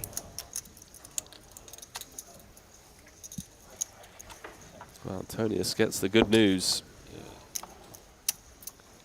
He was in rough shape. Fair price, Chris. Yeah, I'm content with this scenario. Against Heath, yeah, Brewer. Opportunity to triple up here, courtesy of the Ben Heath ISO. Comes Queen 9 deuce. Rainbow. Ace the immediate out, of course, for Brewer. Or the King of Spades now presenting 4 additional outs. Thanks, Sam. We know 2 of them probably had an ace or a 10. Dead in Patrick Antonius' hands as Alright, what are the rules? Brewer. 30 minutes? 40 minutes? I think it's an hour for this one actually, but I would definitely check. It's 30 minutes. It's 30. I just asked that. As someone that has rebuyed. I think this also. You can but I don't know. I hope they can make sure from. Gonna need to fire a second bullet. So we're at 2 of the early eliminations on the pro side with Ike Haxton and Brewer out the first 8 levels of play. Gonna need to re-enter, both well, I believe for both of them, the year of their careers. Which, especially for Ike, is saying a lot because Ike has had quite an impressive resume up to these last 2 years where he has just been on a tear. Yeah. Ike's just so good at poker, it's ridiculous. I have nightmares about Ike. I played Ike heads up in Shark Cage for Poker Stars, and he brutalized me. 21. 43.6 million in total live earnings. I just remember there was one spot where I bluffed him, and then he re-bluffed me, and then another spot where I had a boat, and he folded, and he was correct. You know, that's all someone really needs to know about what it's like to face Ike Hexton heads up. $13.7 million earned already in 2023. Top of the money list for this year. Still a couple of months left, of course. Things could change.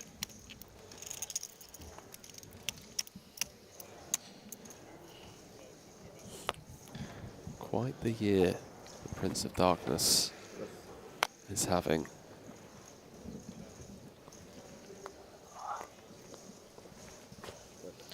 KCG looks like he needs a massage or perhaps a Theragun.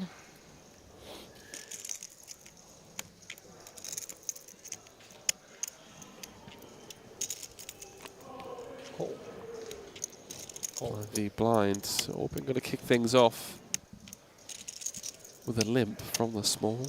King 10 of clubs does have Putra dominated. Putra's been on quite the spin, was down to sub 100K. Got that double up, of course, against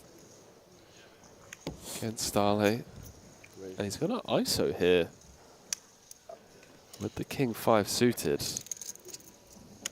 4x out of the big. I'm a bit thrown off by this, I'll be honest with you, Maria. Suited King X.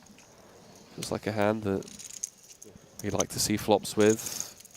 We'd like to keep in, you know, spades that we have dominated that perhaps fold to a 4x. Hands like, I don't know, 9-6, 9-4 of spades. Well, this is certainly an interesting flop for these players who probably wouldn't have minded keeping the pot a little bit smaller, but now at this juncture, certainly enough reason for both of them to continue.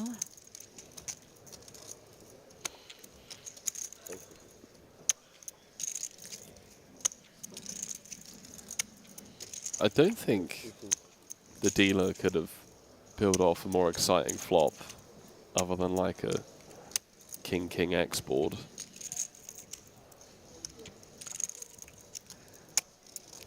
Putra with the open ender. Orpin with the King high club draw.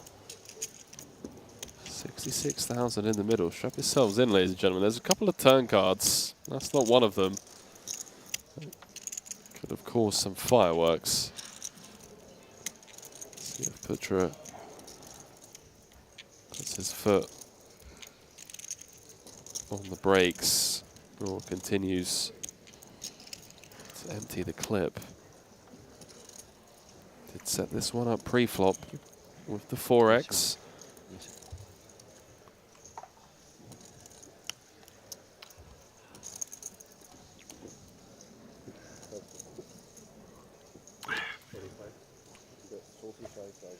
It does fire a second bullet.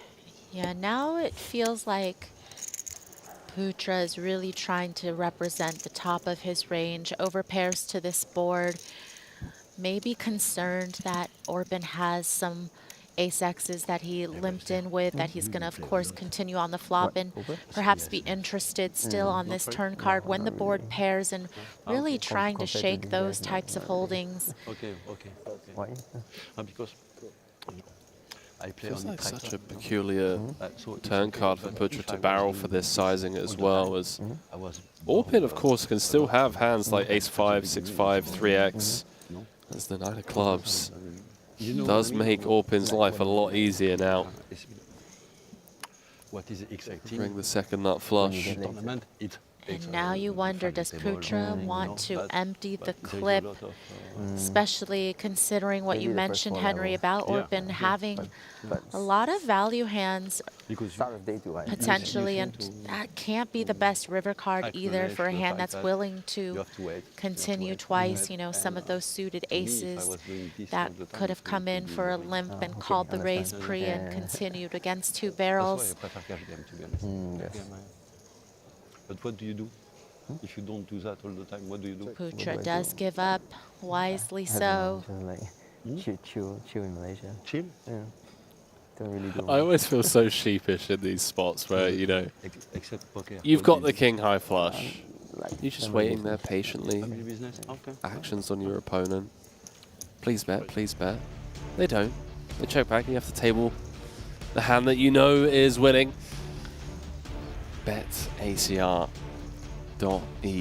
Exclusive live action prediction, of course, on all of the options on Triton events. Get 15% free play, up to $250. You can elevate your sports engagement experience.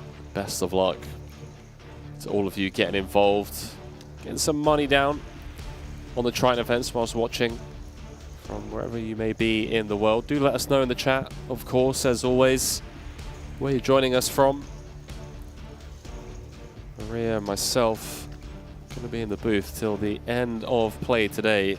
10 levels of play, and then the pools will be merged with the first 2 levels tomorrow. For what? Ali Najad and Randy Liu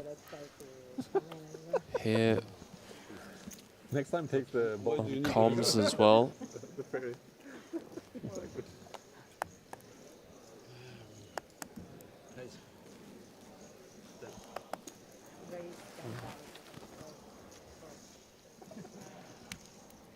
KCG, tournament chip leader. How are you? Good, pretty good. Yeah. Nice. I'm pretty good. I have back pain right now, but I'm pretty good. He does need a massage. He's got back pain. Yeah, me too. You know, poker, certainly sitting at a poker table for long hours, not the best for the back. Sometimes the chair's not very ergonomic.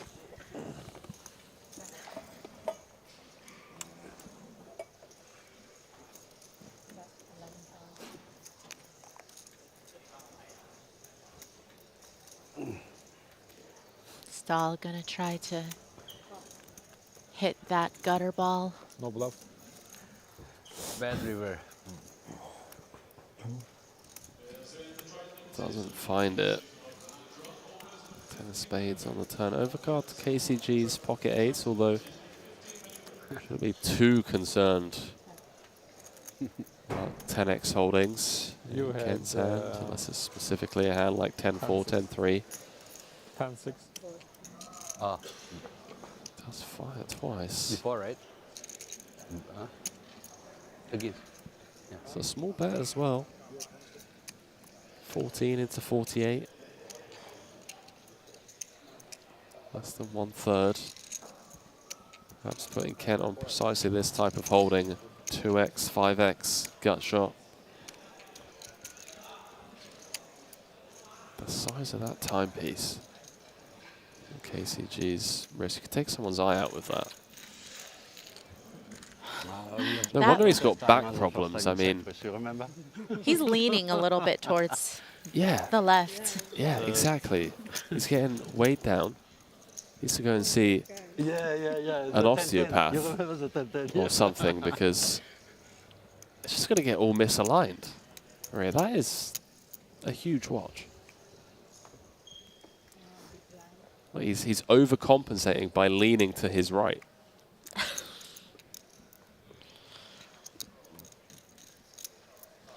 There's probably about 50 osteopaths in the chat as well. Thank you. Giving advice.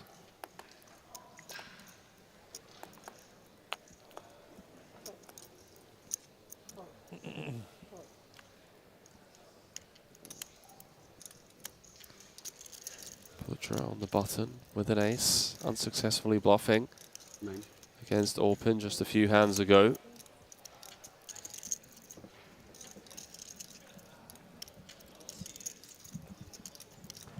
Cool.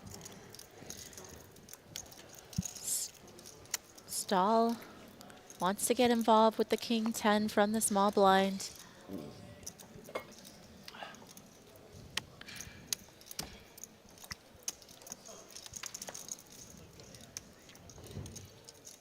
Ilkin wants to get back to milking, but he can't with the 7-4-0. I know who would have been in there. James Dempsey. Never folding is big. That's Kent that's going to flop best on the Jack 10-4. And against the small blind calling range, you've got to factor in that they will hit this board quite often. You know, granted, they will have some small pairs, but a nice portion of their range is going to contain these Broadway type of holdings. So you see Putra with the check back. Ace on the turn against Kent once more, coming to Ferdinand's rescue. It's Kent that's actually going to probe after the flop went check, check. It's like a sizable one at that. 2/3 pot.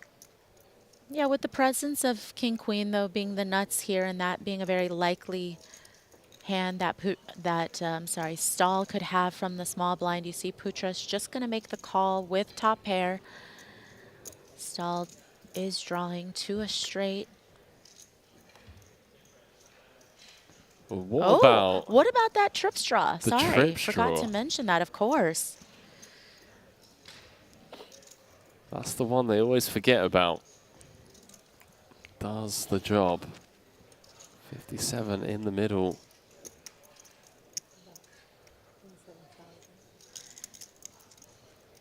Around half pot. Gets called pretty quickly. It's Kent's turn to do the dirty on Ferdinand's top pair. With the same hand as well. It was Putra that showered Kent's ace-king with king 10. Who said there's no justice in poker? I would say that 96.2% of the time there is no justice in poker. That was one of the rare occasions. That is true. There is no justice in poker.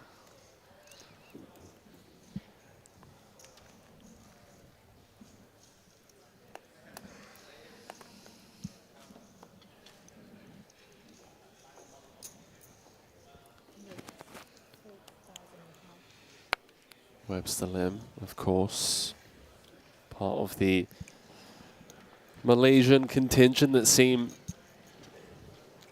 to just dominate the Triton Super High Roller Series, festival to festival.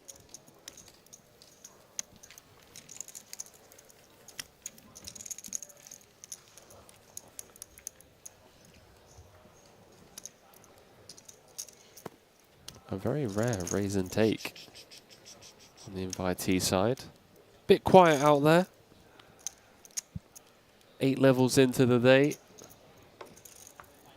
It's Andrew Pantling from Canada leading the field.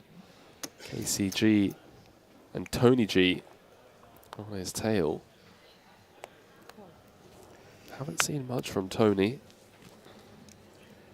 It's been a very plain sailing day for him. Looking over at the Triton Poker Plus app, a couple of big pots, but it's just been a steady grind for Tony G.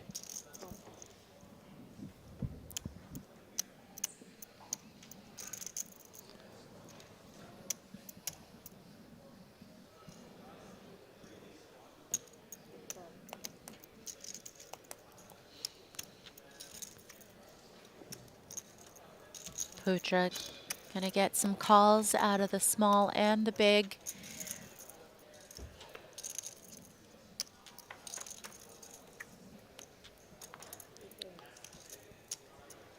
Check.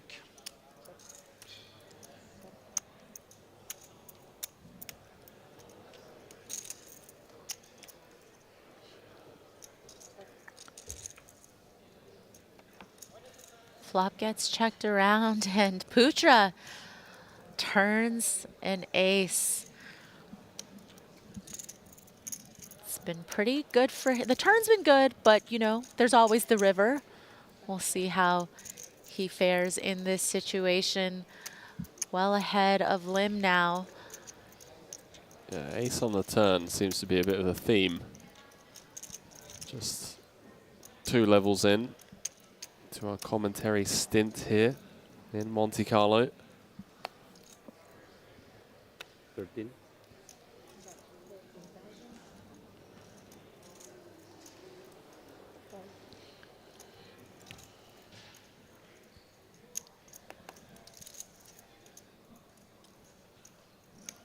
That is a frustrating turn for Lim. He knows it's one that Putra is going to set up some delayed c-bet bluffs on.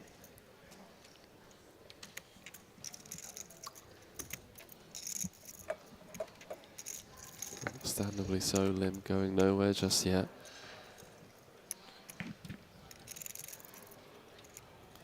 Putra improving to aces and kings.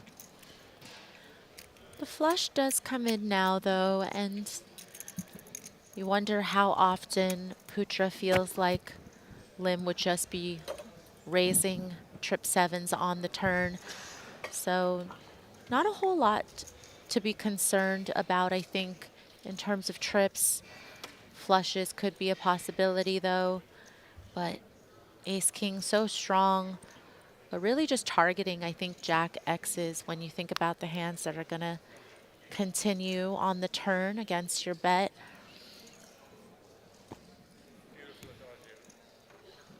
As I mentioned, trips would probably go for the raise on the turn.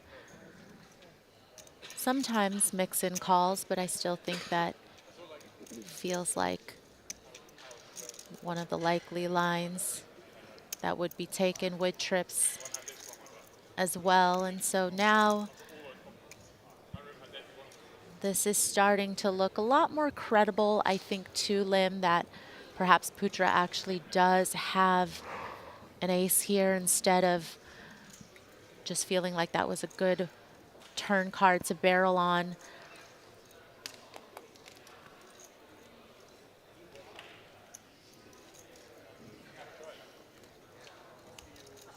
Putra seems to know exactly where he's at in this hand. Squeeze out 35K on the river. Easy when we can see the cards. Wow, Webster Lim. Get out of here. Whoa. Just check jamming. Decides to turn his hand into a bluff, and Putra with the nut flush blocker also blocking hands like ace-7, king-7, but that's not necessarily the only types of hands that Lim could have. He defended from the big blind, could be a lot wider. You don't really think that trips would go for a check raise on the river, though, with the flush coming in. So really weighted, I think, more towards boats in this situation. And as I mentioned, Putra does block some of those boats. Do you think Lim is ever jamming like queen 9, queen 10 of hearts here? I don't know. I like where your head's at. I honestly think this check jam is jack 7, king 7, ace 7. And it feels like it would be more weighted towards jack 7 or ace 7 that just have the board so locked down that he doesn't mind checking twice on the turn. Right. To Putra, I mean. Such a tough call for Ferdinand, having that ace of hearts in hand. Yeah, and then you have to wonder, you know, the part of the range that's Jack 7, is it going to only be suited combos that Lim's going to be defending from the big blind, or is he going to defend Jack 7 offsuit against a hijack open? And so, you know, if all the offsuit combos are in there as well, then, you know, that's going to be a little bit different. Yeah, all the offsuit combos. Lim's got nerves of steel, though, because he didn't really give anything away in that camera shot when we could see how he was responding to Putra using his time banks right now. Yeah, honestly, felt like he was going to fold, just like the facial expressions and the body language. Thought it through. He's come with a check jam. Just seems to know exactly where Putra's at in terms of his awareness of how the hand's played out. Going for some thin value with the ace-king and just opening the door for Webster to really punish this thin value bet on the river, because it is thin, right? You know, lose the trips, obviously, queen 10 flushes. Webster just showing great awareness here. He's aware that Putra's kind of capped in this spot. Only really losing to aces that check back, obviously, on the flop, and hand like pocket jacks, which we block. Yeah, which is the nice part of perhaps why Lim decided to turn this particular combo into a bluff. Doesn't feel like there's too many bluffs in this spot with this line, but Putra ends up calling. Well, well, well. What a fantastic hand of poker. Putra just put in the blender by Webster Lim. But the power supply for the blender just running out. If I were Webster, there's never any shame when you make your opponent take that long to make the call. You should still feel like there's a moral victory there. Yeah. Even when you end up getting called. I agree. I mean, it was a nice fight because a fantastic, fantastic bluff. I'm surprised that Ferdinand called that off, you know. 35. Managing to come to the right decision. The 200K Invitational. That one's going to make the highlight reel. I did so many stupid things. Ben was Great on my hand of table. poker that was. I was bantering with the dealer in EPT London. Made some stupid joke, you know, like, wasn't as bad as this, but it was like I had tens the last hand, or I won the hand or whatever. No, maybe I said like, can I keep? I took the cards and I put them in my pockets. Like, and obviously this isn't allowable under the rules of. She's like, There I'm he not. is, Prince of Darkness. She's Bullet like number thinking 2. Like, oh, am I gonna have to, you know, am I gonna have to disqualify you basically for this tournament? You know, like, and they're like, change deck. And I'm like, no, you don't need to change the deck. We're friends. And she, yeah, it's like you can't put something in your pocket and then you know, like a magician. And again, you know, I just get a little relaxed sometimes, like, you know, like, because we have a nice, friendly atmosphere. I forget that, you know, we're not. You know, it's quite funny because I feel like I would never do it in a 1K. Because the atmosphere, no one knows each other. And You stress people out, yeah. Yeah, yeah. It's much more serious. Sam always keeping the table entertained. Yeah, something worth noting there, ladies and gentlemen. Cards on the table at all times. Don't try and do what Grafton did and put cards in your pocket, because you will be disqualified.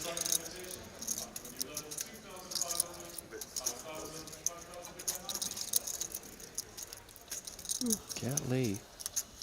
7 of spades. Gut shot. Gotta just continue.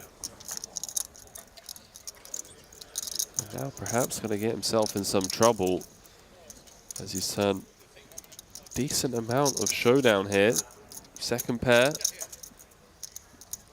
Off the queen 5-3-6, 36K in the middle. 2-5 behind.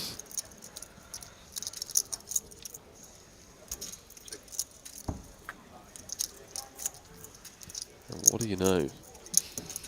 Saved by the river. The 6-7 run out, giving Lee the check mark.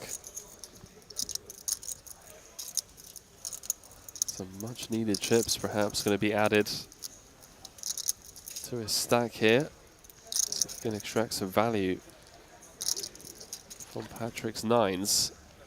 Yeah, feels like a good spot to try to get value because Patrick opening from under the gun +1 isn't really going to have a ton of 4X, really only pocket 4s in this situation, but not some random 4Xs, and could very easily have this type of hand, you know, 8s through jacks that would have played this way. And of course, there is that busted flush draw from the flop. So there are going to be some natural bluffs here from Lee.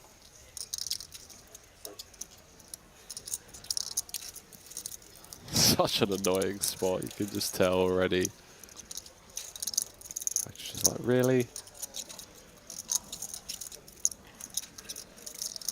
Really, mate?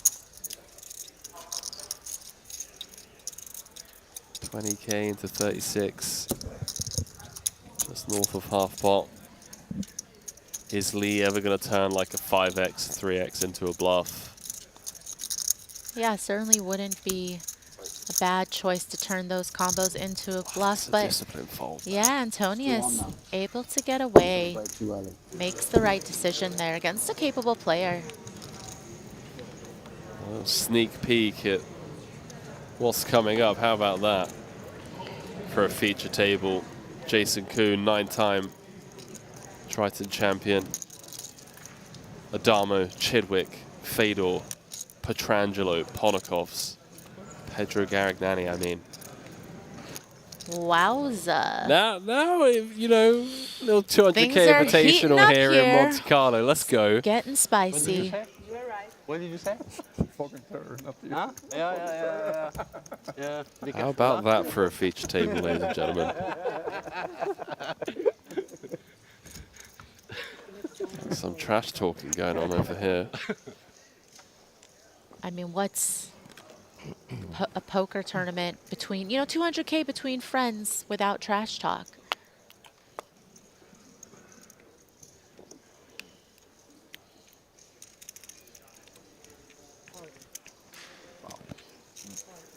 $150 Secret Santas without trash talk. Is that Rob jumping in, by the way? Rob Yon? Yeah, it looks like he's back in. Bullet number 2. So traditionally in Secret Santas, can you steal the gift from the person in front of you, or is that only like white elephants? I feel like there's some different rules. People might play these gift exchanges by a different set of rules, but what do you I always say? love White that. elephant. Yeah, that's another version of Secret Santa. It's another version of kind of a group gift exchange. But anyhow, we'll discuss this. I'm open to doing that. Can we play it at the next group. Triton? Yeah. Yeah, me, you, Randy, and Ali. And then we have to try and guess who bought what. Cheapest present was bought by Ali, 100%. You know that Randy's going to be giving us gift cards. For sure the gift card is going to be from Randy because he does not look like the type of person that, you know, wants to waste his time shopping for a gift. You'd be surprised.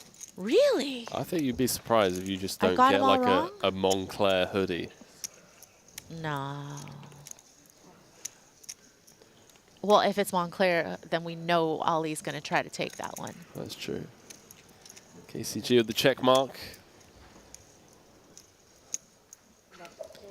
Looking to get some value, some thin value at that. 75% on the river. And again, Orpin suspicious with ace high. Yeah, definitely suspicious of, you know, a button opening range from KCG. Suspicious because KCG is a pretty active player. The check through on the flop, but on the turn, follow through on the river. Does get KCG. That was so big. To 748,000 now. Good for second I place. try to mix against you because you know. Elton Sang, who is the current chip leader. Ah, that's fine. Sorry, John. Okay. Goodbye. GG Poker, our title sponsor here at the Triton Super High Roller Series. WSOP Paradise just around the corner, of course, with bracelets to be won in the Bahamas. Satellites running now over on GG Poker. Qualifiers going to receive 10 or 11 days of accommodation, a free daily lunch, a 5K main event, satellites also into other events. Do of course have the GG Millions Live Edition coming up during this series. 4 qualifiers into that one. We'll be talking more, of course, about said qualifiers throughout the series as we work our way towards that 25K.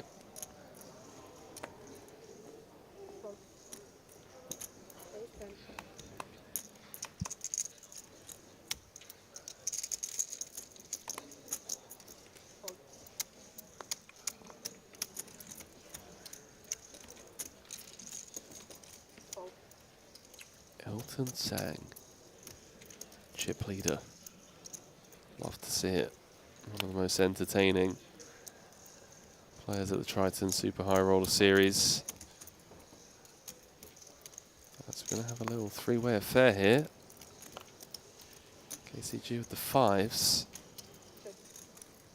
Still best on the King 6 deuce, but a couple of spades on the flop and a couple of spades in Orpin's hand as the ace of turn, ace on the turn.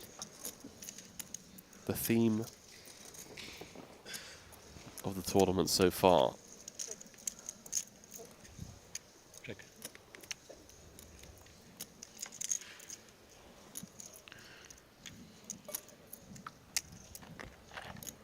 And Orpin had elected to check that turn after hitting top pair, but now has a clear route to go for value with 2 pair on the river.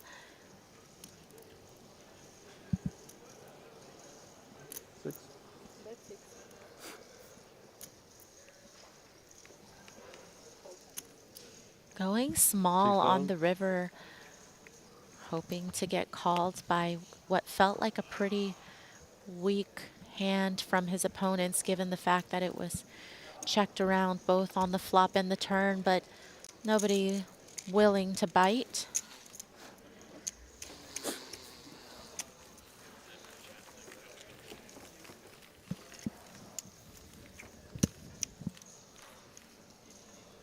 Yeah, once it checks through there, right? Flop and turn. Got the board so locked with the 2 pair, just desperately trying to squeeze out 6K. Just 4 minutes left on the level before we head into final break of the evening. We're coming back to play 2 more levels, 50 minutes apiece, before bagging and tagging for the end of day 1 tomorrow. First 2 levels of play. Will be a 50-50 redraw at the end of the day. And then after those 2 levels, it will be a free-for-all. Talk about variance in poker. This invitational format offering a different type of variance, if you will. Cool. Yes. Luck of the draw. Very important part of tournaments that Sometimes people don't even think about how much your table draw can impact your ability to make chips in a tournament.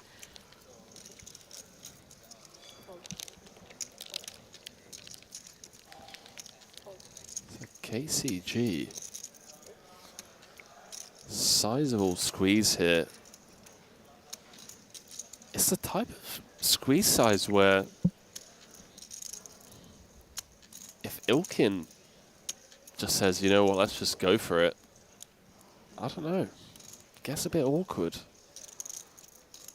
He's up against an under the gun open. +1 flat.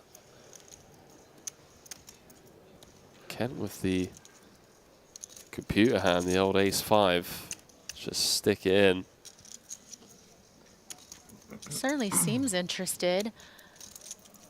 And again, with KCG having such a big stack, that might end up playing into his opponent's minds in terms of, is he trying to be the big stack bully? Does he really have a hand in this spot? Thought he was going to go for it for a minute there. KCG taking that one down pre. So he extends his lead at this feature table, second overall. Great start to this 200K Invitational as we head back over. It looks like Nagy with a lock on the hand. The turn, aces for Phil Nagy against Nikolai Vaskobojniko's pocket jacks. The ace-king 989 run out for the nut full house for Nagy. Back up to 200K or so.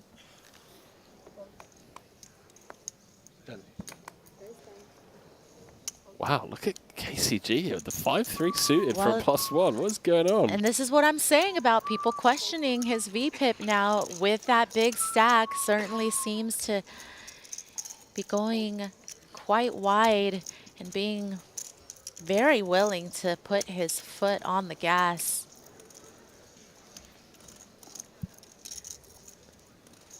Well, well, well. He's going to find a way to victory here with the 5-3. Yeah, not only, you know, the open ender, but has that nice ace on board, which is certainly going to scare off a lot of his opponents when you are the pre-flop aggressor.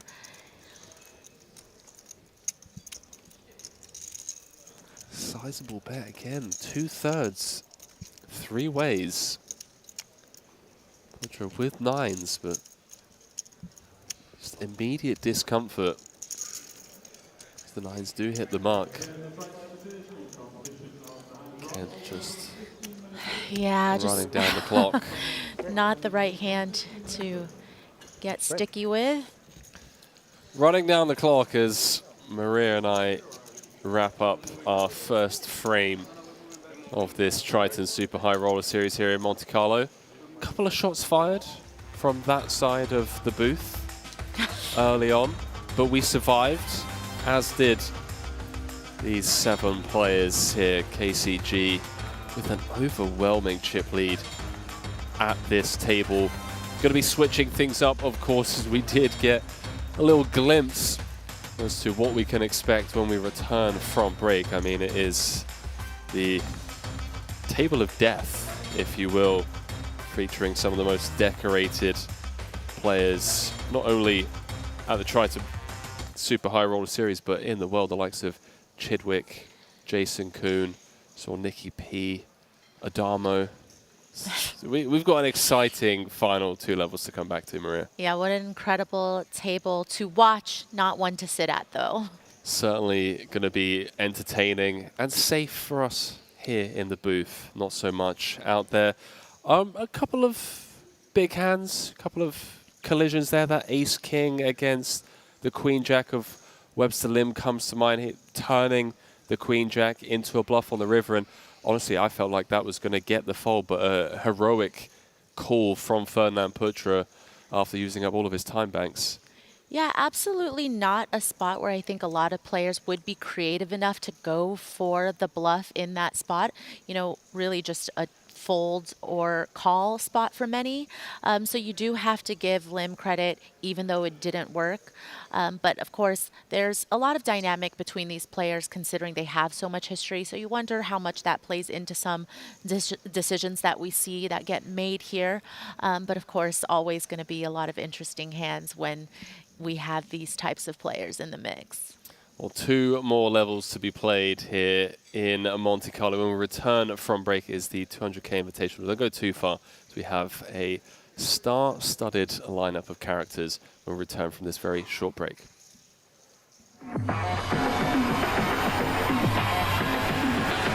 GG Poker. Wow, so many players. This is a crazy thing to do. GG Poker Broke the Guinness World Record. Welcome to the World Series of Poker the biggest poker site. larger than all GG Poker's casting traffic reaches all-time high. Jump, jump, jump, jump! No way!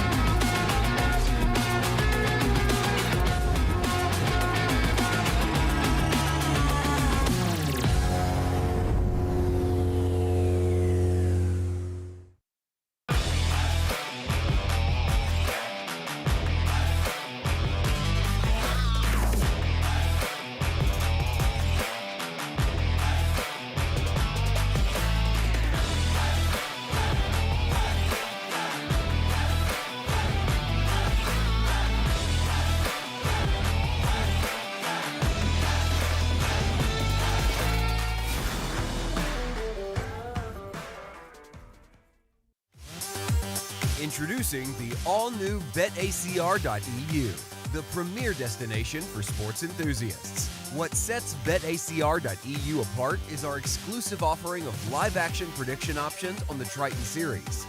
Experience the excitement as you predict the action while watching your favorite players live. But that's not all. By opening your account now, you can take advantage of our incredible offer.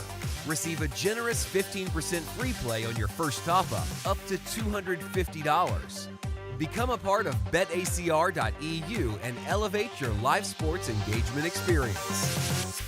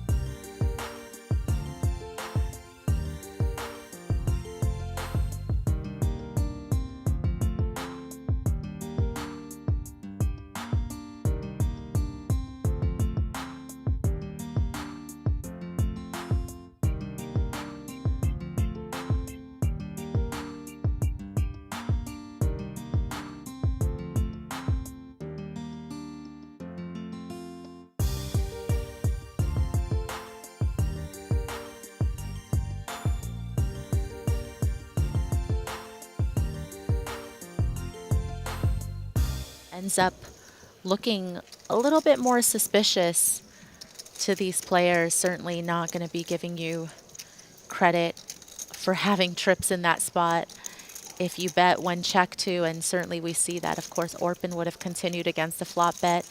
And now I think Orpin's kind of wondering if he should go for some protection on the double paired board and also can get a little bit of value from ace high. That's precisely what he's going for here. Firing out a bet of 12K into the field.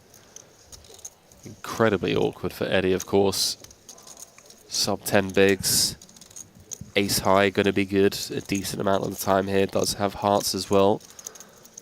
And made even more difficult by the fact that there is another player left to act behind him. You certainly don't want to call in this situation and then somehow end up facing a raise or, you know, having to Stupid side bet, commit shouldn't play side some bet. of these very precious chips in a situation where you're not quite sure where you're at. So good disciplined fold there.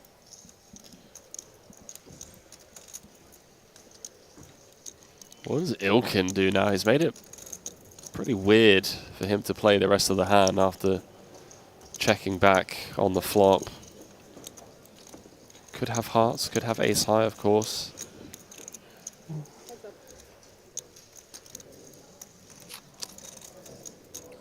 Hearts do brick.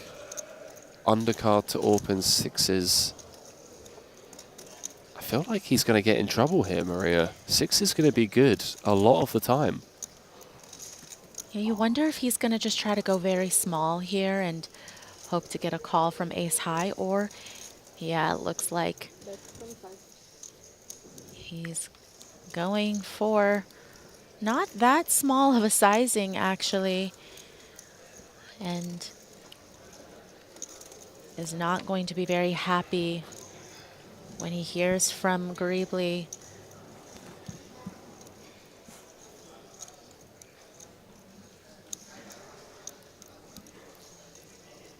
I don't want to be overly critical in this spot, but now we get to the river. We've slow played on the flop. 67. We have to raise in position. It feels like a spot where we have, I don't want to say zero bluffs, but I'm struggling to think of many natural bluffs here. Whereas had we started setting things up on the flop, Right. there's a little bit more room for deception and deceit and bluffs. So, hey, look, he's managed to squeeze out an additional 37K from Orpin that perhaps he wouldn't have managed to squeeze out over flop, turn, and river had he started setting something up. But as you mentioned, just doesn't have a lot of bluffs in this spot, so I don't know if Orpin's going to pay him off. Orpin looks very suspicious, though, giving him a bit of a stare down. Little 2.5x from Ilkin. I mean, Ilkin is milking right now. Okay, okay, okay. I like it. I like it. I'm here for it. Let's go. 12 days. I don't get paid enough, chat. Ilkin is milking. That was S tier. Wow. Wait, am I a boomer? What does the S stand for? Oh, I was about to say that you're a bit of a zoomer if you know what S tier means, but down with the cool kids in LA. Orpin's still in the tank with the sixes.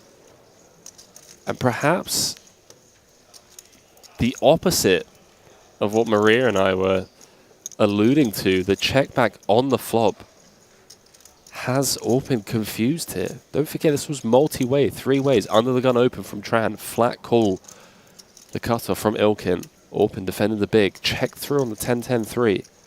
Orpin then led on the turn. Tran got out of there. Ilkin called. He's now raising on the fight. Gets paid off, Maria.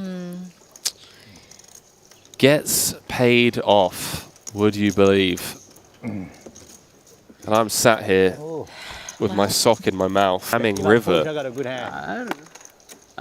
Less than 30 bigs, out the door, flush I'm playing last longer David, field against negging. full house. Oh, really? Can't believe I'm losing to him. What's the side bet? 100K. You guys fold. I'll give you guys 10K each. GG's. There we go.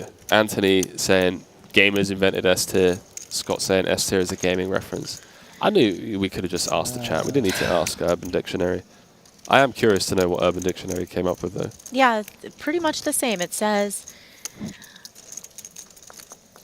it stands for special, super, or the Japanese word for exemplary. Nice. Finally got a decent hand. 8, I got the button. Eddie. Just Oh, wait. 5 bigs. He's going to pass I up got on the 5 more hands left, ducks. 6 more hand left. Under the gun open from Still Kent. might do something something funny. Gonna see it He flop. probably saw my chip stack. He's gonna fall every hand. S tier commentary He's like, we're gonna from bump Maria it. Ho. Time bank. There we go. Oh, people are too kind. Oh, are you? Did someone say that, or you're just? That or was- you said that. That was me saying that. Oh. Huh. Well, I Henry. love how. Not many big Oh, blinds either. Henry. Okay. My I see how number this one is gonna fan. be. All right. I see how it He's is. got about 20 big blinds. Dominated. Putra Uh, flopping the open ender. 10 of spades in hand as well. Salle with the 2 overs. Got shot to Broadway, and of course, significant range advantage here. Opening from under the gun.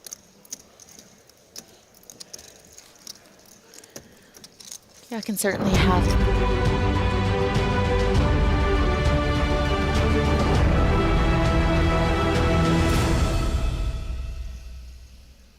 Well, a very warm welcome back to Monte-Carlo. Is the $200,000 Invitational here, part of the Triton Super High Roller Series that we're typically used to seeing halfway through the festival here in Monaco.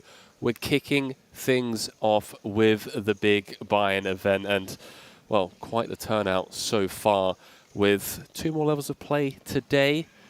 Of course, time for more eliminations and perhaps some further re-entries yet to be seen. But looking at the cast of characters that we have on table 9, I mean, quite literally killer's row there. Kuhn, Ponakovs, Adamo, Chidwick, Petrangelo, Holtz, and Garagnani. Typically, you know, in these invitationals, Maria, we've talked about the weird ICM implications on the pro side, looking to just survive day one, reach the second part of the tournament where the pools do merge. I feel like if there's ever a table in this tournament that, you know, ICM out the window, let's just go for it, it might be this one. Yeah, or is it maybe perhaps somebody at this table wants to just take a break, take the last 2 levels off, you know, come back, still probably have a playable stack for when the field does merge. You know, that's an option. Sounds like Rob Young. Did you see him at the start of the play today? No. Just over here in the lounge area. Oh, well. Cards were already shuffled, players were already playing. He's looked at his watch. They've been playing for about 10 minutes. It's like, well, I guess I better go and take my seat in this 200K tournament then, I guess, you know? The man has, you know, babies to kiss, hands to shake. It's fine. He's a busy person. Well, he is indeed getting busy with his second bullet in this tournament. Obviously focused on table 9, but we do also have the invitee side as well with Zhang, chip leader in this tournament. Yong and Nagy will be jumping in and out between the pros and the invitees as we throw it down to the main stage. Chip counts and blind levels brought to you by our title sponsor, GG Poker.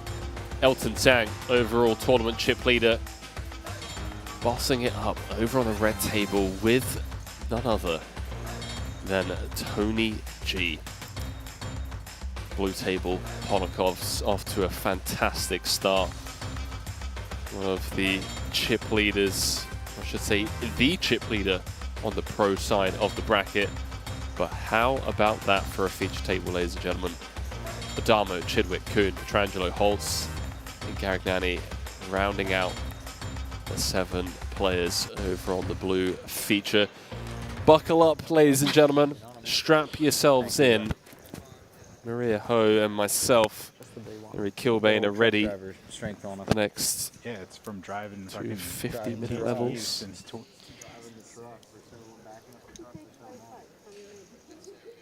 5-5. There he is. Fedor Holtz, one of the most decorated, recognized players in the world. Yeah, so that's confirmed. Especially my generation. Probably, I mean, Fedor has to have, like, the longest highlight reel No, I was just saying I had of any player. Maybe besides, like, Ivy, Dwan, Dinex, Helmuth. But from this generation, Oh, can I have a green I remember tea with lemon, please? 19, 20 And one years old sparkling just water? bursting onto the scene.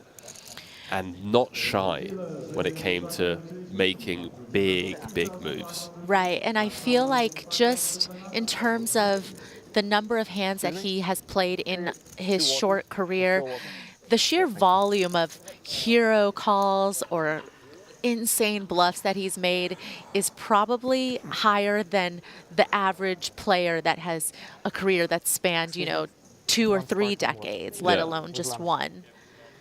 It really has been a pleasure to just watch him entertain us over the years, and a privilege to call the action on Fedor at the Triton Super High Roller Series. And speak of the devil, getting involved straight away. 10s under the gun. Chidwick interested perhaps. Jack 9 of spades in the hijack. Thinking things through. It is an under the gun open. Opting to pass up on the opportunity of Polikov's. In position on the button. 40% of a royal flush. I have never made a royal flush having 2 cards in my hand. Sure, 1 in my hand, 4 on the board, easy. But, you know, the purest of the royals. Tough to make. My Ooh. word, Nick Petrangelo defending the big and flopping the nuts, but more importantly, Fedor with the overpair, opening from under the gun. Checking. Once check 2. Polikov's the 2 overs and cannot resist to stab with the king queen. How about this? Note the little glare there, by the way. Yeah. From Nikki P. Just observing Fedor.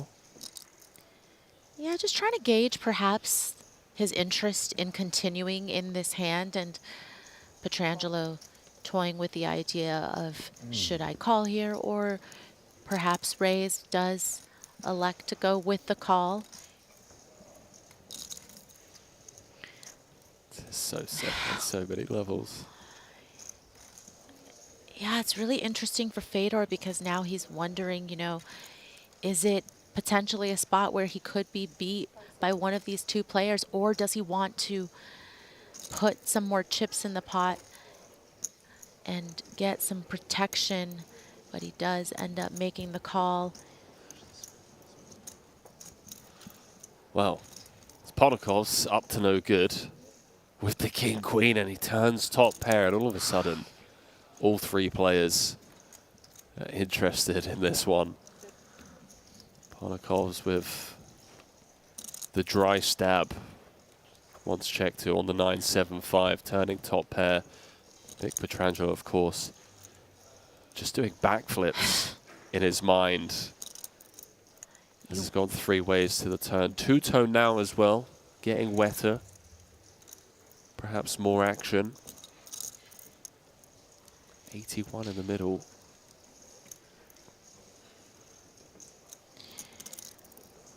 You wonder if Polikov's feels like this is a spot where quite often, you know, the big blind could have just called with, you know, a pair and a straight draw, pair and a flush draw.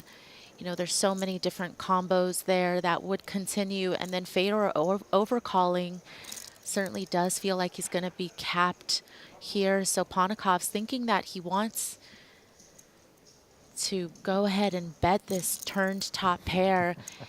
Now you wonder if Petrangelo is thinking, is this the time to just continue to reel one of these 2 players in? Because I don't know if Holtz is going to be able to overcall in this spot. So tough, right? So tough, but just a few seconds. 10s hit the mark. Sorry. A brick on the river, especially a non-heart brick. Well, what am I saying? You know, it's day 1. A brick's a brick, but you know what I mean. Non-heart. Well, Let's put a 4-liner out there now. Yeah, For the gap. certainly. All of those, you know, potential 9-8, 8-7, those type of hands, those pair and straight draws. But you wonder, do those go ahead and call what was a sizable turn bet? Right. You know, it wasn't small by any means, but still just not a great board for top pair now. And also not a great board for Pietrangelo to continue checking, I think, very often to Pontikov's, because it's very likely that he's going to be hit with the check back and is not going to be able to extract any further value given the way this board has run out. So you do see Pietrangelo going ahead and betting himself now. He's got 60 into 197. Just shy of 1/3. Kind of a blockish sizing. Hearts brick, clubs brick. As Maria was alluding to, does want to start doing the betting himself just because this is going to be a river card that Pontikov's opts to check back so often. He throws out some time extension chips. What a fun hand to kick things off at this table of stone cold killers. You know, we definitely expected nothing less than absolute fireworks. The first hand, this three-way pot from the flop to the turn, and now heads up to the river. Very sizable pot.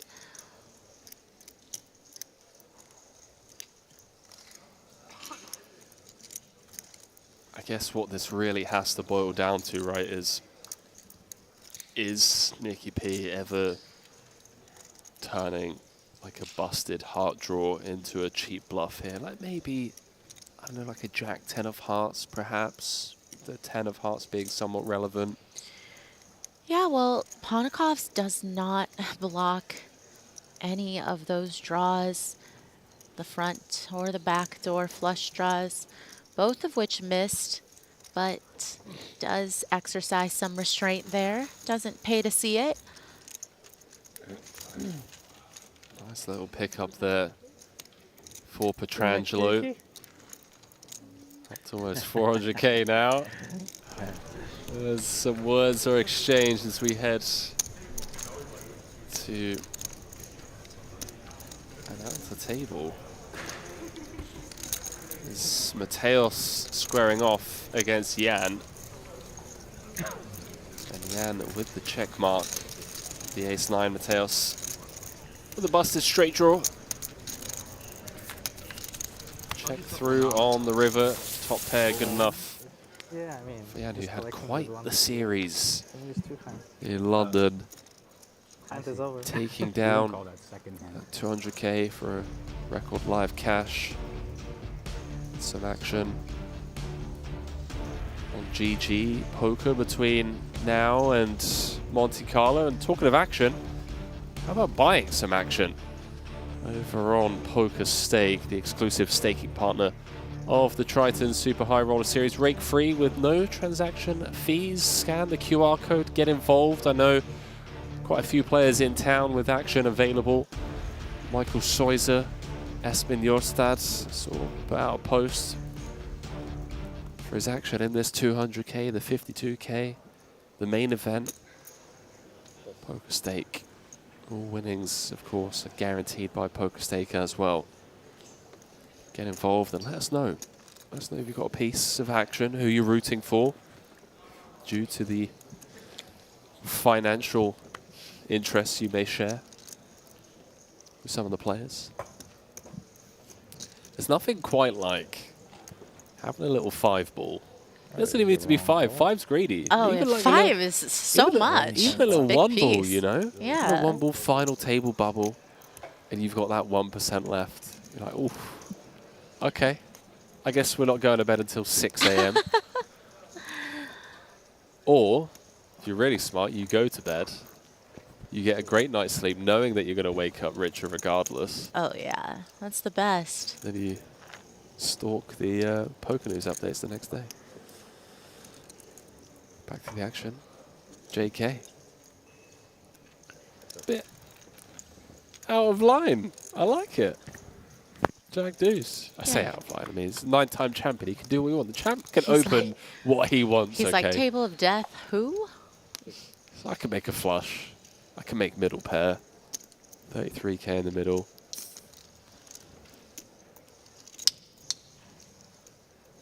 Obviously, had the chance to see him interviewed not once but twice in London. Was sharing a few words with Ali Najad in his post-victory interview about how much he enjoys traveling for the Triton Poker Series, and then in between festivals just gets to relish in the fact that he's a father of 2 now. Gets to just chill at home with the family and, well, gets to let Nick Pietrangelo boat up after checking through on flop and turn. 3 of spades, quarter pocket. Perhaps it was a sign. 33,000 in the middle. Pocket threes. Stars have aligned here. Feels like when you check back flop and turn, you're just going to be calling the river quite often. I mean, it depends on the sizing sometimes, but you certainly were hoping to go ahead and just bluff catch at that point. Does make the call, and Pietrangelo announces the nuts. Nuts is good, my man.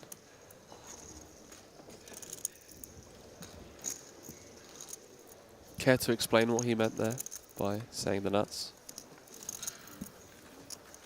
Oh, is that what Jakun said? That's what Nicky P said before Oh. showing his hand. Not the literal nuts, Not the ladies and literal gentlemen. nuts. But given the action, Right. it's just like, I never lose this hand with the full house.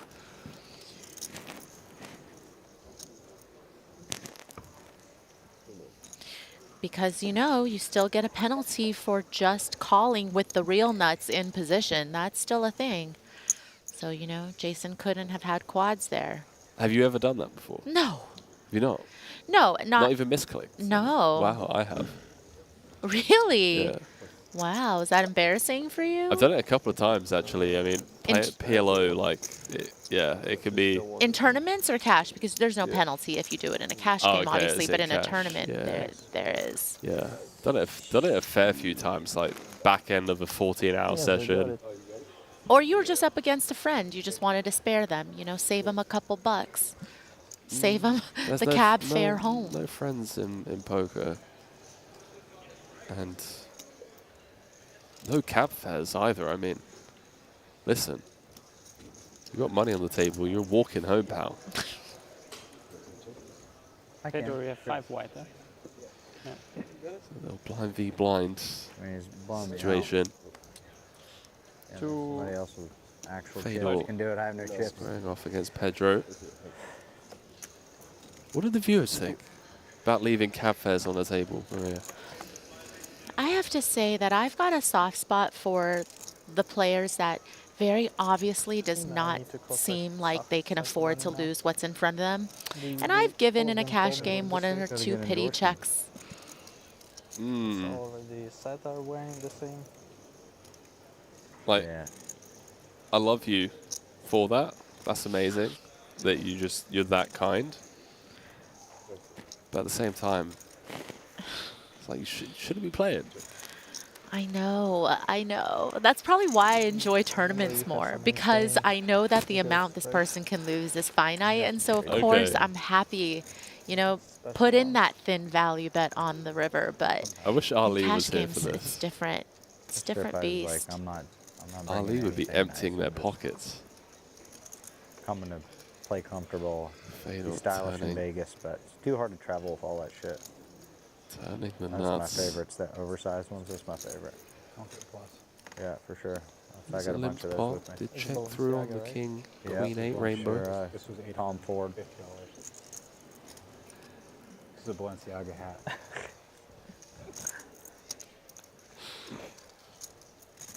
Some great banter. I think Petrangelo's got to be one of the funniest guys That Balenciaga in poker. He's very hilarious. dry. It is so good. Never know. That might be coming for him. Like you were telling some best representative for this brand would be some Fantastic sense of humor. Fedor, unfortunately. Balenciaga? Yo Viral would be the best. No, you were calling before some famous homie. For Balenciaga? I don't know. My dad. Oh, yeah. He looks like he's homeless. Yeah. Dude, I might as well just show him. Not the Adamo we're typically used to seeing. Normally has that straight back, kind of like a lightning bolt has struck him. That is just kind of lounged over. He's got 3 days ahead of him. It's been a while since we've seen him at a Triton Super High Roller Series. I do believe he mentioned in Cyprus last year that he was finishing his master's degree. So was going to be taking a step back from poker for a few months whilst he finished things back home.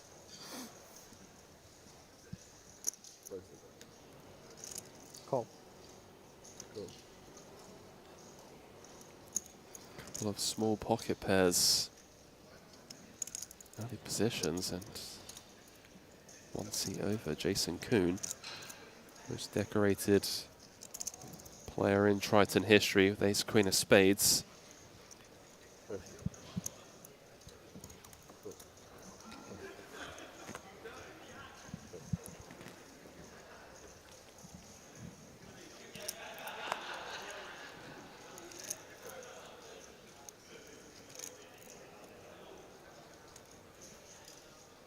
Don't think Chidwick's going to be defending, so a little three-way affair.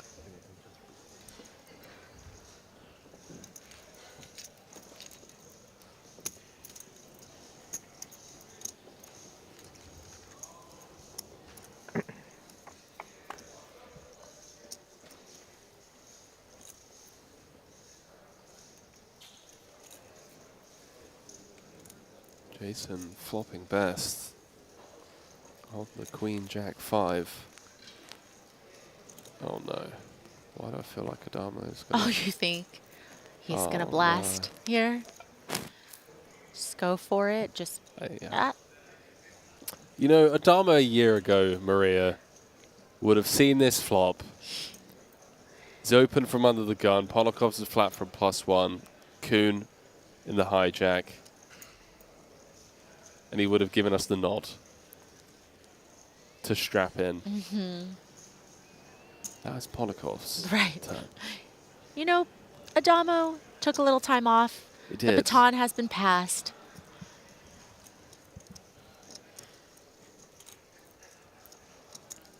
When are you going to pass me the baton?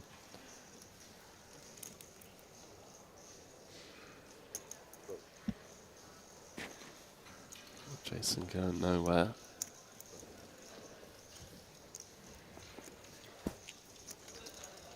I think Adamo perhaps caught the flight from Sydney yesterday. Perhaps a bit tired, jet lagged.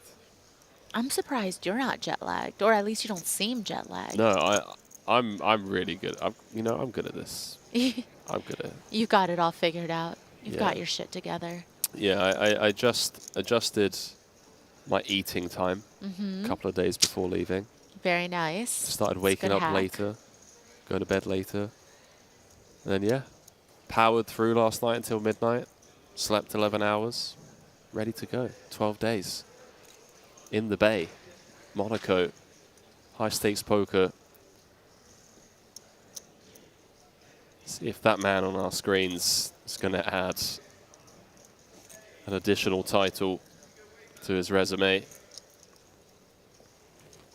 5 in 2023. Danny Tang, it's won 4, would you believe? Quite the feat for DT.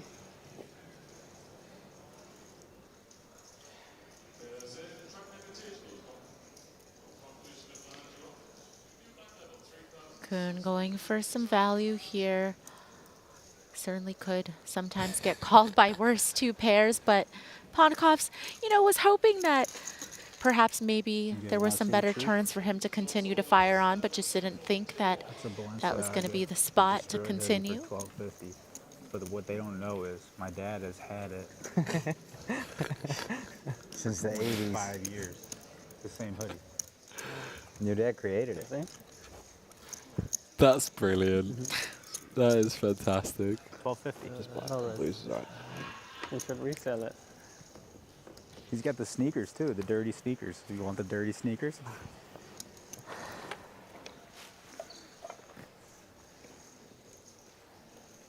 Army green next fall. Coming out with the army green. This without showing. Pondikov's with the rare white t-shirt. Normally rocking some drip, whether it be Balenciaga, Dior, Louis Vuitton. Yeah, some combination of velour perhaps and some tinted sunglasses, but not today. Which is weird because Monte-Carlo feels like kind of the perfect place to bring out the best of the best in that wardrobe of his. Yeah, he's typically rocking the Miami nightclub owner outfit that we've just got so accustomed to seeing. Kind of, you know, do you do any illegal activities on the side as a hustle? As if that's not illegal. Waking up with numero uno in the big. Dream spot for Adamo, +1 open. 55. Small blind flat. And it's the Dominator. There's ever a man that is not going to be given credit Oh yeah, for having a hand here. He has lost a lot of benefit of the doubt from some of the hands that people have seen through the years.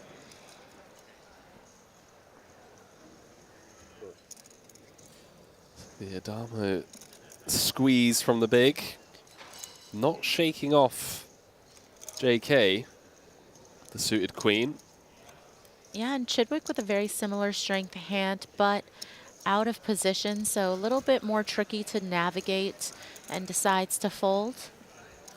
1-2-6 in the middle. SPR of less than 2, and how Wow. about that? What is that flop? How about that for a flop, ladies and gentlemen? I mean, we tease that you should strap yourselves in for these final 2 levels. Jason Kuhn, 9-time champion with the open-ender and flush draw to boot. In a 3-bet pot, Adamo with aces, and I just don't see a world in which the money doesn't find its way into the middle here. And note the c-bet sizing, Maria. Sizable.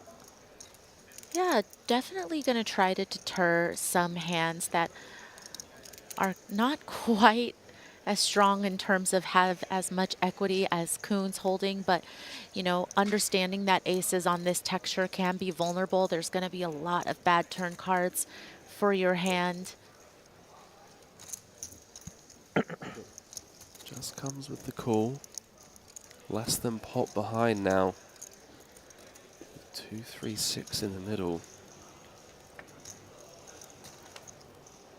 And just straight away, immediate delivery. Yeah. Just beautiful turn card for Kuhn, and Adamo definitely aware that there's going to be, of course, some of the suited Broadway holdings that Kuhn will continue with against a 3-bet, and those will find some connection with the board, whether it's in terms of turning a straight or perhaps top pair on the flop. Some 2 pairs, of course, some king-jack suiteds will be in there as well. not slowing down. He's Certainly. the two-time Triton champion. Yeah, and certainly going to be, you know, in terms of hands that Adamo still is ahead of some of those king-queen suited combinations, perhaps. King-queen of clubs, king-queen of hearts would all continue. Adamo is still going to be beating those, but if those hands are in, then of course so are the queen 10 suiteds and the king jack suiteds. Oh, behave. What is this run out? Jason turning the nuts. Adamo rivering. Top set. Flush does get there, of course, but now beating. Plenty of value. Just in case Jason did have a slow played 2-pair or set.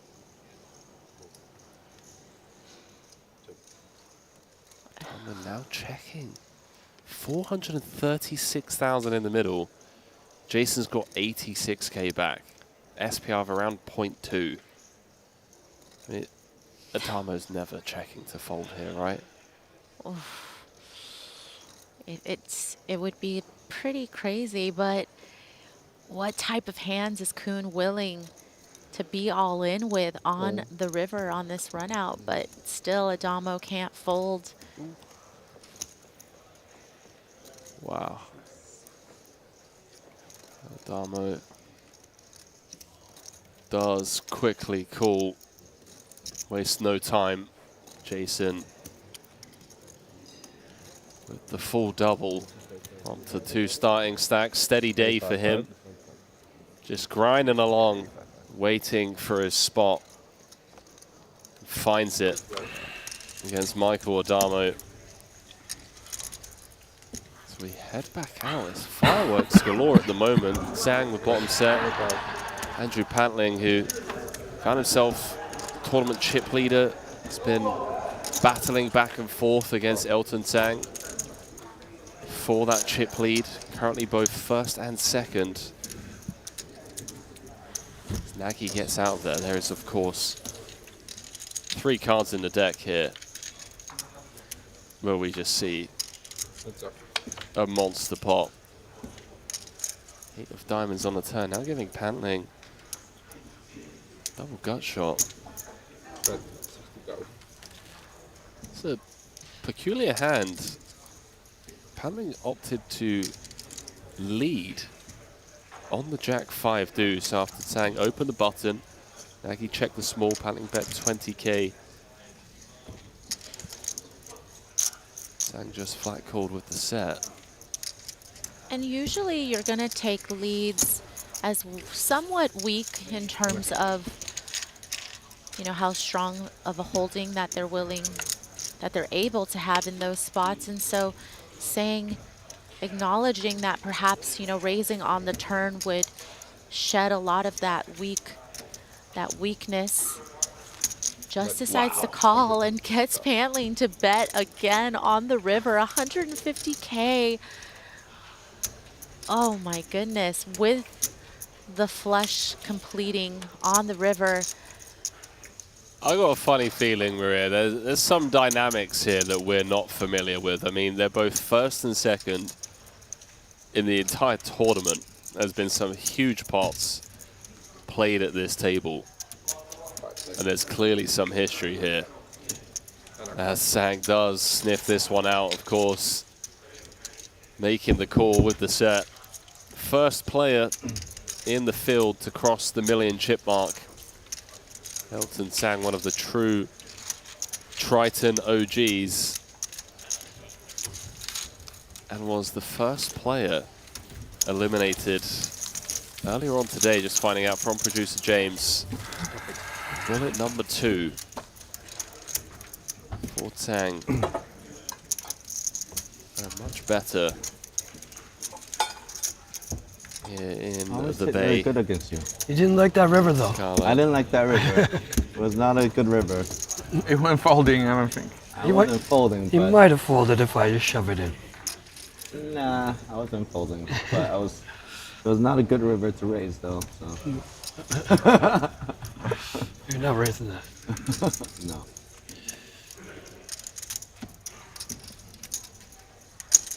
Raise to 10,000. Plus.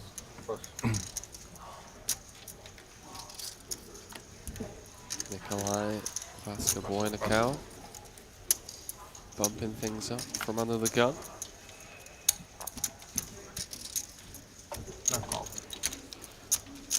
Belarusian joined us for the first time in London, if I'm not mistaken.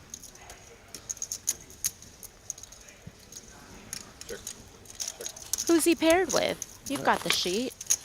He's paired with Igor Yaroshevsky. Check. Bet 10,000.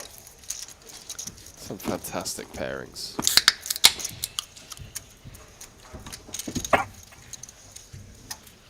Someone cracking open a cold one. It is beer level, of course.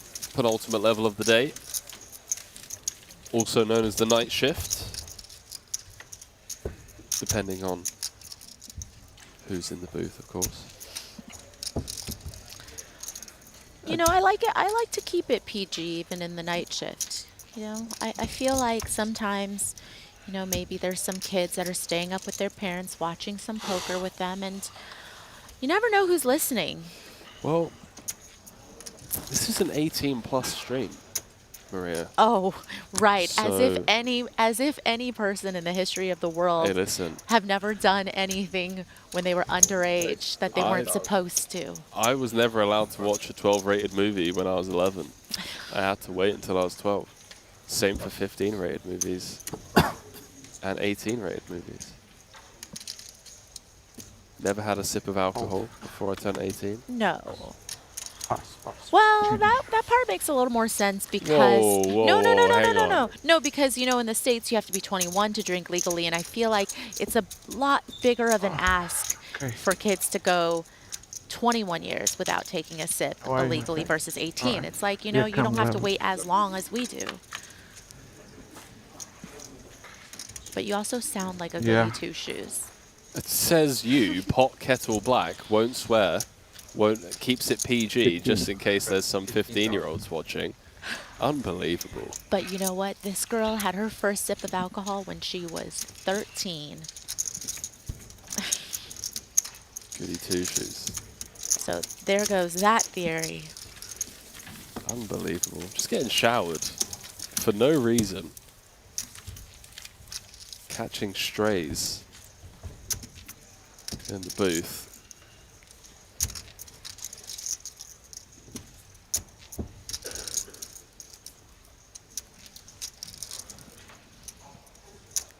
We'll leave people their cab fare at the poker table, but we'll put me on blast in front of thousands of people around the world. Okay. All right. If you're ever wondering why you didn't have hot water in your hotel room, Maria, you know? It was you. I should have known. Just sabotaging me from jump here. We've got, you know, a long couple of weeks ahead of us here. I don't know if you want me to be on your bad side so early. To be on my bad side. What a beautiful playing hand. 6-5 of clubs. This is the part of the stream where I'm just like, I wish this was a cash game. 7 of clubs in the window. This is exactly what you were talking about earlier on. Like, you've got 6-5 of clubs and the window card is a 7 of clubs. And then you get those 2 cards behind. Unbelievable. Had another re-entry, by the way, up to 68 runners. And Brian Kim Bet 21,000. back in the mix. Decent turn from Nikolai as he fires with that open ender, but Phil, with the check back on the flop, is able to call this turn bet pretty easily with ace high.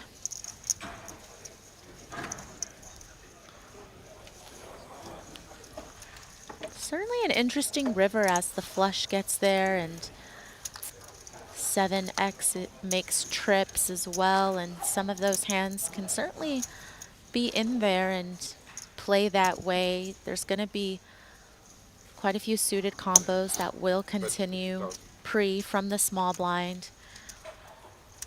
You know, perhaps some of the 8-7 suited, 7-6 suited type hands as well that might bet turn for protection and a little value against ace high. And so very nicely done by Mikolaj there to fire the river.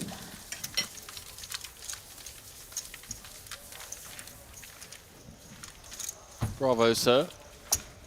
Gets it done. Always a daunting task, especially on that river card.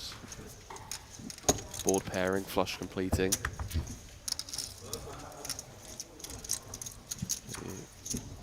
We wind our way down to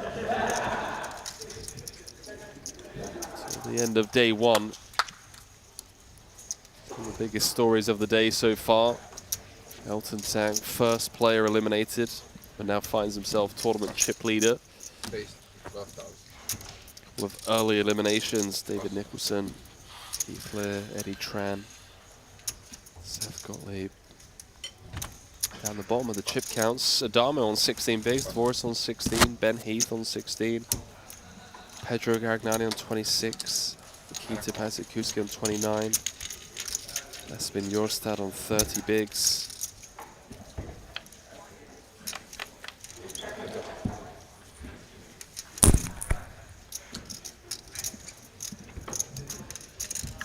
Piece for both. Paddling with a pretty out-of-line open here. From the hijack. Just really enjoying the moment. Getting involved, pushing people around. Potentially get himself in some trouble here though. I wish I could take a picture of you right now and show it to the chat. It just felt like something in You're my... right, mate. Do you need some I help? don't know, something in my headphones feels off. I thought maybe I had accidentally unplugged something back there. Just checking it out, just checking it out. Dang. What if we had a live commentator cam here and you could just switch it on and off whenever you wanted to? That would be cool. That'd be a lot of power. We would, you know, catch Ali eating behind the desk. It's like the GG snap cam. That would be fun. Quite the battle.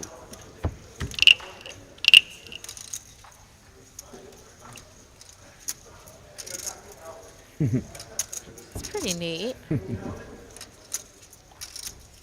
think that's Nagy's way of saying, hey. That's supposed to bring you some good luck in them. Let's liven up the table a little bit. I hope so. It attracts chips. Yeah. It's like a mating call for black chips. Ah. It's only 180 bucks. Huh? Jeez. Raise to 10,000. It's only Shh, don't tell everybody. heck of a deal. It cost 180 bucks. Oh, what is it I made could of? get Gold? I could get my parents that for Secret Christmas. Santa. That fits in the budget. I'm sorry, like, I love Nagy. You think he got ripped off? Yeah, that feels like a bit of a scam.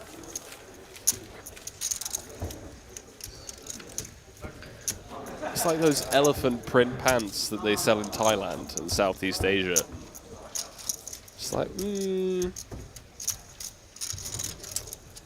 these shouldn't be $30. 180 bucks he paid for that. Okay. Rob's fine. You oriented. You always play?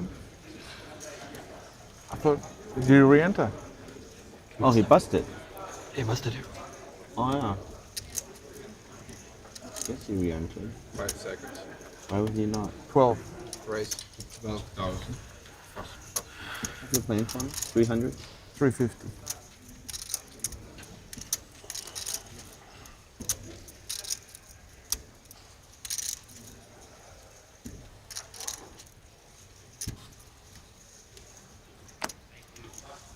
36,000.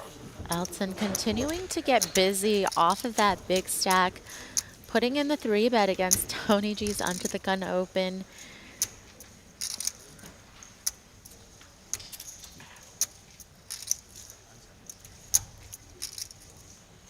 So much history between these two, not just in tournaments. Some of the biggest televised cash game pots, especially from the early days, the Triton Super High Roller Series.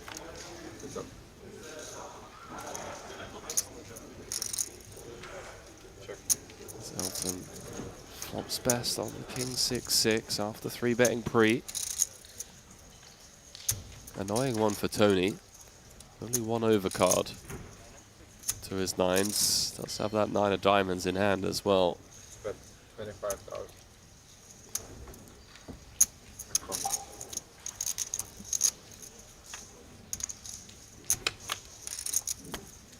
Check.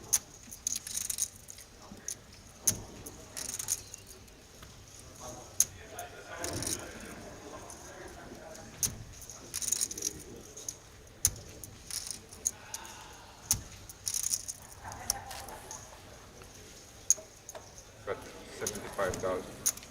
Elton setting it up for all of it. And still not a terrible board for 9s. You know, especially if you feel like saying's going to be 3-betting wide and light and not necessarily interacting too much with that king on board. And as you mentioned, the history that these two have could certainly factor into Tony's decision here to give Sang some credit or not. Is he really contemplating making a move here? Saw him grab a fistful of chips. I was trying to get a read off of Elton.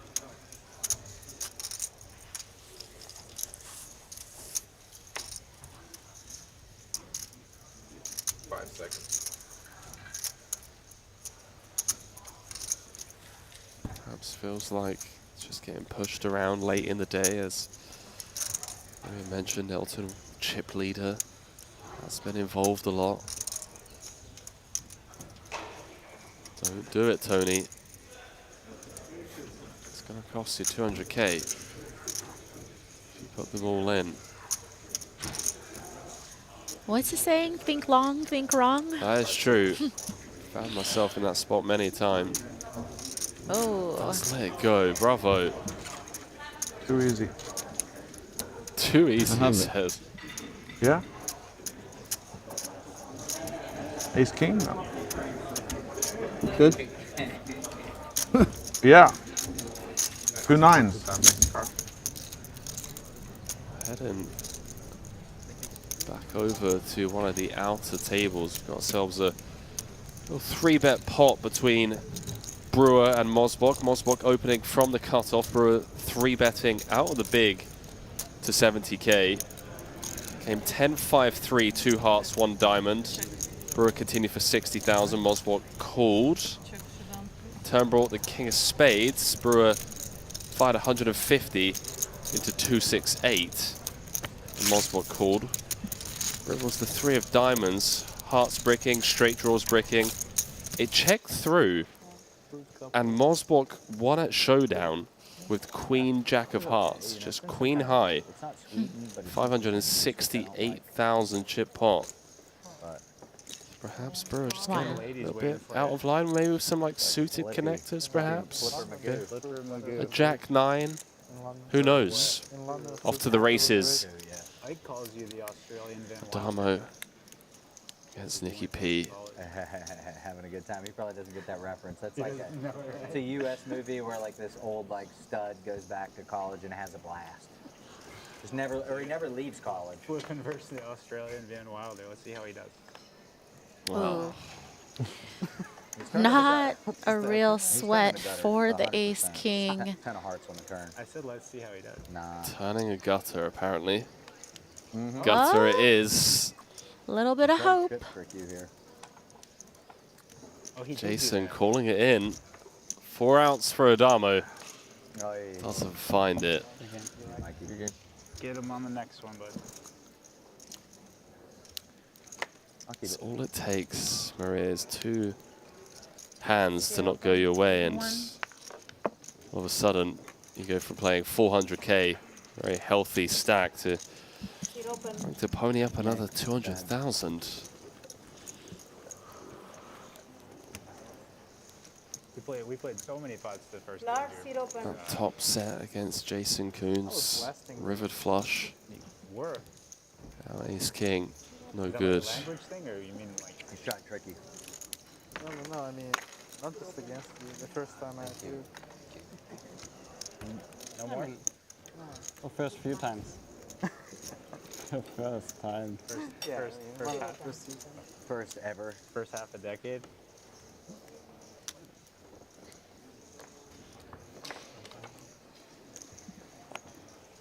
I think my favorite hands was against Smille, where I had aces.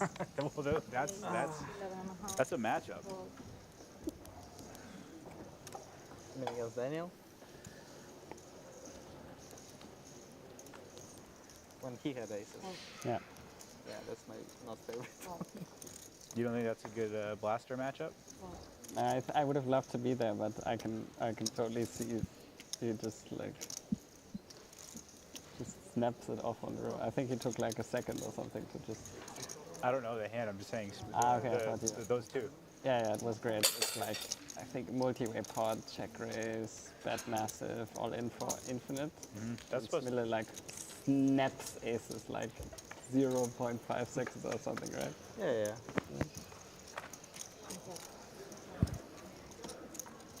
Bet huge, check raise, massive, all in, snap a call. That sounds like a multi-way pot. That happens a lot in those. Yeah, I don't know. It was like queen 3-5 or something. Probably Alex. Where's he? He doesn't play this? Huh? Smijovic? There was no small blind, right? Oh, he doesn't actually live in like Austria. No, Korea actually. So he only went to Vietnam. That makes sense. It was actually very weird. I played a random 3K high roller for fun in the casino, and then suddenly Smille walks in.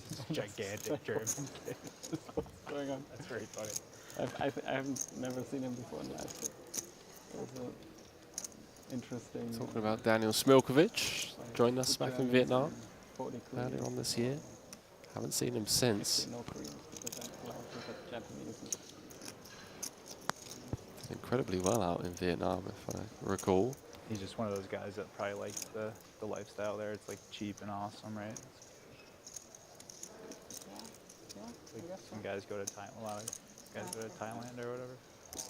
Maybe also, I don't know, the culture or the women. Yeah, just mean that was the lifestyle in general. It's just like so many guys. Jason really trying to shake Ponakov's off of this jacks and eights that he's got going for him from the big blind. Facing some pressure here with the double barrel. Cool.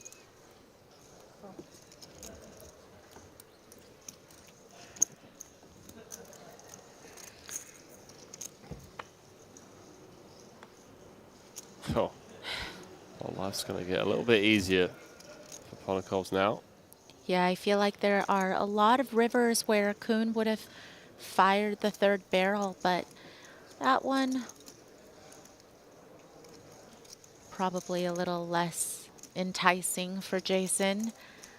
Once Ponakovs calls both the flop and the turn.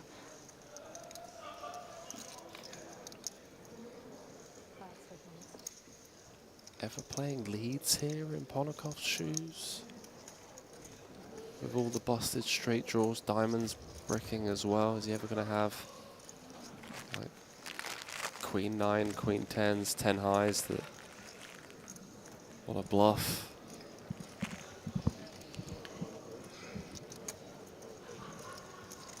Yeah, certainly some potential for that, especially when Ponakovs does hold the queen in his hand, which is, you know, one of those cards that 47 could certainly be part of a lot of those bluffing hands that you mentioned. So does lead for 47K. Tag me in, coach. I'm ready. Yeah, you can have the baton.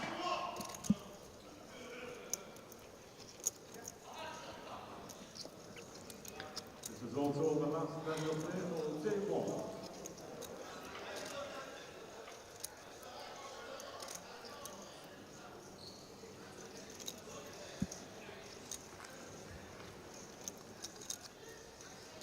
Jason with a weird one.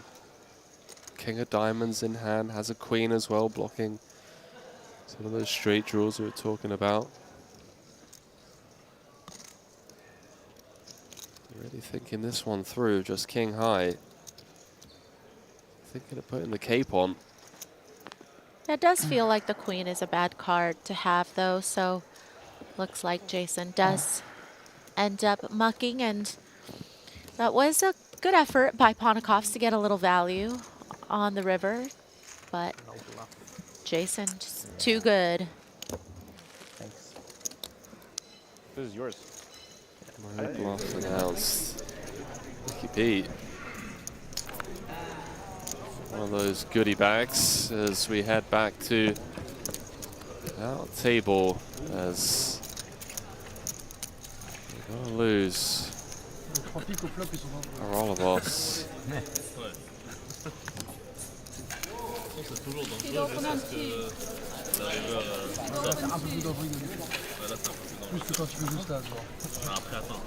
As we are now in the last level of the night, players still opting to rebuy. Yeah, straight back in after losing the flip against Maher Neura. Jacks against Ace King, just standard stuff all around. Ace on the river, sending Haralabos to the re-entry cage, and re-enter he does. Straight back in the mix. I mean, I love it. Personally, you know, I'm going for a walk, probably muttering a few words to myself, maybe listening to the Daily Stoic, some Marcus Aurelius meditations to try and, you know, Can I have the I don't know. Not to mention, you gotta, you know, scrounge up 200K as Right, well. So right. you, Hey, Mum. Sorry. you got a few phone calls Sorry to to make. wake you up. You know that £150 Secret Santa that we're meant to be doing this year? Can you just send me the 150 now?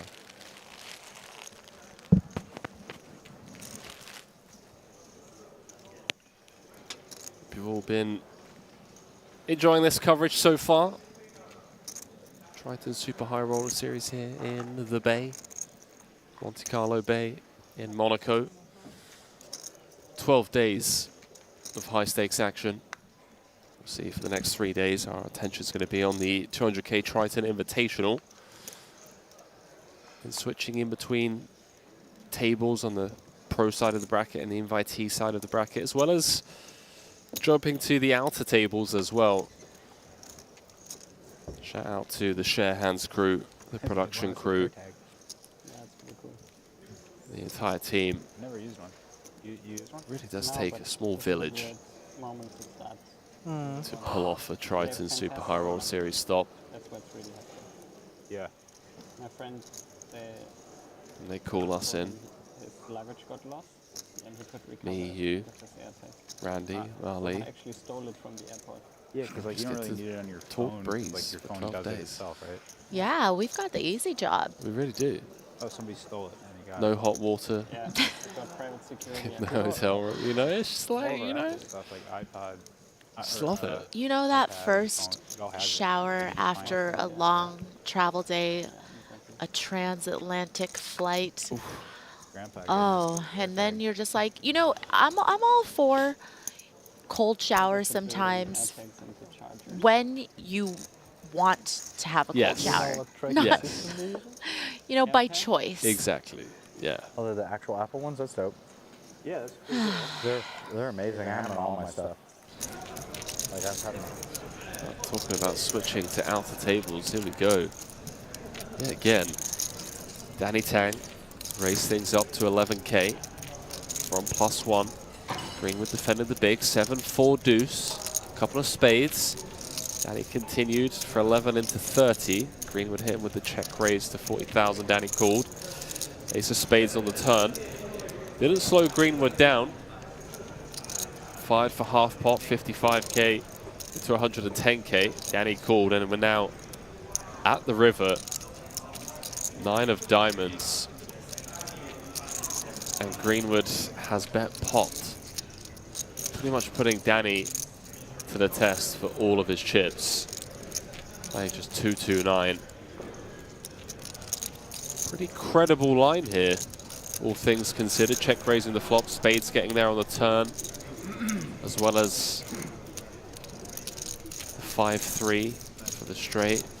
Gets paid. See if Greenwood had it. Oh, looks like no. Looks like up to no good. Looks like Greenwood was up to no good. You know, from the startup, we all love each other. We get along. We work morning to night because we're all in it together. Yeah. And then you go, what do they call it? SME, like small medium enterprise. Yeah. About 200 people. Yeah. And you get politics. You get HR department. Yeah, that's. Yeah. And I'm like, fuck this. I can't do it. Love and hate. Through. It's the red tape. We have relationships at work. For sure, yeah. Like it's like not easy to manage at all. all the drama, and then it's no fun anymore. Wow, so Greenwood check raise with Jack 10, Jack of spades on the 7-4 deuce. You gotta Emptied bring the clip. everybody in and go Danny through the tag. motions. Ace Well, it's 6 funny. of hearts. You know, you see so And many top pair. companies that start up, and it starts with like 4 college buddies that were in the same room, and they're all in the same line of thinking. live and they together. were- and they build it up, and then it gets so big that you lose something. You lose whatever it is that they had.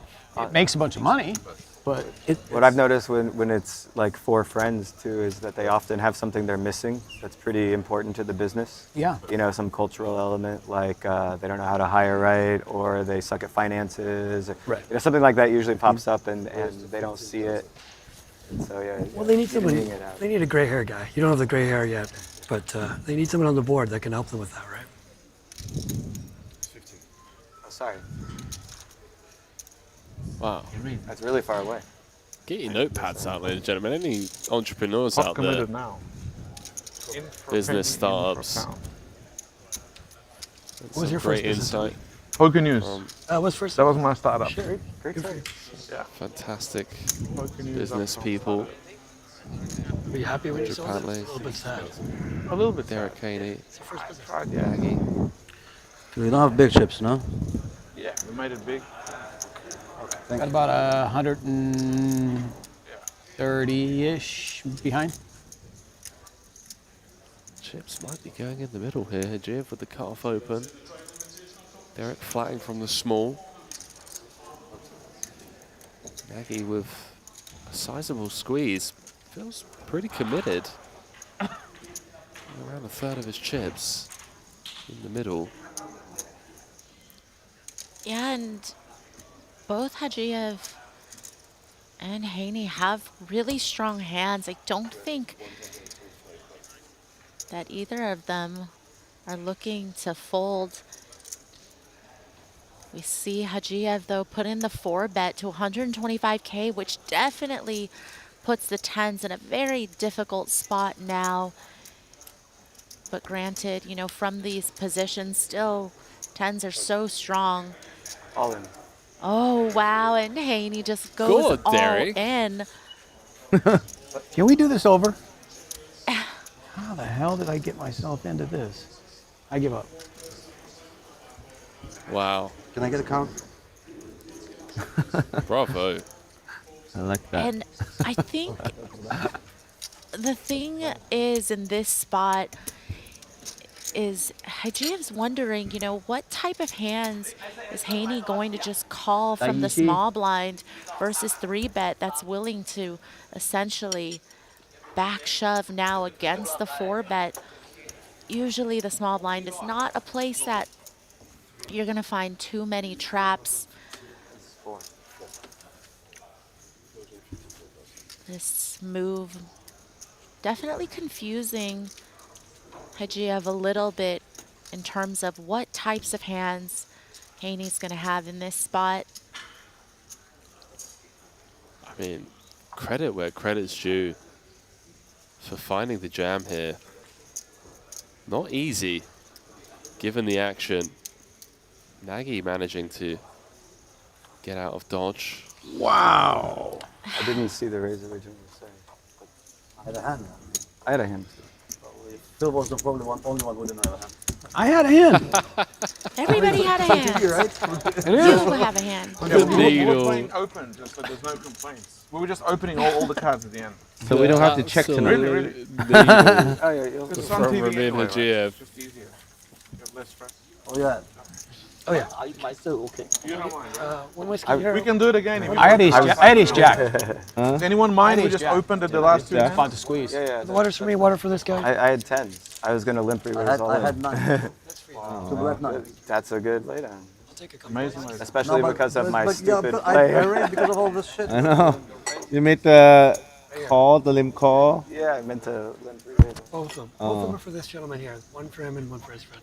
Yeah, and then one for Kyle on... With all that dead money. The thing is, if I not jam, when I'm you drinking fall. with Carl. I was thinking to jam. If I jam, you fall. You have Where's to- Carl, your guy over there? Yeah. Where's all the chips? Oh, here, I'll take it over. French guy.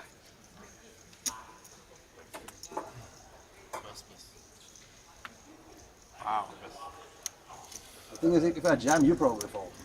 That could be true. It would have been amazing. Oh, what a result for Derek, just picking up It up and it worked out for me. 200K there, uncontested. It's the story of life. Increasing his stack by I wish this 50%. The white chip blends into the GG poker thing. And Pantling, you know, give the man an opportunity and he will take it. If you raise and find a caller in between, Pantling just can't resist squeezing in this spot with the 4-3 offsuit.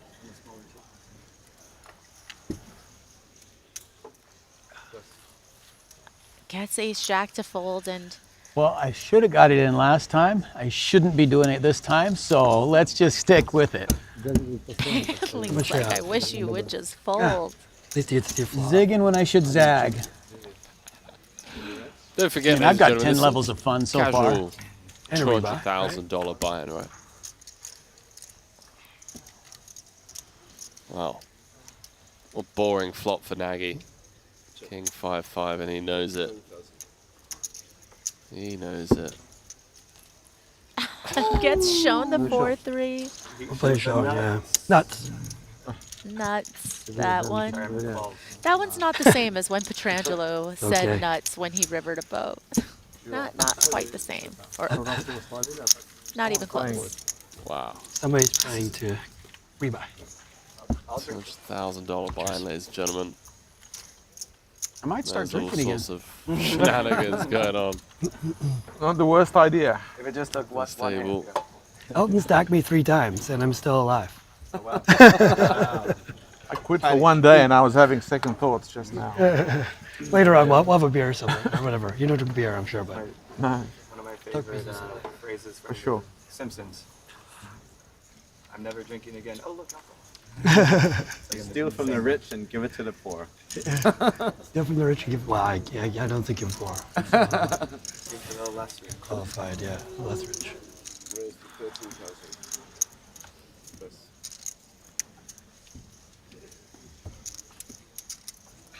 Oh, hello. Aces. The tag something to flat call.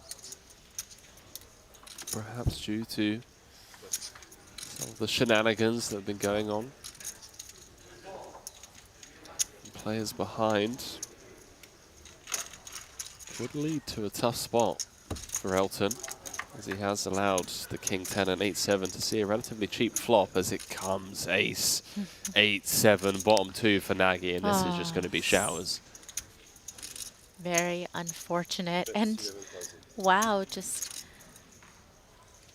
Yang firing into both players here, and saying slow playing, but Nagy with 81K behind is just going to put it all in here, and is going to see some really bad news in the last level of the night. Oh. Wow. I don't really have a lot of outs here. You got some. That's not a lot of outs. Runner. Nagy drawing to running cards. Or 7, Did 7, not 8, 8. I'd like to give you a expect to see backdoor. the aces.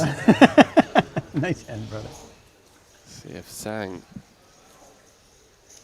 continues his run here. Owen's actually sweating like he. No. Dead on the turn GG. is Phil Nagy. As Elton Sang boats up on the river and finds himself playing Cooler, 1.3 million now. Good for more than 4 starting stacks. Was the first player eliminated at the start of play today, re-entered, and now with just 30 minutes left on the clock. It's an overwhelming Today's chip been lead good. Ace has been good too. over the rest of the field as we jump back out the pro side of the bracket. Did Chidwick just... Wow.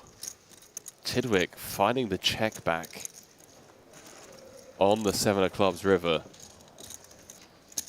And Pietrangelo takes that one down with top 2. Bravo, Chidwick finding the check back. Can elevate your live sports engagement experience over on betacr.eu. Exclusive live action prediction options on Triton events. 15% free play up to $250.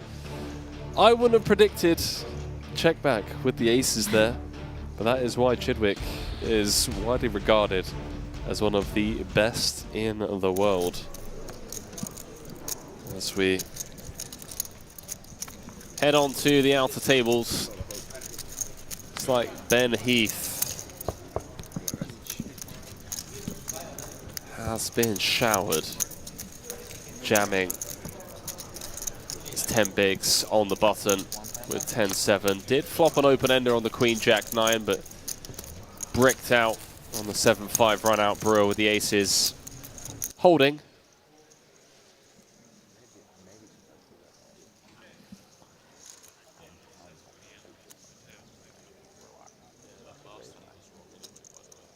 Brian Kim, relative newcomer to the scene in terms of high stakes tournaments. You know, somebody that we've only seen emerge in the last 9 months or so. And prior to that, definitely playing a lot of high stakes cash games for a long time. 311, that's a sick band. Nice table presence though. Doesn't seem easily intimidated, even though he's up against formidable opponents, especially when the 2 fields are still separated. Yeah, shout out to the Kim family. Been avid supporters of Brian since he first joined us at the Triton Super High Roller Series. Often watch the streams whenever Kim is in the mix. Appreciate you, brother. Yeah, 311 rock, bro. Dude, they were doing it. I like that kind In of the like mix he late is. 90s ska Second kind of bullet shit that was going here. down. Dude, there wasn't. 10 cashes, 2.6 million Blind's like a god. in earnings. Like that, they don't even count. They're in a league of their own. First joined us, Vietnam. they're- Kicked off his Triton career with a bit of a bang. Second ever event, came third in the 15K for 271, followed up by a 4th place finish in the 30K for 441,000. Also cashed the 100K main in Vietnam. 4 cashes in Cyprus, including a 2nd place in the 50K for 920,000. A rough-ish stint in London.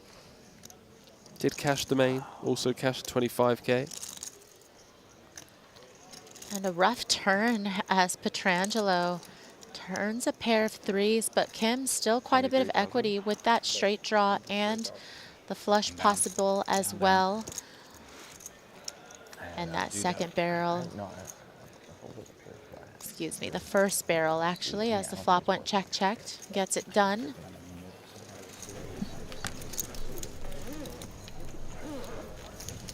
Well, some checking over here as well on the flop.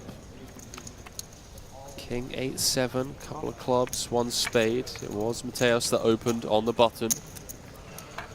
Jan flat out the small. Jack of clubs on the turn was when Mateos decided to start building the pot. 11 DD. He managed to get an additional 115,000 in value on the 5 of diamonds river. Maybe I didn't.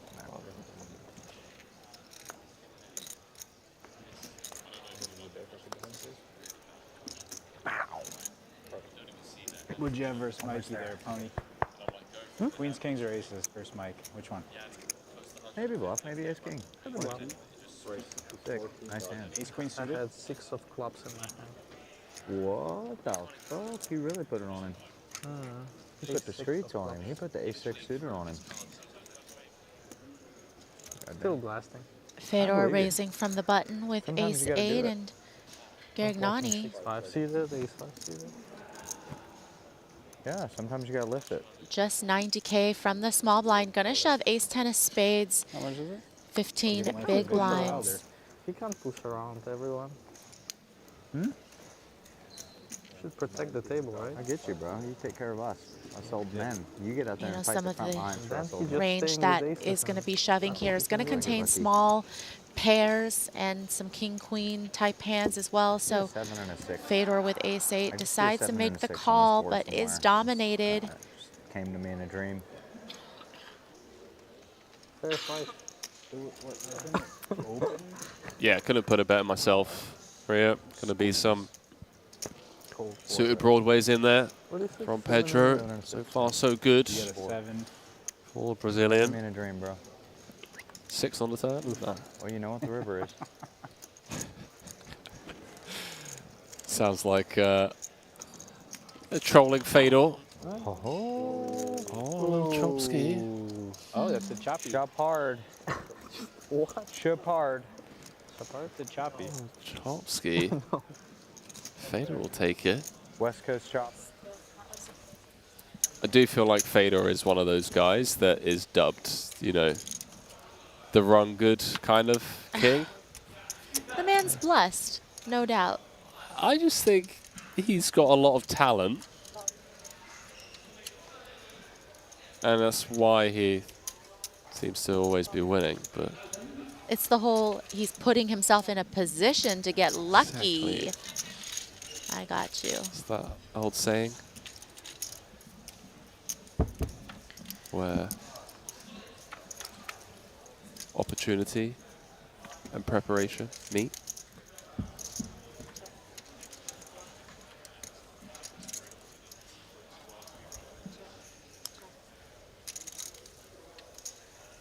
Saying unfortunately outflopped here by Richard Young.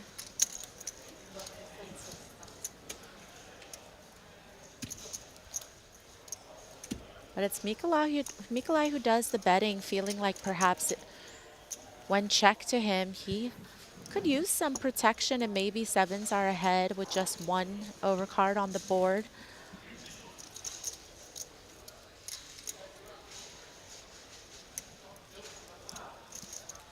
Young makes the call, and is Sang gonna just be able to check fold this flop? Wow.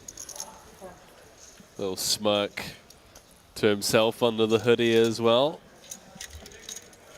Never easy to just pitch the kings, but it's an effortless one for Elton. Chip leader to 71 runners now. Heath re-entering, of course. I forgot it's just a bit. Oh. Hello. And Yang, after it goes check on the turn, still checks on the river as the backdoor flush draw comes in. And Mikolaj betting 55,000 gives Richard something to think about.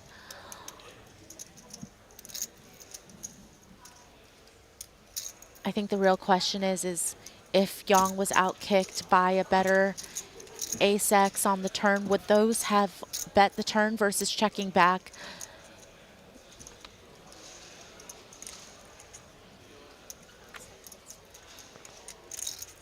Wow, he just ends pitches up it. folding. Wow. That is a disciplined Incredible. fold. Especially given the way the hand played out. Check, check, turn. Gets away from it as well for a 55k bet on the river. You have an ace beat?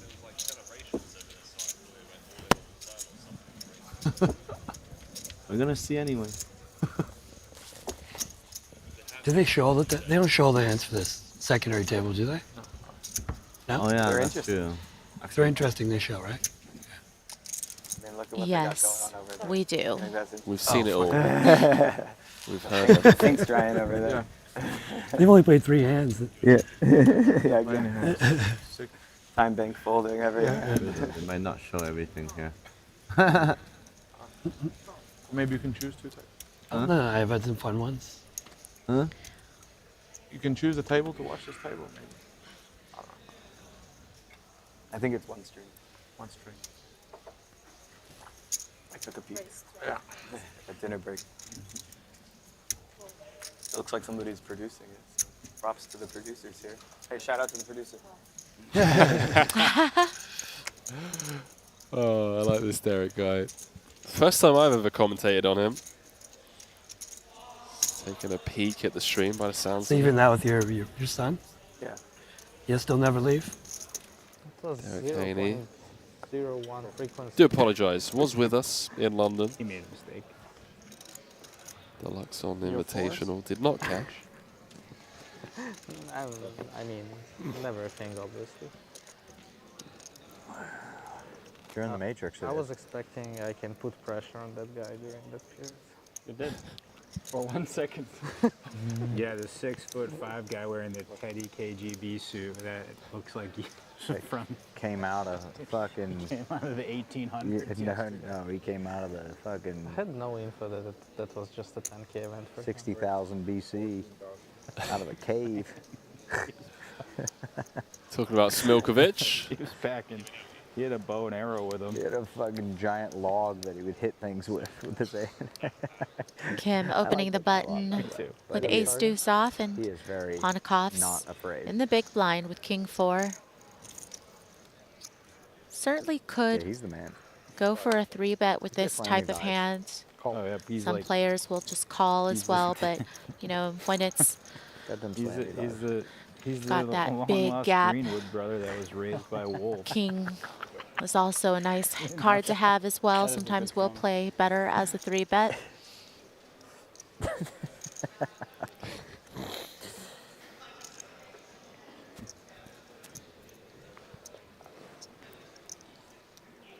Now I've got to find a video of Smilkovic in Vietnam because the description from Jason and Petrangelo is spot on.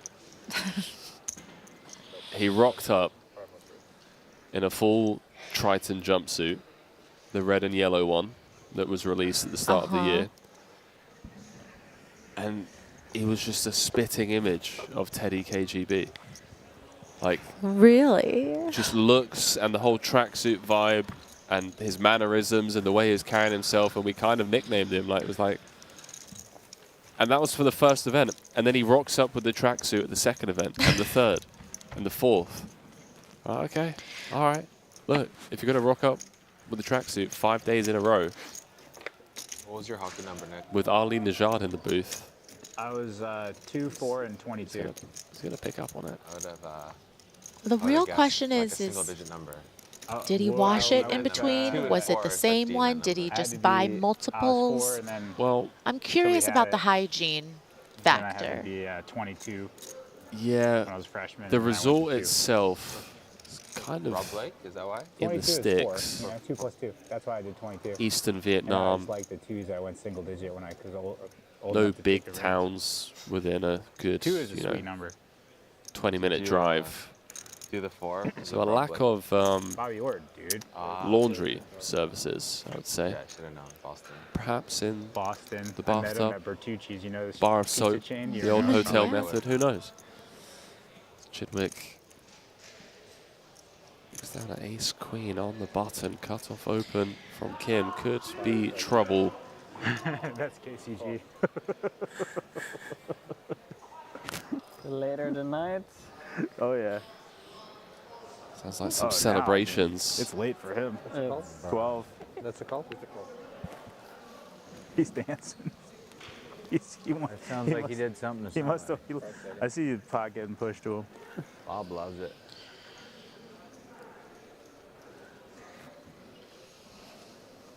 What's Polikov's thinking here? Late in the night. Knows that everyone's just trying to get into day 2. Where those Oh, you can. Yeah, so I always forget. pools you can always merge. just see right away. Holy shit. He do something special. 64. He did. There it is. Actually, well.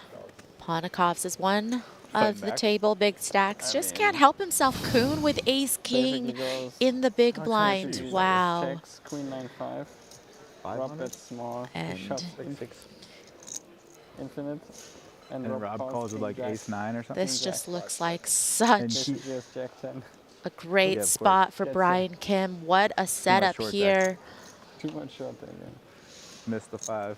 We did warn you, ladies and gentlemen, to strap yourselves God, in Rob called it. these final 2 levels of play today in this 200 Triton Invitational. On. Chidwick with the flat call. Jason does announce himself. Just says all of it. ICM be damned.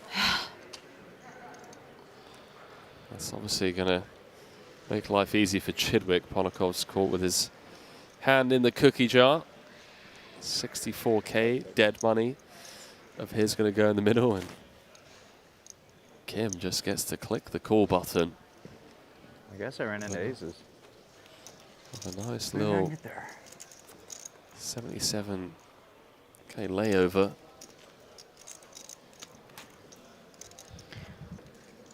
Feels like a get there situation. Jason just calling it. So that feels like a good get But there just in situation. case I don't, what is it, 360? Kuhn, though. Go for the prepay. What is going on? Yeah, he's doing everything he can to try to spike what's actually a 2-outer, even though he thinks it's a 3-outer. Oh my word. gosh. You had an ace Oh. 2, huh? What Okay, else I don't can kill have? anybody sweats. Don't kill no sweats. Not out yet. Brian Kim Maybe. on his second bullet. It's close, but not close enough. Needs the case king.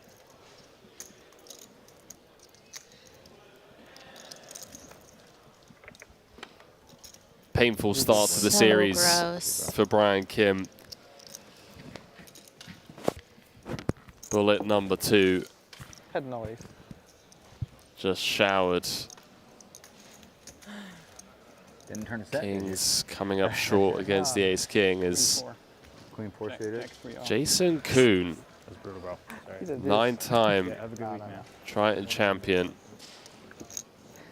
cracking the aces of Michael Adamo, now showering the Cowboys of Brian Kim, No, I'm sorry. No, it's fine. crossing the million chip mark as So happy. Well, that was a good read. ACG That was quite impressive. has eliminated That's not like how'd you go broke? Well, I called out King Jack. Rob Young. And you're ahead, yeah. Here is some I mean, he told you he had Jack 10, so you have to call. No. some hand histories here. I trusted him and he said I had Jack 10. Handshake between Rob and Bob. It's the only two cards exactly you can have. So it sounds like Wow. is one of the most absurd hero calls gone wrong kind of situations where I'm beating that as well, aren't I? on a queen 9-5 9-8 board, 10-8. Rob 10 jack was Block the top of your bet range river. there. 10K into 40K. KCG jammed all in. And Rob Young called off with King Jack high. Be classic for a lot of players at this table. I do apologize, producer James Dempsey. Let me know that it was all in on the flop on the Queen 9-5 board. Rob Young correctly putting KCG on a King 10, Jack 10 type holding. Made the call with the King Jack high. And KCG got there on the 8 of Hearts river. No justice in poker. No, I told you, You that did. that other, 3.7% of the time, that's the only time, but the majority of it, no justice.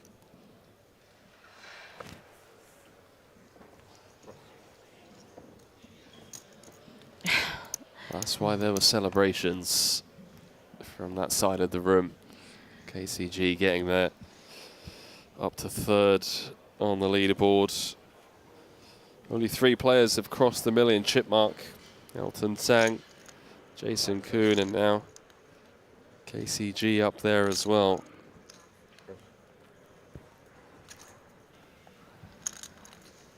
Ponakov's really getting after it. Undeterred by the fact that the last time he put in a cold 3-bet the hand before, it didn't work out so well for him.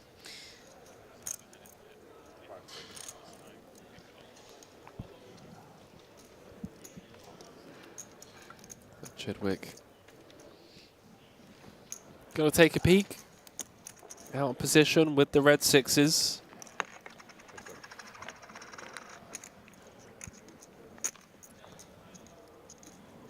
That looks like it's all Ponakov's. Ace, Jack, Trey, 2 spades. Late in the day. Just 15 minutes left on the clock. 71 entries so far. A couple of people on the outside looking in with the option to re-enter. Does check through. Surprised to see Ponakov's not continue? Yeah, I'd 3-bet say pot? I'm a little surprised. I mean, I think part of the range that Chidwick is going to call that 3-bet with pre, of course, will contain some ace-X's, but, some of it is going to contain hands like this where a bet would have probably easily taken it down, but, there's also the potential You did. that Chidwick could have had some traps as well. Yeah, we've all been there. Not here to be mucking the ace king. You wonder if Ponakov's is going to go for the delayed C-bet. And, it's not like Ponakov's would be betting some of his ace-X's 100% of the time on the flop. Some of the weaker ace-X's, he might end up checking back on that flop, exercise a little bit of pot control.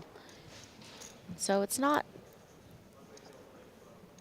totally out of the realm of possibility here that, of course, Ponakov's can still have a good hand and have 6s beat. So Chidwick not going to stick around. Of course. Nice little delayed C-bet there. Gets it done.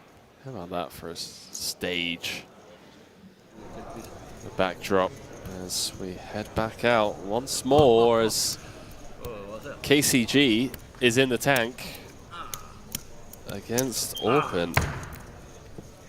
He does indeed on the King 9-4-5 board. It was. Orpin with the King Queen flopping trips. KCG with Ace-9, keeping him honest across 3 streets. Oh, sorry, I say keeping him honest. He 2000, I took 4. bet 80K on the river. Orpin jammed for 234,000, and KCG couldn't let it go.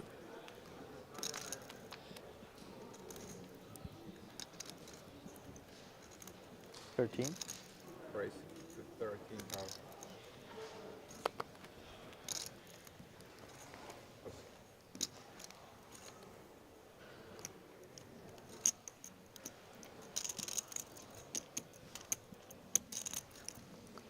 Looks like this is the Alex Ponokov's Invitational. Well, you know, we were saying Adamo passed him the baton. That is so true. Clearly, You said that. I call it baton. You call it yeah. baton. Well, that's only one of many words you pronounce incorrectly, but that's fine. It's okay. I usually can figure out what you're trying to say.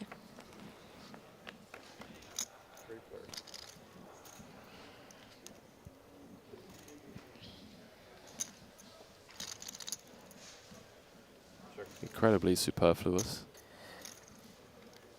And uncalled for. We do pronounce superfluous the same, though, so there's that. That's Fantastic. good. It's good. You know, there's some middle ground here. The language that we invented. 11.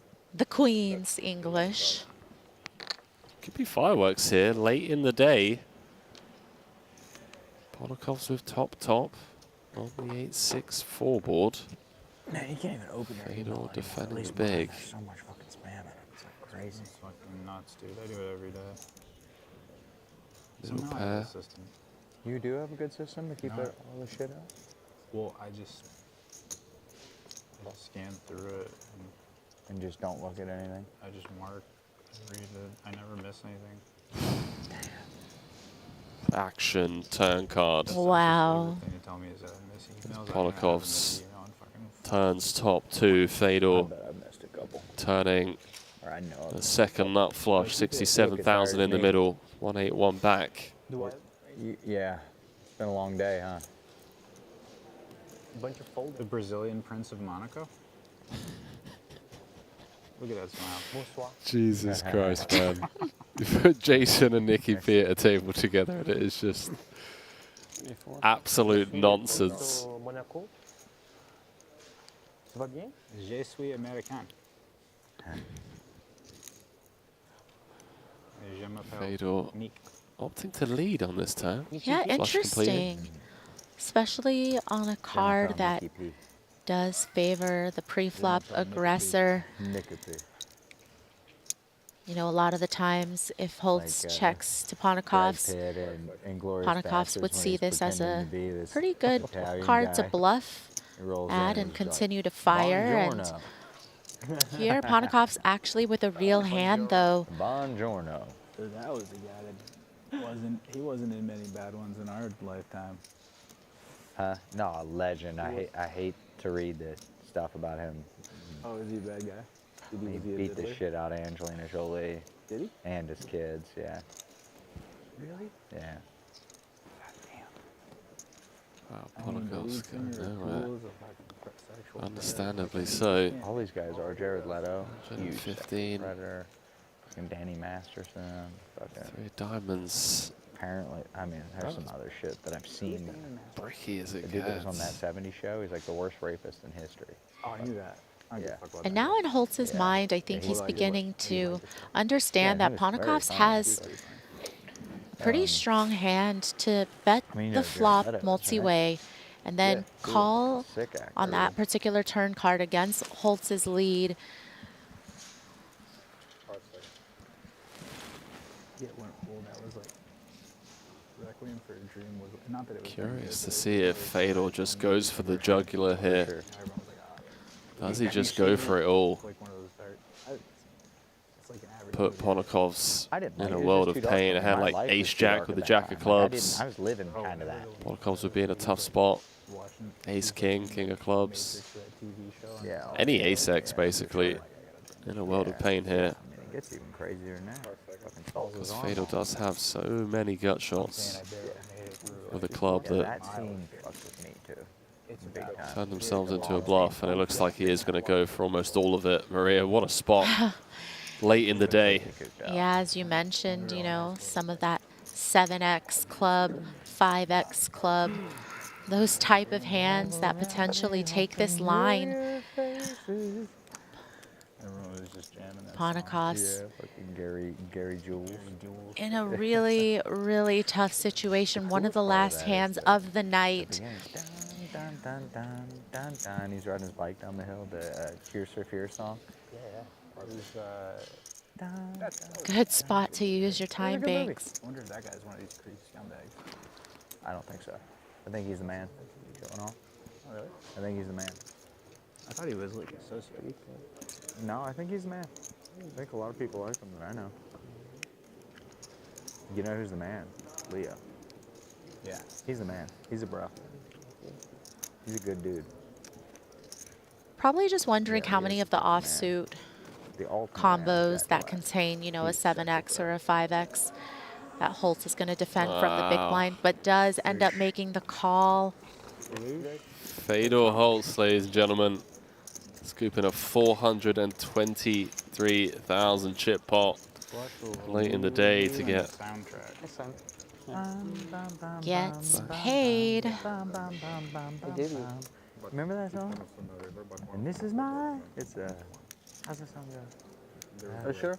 Oh, you mean the Tears for Fears not song? that one? Yeah, the opening song. Yeah, when he's riding his bike. Yeah, it's sick. Yeah. rough orbit and a half for Ponakovs. A couple of You know who's the man? big-ish spots not going his way late in the day. Yeah, he is the man. As we are winding down. Leo's the fucking man. Gosling's my boy, dude. There's a couple other ones that are actually. My dad's second favorite movie is The You know who the ultimate man Notebook. is? Ever? There was a little chance I can Universally beat agreed upon fucking goat. John Hamm. Maybe. Who are you saying? Keanu. Little. Point Break. He's a bro. Point. Even Point Break's dope. We watched Point Break on the hockey bus. Literally, it might have been 50 times. This is every time. It's like, what's he gonna do, dude? Probably What's Keanu gonna do today? Probably not.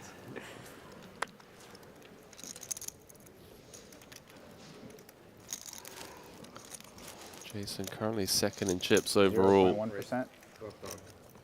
Beating value? Or what? Frequency. Of what? Calling.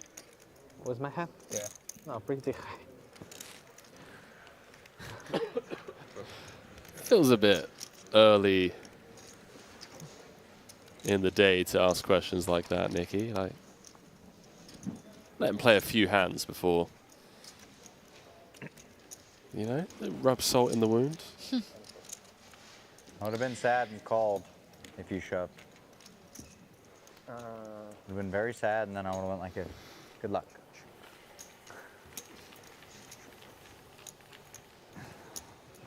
So Pedro's been pieced up at this table.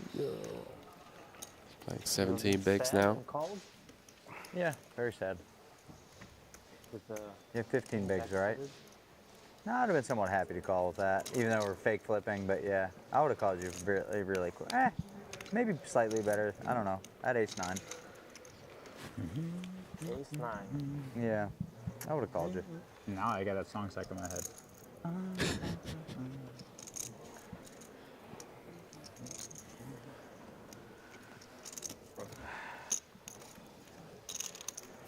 Make fold. Ponakov still I got thinking it. about I that got it call nailed down, against Fedor. The Might fucking lose Gary a little Jules bit of blending in sleep with it tonight with the over lyrics, that. but I Maybe know it. feels like Fedor doesn't have too many bluffs in that spot. Fucking like 80 songs, right? Yeah. Tears for Fears is a fucking great band. And this is my 4-leaf clover. When dealer announced 54, I was so happy. Don't want to see 154. Chidwick gets the opportunity to defend. Not been the best frame for him either at this feature table. Time flies. How does that fucking go? Good every pair of the song. gut shot man. for How Nicky the fuck does P. this slip in Bottom my pair of the mind? gut shot. You need to listen. Running to clubs for Chidwick. Mm-hmm. I'm like a jukebox in my head. I know like thousands of songs. Mm. I was obsessed as a high school kid. Like I would listen to every song I could find. Representing them well. Yeah, well, no, mainly U.S. and British stuff. But you can sing them well usually. No, No. but I know them. At least he's honest. You Not much a of a big singer, fan of Maria? karaoke. No, I It's think your it's go-to fun. karaoke I'm like song. Baby Got Back is my karaoke go-to singer, like, I karaoke can song. sing I can get by, But but I'm not like. I no was in my one's thrilled college to a hear me, cappella you group. know what I mean? You know, I'm There's some really I'm sick like karaoke Pitch singers in Perfect, this you know? room. It's like that movie we... Really sick. Paul is nuts. He's so good. Paul's an I amazing don't remember singer. And Wyken is an amazing asking singer. Wyken is like a rock star. Good. about that. He can hit high Just notes asking like what you've your never go-to. heard. It's really cool. You asked if I sing. I asked, you know, He what can your sing go-to like karaoke fucking song shit. is. It's really, really cool. Self-praise is, No, I mean, you know. you, for all you Yeah, know, all the we didn't KTV even have to training. And the best audition singer for my was college a cappella group. It could have RIP. just been on a But the- volunteer He was basis. sick. I He had know a how deep seriously baritone voice, and he was you perfectly in Americans tune. He Take could our sing acapella. anything. take your acapella high school stuff. He's like a You know, legit that's singer. like Yeah, some he sounded serious. like a trained singer when he Take sang. it seriously as the Brits take I like cricket the and vibrato rugby. thing. He could like make Okay. it. Like it was really, really cool. I was could like, see dude, I it. can't See follow you this slaying shit. it out there. Like, Did you go to a lot of karaoke? oh yeah, Nicky yeah, P. we went to karaoke. Yeah, like no, the Rivering the Paul's Straight. karaoke was cool because it was like Check through it on was the just a turn. pool table and singing in Check it Montenegro, with- so there's not a bunch of nasty shit. I didn't like any of that nasty shit. What do you mean by nasty shit? Well, some of them karaoke's you don't want to be going to unless you like the deep end of the pool, if you know what I mean. Like, I don't like the. I'm not a party guy.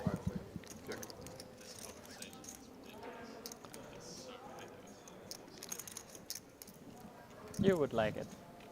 Yeah, if you like to get down, but you're also with someone. You kind of want to be single and getting down with those guys, you know, which I was It's like never an that. incredibly awkward spot for Chidwick. Yeah, you know what I mean.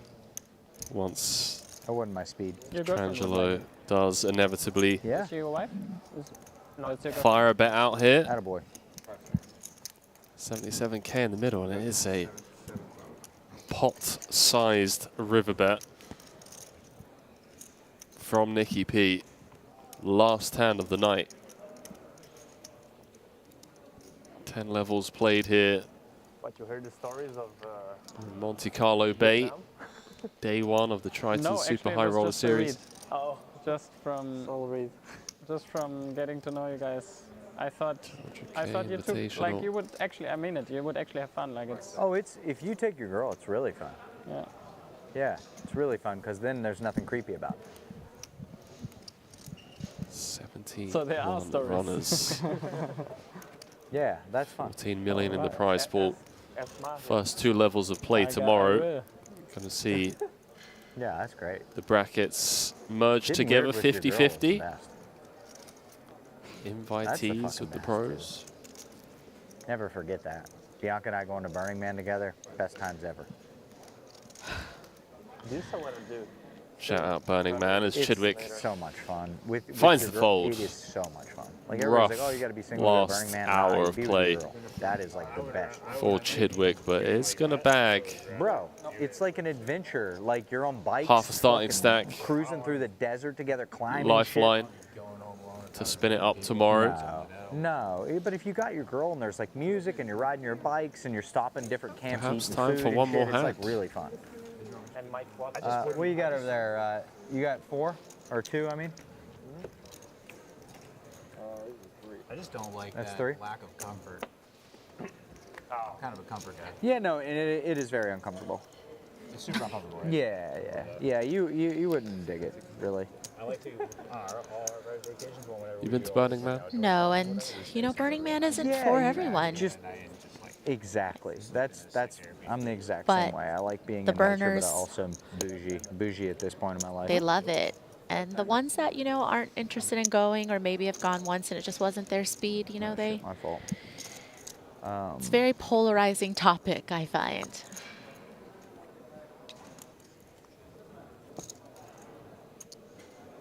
That was a very elegant way of rejecting Burning Man. No, no, I'd be open. I'm just, but I'm not curious enough to take the initiative. Yes. You need it all like prepared and in place for you to be able to This guy go. fucking knows what I have every hand. It's scary. You were hanging out with Sean Winter. My buddy Sean.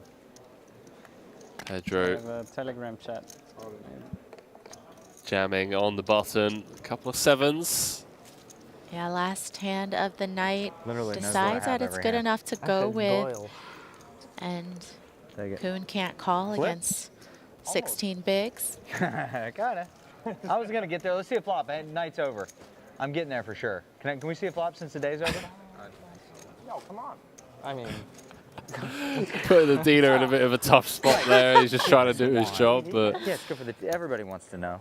that is everyone on TV. how things are going to finish at this table. Chip counts brought to you by Poker Stake, Triton Poker Series here in Monte Carlo.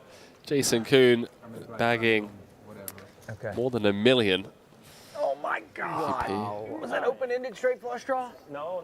Very pretty, 580,000 as it sounds like the dealer did decide to show them the flop. Elton Zhang, first player eliminated today, ending the day as chip leader. Yeah, I feel like we didn't really get to focus on that table too much and see how he got all of his chips, but obviously a player that is tough to play against and somebody that is unpredictable, and that's always going to create a situation where they're going to be able to make a lot of chips pretty quickly. Yeah, I think with someone like Elton, who just is a Triton OG and has so much experience playing against the types of invitees that are here at these stakes as well, just going to be able to navigate that side of the player bracket as well as he has, obviously, bagging the chip lead. Back tomorrow, 2 p.m. local time, same place here in Monte-Carlo Bay. Day 2 of the Triton 200K Invitational. We'll be merging the pools for the first 2 levels of play tomorrow, then a complete random redraw. The plan, of course, to play all the way down to the final table tomorrow, where we'll have Ali Najat, Randy Liu jumping in at some point as well. From Maria Ho and myself, Henry Kilbane, good night on the first evening of the Triton Super High Roller Series here in Monaco. We'll see you tomorrow.